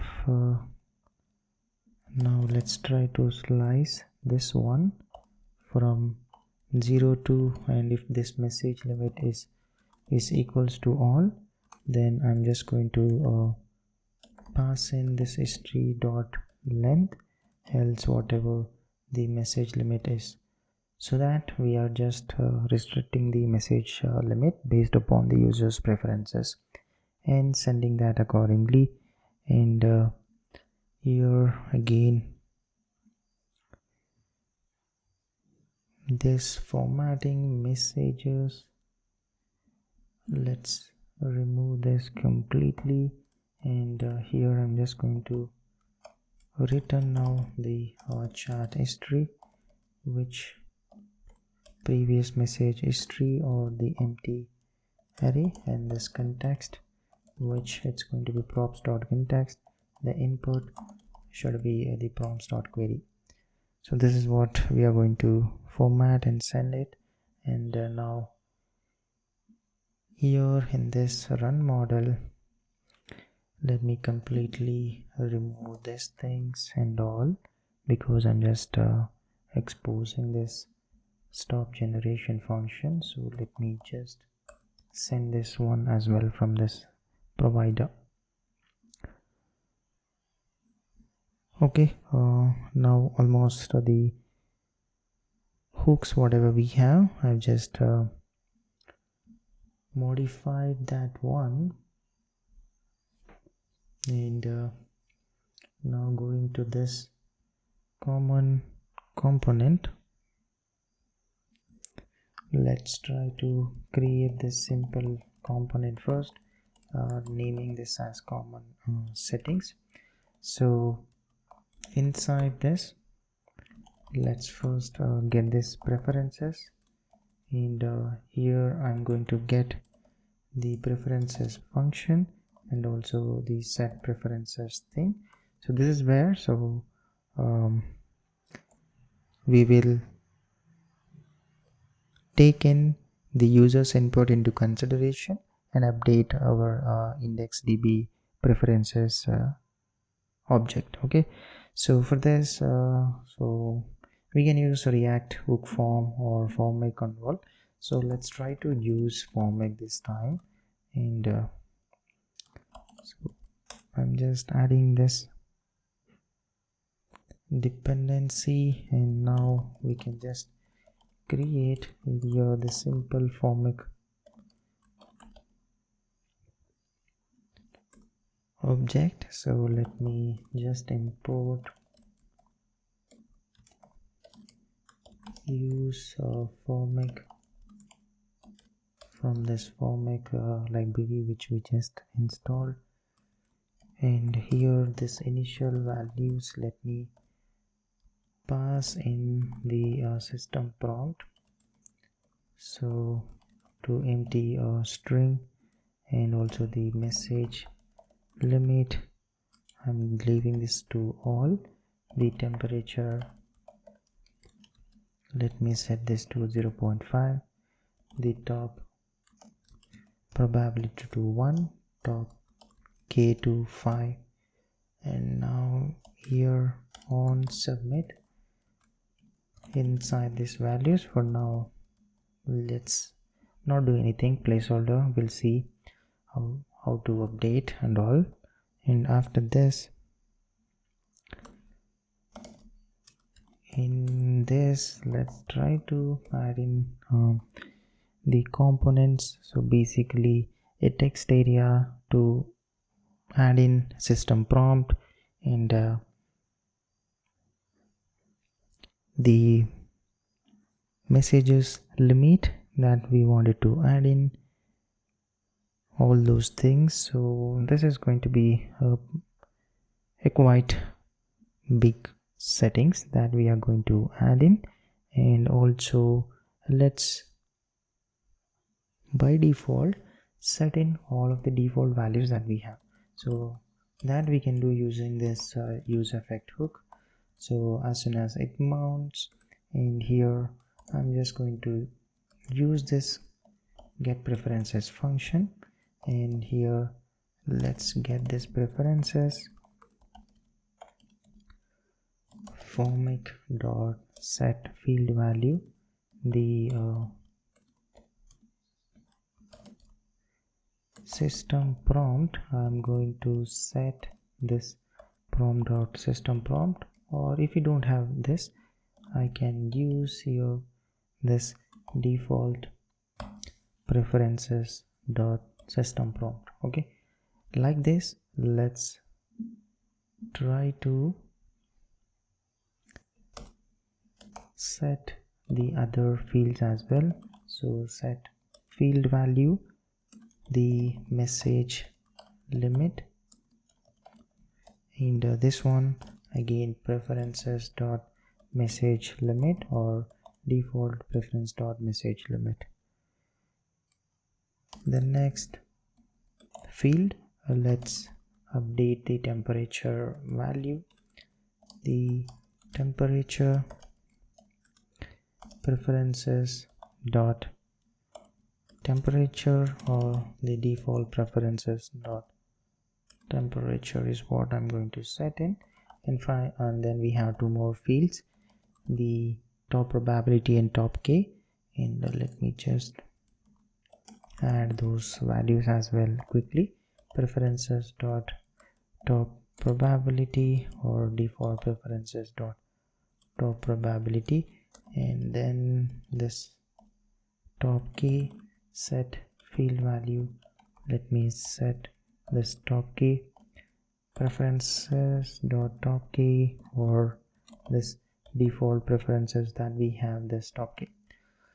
So this is how we basically get the preferences value and defaultly set it whatever user has entered, if not the default values. And now the actual components here inside this. First, let's say this is going to be default settings. So to at least see this one in UI, I just need to add in inside this settings provider. So whatever I just have this common, so let me just replace this one with the common settings component. And if I just open this one, and that's what we have here, this default settings, and you can see we're able to see that. So let's first try to add in all of these fields and the respective components and see how it's going to look like. So after this default settings, let's try to wrap here the system default prompt, and here I'm just going to add in this button. So variant, let's make this secondary, the size of smaller, and this, let's have this button reset to default. And after this div, I'm going to add in here this text area component. The name, let me pass in this system prompt. The value, I'm going to use this format dot values dot system prompt, and autocomplete, let me turn off this thing.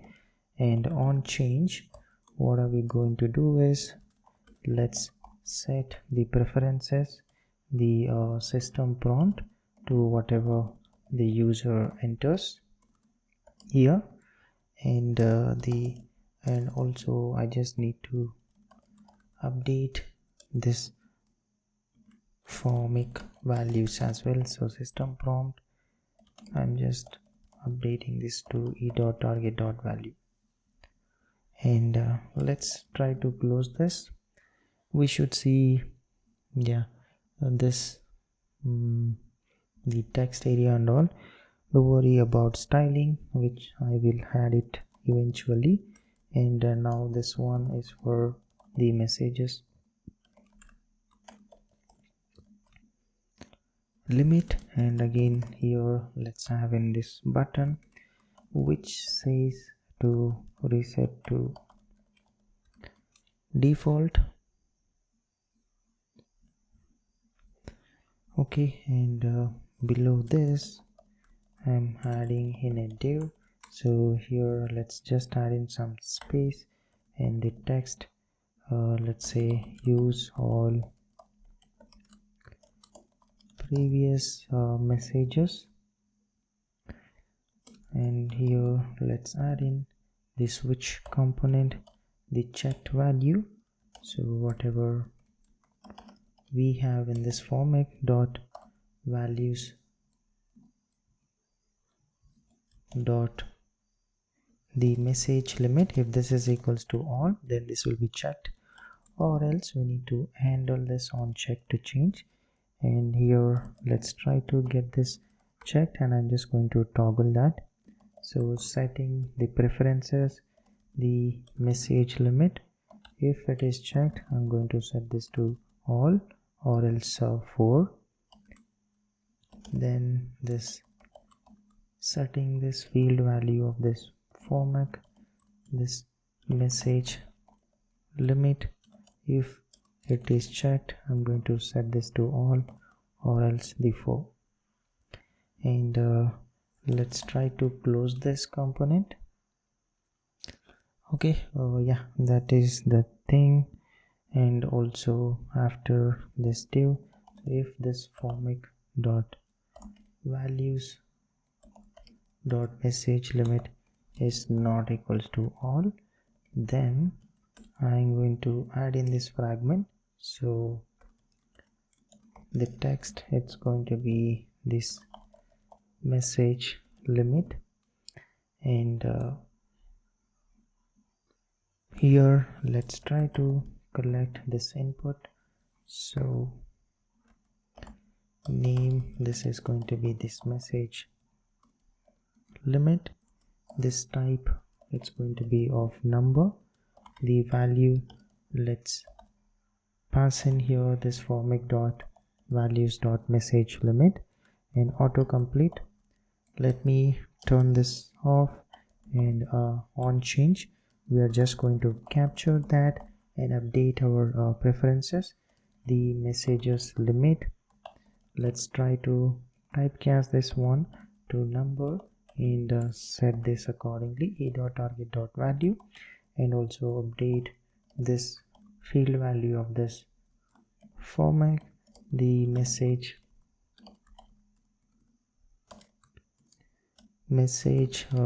limit.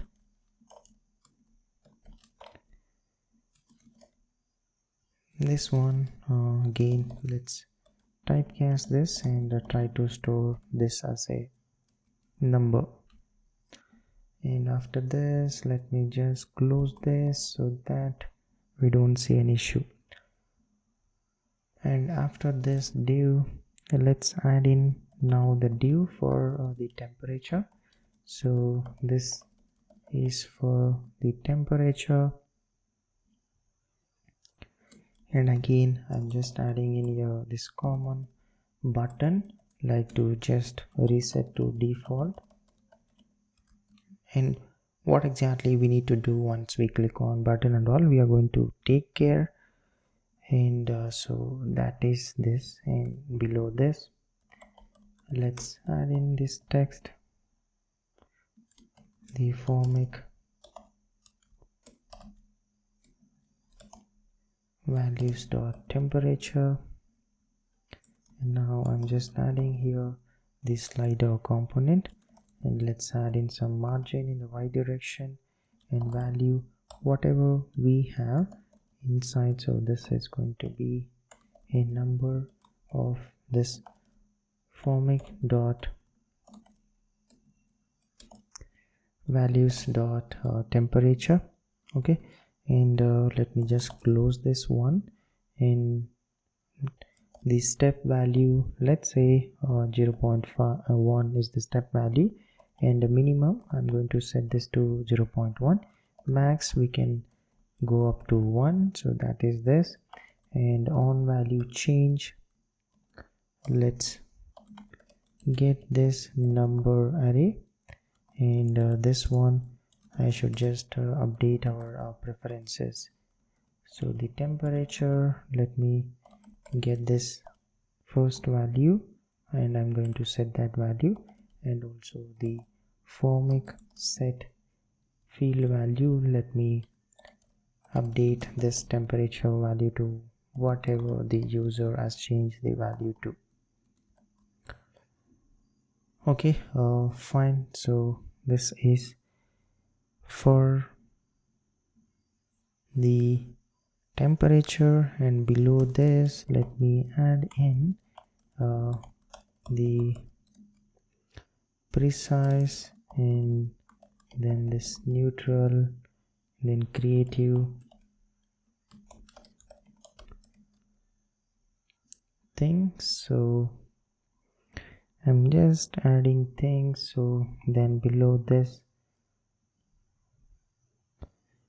let's add in the text. So the higher values like 0.8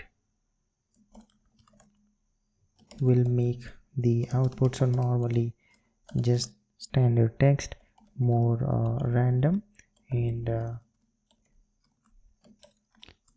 while lower values like 0.2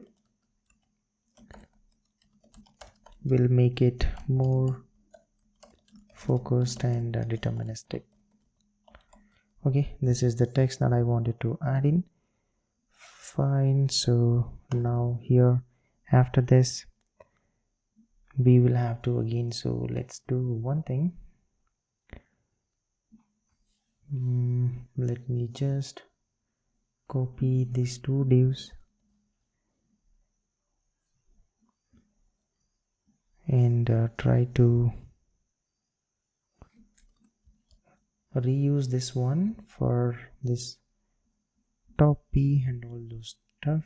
So I'm just changing this one to top P, and again this one it's going to be reset to default, and instead of this format dot values dot top temperature, it's going to be the top P thing. And here as well, let me just change this to top P, and also the name, let's pass here this top P for this one, the slider component, and remaining let's minimum, let's set this one to 0. Step value I'm just going to add in here 0.01. maximum value it's going to be 1. This preferences, instead of this temperature we need to change this to top P, and also this name, let's change this to our top P, and I'm just adding in that. So here let's just add in this precise and creative. So the text here, what I'm going to add in here, something like an alternative to sampling with temperature called nucleus sampling, and here I can just add in like where the model considers the results of the tokens with the top P probability mass.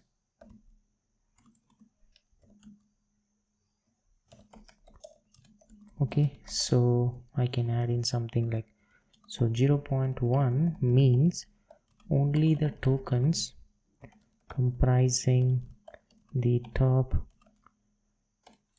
10% probability mass will be considered, something like that. So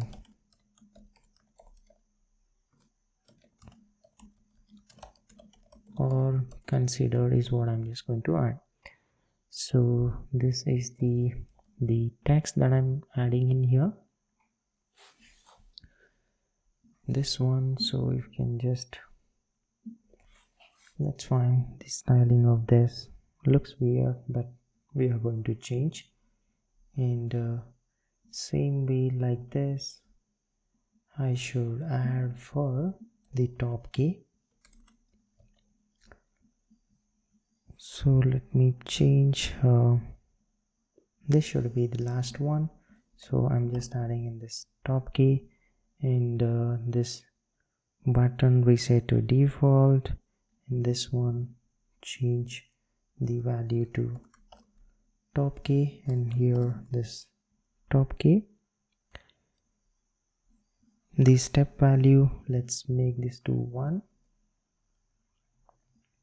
and minimum let's keep this one to 0, maximum to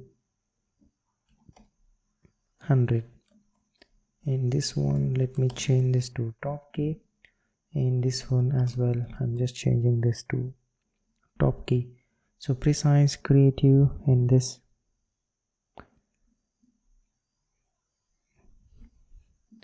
the text, let me just keep this as it is. Okay, of course this it's looking not at all good in the UI, so let's try to add in some styling for this.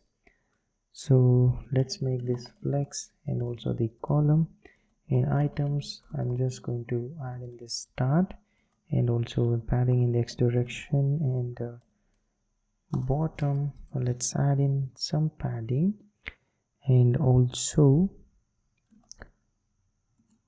this gap of 2 height, I want it to be full. Overflow, let's say auto. Okay, this, now we need to adjust this styling. First let's focus on this component, and then I'll add the overall styling better. Make this text medium. Font type, let's make this one medium. Text, let's have this one white color, and padding in the y direction to be 4. Okay, so now at least it's looking good. So this one, let's make this flex row, and items, I'm just going to make this to be at the end. Justify between, and the width I want it to be full. That is the reset to default. And this thing, let's have this text to be extra small. The text color, I want it to be zinc, like 500, and this button variant we just added already. And the text area, I think I can just leave that as it is. I think it's good already, so we can just, okay,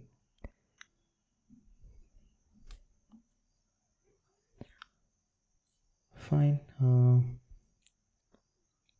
The messages limit, now this all, it's going to be the same.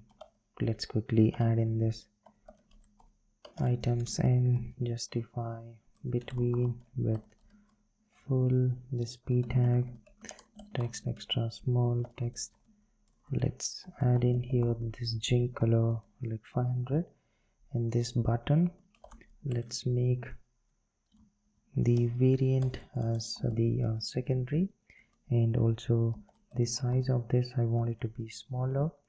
And on click, what exactly are we supposed to do is basically use this set preferences and update the messages to the default preferences that we have.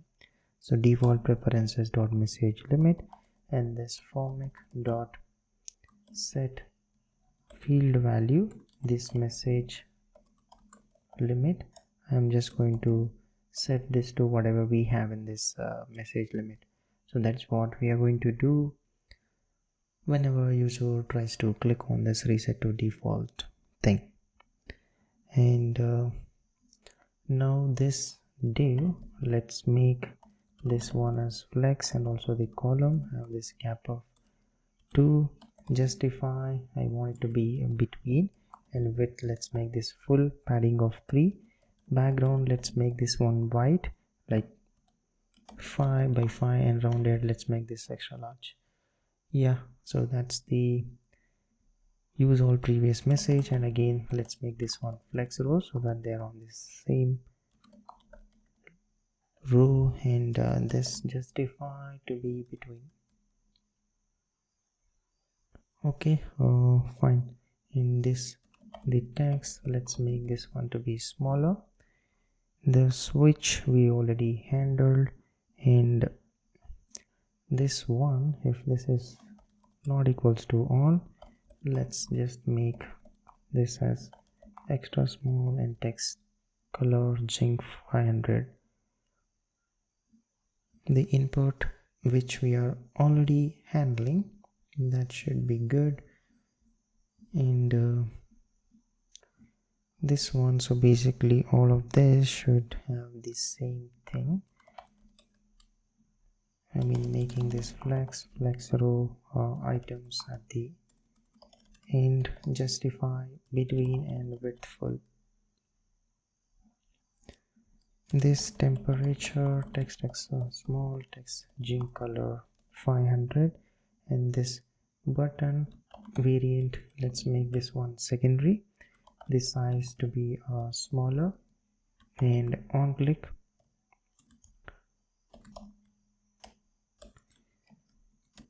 so here let me just set this preferences, the temperature default preferences dot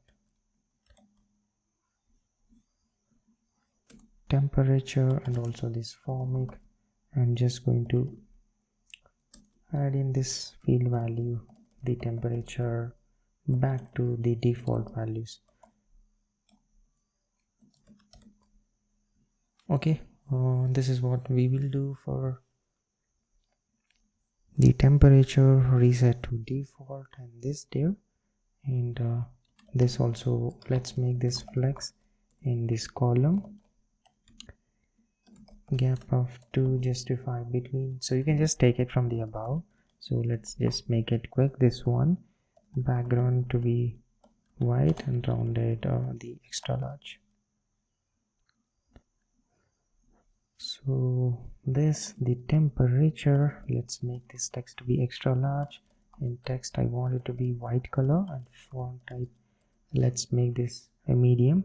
In slider, which we already have, and these things, let's make this one to be in a row, and also justify between, and width I'm just going to add this one full. Okay, and this let's just add in the text size to be extra small, color a 500, and I'm just adding in this styling to this below p tags as well, and here as well let's just add in the same things. Okay, fine. And for this as well, so I can just copy this one, and I'm just going to change the text. So this should be top probability, and this, instead of this temperature, let's add this top p, and I'm just going to change this one to top p, and also this, let's change this one to top p, and this one. Okay, fine. So this is the thing, and now this one, make this as well, the column have this gap of 2, justify, let me just add in this between, width of full, padding of 3, background, let's add in this white color, and rounded, let's make this extra large. So this as well, let's have this extra large, text white color, font, let's make this one as medium. Fine. And if this alone, if I just make this flex row, and justify between, and make this width full, this should also look good. And this one, let's make this extra small, text color, let's make this one as jink 500. So I'm just going to apply the same thing to this as well, and also to this one. Yeah, this is to set the probability. And now the last one more thing that we have is for the top K. So let's just change here this title to top K, and here I'm just going to change this to top K, and also this one to top K, and this div as well. Let me just completely take this and replace this one, and I'm just going to change this one to top K, and yeah,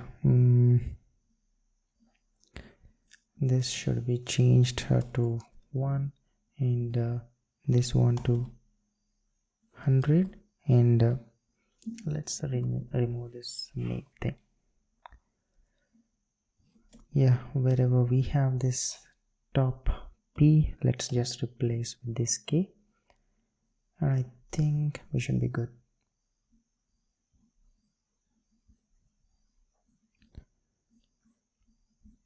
Okay, fine. So this is like common settings that we have just added. So you can just see this one, so you can just adjust this styling, which we will do. The settings model. So for us to control this settings styling, the provider where we are wrapping this dialog, the content where I am going to set, let me remove this minimum height thing, and let's set this one to height of like 600 pixel.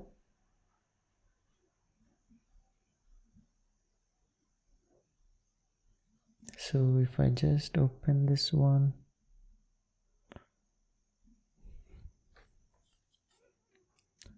the dialog content,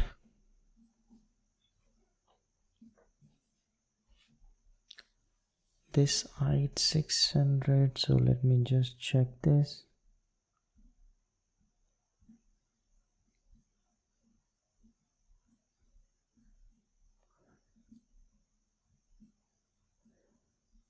So this height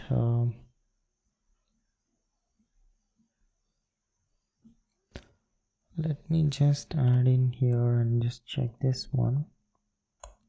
Yeah, this is what I want it to be, but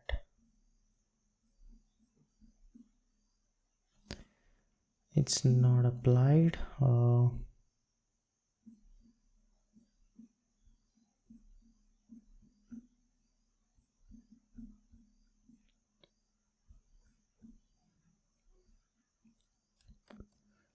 So basically this is how I want it to look. So if I just make this one as 600, this is how it's going to look, which is looking good.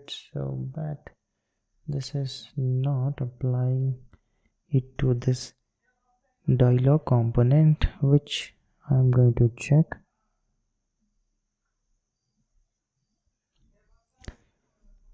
So like this, let's try to make a minor changes to this model, and let's make this one to look better. And post that, I'm just going to try focusing on adding the API keys for multiple providers that we have the validation, and also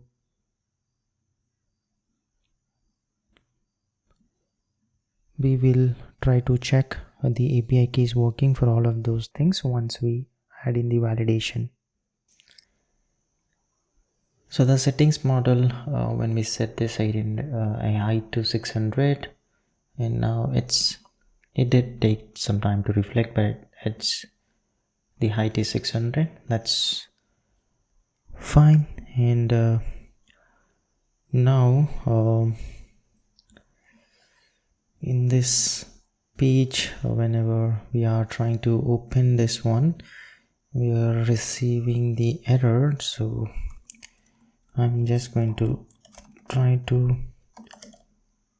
open in this way so that we don't see an error. And now we will have to handle in the chat input, of course, the API key handling I'm going to handle, but this in chat input, the stop generating thing which we just added, have to handle that thing. So what I'm going to do inside this component, from this use chat context, let me get this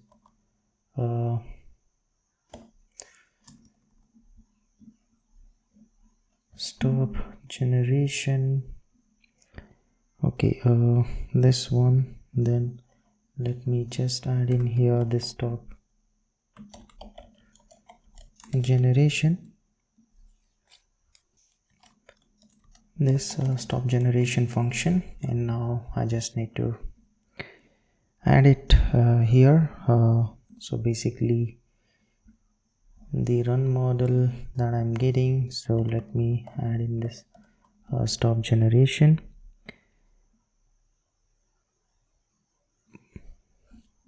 and I'm just going to return from this, and just a small correction here. Whenever we are removing a session, let's try to remove session by this session ID, and then I'm going to call this fetch sessions. Okay, and I'm just changing the way that I handle this callback, and here let's export this stop generation. Now I should be able to use this inside the chat input component. So now let's try to get this stop generation, and this one I'm going to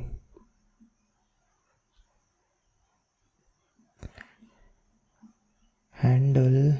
So let's do one thing. Create a separate function to handle this run model, and inside this let me just remove this completely, whatever we have, so that I just wanted to use this in multiple places, and instead of this here I can just call this function now, handle run model function, and let's create like this a new component called render stop button. And here, whenever if this streaming message is loading, then I'm going to wrap this styling inside this pan, and we'll have a button which just calls in stop generation function. So this one, let's add in some scale effect, and also the opacity, let's set this to 0. The animate scale, I'm just going to add in here this one, opacity to 1. Exit, let's add in the scale effect 0. Opacity, let me set this to 0. And inside this I'm just going to add in a button. On click, I'm just going to call this stop generation function variant. Let me add in this secondary, and inside this I'm adding in here this stop icon. Size, let's say 20. Weight, let me make this one bold. In the text of this, it's going to be stop. Okay, so this is a simple render stop button component, and now this one I just need to add in this component. So what I'm going to do, after this controls section, or else let's add in here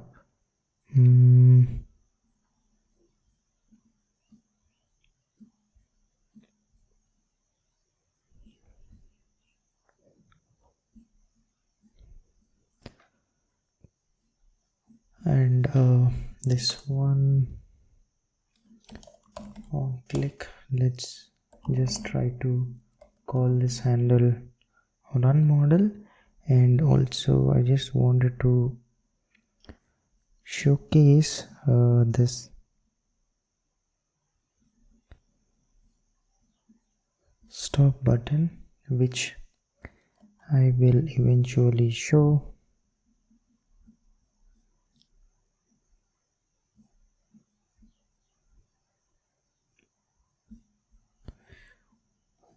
Okay, fine. And also so if I just ask some question,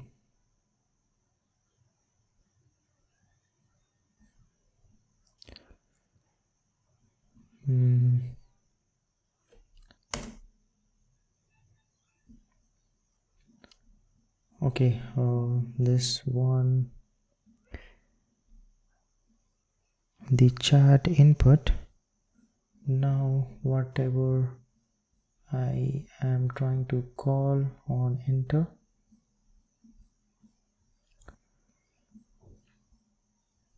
it's not working.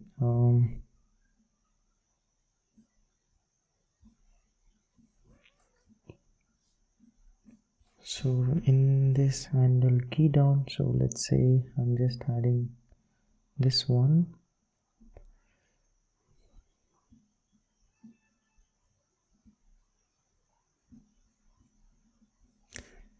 Okay, let's see what is the issue.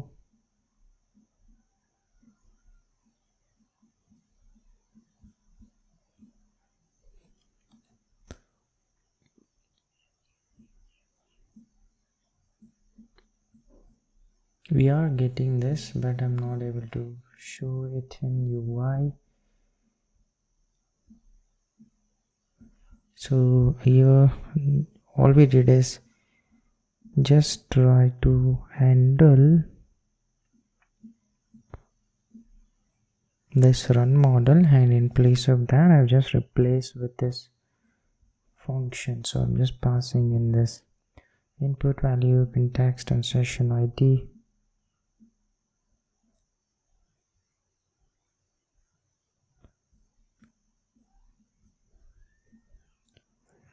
Okay, we'll fix this. That should not be a big problem. And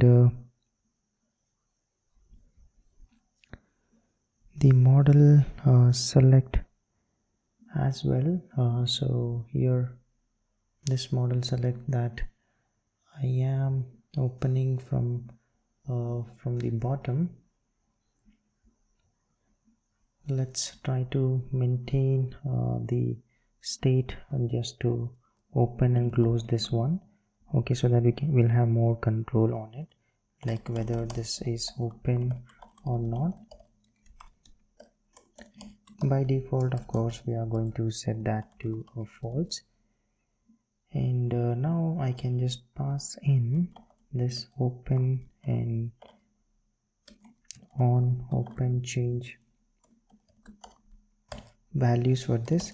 So I'm just going to pass in here this set is open, and here now on click I'm going to close this one. So before we are not able to close this, so now I will have more control to close this and also open this model. So if I just select something, now you can see we are able to close this one, and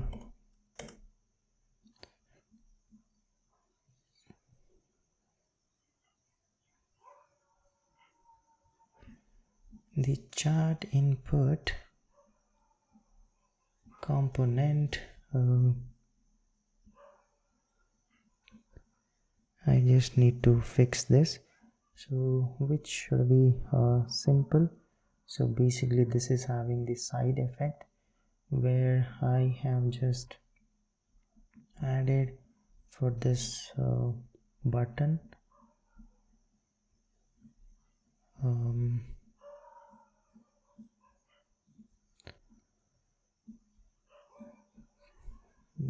let me, yeah, so this one I should just try to call in this way, and we should not see any problem. And here as well, let's remove this one and use this handle run model. to trigger our call. So now if I just try to ask some question, we should see this in the screen.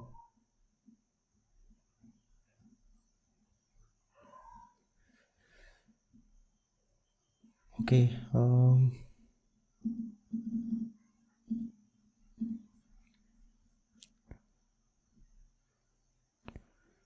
okay, now nothing is working.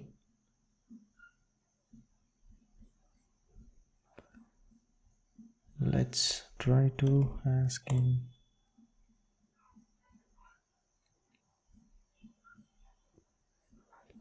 Okay, there's no error, but there's something that I'm missing.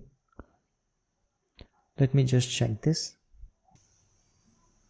So I just refreshed this. So if I now just ask the question, yeah, we are at least seeing this for a question, but so if I just clear history, for example, it isn't working, which we will handle. And this one by default, let's set this one to common.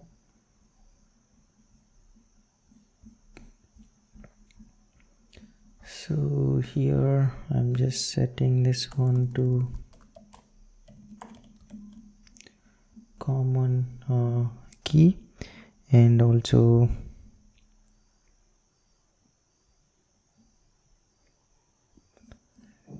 whenever we are trying to open, so if I pass in here the key, let's try to open that specific thing. So I can do it in this way. Set is setting open to true, and also set selected menu to a key that we have, or else I can just add in here, this is the common thing. And let's just remove for now the placeholders which we just added, and just keep whatever we want. Okay, and so if I just open this one, so we should see these things that it is opening. And also this one overflow in y direction, let's make this one auto. And also the models that we have, let's change this to padding in the x direction too. It was just a bit more, so we went for above thing. So let me just keep it to 2. So fine, now looks good to me. And now I just wanted to add this API key validation. So for me to add in API key validation, and also here this settings, I've just passed in the key. So let's improve this open as well, so we can here pass in the string as well here. So I'm just updating, and this is optional, so it should not be a problem for us. And also the key, let's just set like others that we have, OpenAI.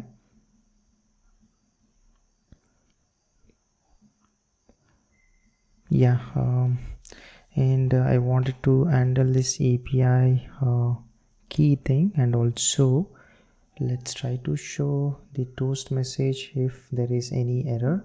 So for that, let's add in a sonar, which is good to showcase the toast messages.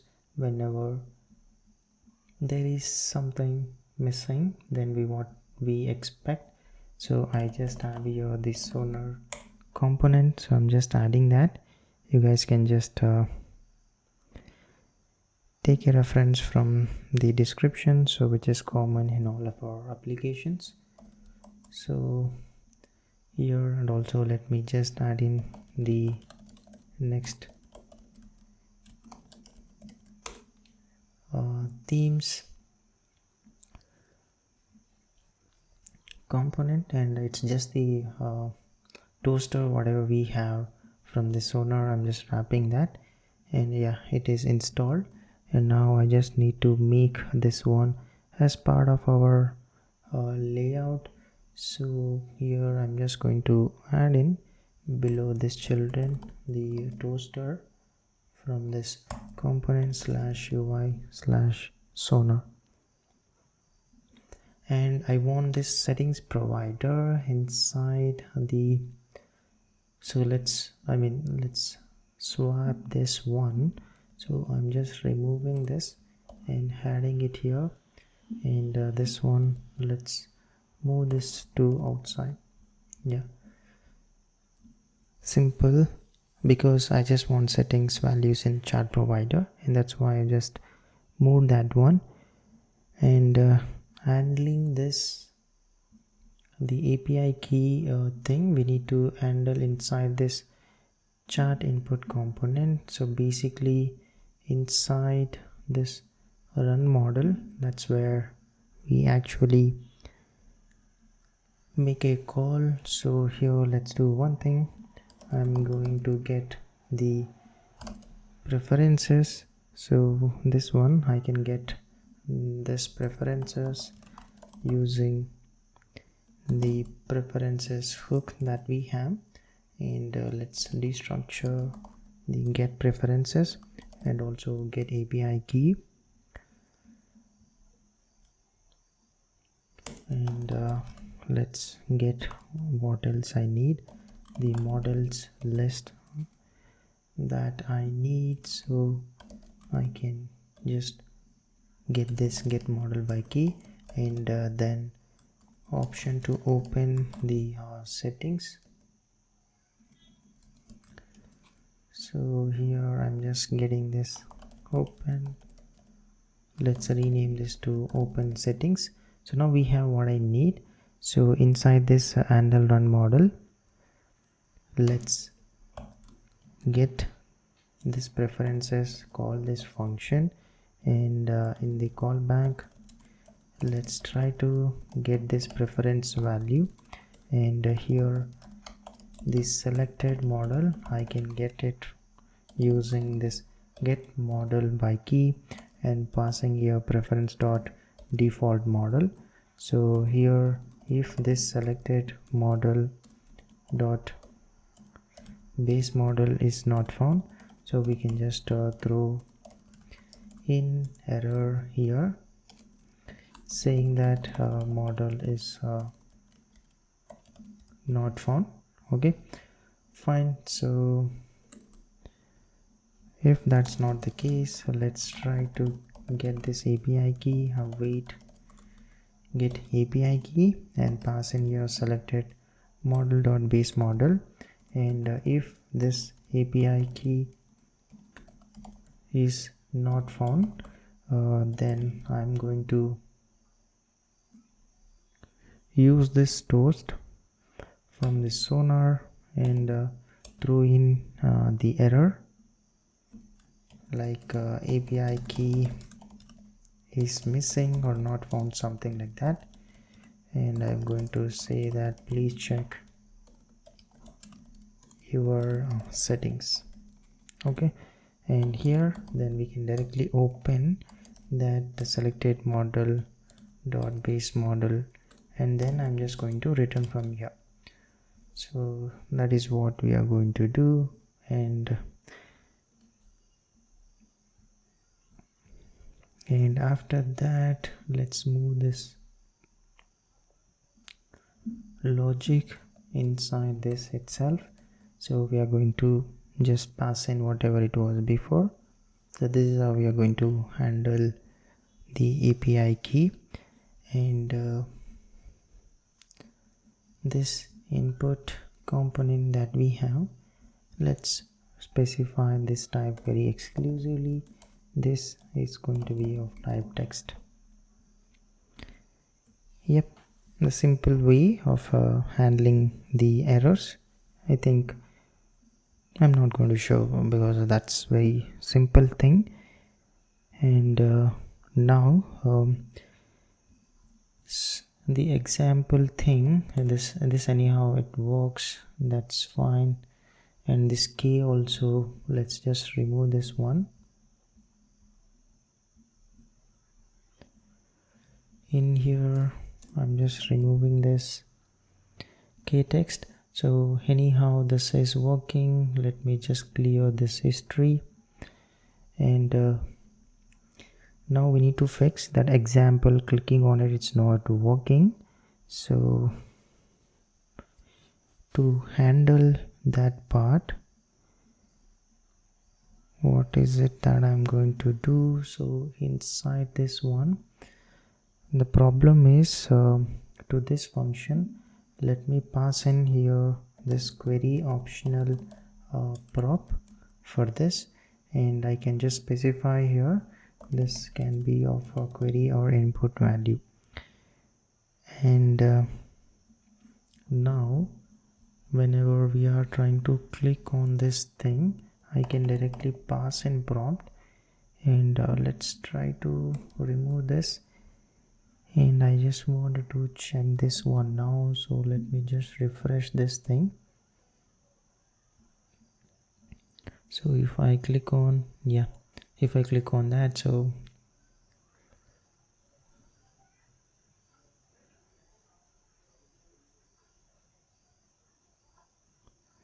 wow, this one. Okay, let's switch this to GPT-4 and ask this. Okay, fine. So now the example click, it's working, and this AI bubble, let's try to add in a option to remove message by ID and all those things. So to add to that, I'll have to create a function inside this chat session, which let's name this one as remove message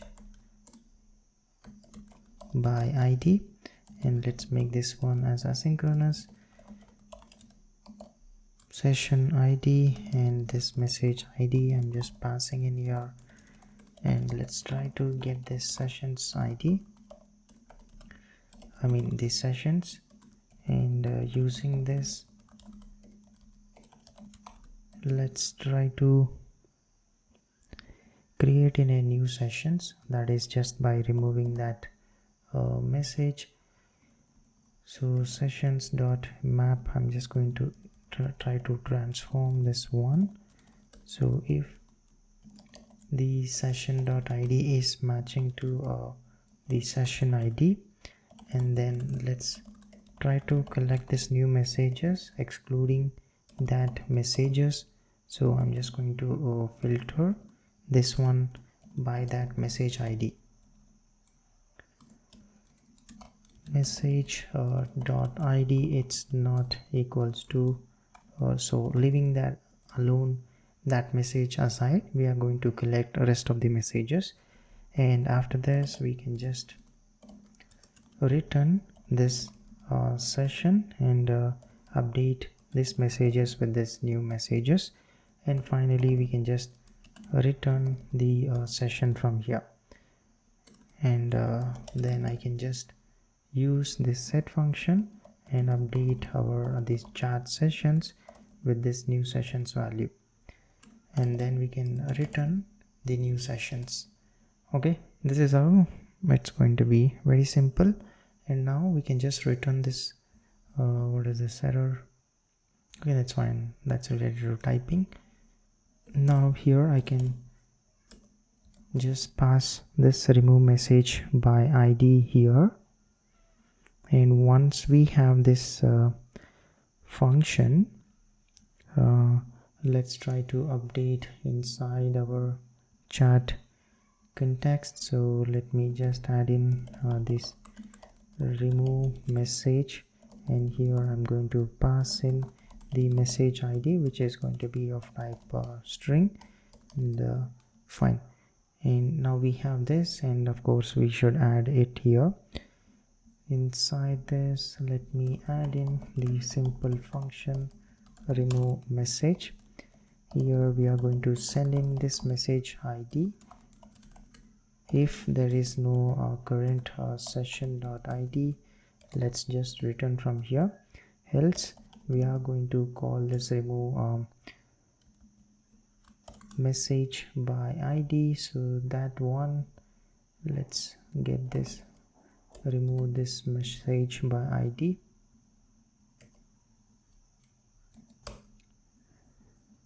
And here let me use this id and pass in this message id, and in this callback function all we are going to do is try to fetch this session. And this one, now I should pass in here remove message, and here where is this remove session?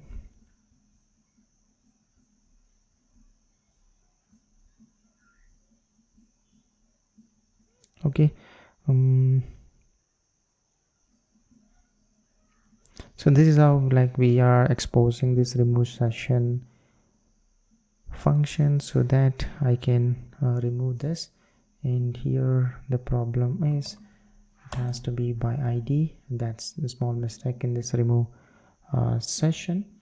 And now we have this function. I can, and let's fix this remove session here as thing. So here we are not returning anything, so I'm just removing this, just fixing few things. And this remove message we are going to use inside our AI bubble component. So opening this AI bubble component, this is where exactly I need to add in the icon to remove that message. So let's try to restructure this remove message from this chat context. So I do have this one, and we are rendering this markdown, of course. So let's try to wrap this one inside this. I'm just adding some padding in top and bottom. So let's remove this one and wrap inside this div so that it will have some padding in top as well as at the bottom. And after, okay, it has to be in curly brackets. Now you see we have the padding, and then the div which we have here, and the loading icon as well. Let's just remove here, and I'm going to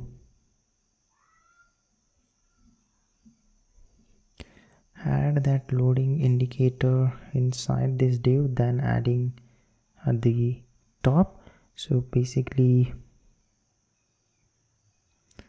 in the name, so I can just check in here this loading. So if it is the case, we can just show this spinner component or this name. So this is how we cover both spinner and model name here itself.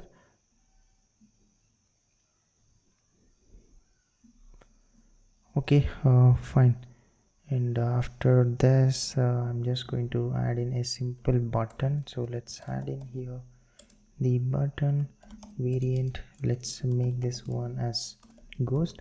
Size of this, let's make this one as icon. Rounded, let's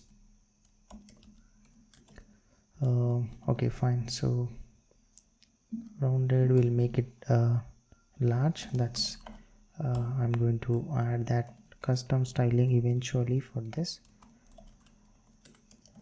Remove message by id, we are just going to pass this id, and this id I'm going to get and pass this id to this function, and this icon, let's make this one as a regular. So from where are we supposed to get this ID? It's basically from this props. I'm just going to get the ID as well. So this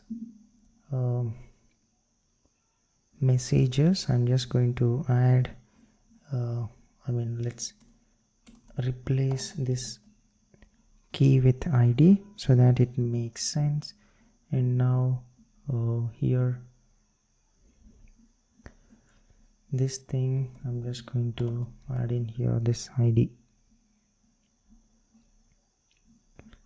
Okay, and what else we are, so this one, let's change this to ID,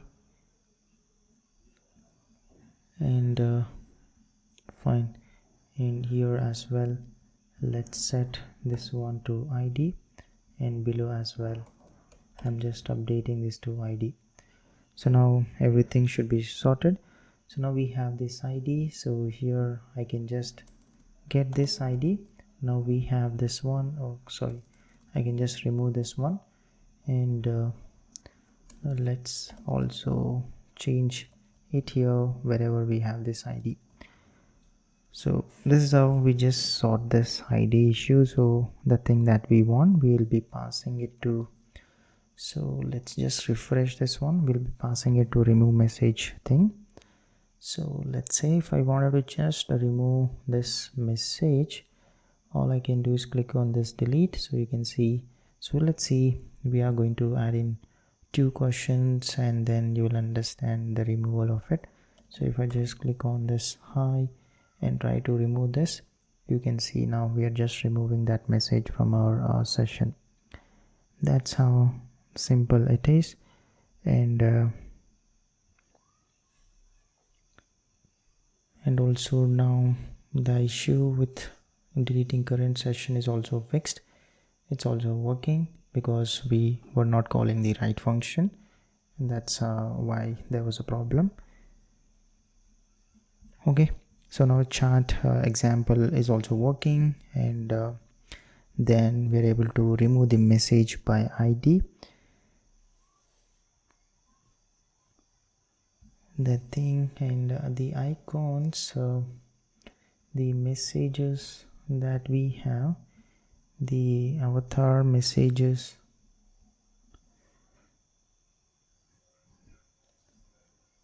let's try to add in here this padding at the top, let's say small 0.5 to 25 EMs, and also at the bottom I'm just going to add in 0.15 REMs, and leading, let's say 6. Okay, so if I just refresh, yeah, at least now better. Yeah, so it looks better for me, and yeah,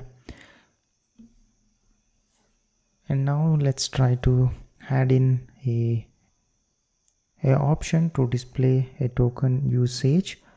So to display the token usage, what we are going to do, let's try to calculate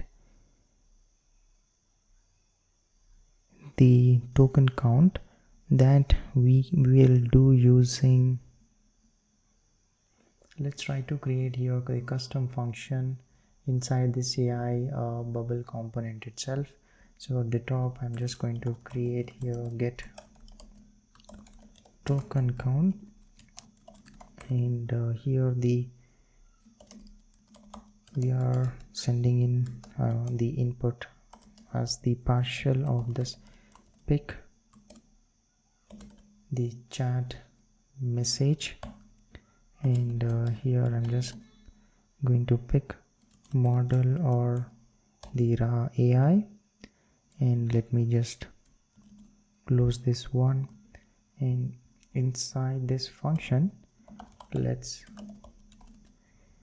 get this encoding for model depending on that. So this one, let's use this TikTok on library, so which is going to help us show the token usage. So I'm just adding the library that I need to show the tokens countage or usage, whatever you can say. So this the function that I need here is the encoding for model from this JS tick token. So now here, and let me just close this one. Let's say encoding for model, I'm going to add in like GPT 3.5 turbo. If this message dot raw AI, then I'm going to encode this message dot raw AI and send in this length. Else let's send this the undefined. So this I'll have to display the token count. So where exactly that I wanted to display is inside this one.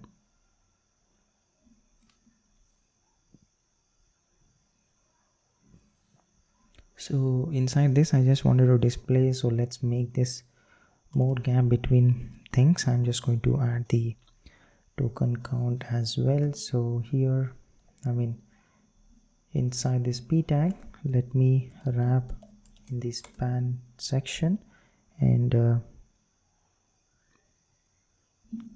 move this thing into this. Let me make this one flex row and make this gap of 2 items. Let's center them and let's just add in some space for now. Should I add that here? Yeah, let's. Here I'm just going to wrap inside this tooltip component the content. Let's say I'm going to say this as estimated output tokens. So I'm just displaying this, and here now inside this span tag, let me use this function which we just created, get token count, and here we are supposed to pass in the model and the raw AI, which here it is the raw AI message. So those are the two things that it needs, and here I can just add in the text as tokens, and this, let me just add in the icon size, let's say 14. Weight, I'm just going to make this one bolder, and to look better, this one also, let's make this flex row have this gap of 1, padding 2 items. Let's center them in, and also the cursor, I'm just going to make this one as pointer. Okay, fine. I think now we should see this thing. So if let me just refresh this one, then we should see this, and also the below buttons also, let me try to wrap inside this tooltip thing. So on hovering it should show like what it is like. For example, for copy, that tooltip text should be like copy and all those things. For delete, it should be delete and all. So yep, now you can see here estimated output tokens, 232 tokens is what it is showcasing. That's good. And now for this one, I'm just going to wrap the tooltip component content. I'm going to see this as copy, and let me just move this button into this component, and same thing here, content, I'm just going to say this as regenerate. As of now, this we don't have any functionality but the placeholder, so I'm just adding here. And then this tooltip, the content, let's say this is going to be to delete this message. So inside this tooltip, I'm just going to move this button. Okay, simple. So we are able to display the tokens count also, so which is looking good.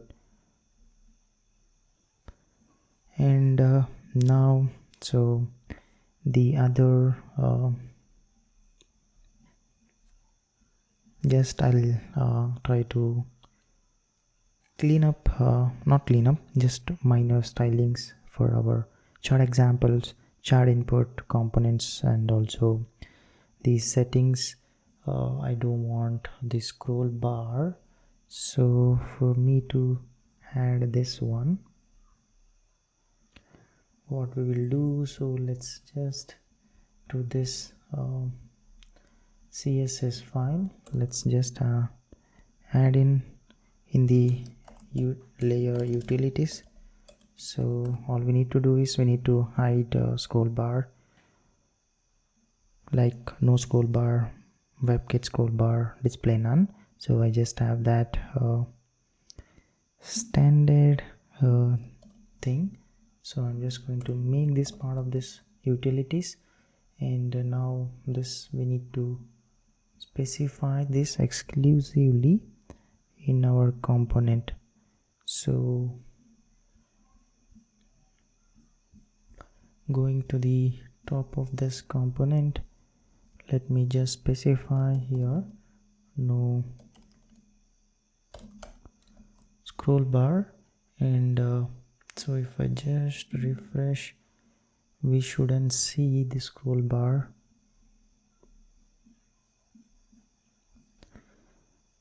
Let it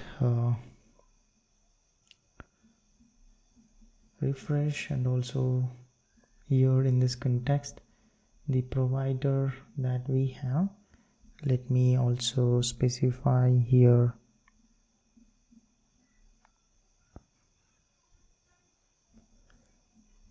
below the no scroll bar. So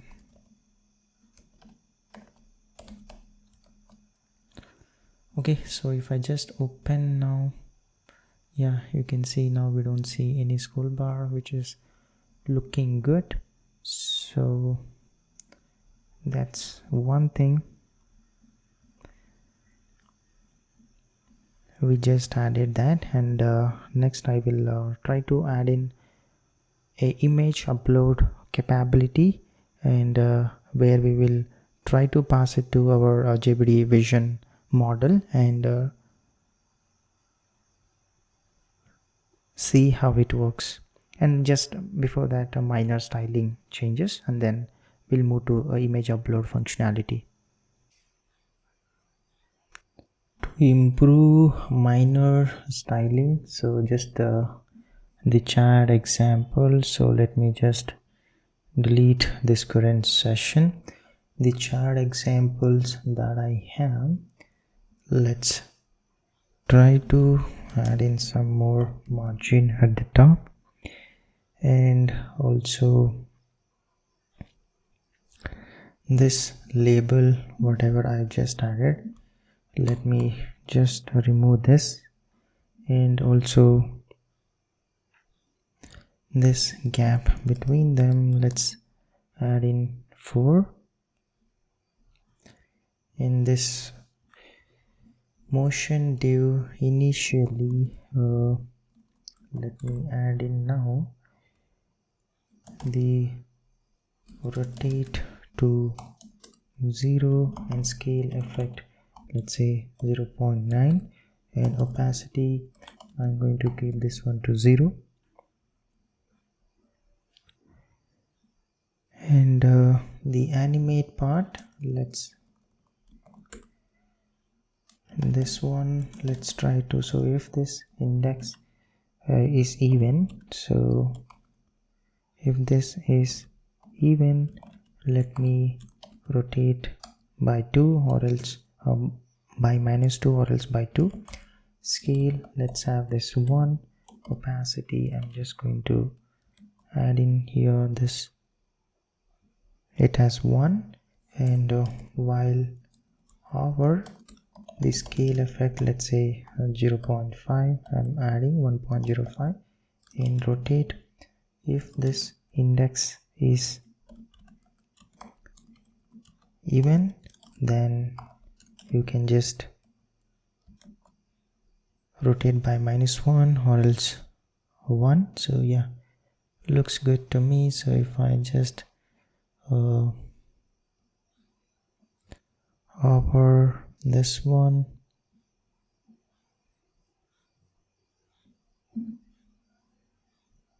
so I'm just adding some effect, and also the styling that I have, let's add it, the background, let's say the zinc color, so like 800, I'm just adding in this 800, so now it looks good. And whatever we have for this one, I'm just going to leave this as it is. I think for now that should be fine. So we just add the animation and initial thing. So, and also inside this, let me add in the icon, the star for icon size, let's say a 20, and weight, I'm going to make this one bold. The styling for this, let's make this dynamic, and I'm just going to close this one. And here, if this index is 0, then I want the text color to be a purple, let's say 400, and the index is 1, then let's have the text color as green, like 400. If this index is 2, let's have this text as the blue color, like 400. So now we should see these icons, yeah, which looks good to me. So, and we can just remove this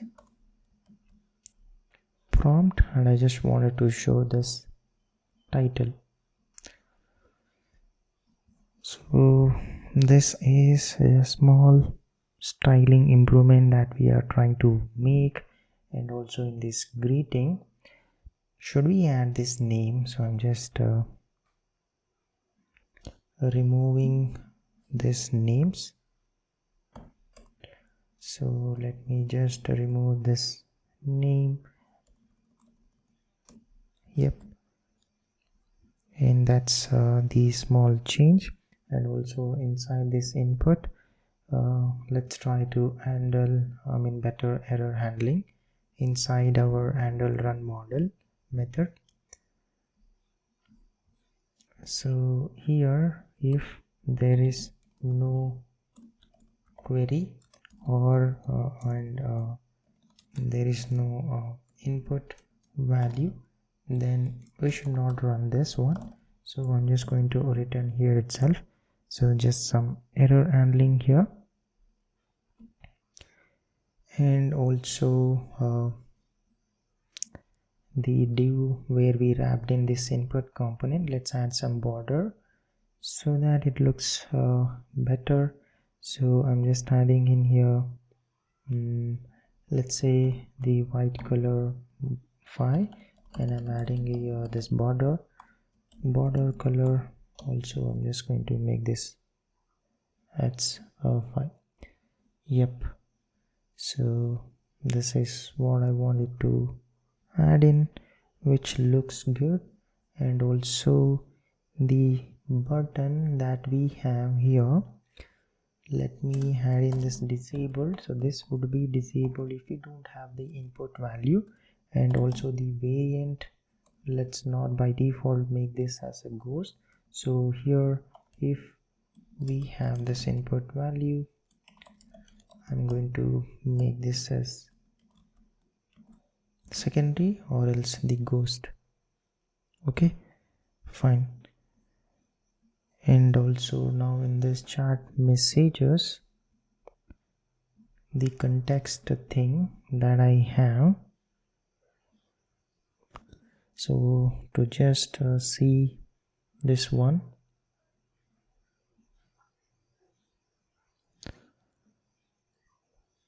okay, it's loading.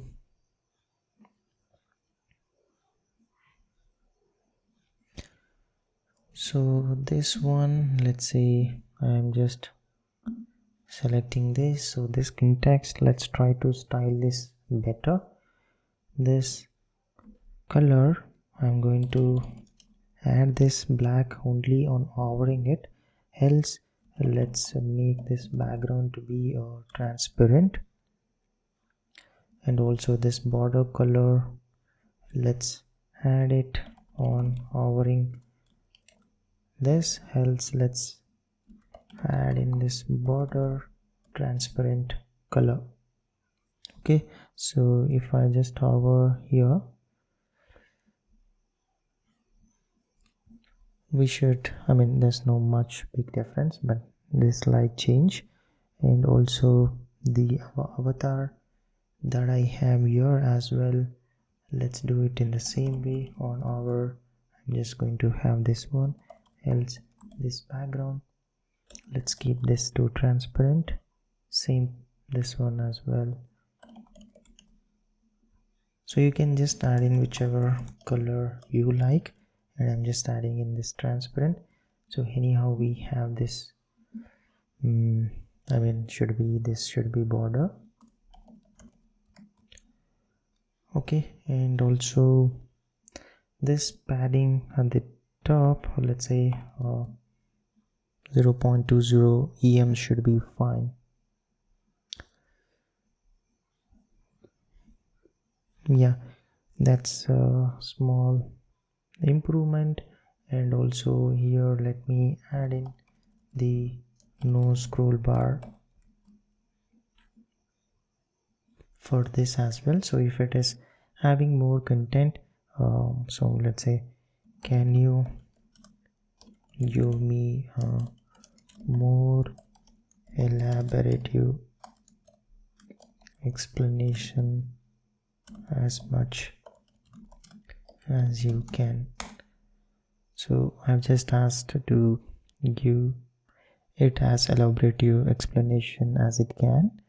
So you can see now, so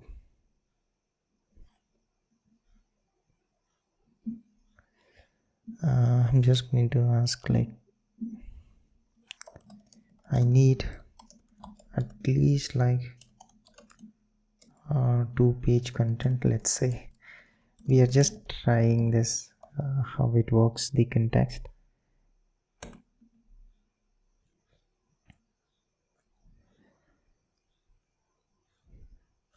So let's see how many tokens it's going to generate. Before it was 455 tokens. Now I asked for like at least 2 pages. Wow. Fine. So you can see now it gave me around 881 tokens, which is good.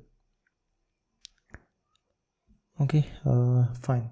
So that's like, we don't have a scroll bar as well.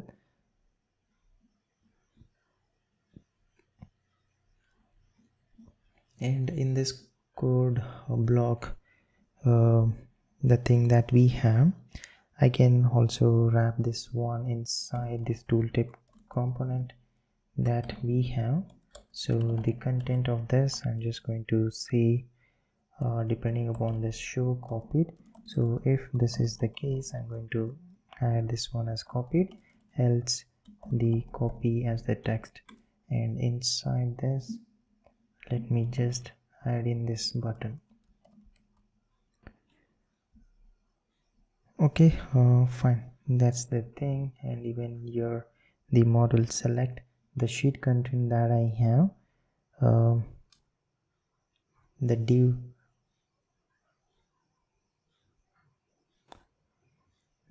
that we are wrapping in. Let me also add in this no scroll bar. So this minor things makes it look better. So I'm just adding in this no scroll bar for this as well. And yeah, so this is the, so let's just clear the history. And now I'm also going to delete this current session. Of course, this should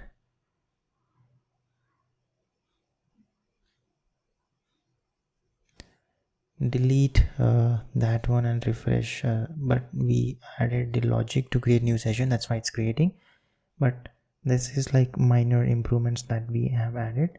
Now let's focus on adding a capability to handle the image. So for us to handle the image,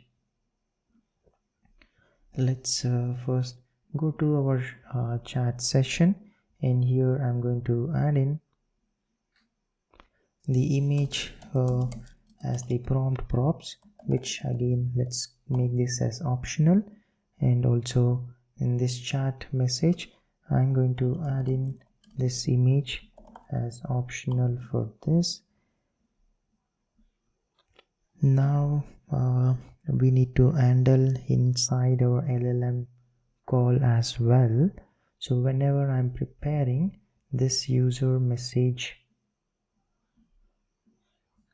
inside this one, so basically in here, yep, so now instead of this straight thing, I need to handle this one in a better way. So let's say this should be now array of this object, this type, the text, and pass in here this content, which is the input, and then the image if we have. Then additionally I'm going to pass in here this type image URL, the format that it expects to be sent, and here I'm just going to pass in here props.image, else let's pass in here this empty object.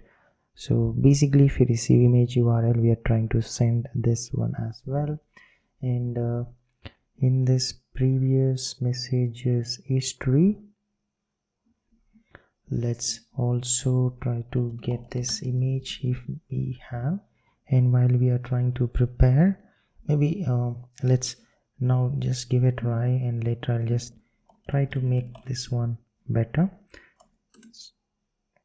The content, it's going to be list of the objects, the type, it's going to be text, the content I'm going to pass in here this raw woman, and this type image URL, the image URL let's attach in this image. Of course, yeah, we are supposed to pass in here the raw human message if we don't have the image. Okay, fine. So this is how we are passing in. And also now the chat message here, I need to change this as well. Instead of just right away passing this, so we need to check now props dot image. If we have this image, then I need to create this new human message object, and let me just close this one. And inside this, the content that I'm supposed to pass in this type, the text, and pass in here this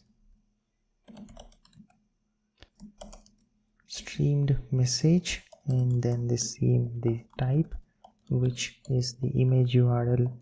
The image URL I'm just passing in here, this props.image. Okay, so this is like small improvement of passing the image URL as well. Now the input of taking the image from UI and all needs to be part of this chart input component, so which we are supposed to handle this carefully. First, let's create a simple type so that it will be clear for us how the blueprint it's going to look like for attachment. So let's create in this attachment, which will have the file of type file and this base 64, which it's going to be the string. And let's create a local state variable to keep track of the attachment that we are going to receive. So the attachment set attachment here, let me mention this is going to be of type T attachment. And now let's create a simple function which is going to handle the image upload. So here we are going to receive an event of type the change event of HTML input element, and inside this one let's try to read this file content. So e.target.files of the 0th value, and here I'm just going to create this reader object, new file reader, and this file types let's specify, let's do a check. So image slash jpeg or image slash png, image slash gif. Okay, so this is what we'll just do a check if we have this file, and if this file that we received is not part of whatever the types that we are looking for, then we are going to throw in error. Here let's use this toast. So I'm just going to say in here, please select a valid image. So I'm just going to throw in error like jpeg, png, and a gif. So I'm specifying like try to upload files of this type. Okay, so if we received files of type that we are going to expect, then in onload callback function let's try to handle this. If this type of reader dot result is not equals to a string, then I'm just going to return, and else let's try to get this base 64 string. So the reader dot result dot split, I'm going to get this first index value, and then I'm going to set that value into our attachment local state variable. Here I can just do this whatever we have this previous. I'm just going to this base 64, let's pass in the format that we want, file dot type. In this base 64 I'm going to pass in the base 64 string. So this is how we are going to capture the attachment value into state variable. And after this, if we have here this file, let me attach here this previous and alongside the file. Okay, and then the reader dot read as data URL. I'm just going to pass in this file. So this is how we are going to handle the image upload helper function. And also let's try to handle this file select. So once we select, so for now I'm just going to get this element by ID. So I'm just going to add it this ID to our input element and trigger this click event on it. And in our run model, whenever we are sending, let me also add in this image. So if we have this attachment dot base64, so I'll be passing on to our run model function, and this set attachment, after this we are going to set this to undefined, so which is like simple and straightforward. And now the UI, the input that we are going to add it is the context. So this one, instead of this code, so I'm just going to change this to elbow down right icon. And now, so this attachments, if we have, where is it that exactly I wanted to show is below this one. So if we have this attachment dot base64 and the attachment dot file, then I'm going to show inside this div. So let me just close this one. Okay, fine. So here let's add in this icon, arrow elbow down right icon, and size of 20. The weight, let me set this to bold, and here in this p tag I'm going to use this image component and attach in here the source, the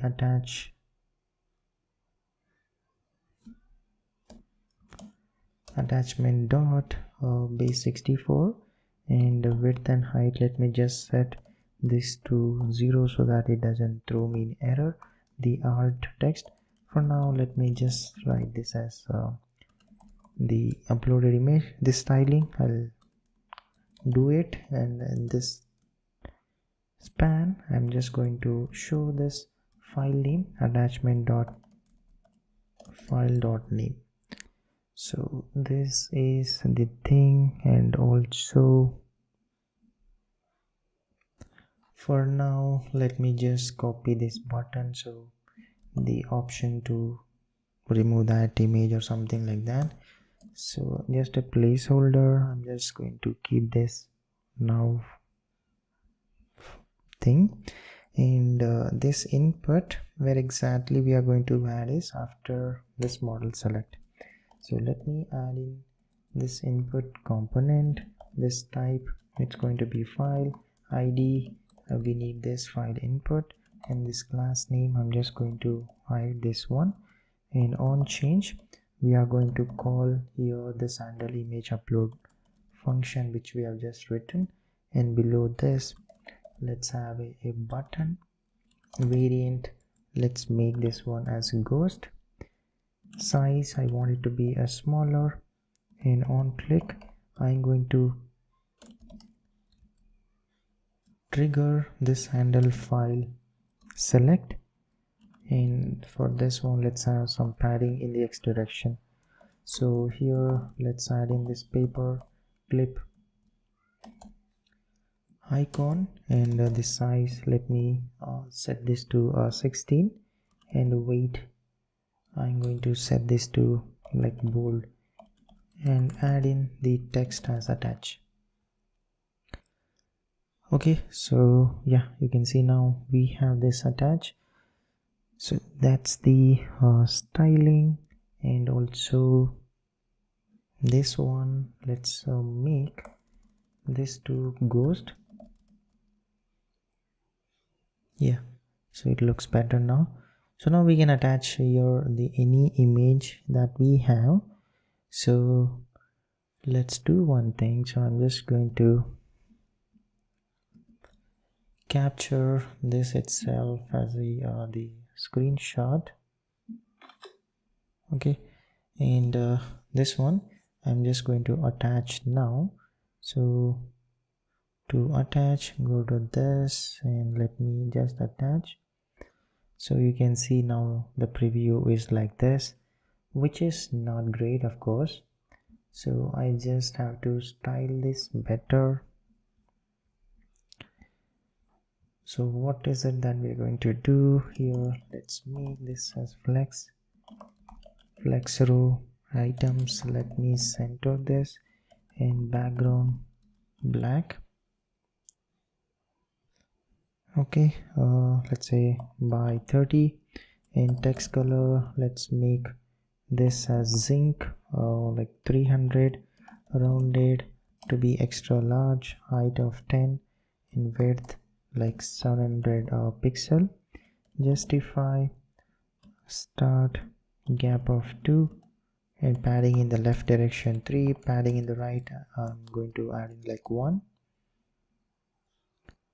Yep, and that is this div and the p tag where we have this image. Let's make this width full and make this relative, margin left, text to be extra small, make this flex row, have this gap of 2, and items I'm just going to center this. Yep, and now this image, let's make this rounded extra large, and this translate in the y direction by 50%, and also this minimum width, let me set this to like 60 pixel, and height I'm going to set this to 60 pixel. Have some border, and also the border color, let me set this to 5. Make this one to be absolute and rotate this by 6. Add in some small shadow and make this one as object cover.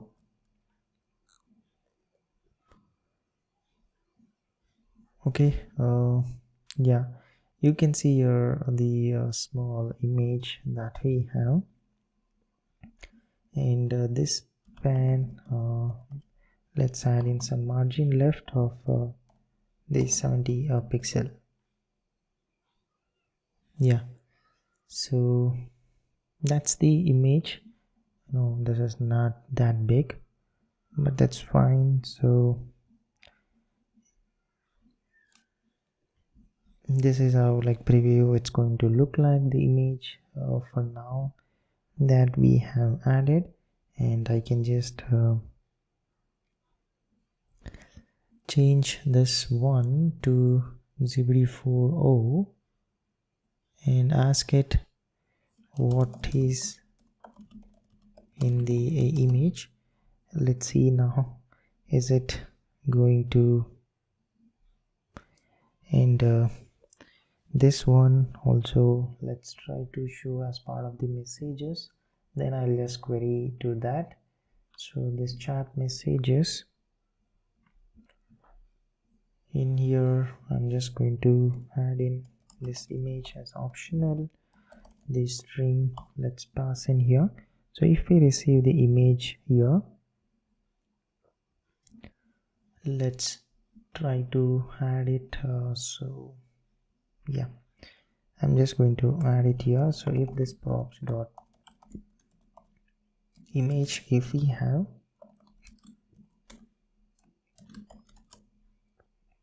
then I'm just going to use this image component and try to show this image as well. Props dot image alt, just have this uploaded image as the text, and width and height, let me just set this to 0 and close this. So the styling of this, let's quickly make it same as like I just added, rounded like 2 times extra large, minimum width let's say I'm going to make this little big and also height, let's say 120 pixel. I have this border white, and also this, let's try to rotate by 6. Same shadow medium, and make this object cover. So if we have this image, this is how I'm just going to show here.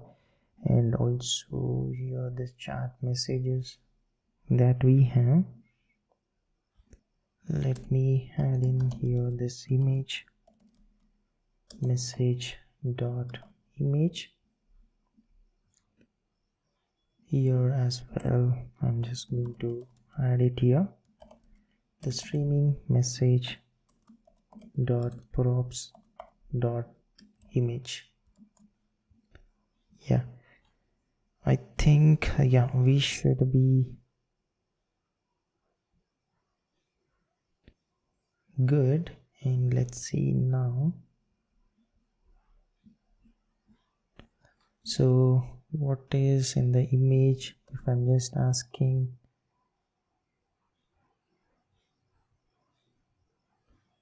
the model, okay, I haven't received anything, so let's check this. At least let's see here. Okay, this one,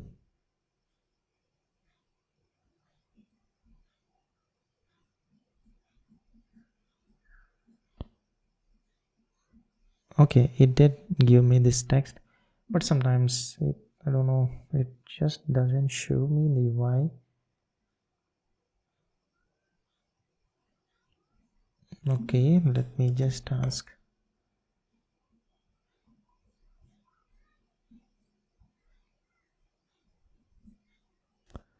It is strange. Okay, so I'm just deleting. So let's just clear this history and ask this straightforward question.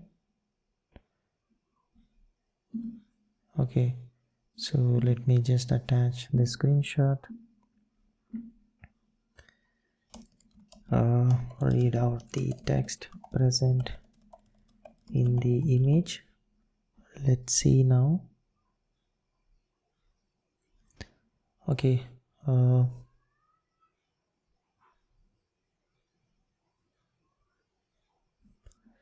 we are displaying this image, but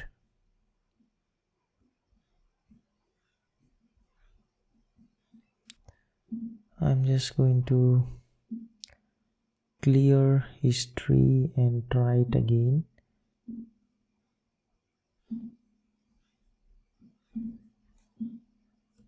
What text is present in image? Okay, so I'm just passing in that. At least we should see.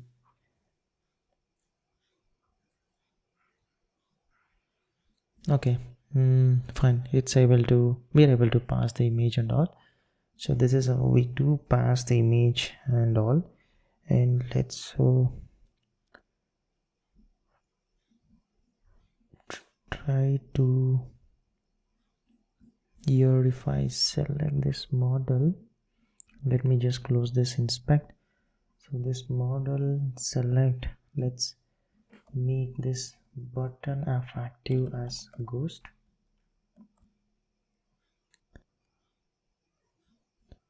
Okay,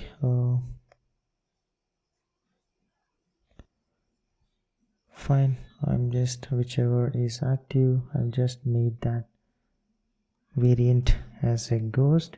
And also the token count that we are showcasing here, let's do one thing. So I'm just going to get this token count here. So I'm just trying to handle this better way.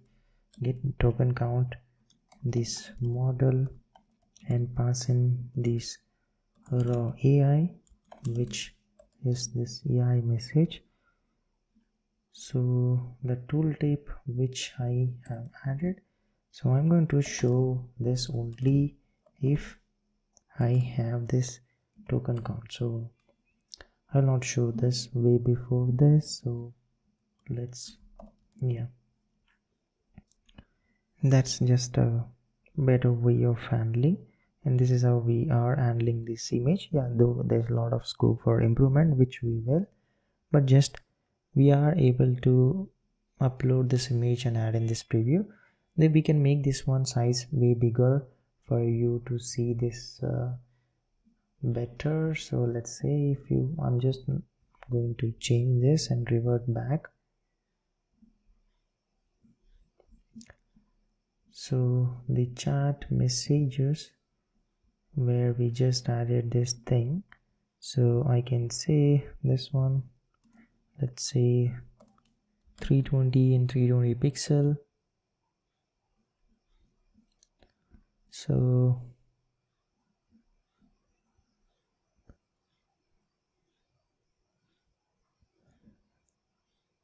yeah, you can see now this is, yeah, that's the thing. So I'm just going to change this back, the image that we have. And next let's do one thing. Let's try to pass the data to chat history properly and post that. I'm just going to try to work on the light mode as well. Now we are like in the dark mode, so let's try to work how it's going to look in light mode as well. So this one, just I'm here where we are trying to create a prompt, the user thing. Let's okay, so here let's try to handle that image here itself, like props dot image. Then I'm just going to have this type text input and the image URL whatever we have, and let's remove this thing. And after this, if there is no image, I'm just going to add here this input. Think the issue should be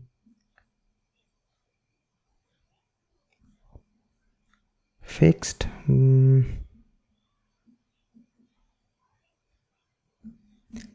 Yeah, so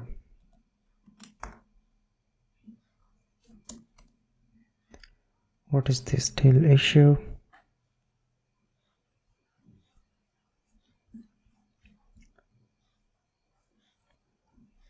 I'm just trying to add in here. So basically if we have an image, I'm trying to show this. Of course we are seeing that error.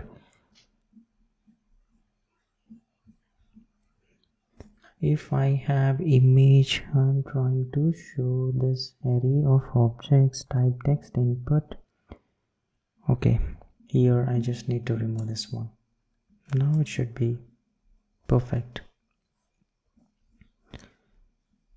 Okay, so that's the change here. So we are handling, like if you have image, we're sending it this way, or else just the input. And also now whenever we are preparing this message as well, I can now simply change this to raw human. So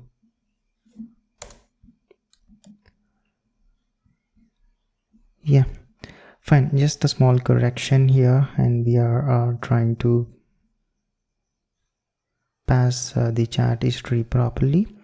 And also now the AI bubble, let's make again some minor UI changes. The AI bubble,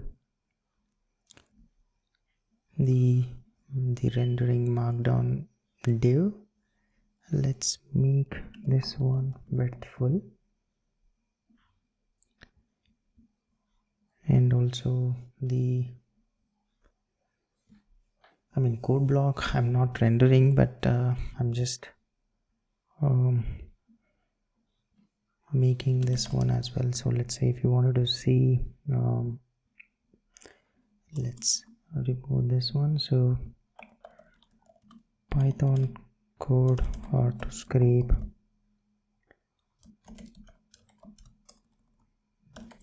specific website. So I've just asked this one. So now you can see now, like this is the code that I got. So I wanted to apply this shrink 0 for this, so you'll not see much difference. And also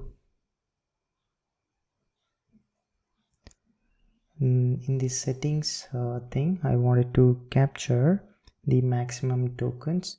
So let's try to add in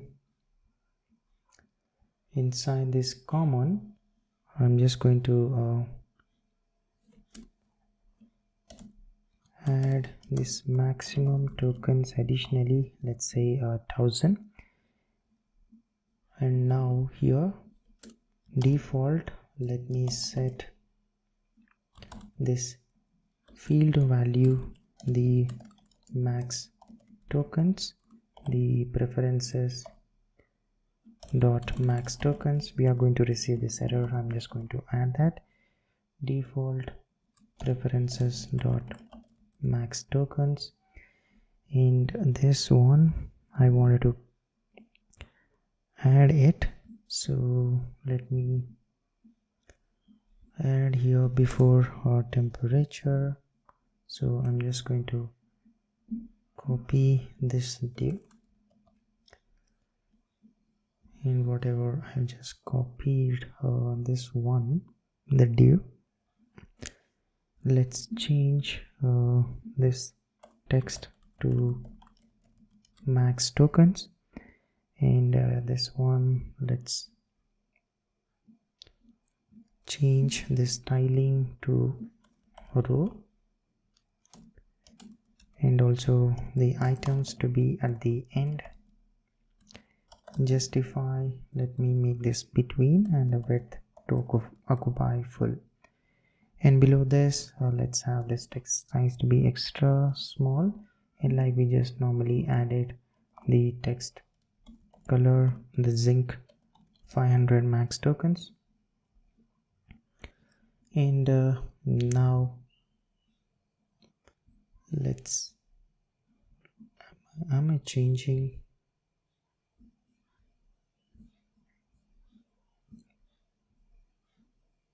Okay, fine.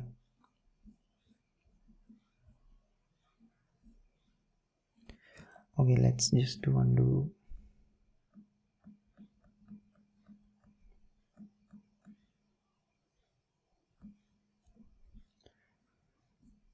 So let me just copy this one in here just above this, and we will just change this one to max token. Sorry guys, I just copied the below one, so that's why I was just making a lot of things changes. And here now, instead of this temperature, let's change this to max tokens, and here as well I'm changing this one to max tokens. This one as well, let me change the max tokens.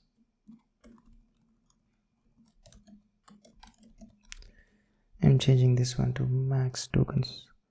And after this div, let me add in the input for the max tokens, and this type I'm going to set this one to number. Value, let's say this is going to be formic dot values dot max tokens.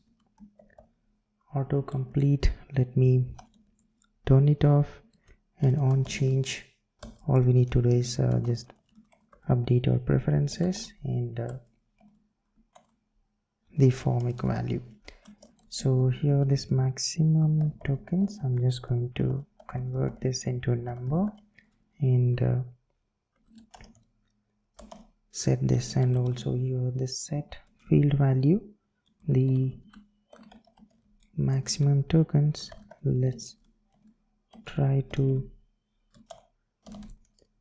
set this target value. Okay, so like this is the input component for us to take the tokens.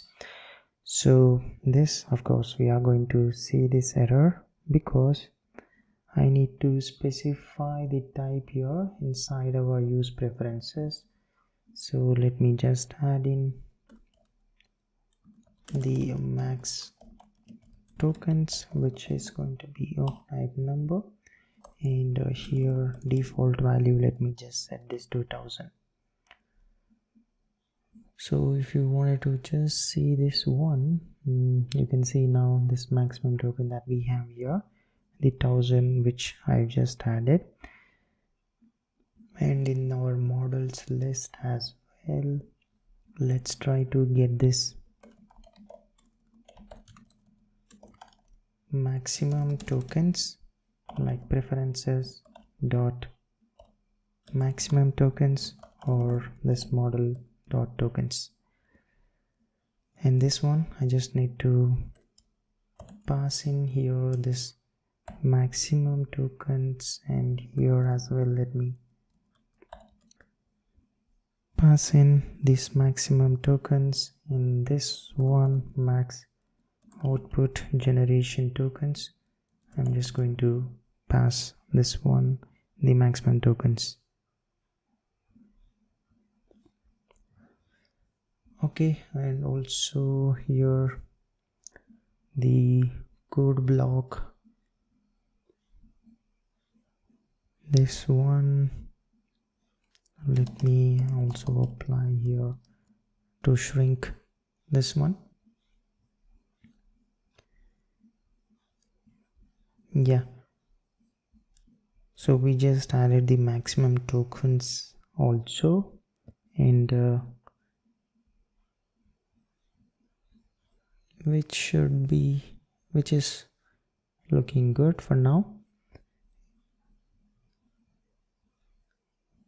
Yeah, and also this base prompt inside this LLM, let's try to change this a bit.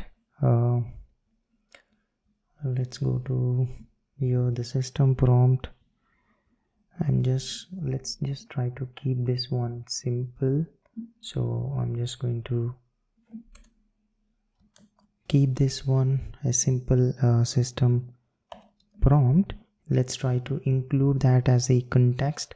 So what I'm going to do here, let's try to create and pass as part of the user's context, then it has the system prompt, and here if we have this context, then I'm just going to add in here like answer user's question, like based on the following context, and here I'm just going to pass in the context here. Else let's just not pass anything, the empty string, and here now inside this the as previous messages, whatever we added for that, you can also refer this previous conversations if needed, else nothing, empty string. So this is what the user's context is. Now instead of simply passing this input, I can just add in here this user context which we just prepared, and here as well let me just remove this one and pass in here this user's context. So now it just makes more sense, like a better way of sending a prompt, and that is the thing. And now let's work for light mode, that at least now the prompt sending to along with the history, we have at least corrected it, and also added in an option to configure the maximum tokens. So you can just set in here, let's say 5000. So if I just close this and refresh, we should be able to see this 5000. Okay, fine. That's how we are saving. For handling the light mode, what we are supposed to do is first add in the colors for our markdown format, the highlight.js, whatever we have added, like add in the dark color as well as light color in global.css file, which I'm just going to add and update it. You can just take it from there, and then accordingly I should add in this dark and light version color for all of our components.